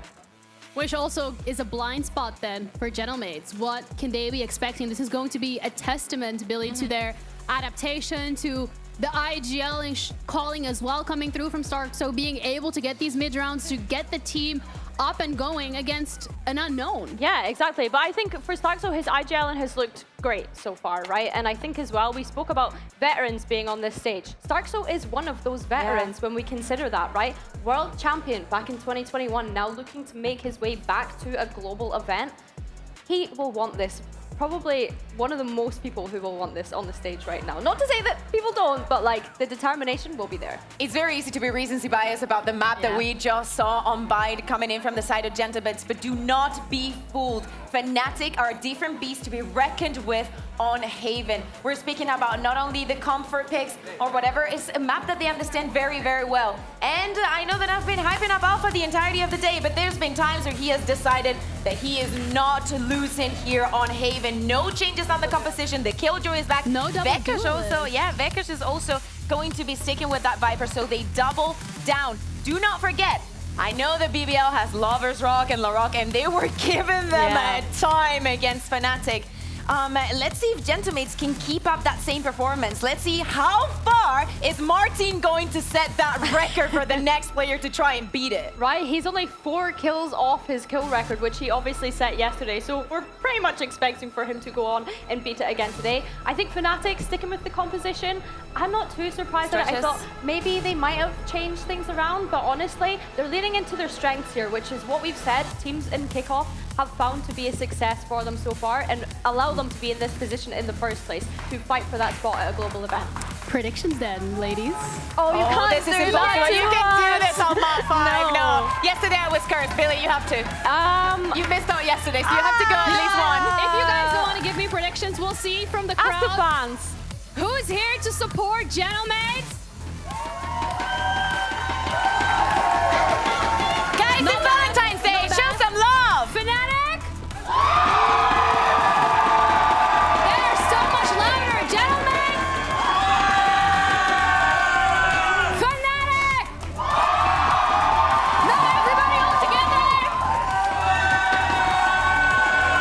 Casters, over to you guys.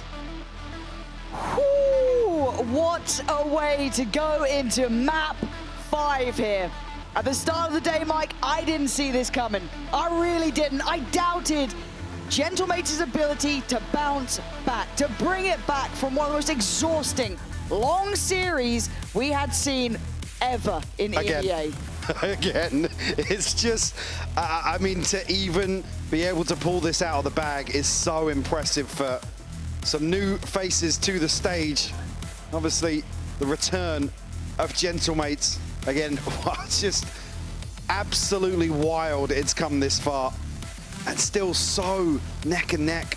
More overtimes. Yes. Rounds that just come down to milliseconds either way. Impossible rounds. Rounds that you thought were done. Only a sheriff. How many times did we say it? And every time, the players stepped up a level. Again, what's absolute insanity. Martin set the record yesterday, and he's not that far away from breaking that in this series to follow up another generational performance from him. And Haven, certainly a playground to be able to achieve that. And I think this entire series, call me a cynic, I didn't believe in Gentlemates. I think just seeing the odds against them, what they had to do to be able to get back to this position. And they've proven me wrong every step of the way. To get this far, to be in with a real chance. It's enough to make anyone a bit of a believer. Now, they have to stand against one of the giants, a mainstay of internationals, household names. And they started off on the defense here. Planted. Well, we'll come through. Crash is very disconnected, anticipating a flank here, but Boaster able to dip in and out comfortably. Now we reset here. Mini going to get a very quick half defuse here. That's a lovely half. Fnatic going to have the shock of their life here if they don't have progress towards site. There's no flank coming anywhere. This is all in mid here for Fnatic. Yeah, the smoke is giving a little bit of gap on this. Now the shock darts are coming in. That's the next layer. Fnatic bringing down the hammer on this one. And it's all down to Starzo. You ain't got this one, Chief. Fnatic. Get the pistol. Start the ball rolling. And a sigh of relief on Boaster's face. Again, typically seeing Alpha slip into garage in these sort of situations, but this was full reliance on the little util they had left of being able to spam through this smoke. Pistols have been a difficult situation for Fnatic throughout this series. Initially, the win rate's actually flipping now, favoring mates. Kayak straight into it here in round two. The investment here, Martin catches them off guard. I really like that. They got deep on long so quick. Just unexpected angle. He was still maybe hoping someone might be able to get caught at the top there. But Fnatic want to try and re-clear the space. Martin, sacrificial, but sees a lot. Dart to clear close here. Fnatic still conscious of further aggression. Gentlemate's already stacking up on 8. Mini, I think, probably just showed presence there on mid. He's walked away with a touch of damage. Still healthy, but a lot of the map to control. Just look at what's open and available. Still got the camera. Alpha looking for a spam into the smoke, but won't find anything. I just don't want Fnatic to leave this too late, Mike. We've already seen these mistakes before. We've talked about anti-ecos, we've talked about... Oh my god, the mid... A lot of situations here. Fnatic luckily picking up a ton of kills. Bloody hell, though. That felt far too dangerous. Get away by the skin of their teeth, it felt like. I know they had better weapons, but boom. If today's the standard, we'll take a round 2 conversion regardless of how it comes. Fnatic able to hold on to some of the key weaponry. Again, Gentlemate still planting these seeds of doubt in these early rounds, keeping Fnatic in check. Obviously, the buy will come back in here.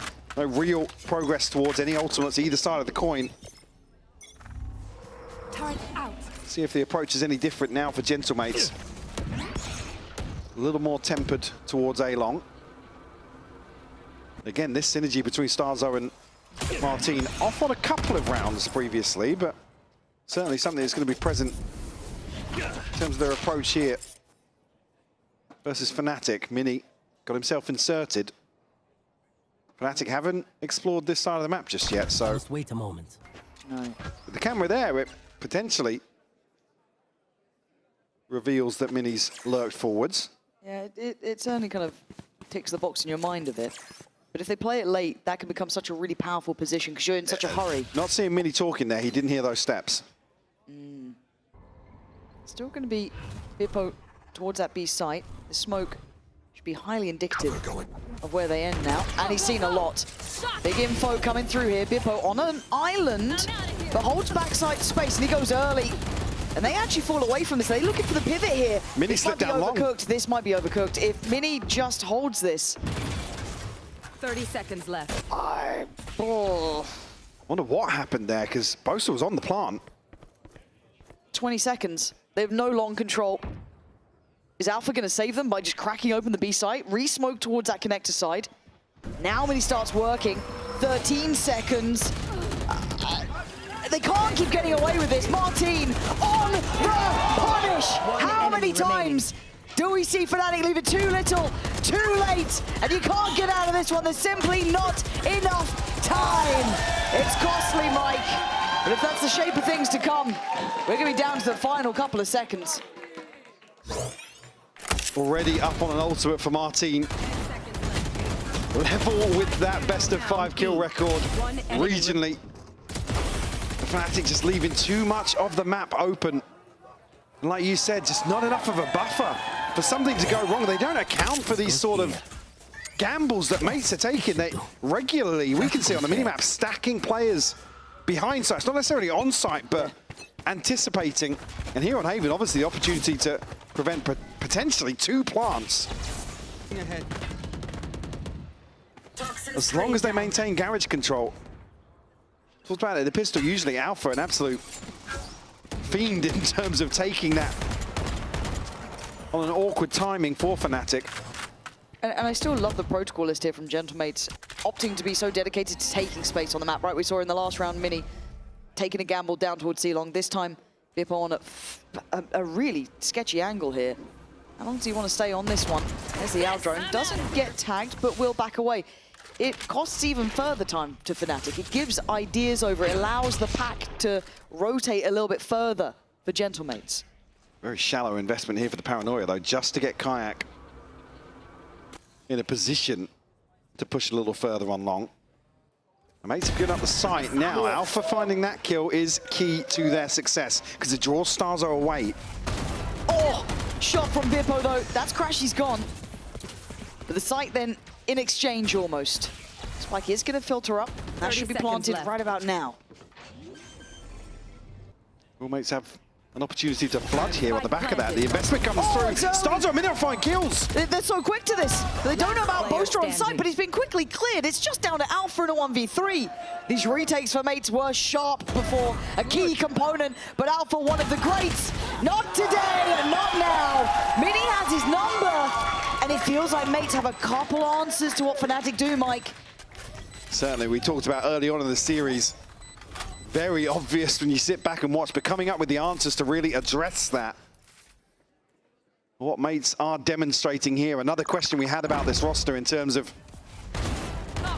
their comfort on stage here. Planted. Again, perfect timing for this flood. Even a great reveal, actually, in between the wall. Thrown down by Bippo. Starzo now, Hunter's Fury. See more investment, be it light, from Fnatic to try and make something work in round 5. Time to jump. Martin looking to punish some of these light shields. Be tasked with holding down the fort outside B for the time being. And Glyph actually. Judge in hand, playing ahead of that trip. Oh, enemy punished. When do we see Alpha not checking these corners, man? They can't take their eyes off the prize here. And now they've got very little space to play with. Maybe a little bit more access towards long, but that's already been accounted for. Starzo's happy to play off-site. Has ult if needed. Martin's got his. Still trying to clear through garage at this point. Vekash in good opening sights, and he still is. Martin removed, and Bippo might just, insta-deal with him. That's Crashy's gone. They know that Vekash is here. A great read again, 40 seconds, and the last 2 players, Kayak and Vekash, are going to make this, I mean, maybe competitive, but that spike's a problem. It gets nabbed, but Mini's on the watch for it. The pit then drops, and Kayak left to rot. Gentlemates are in control here. They've got a great understanding. Said mates defensively happy to take these gambles. Certainly a risk. Glyph nearly caught off guard here in astral form. Bippo gifted one. I mean, he actually lining up the near side just on the spike, so he's not risking getting spammed off there. Be an early timeout for Fnatic. Yeah, this Be is a little dicey here to open up Haven. Yeah. But it wouldn't be a Fnatic game if they didn't, you know, put us through the ringer. And it wouldn't be a full 5 map if it wasn't Gentlemates. Never a walk in the park for Fnatic. No. A walk around the park. Yeah. Taking their time. Yeah. Yeah, just before closing. Get stuck inside the fence once it's locked and wander around a little lost and then somehow get away with it. Yeah. Yeah, perfect. For now, though, I think, in my mind, it's on Fnatic to find answers because their initial look feels like just naturally Gentlemates have a great understanding of it. And it's not in a specific way. It doesn't feel fully anti. I come back to the same thing. It's rare to look at the minimap and see Gentlemates sat in a 2-1-2 it's. And I don't think Fnatic are really grasping that concept just yet. Again, you can kind of see from the pick that Vekaj finds, they look to explode and think that's the only person holding down B. Now, if you were keeping count, Martin has broken his own best of 5 kill record from yesterday. Really impressive. And if you were wondering, next up, 111 is the global record from Kang. Not too far away at all for Martin. There's a whole lot of kills in 24 hours, and Starzo fancies a couple himself. Cross map, not going to get really what he wants from this. Fnatic still huddled into spawn. I have the spike. Kept in check by the Hunter's Fury early on. Like you said, no damage received. Deploying drone. Drone through here from Crashy's very shallow though, once again. Looking to try and pressure towards Beepo. TP stuck by Boaster, but at the last second, Starzo will show his face. And now 50 seconds left on the clock there. We're not here again. Back to the drawing board. We're playing an early round again, a minute into the round. They're just leaving too much to chance in my mind. And I know they've got great players that can make this work for them, but Beepo's managed to slip in here.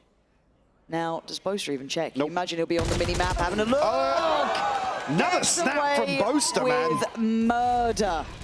And now Starzo's got to know there's going to be follow-up to this, right? He's got to know there's going to be more players. Trying to leave it as late as possible on this, but there is a slip through on towards CT side. That's going to be Kayak cleared. Starzo retaken towards the site. Gets a chance at the second, but crashes out, does it. Finds two. Martin can only do so much. And with the numbers on their side, and the plant up next, 13 seconds was all they needed. Cliff desperately looking for an upgrade here, sitting at 1 and 4 already. Again, gonna make a sound as soon as he goes for this though. Vekaj playing up close and personal. Good luck, mate. Have fun. Fnatic need to hold on to this, to say the bloody very least. And maybe, I don't even want to compliment it. Boaster just got away with snapping another snap, down. yeah. Like, it's great that he did it, don't get me wrong, but... I mean, it goes without saying as well, in terms of just ability, Boaster having a huge day himself. Oh, he has, individually. I mean, only last map. It was a conversation of the fact that he was towards the top of the board. Where should he was, for a long time. Yes. It was at the top of the board on bind, which, again, you don't want to see. I mean that in the nicest way possible with some of the fragging capabilities here we've seen from Vekaj as well. Yeah. One enemy remaining. Nice clean up here from Fnatic. Got some ults to play on too, right? Locked down Hunter's Fury. Even got Kayaks to throw into the mix if they need it. On the other side, Minis and Martins. Fine place for both teams here. Initial round. A little bit of a pressure point towards C. Go, go, go! Again, still huddled into the same position in spawn. Just so hesitant to take any sort of risks here. Again, look at the minimap. Switch up. It's dysfunctional, it's unorthodox. Now, A completely conceded, and a couple of kill trips here for Mini. I like that. I like that as a solution, or maybe just something they want to try and change here. Pose a new problem, but without that pressure on long, Fnatic can kind of drift up here, maybe at a slightly faster tempo. And with the ult, they should be able to notice this. Highly unlikely Mini's going to get away with much. Should be called out here. Kayak going to try and help, dealing with one. Didn't deal, I was going to say, he didn't deal with the trips just yet. Yeah, one Have they gone. noted the second? It's that three-man walk down middle that we've seen before as well, right? This is not the first time we'll be seeing this, something that was a common conversation in their previous series. Pit towards spawn, potentially? You should run. Okay, Crashies. I don't know if he got seen. Yeah, he did. The stun is there, but the swing to save him is from Alpha! 3! It's a vintage look from the man. And Mini and Starzo, it's time to call it on this. Got to give this one up for sure. Fnatic with a vice-like grip on this A site once again.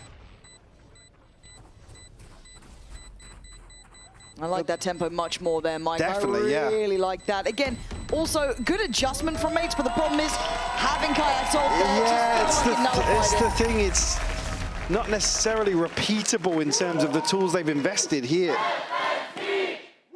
Obviously, I misspoke. I thought it was the lockdown potentially to be invested a little deeper here, but...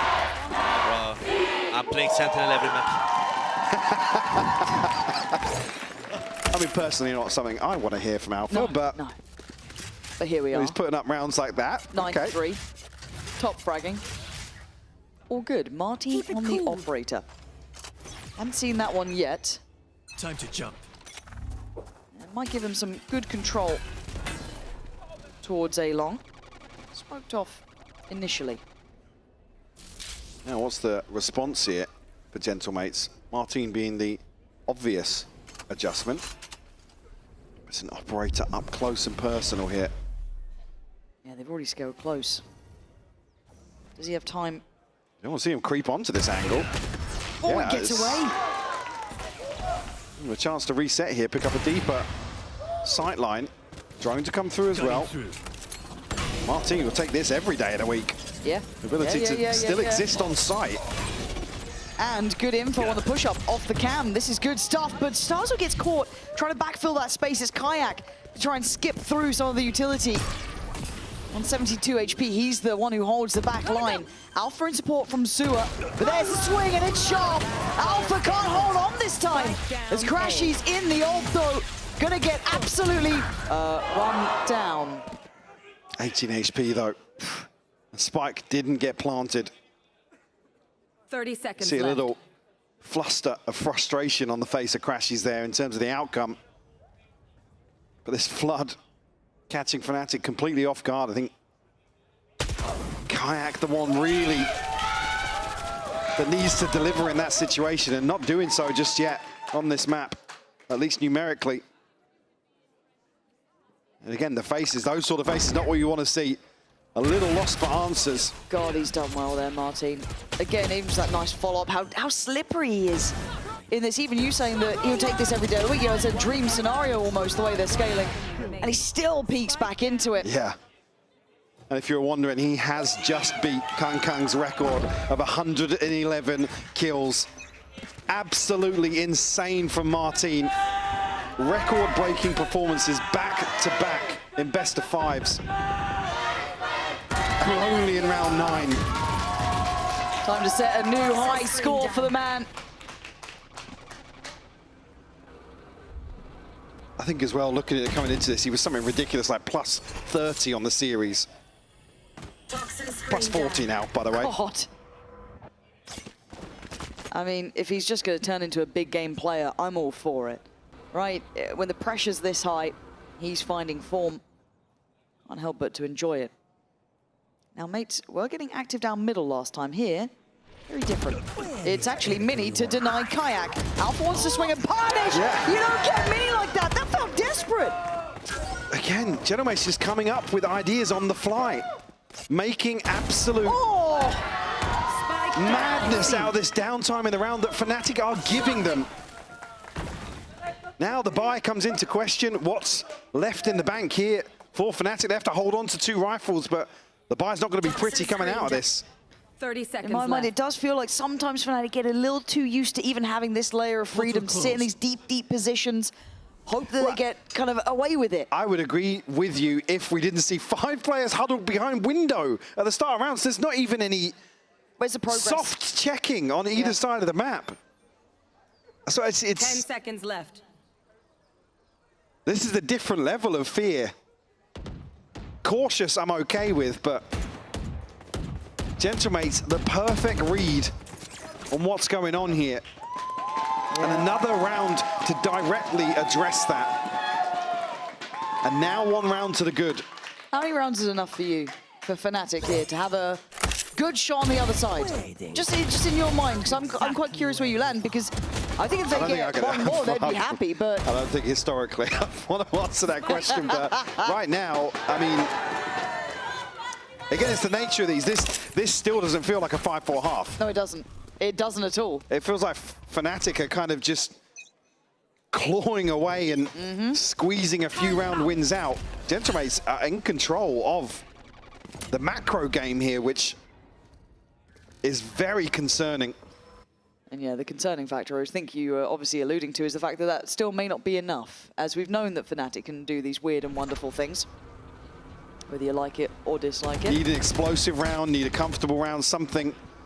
Get them back on their feet, get the energy flowing again. Oh, when I see players on Fnatic frowning, that's the concern. Because they're lost for answers. Okay, on towards C. First time we're seeing a real exploration of C like this. Backside check, no one's here. Early work from these two.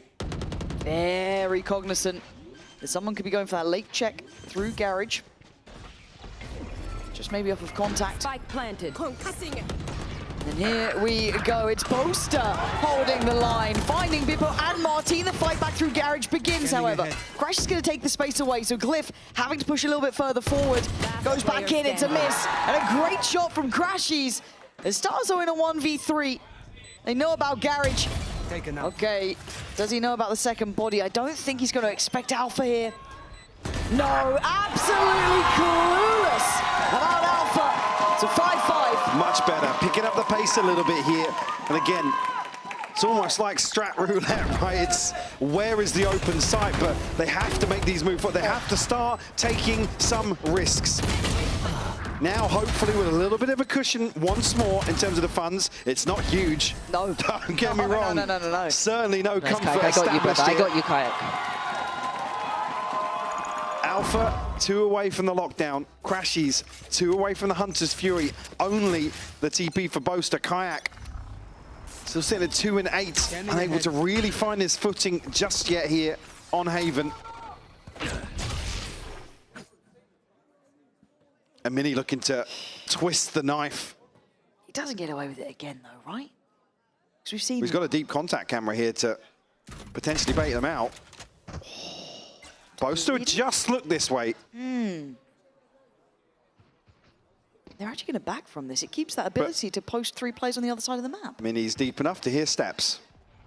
He's got help coming down as well. Starzo's coming over this way. Maybe thinking now, with the lack of progress here, it's got to be garage. There's still the trip there, though. Now, with that broken, how do they handle long? A curious crossfire could be made if someone can make it to CT in time. I don't think they can, but there's hesitation to commit. Rekaz is dead here. Surely, right?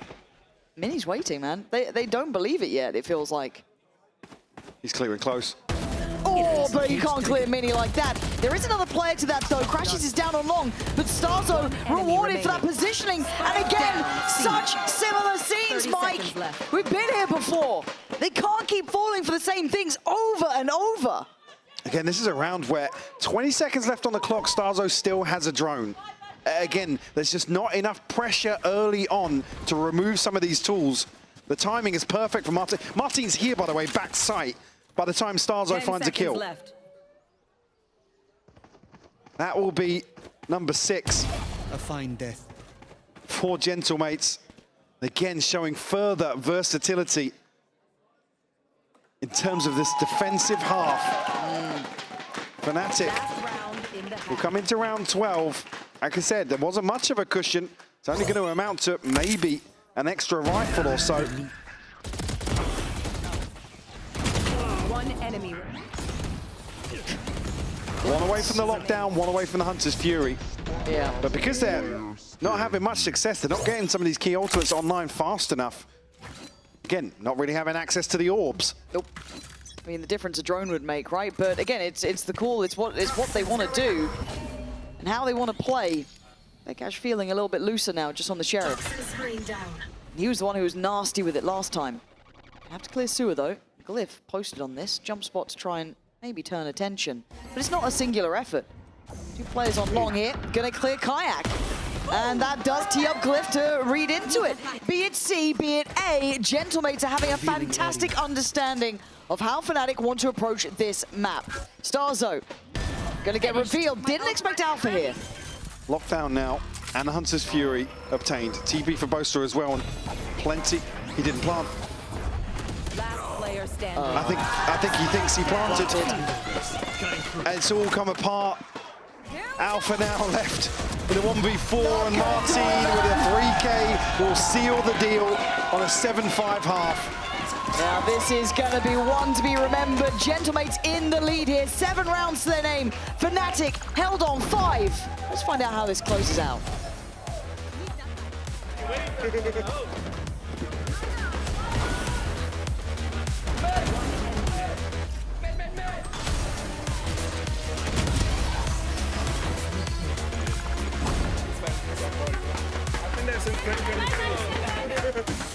You can cut the tension with the knife here in the audience. It is late. It is all the way to 5 maps, but we got some dedicated fans joining us today. I'm gonna start with you. For those watching at home, what do you want them to know about this matchup? J'ai pas compris. Non, je rigole.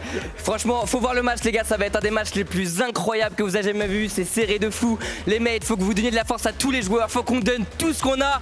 Gentle!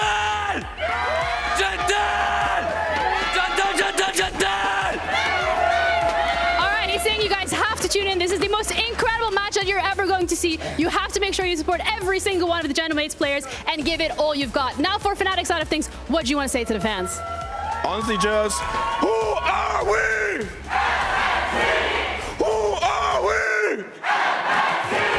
Who are we? All right. Who are we? If that doesn't convince you, just stick around and watch how this is going to play out. I don't know what else will, but we're ready to head back over to our casters because this needs to wrap up.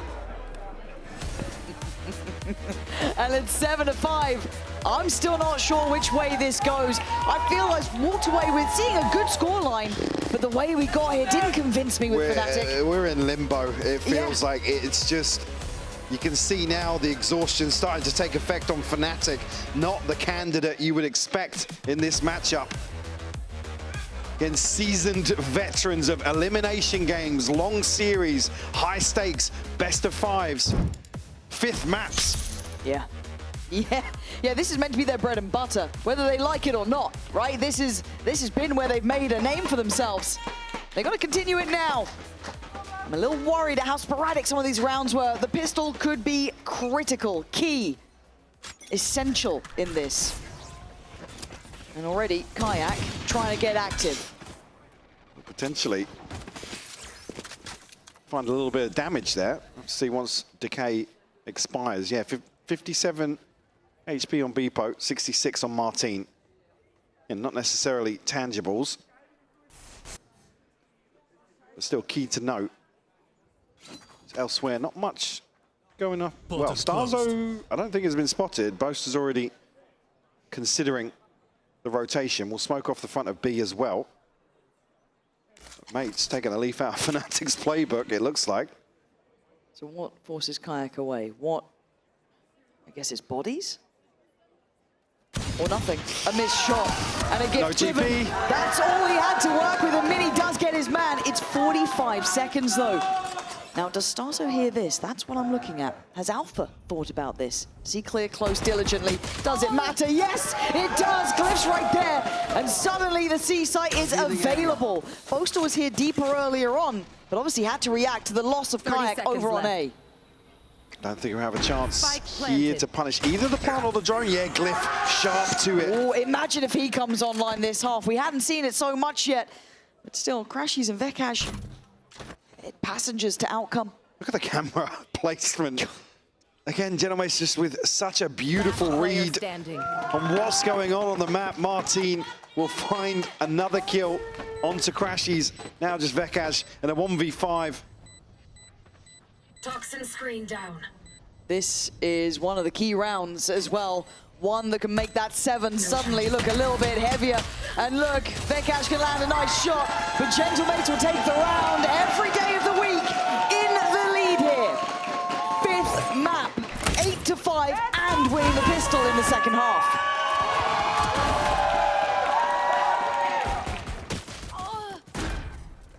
You've got to get a grip on some of these slower rounds very quickly if you're Fnatic. Said again, just seeing Starzo's ability to find space. Whatever they're doing, I like it. And really solid mid-rounding on display once more. They had to versus BBL, but continuing that trend versus Fnatic. And doing it so well. So just pistols here in round 14 for Fnatic. It's anticipating, or at least positioned, well for any sort of aggression. Kayak trying to post up a little deeper. This time around does have the TP on a later timer. But look what's behind this wall. Easy, easy, easy stuff. Yeah, flank's coming in, but not even a sheriff to get excited about. And the attention will turn. Mini's on this, and here's no progress following. Sees nothing either. So this should be called out. And again, the information game right now in my mind is being won by mates, even in these small rounds like this. To try and pull this off now, would need something close to a miracle. Martin on the corner. Portal closed. Takes an early swing on the smoke. And it's gonna be a clear-cut affair thus far. Yet to drop a body as Fnatic suffering here. Placing sentry. Mates, they're gonna get away with probably what they came in with. Starzo set up to try and go and hunt here with just that ghost.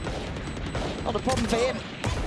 Does go down for it, but that was fine. A risk they were willing to take. Again, another point, potentially, in terms of progress. He's halfway now to the Hunter's Fury. Very early on. Fnatic will deny 3 points elsewhere, fall to the spike. But a 9-5 scoreline. Gentlemates with a chance here to convert a bonus. It's very well invested. This is on the other side, just no progress towards ultimate, so nothing to rely on here. And Alpha actually bringing the Bulldog into this boaster as well, just to prioritize both a full shield and some of this key utility.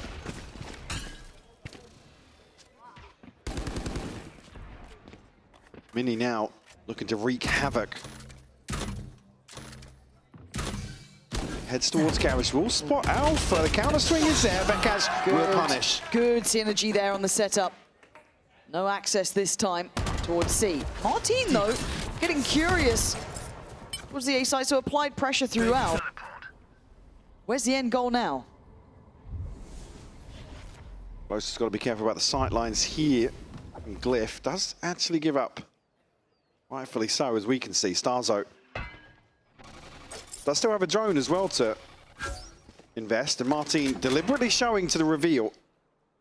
So trying to bait out a rotation here. Fnatic aren't really taking much of that, though. They have the numbers. Oh, the spam. Wait. Just random onto Starzo. I literally turned for a second and missed it. No chance of a fight, but apparently it gets found no matter what. And Fnatic's discipline is coming into effect well here. Good reactions. And with 30 seconds left, mates starting to dwindle in numbers to the degree where they can't really deal with these trades on the site even.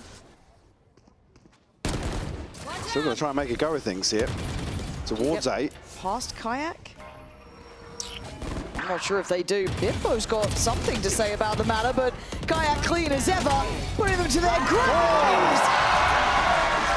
Absolutely bonkers shot at the end. By the way, more than doubling his kills so far in that sort of fashion. Under a ton of pressure. The sort of round that you certainly want to see from him to get himself on the board.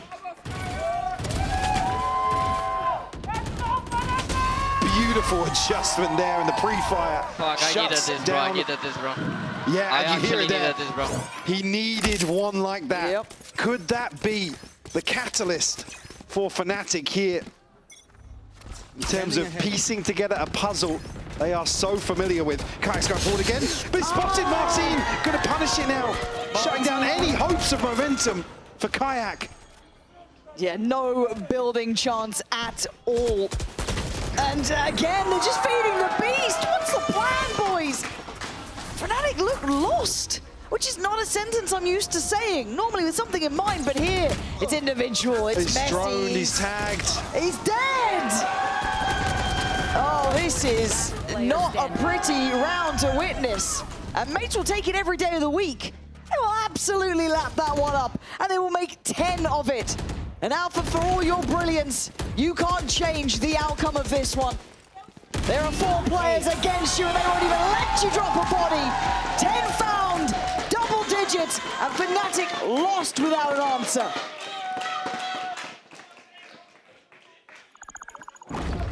Lost without a buy now as well. Ken Genomate's just not shying away. Not bowing down to Fnatic. Ken, Ultimates-wise still, with the way this has gone, not much in terms of progress, and it will be the second timeout called here. Genomates haven't even called one this map. Nope. Happy to just let this ride out. The game plan, obviously, the preparation paying off. But not just that, the decision-making in the mid-round, like I said, Starzo was such a good read on Fnatic's macro here. What is the adjustment? Again, unlikely to see much here in terms of their ability to piece together a set piece with much lighter weaponry, but trailing by 4, potentially here on the brink of conceding round 11 for Gentlemates. Absolutely wild scenes here. See what the purchase settles for Fnatic. It will just be a couple of Sheriffs, a couple of Guardians and a Shorty in the hands of Boaster. Crowd now starting to rally behind Gentlemates. They are on the brink of doing something I didn't think they were capable of. The Sheriffs, the Guardians. The Stitches trying to hold together the seams of Fnatic here. As Gentlemates maybe starting to feel this now. Maybe starting to believe in what they are doing, the reality of the matter, as Alpha goes for a walk. And well, he gets caught. Oh! You might catch him, but what does it matter when he can get you two like that? They're not down out of this yet. Can anyone else try and step up to that level, though? They have to stick the landing here. Now, with a man advantage. Again, one of the Guardians removed here. Beepo's got to be careful. Crashies will find another head. Just Mini and Glyph left. And Glyph at 59 HP. See as well, this was the end game plan in this round. The wall invested. 30 seconds left. He could plant in front of it. Still plenty of stars left for Glyph. Yeah, don't ride it And he'll have the divide. Yet. Yeah, that's something to add to the mix. Mini gets caught though.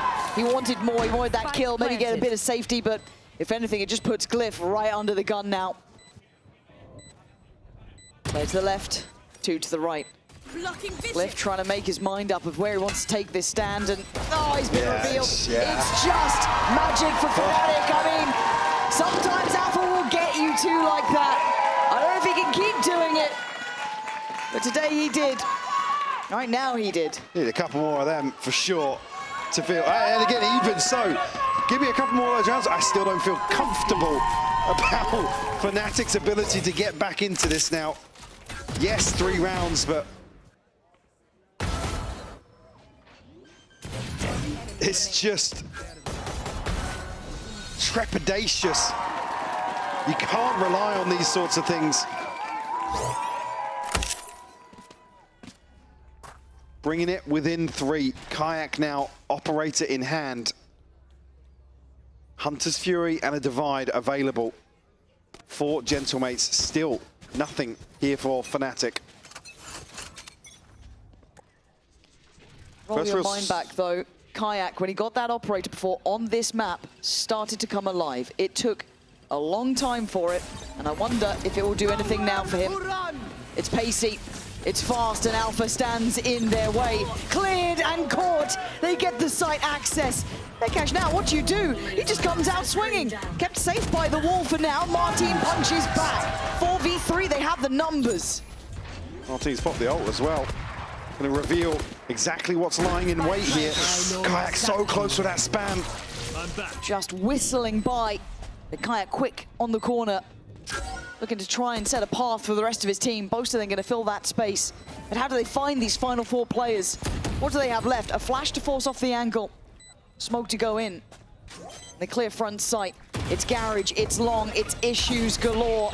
Utility to be burned through, to be played, and Crashies. Oh, goes above and beyond, leaving Mini with it all to do. And Fnatic doing the most Fnatic things, man. Again, when it looks unwinnable in this situation. Again, the fact that Vekash doesn't get a second, and rightfully so, he stays, right? He stays. Yeah. He catches a glimpse of somebody, I believe, Martin through the wall. Fancies his chances. Crashy's finding 2 crucial kills. Deep smoke here. Not going to prevent this pressure into lobby early on, but the buy broken now by Gentlemates.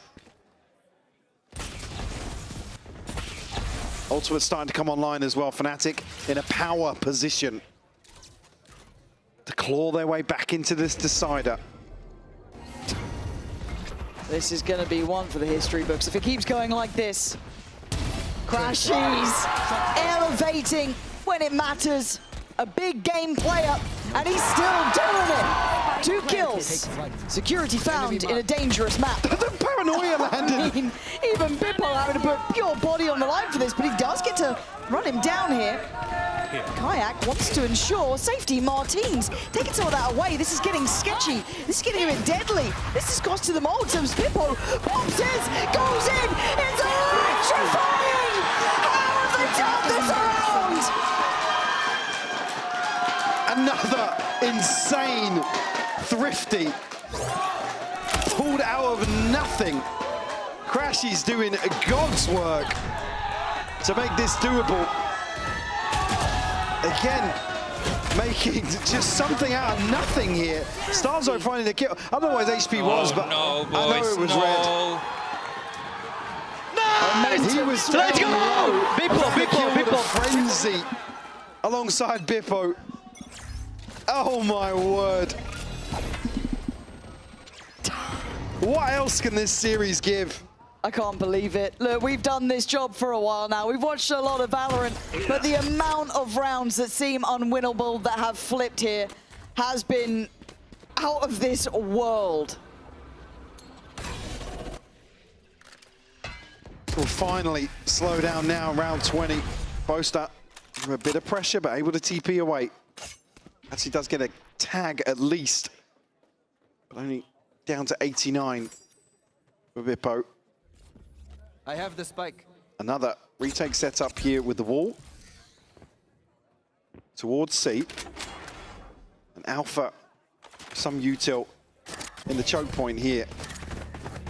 Trying to scale up behind these cages, it will be dealt with. Not going to have that to rely on here. Divide goes up as well. Good stall, but again, they've disrespected it. They're straight in. Vekash. Oh, no! Oh, he did get Martin, but it's a trade, and now it's just sheer pandemonium. Spike's not down. Tag made.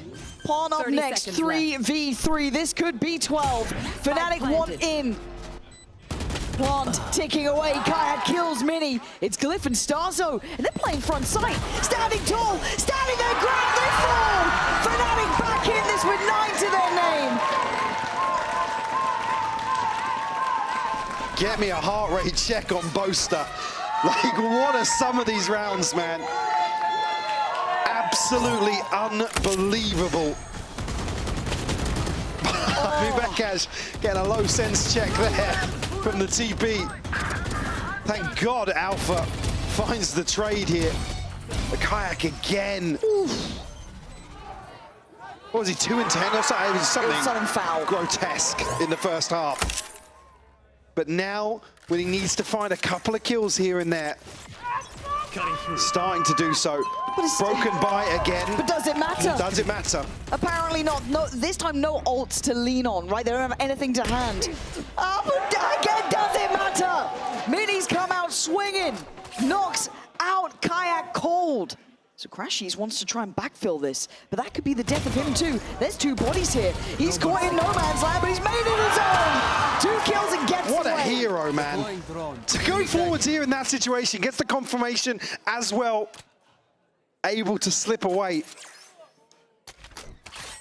Crashies worth his weight in gold.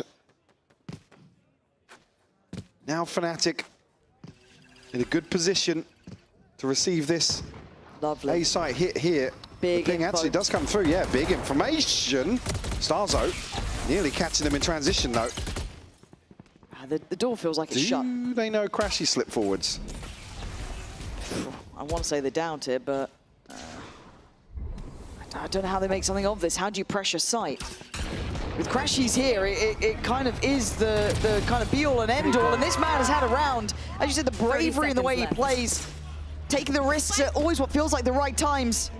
It might even catch, may have seen a pixel just on the back pedal. I mean, to get here quick, but issue being Vekaj gonna hear these steps. Yeah, he's here quicker. I don't think he ever left. He didn't. And a buckshot to the chest will do the job fine. Beepo can't do much this round. 8 seconds, no chance in hell. 10 rounds. How are we here, man? How are we here? It's within 1 round now. It's just absolutely insane. Again, to find the opener, Gentlemate's continuing to pressure, defy the odds. In a lot of these situations, this was a broken buy again. And he gets this close. Timeout for mates. I think this is one of the first, I feel. It is the first, yeah. They've been kind of largely in control, it feels like, but the last couple of rounds there has been real signs of life, and one of them, for me, has been Crashies. This guy has been an absolute nightmare to handle and a dream to have on your team. 17 to 14, and it's the way he's finding these kills. It's the impact he's having. On the other side, though, we have the likes of Martine, we have Mini, both worth their weight in gold as well. Stunning work from them. But now, there is something about facing Fnatic in these games, no matter the scoreline nor the odds. There is always a chance. I mean, my eyes go straight towards the finances here. 3 players with a cushion for Fnatic, but on the other side, not much in terms of comfort for Gentlemates. If Fnatic tie up here, you've got to argue odds are on for them to find a series point to follow. The neural theft for Mini. But that's it. Yeah, that's it. 4 light shields here to try and enable something to follow. Vekaj has a pit, Boaster has the TP. Bippo, turn of pace here in round 22. Try and get the ball rolling. Not greeted, but will actually draw out the pit. So a big tool invested here. Will cut off the entirety of long. And Alpha actually layering some util behind that now to give them a very, very good hold on the A site. Not necessarily in position just yet to meet a quick hit elsewhere. You can see Gentlemates considering their approach. They're going to try and fake elsewhere with Bippo inserted. Again, he's going to be close enough to hear this alarm bot, I believe. Drone will come through. We talked about Milan panicking earlier. Do they panic here? Boaster's got to be panicking. He's 13 XP. Yeah, trying to keep his head down. He's managed to keep his life, which is wildly impressive and maybe a little fortunate. Starzo's up in window, though. Yeah, they're so close now. That makes no the rotations confirmation hard. on this. Yeah, they don't know. He's heard these steps. Oh my god, the timing. 30 seconds the timing. It's divine intervention. Starzo catches Boaster on this. How does it change plans? Mini then comes into the equation. Now we look, now we wait. Catching one, strikes down. And now they've got to try and recover this. Martin on duty, 13 seconds. Vekaj in the way though. Martin has to clear this and clear it fast. They can't get past him. He saved Fnatic. He saved them there and then from the round that could define this series. To tie things up. It's just insane to witness these sort of rounds. Again, this is Boaster and Alpha on a platter. Picked up, so well navigated. This catch here. I mean, even if it wasn't the spike. Oh my God. 11, Look at the buy. It's another chance for Mates to do the unthinkable. Can they find another one, Lauren?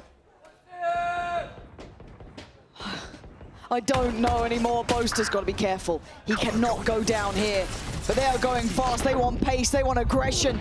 And Vekaj wants them dead. He's not letting up. Carrying on from that previous round. Takes away Bippo, who's been big for the Gentlemate side. And Fnatic starting to feel it. This could be 12. Unless Glyph, Starzo and Martin can make something happen. Martin trying to bait. He still falls Alpha to find Glyph as well. Starzo, last man standing once more. A 1v5, Lauren. This is Fnatic to find series point. It's just, I can't believe it's gone this direction again. You and me both. By now you'd think we'd learn, but it's 12 for Fnatic. Series point, map point, one more round. And they make it all the way to Santiago. What is that? Look at it from Vekaj on the replay. This is well Kayak reading this beautifully. Martin even baiting onto that angle. Hunter's Fury. Available for Crashies. Kayak and Boaster both have their ultimates. On the side of Gentlemates, Martin and Starzo. Luckily having a second timeout at this stage. And what do you say in this moment though? What do you say? You've got a plan in mind maybe, but it feels like the plans go out the window here today. These are rounds you can't plan for. No. Like I said, the X-Factor. The approach from Gentlemates has been fantastic. I think overall they probably had the better approach in my mind. But then there was Vekaj, then there was Crashies, then we've had Alpha. You can go down the list. And it's taken them to go down the list to get to this point. It's taken big players to step up. The Gentlemates, they've had their own big players, but now they need to be online in this moment. At 11 to 12. Fate in their own hands. I don't know, I'm looking at the screen. Double operator for Fnatic. Boaster. Boaster. The old trademark. Ye old faithful Boaster on the operator. It's a round 24 classic. Usually saves this for overtime, but... Shadows traveling. Who's next? And initially, they can't scale up with Martin. He's been stalled out. There's 3 players that he's noted. Bippo then going to get invested over towards C. Martin trying to play the survival game. Mini's going to do well. Finding Boaster. He is now removed. Man to the good for Gentlemates. Not out of the fight. But there's the ult coming back through from Kayak. Going to spot out one on the side. Do they commit? I'm already seeing the spike going down along. Bippo's HP. Oh. Kayak gonna make it out. It's Starzo to catch Vekaj, and that opens up chances. Look at Martin behind the wire. Kayak on the hunt doing similar things. They're both passing each other here, and Kayak could be the downfall of them all. Glyph. Did he see him? Yeah. Yeah, he did. Gentlemates, with 5 still standing, have to locate the final 2. The Wonder Kid in the way. Martin should have Crashies dead. He does. And then there was one. Of course. It's Alpha. And he's dead. We're going OT. 12-12. We're not done here. game. Another turn of pace that just looks so well suited for Gentlemates. Absolutely insane. And there's the spot. So diligent from Glyph. We talked about it maybe not being reflected in the numbers, but Boys, come on. my God, Come on, the boys, come value on. is undeniable. Everyone stepping up to the plate. And there's that stat once more. I said 1,700, it's nearly 1,800 days ago. Yeah. Boaster, the only remaining member of that roster, but I can't believe I'm saying it again, round 25. They're walking middle. Mini's gone for a wander. They're ready for a pop flash or garage if they do try and re-explore this. Look at the coverage here from Mini's utility, though. And he's in a position Careful. potentially Do they bite on that? catch an audio cue, but forced away early. Quick rotation. They're going to be towards A, and Starzo standing, waiting. Kayak. It looked a little bit short-sighted on that as Vekash and Boaster going to get caught on the flash here. Gentlemates back in the lead of things, surely on this one. Wait, Crashies, you put it down to a 1v2. This is not impossible for this man. The superhero himself from Regulation. 50 seconds. Oh, nice try. A nice try, but diligence and discipline being the difference for Gentlemates here. You see here, Martin, another record posted line. It's just insane to expect this sort of performance out of a player and him to deliver, stepping up to the plate once more. Team A. I believe this was a previous record set from Game Changers, if I'm not mistaken. Yeah. If I'm not mistaken. Yeah, there you go. From Brazil in 2024. And that's all good and well, but right now I think he wants one more round than any more kills. He doesn't matter how they get there. Go, go, go. Standing so close to something legendary. Kayak on the operator. And an invested start from mates towards the A site. Boaster, Crashies, still here. Paranoia goes in a little ahead, a little too far. Drone will come through, reveal Crash's position. He's going to get flashed off this angle. Now, Martina Bieber, event of the kills! It's down to just two! Gentlemates! Making this a reality here is Vekash and Alpha will have to go above, beyond, out of all expectations. Martin tagged up. It's about the only positive in this situation. Snakebite will land. Alpha will find it. He's got one. Needs four more. He's not got it. Vekash, the last man standing. And this, their victory, standing on the back of their own sacrifices. Blood, sweat, and tears have taken them all the way to Santiago.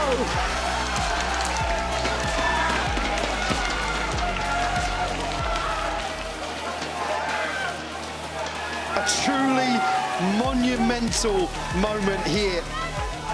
We already said, had our doubts, but I think they've just about silenced everybody that was thinking otherwise, especially coming out of that series yesterday. 10 excruciating maps played,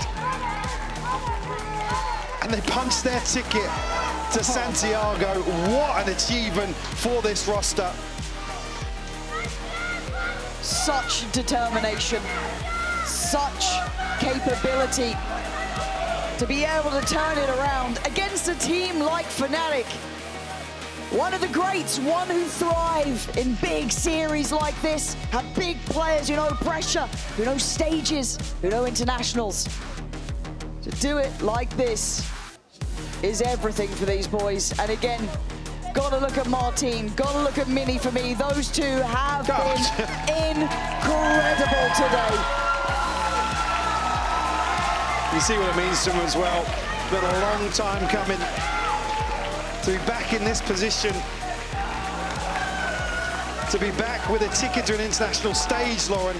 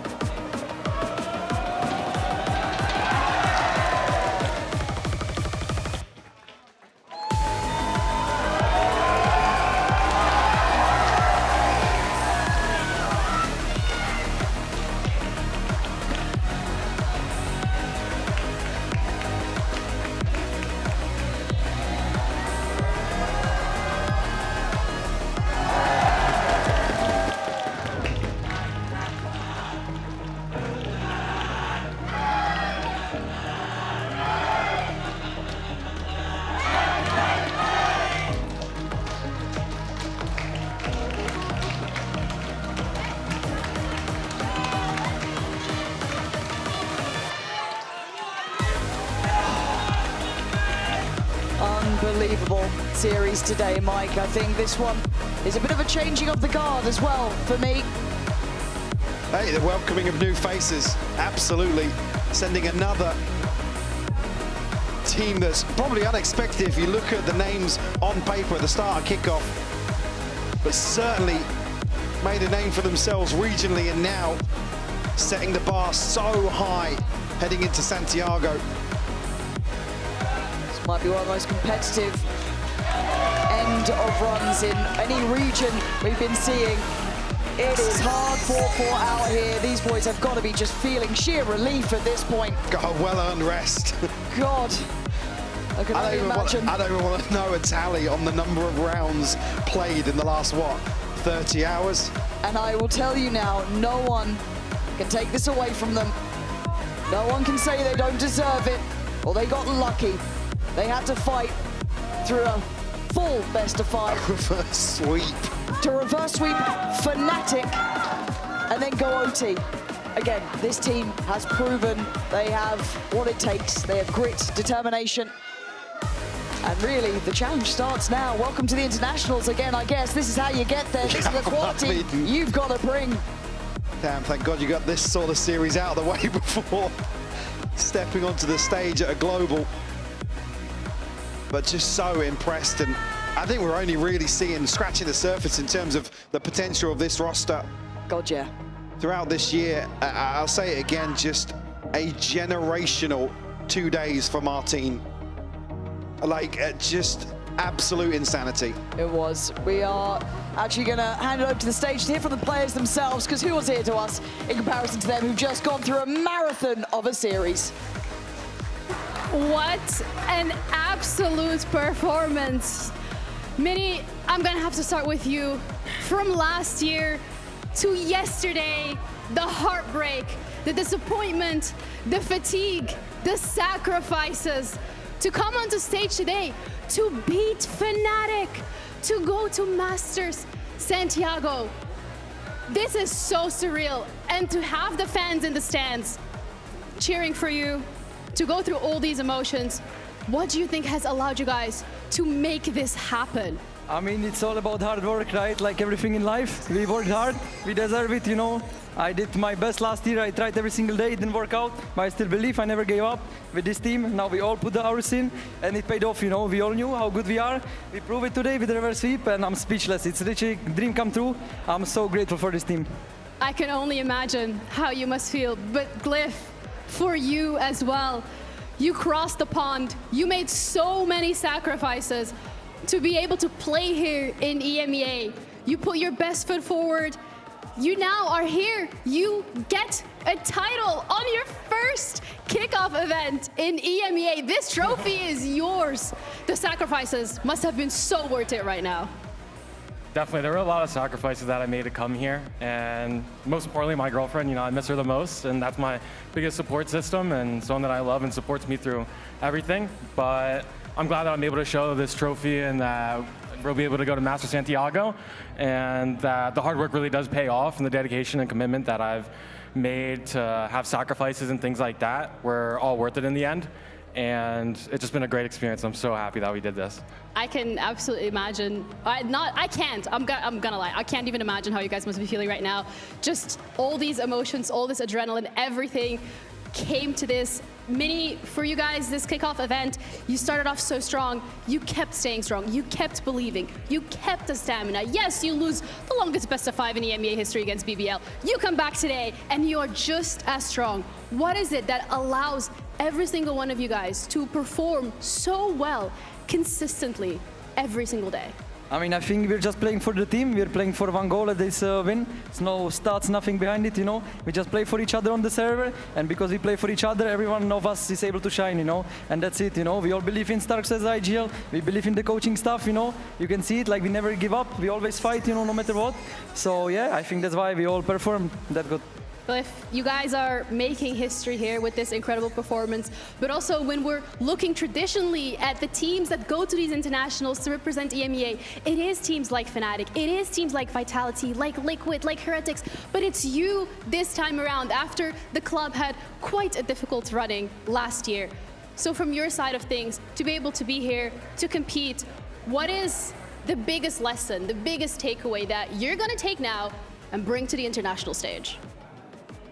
Just never give up. It's a bit cliche, but we've had so many close games, so many overtimes, and I feel like we've seen like so many different scenarios and outcomes, whether it went our way or not. And I think that's gonna prepare us for the future. Be more resilient, be more calm, and just be more present in the server, and just be the best versions of ourselves as we can. I'm absolutely looking forward to it. But really important question that you guys are also going to have to answer very soon is chicken or beef?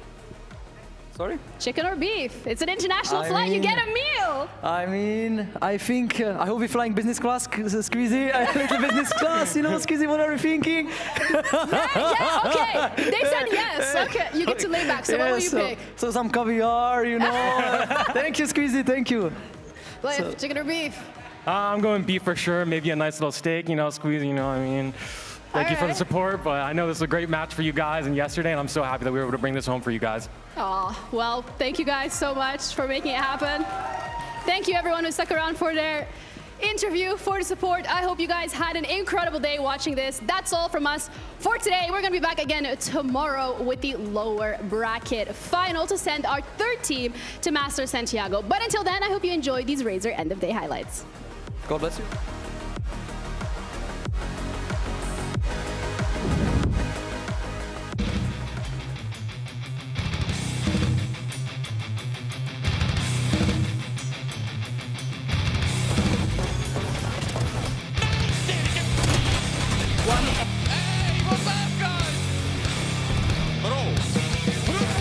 So much impact from Dark and Yuppie. Gorgeous work from Vitality.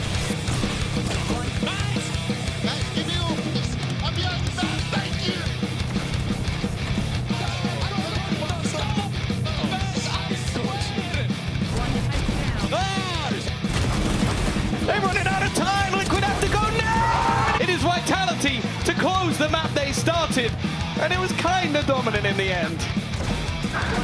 Beautiful interface. Let's go. Vinny Boo swings in. Nice storm, man. Oh, this is just getting disrespectful. How is Vinny Boo alive? They cannot do anything. He's done it. He's closed it. The youngster Wayne with the Red Bull clutch. It all comes down to Breeze. Wayne's World. He's got Dominion.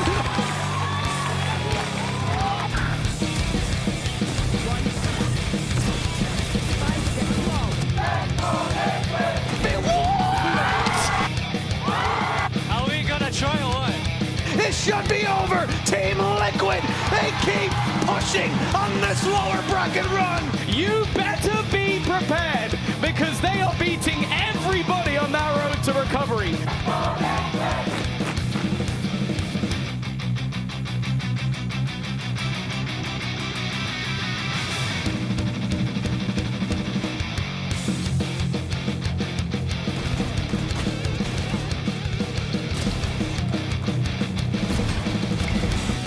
Let's go, boy. He whipped something. What are you doing? I've lost my mouse. Hey, boys, what's going on, huh? To find another, he can't do it! Fnatic deal the final blow on map 1.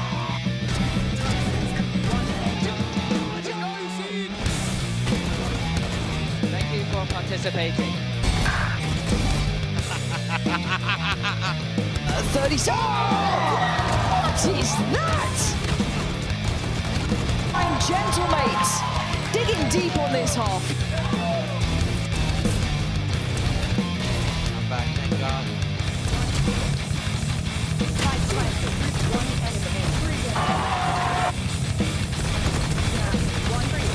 Fnatic 16 to 14. They woke up the original Wonder Kid.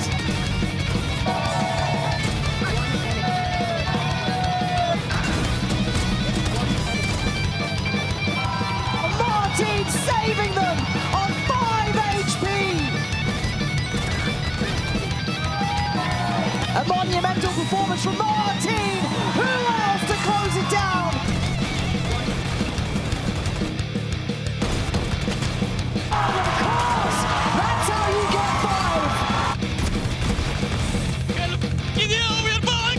pressure comes out swinging, clips down. Fnatic in the lead. Not allowing the dreams on Timeout. They're still alive. We are going to map 5.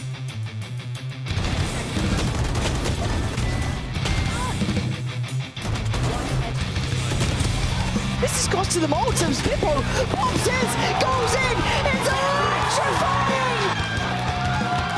And this, their victory, standing on the back of their own sacrifices. Blood, sweat, and tears have taken them all the way to Santiago.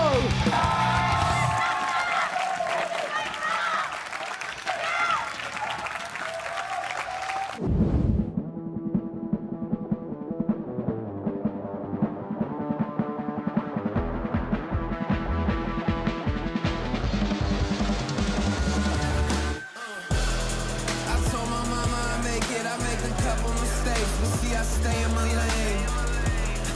I keep my feet on the pavement, and don't you ever mistake it. No, this ain't never been a game. Tell me where the competition. Seem like they all been missing. Never made a wrong decision. It's got me walking different. I stay gassed up. Please point the opposition. No scope, it's no joke. Just know I aim with raw precision. I went and got my bid up quick, 100 figures. They once was competition, now ain't sitting with us. Been on a wave since we've been away. Snatch the game, now we here to stay. I told my mama I make it, I make a couple mistakes, but see I stay in my lane. I keep my feet on the pavement, and don't you ever mistake it. No, this ain't never been a game. I told my mama I make it, I made a couple mistakes, but see I stay in my lane. I keep my feet on the pavement, and don't you ever mistake it. No, this ain't never been a game. It's that you can't touch me. Things get ugly, they mad now. This all must be a whole new level to count. I'm packing on the pounds, pulled up with the dog hound, and I still had time to shut it down. Now you see them all screaming my name. See them trying to switch to my lane. They ain't never fit that frame. Only present when the cash came. Plenty days I've been on the road chasing. No legend ever said they was complacent. Nah. I told my mama I make it, I make a couple mistakes, but see I stay in my lane. I keep my feet on the pavement, and don't you ever mistake it. No, this ain't never been a game. I told my mama I make it, I made a couple mistakes, but see I stay in my lane.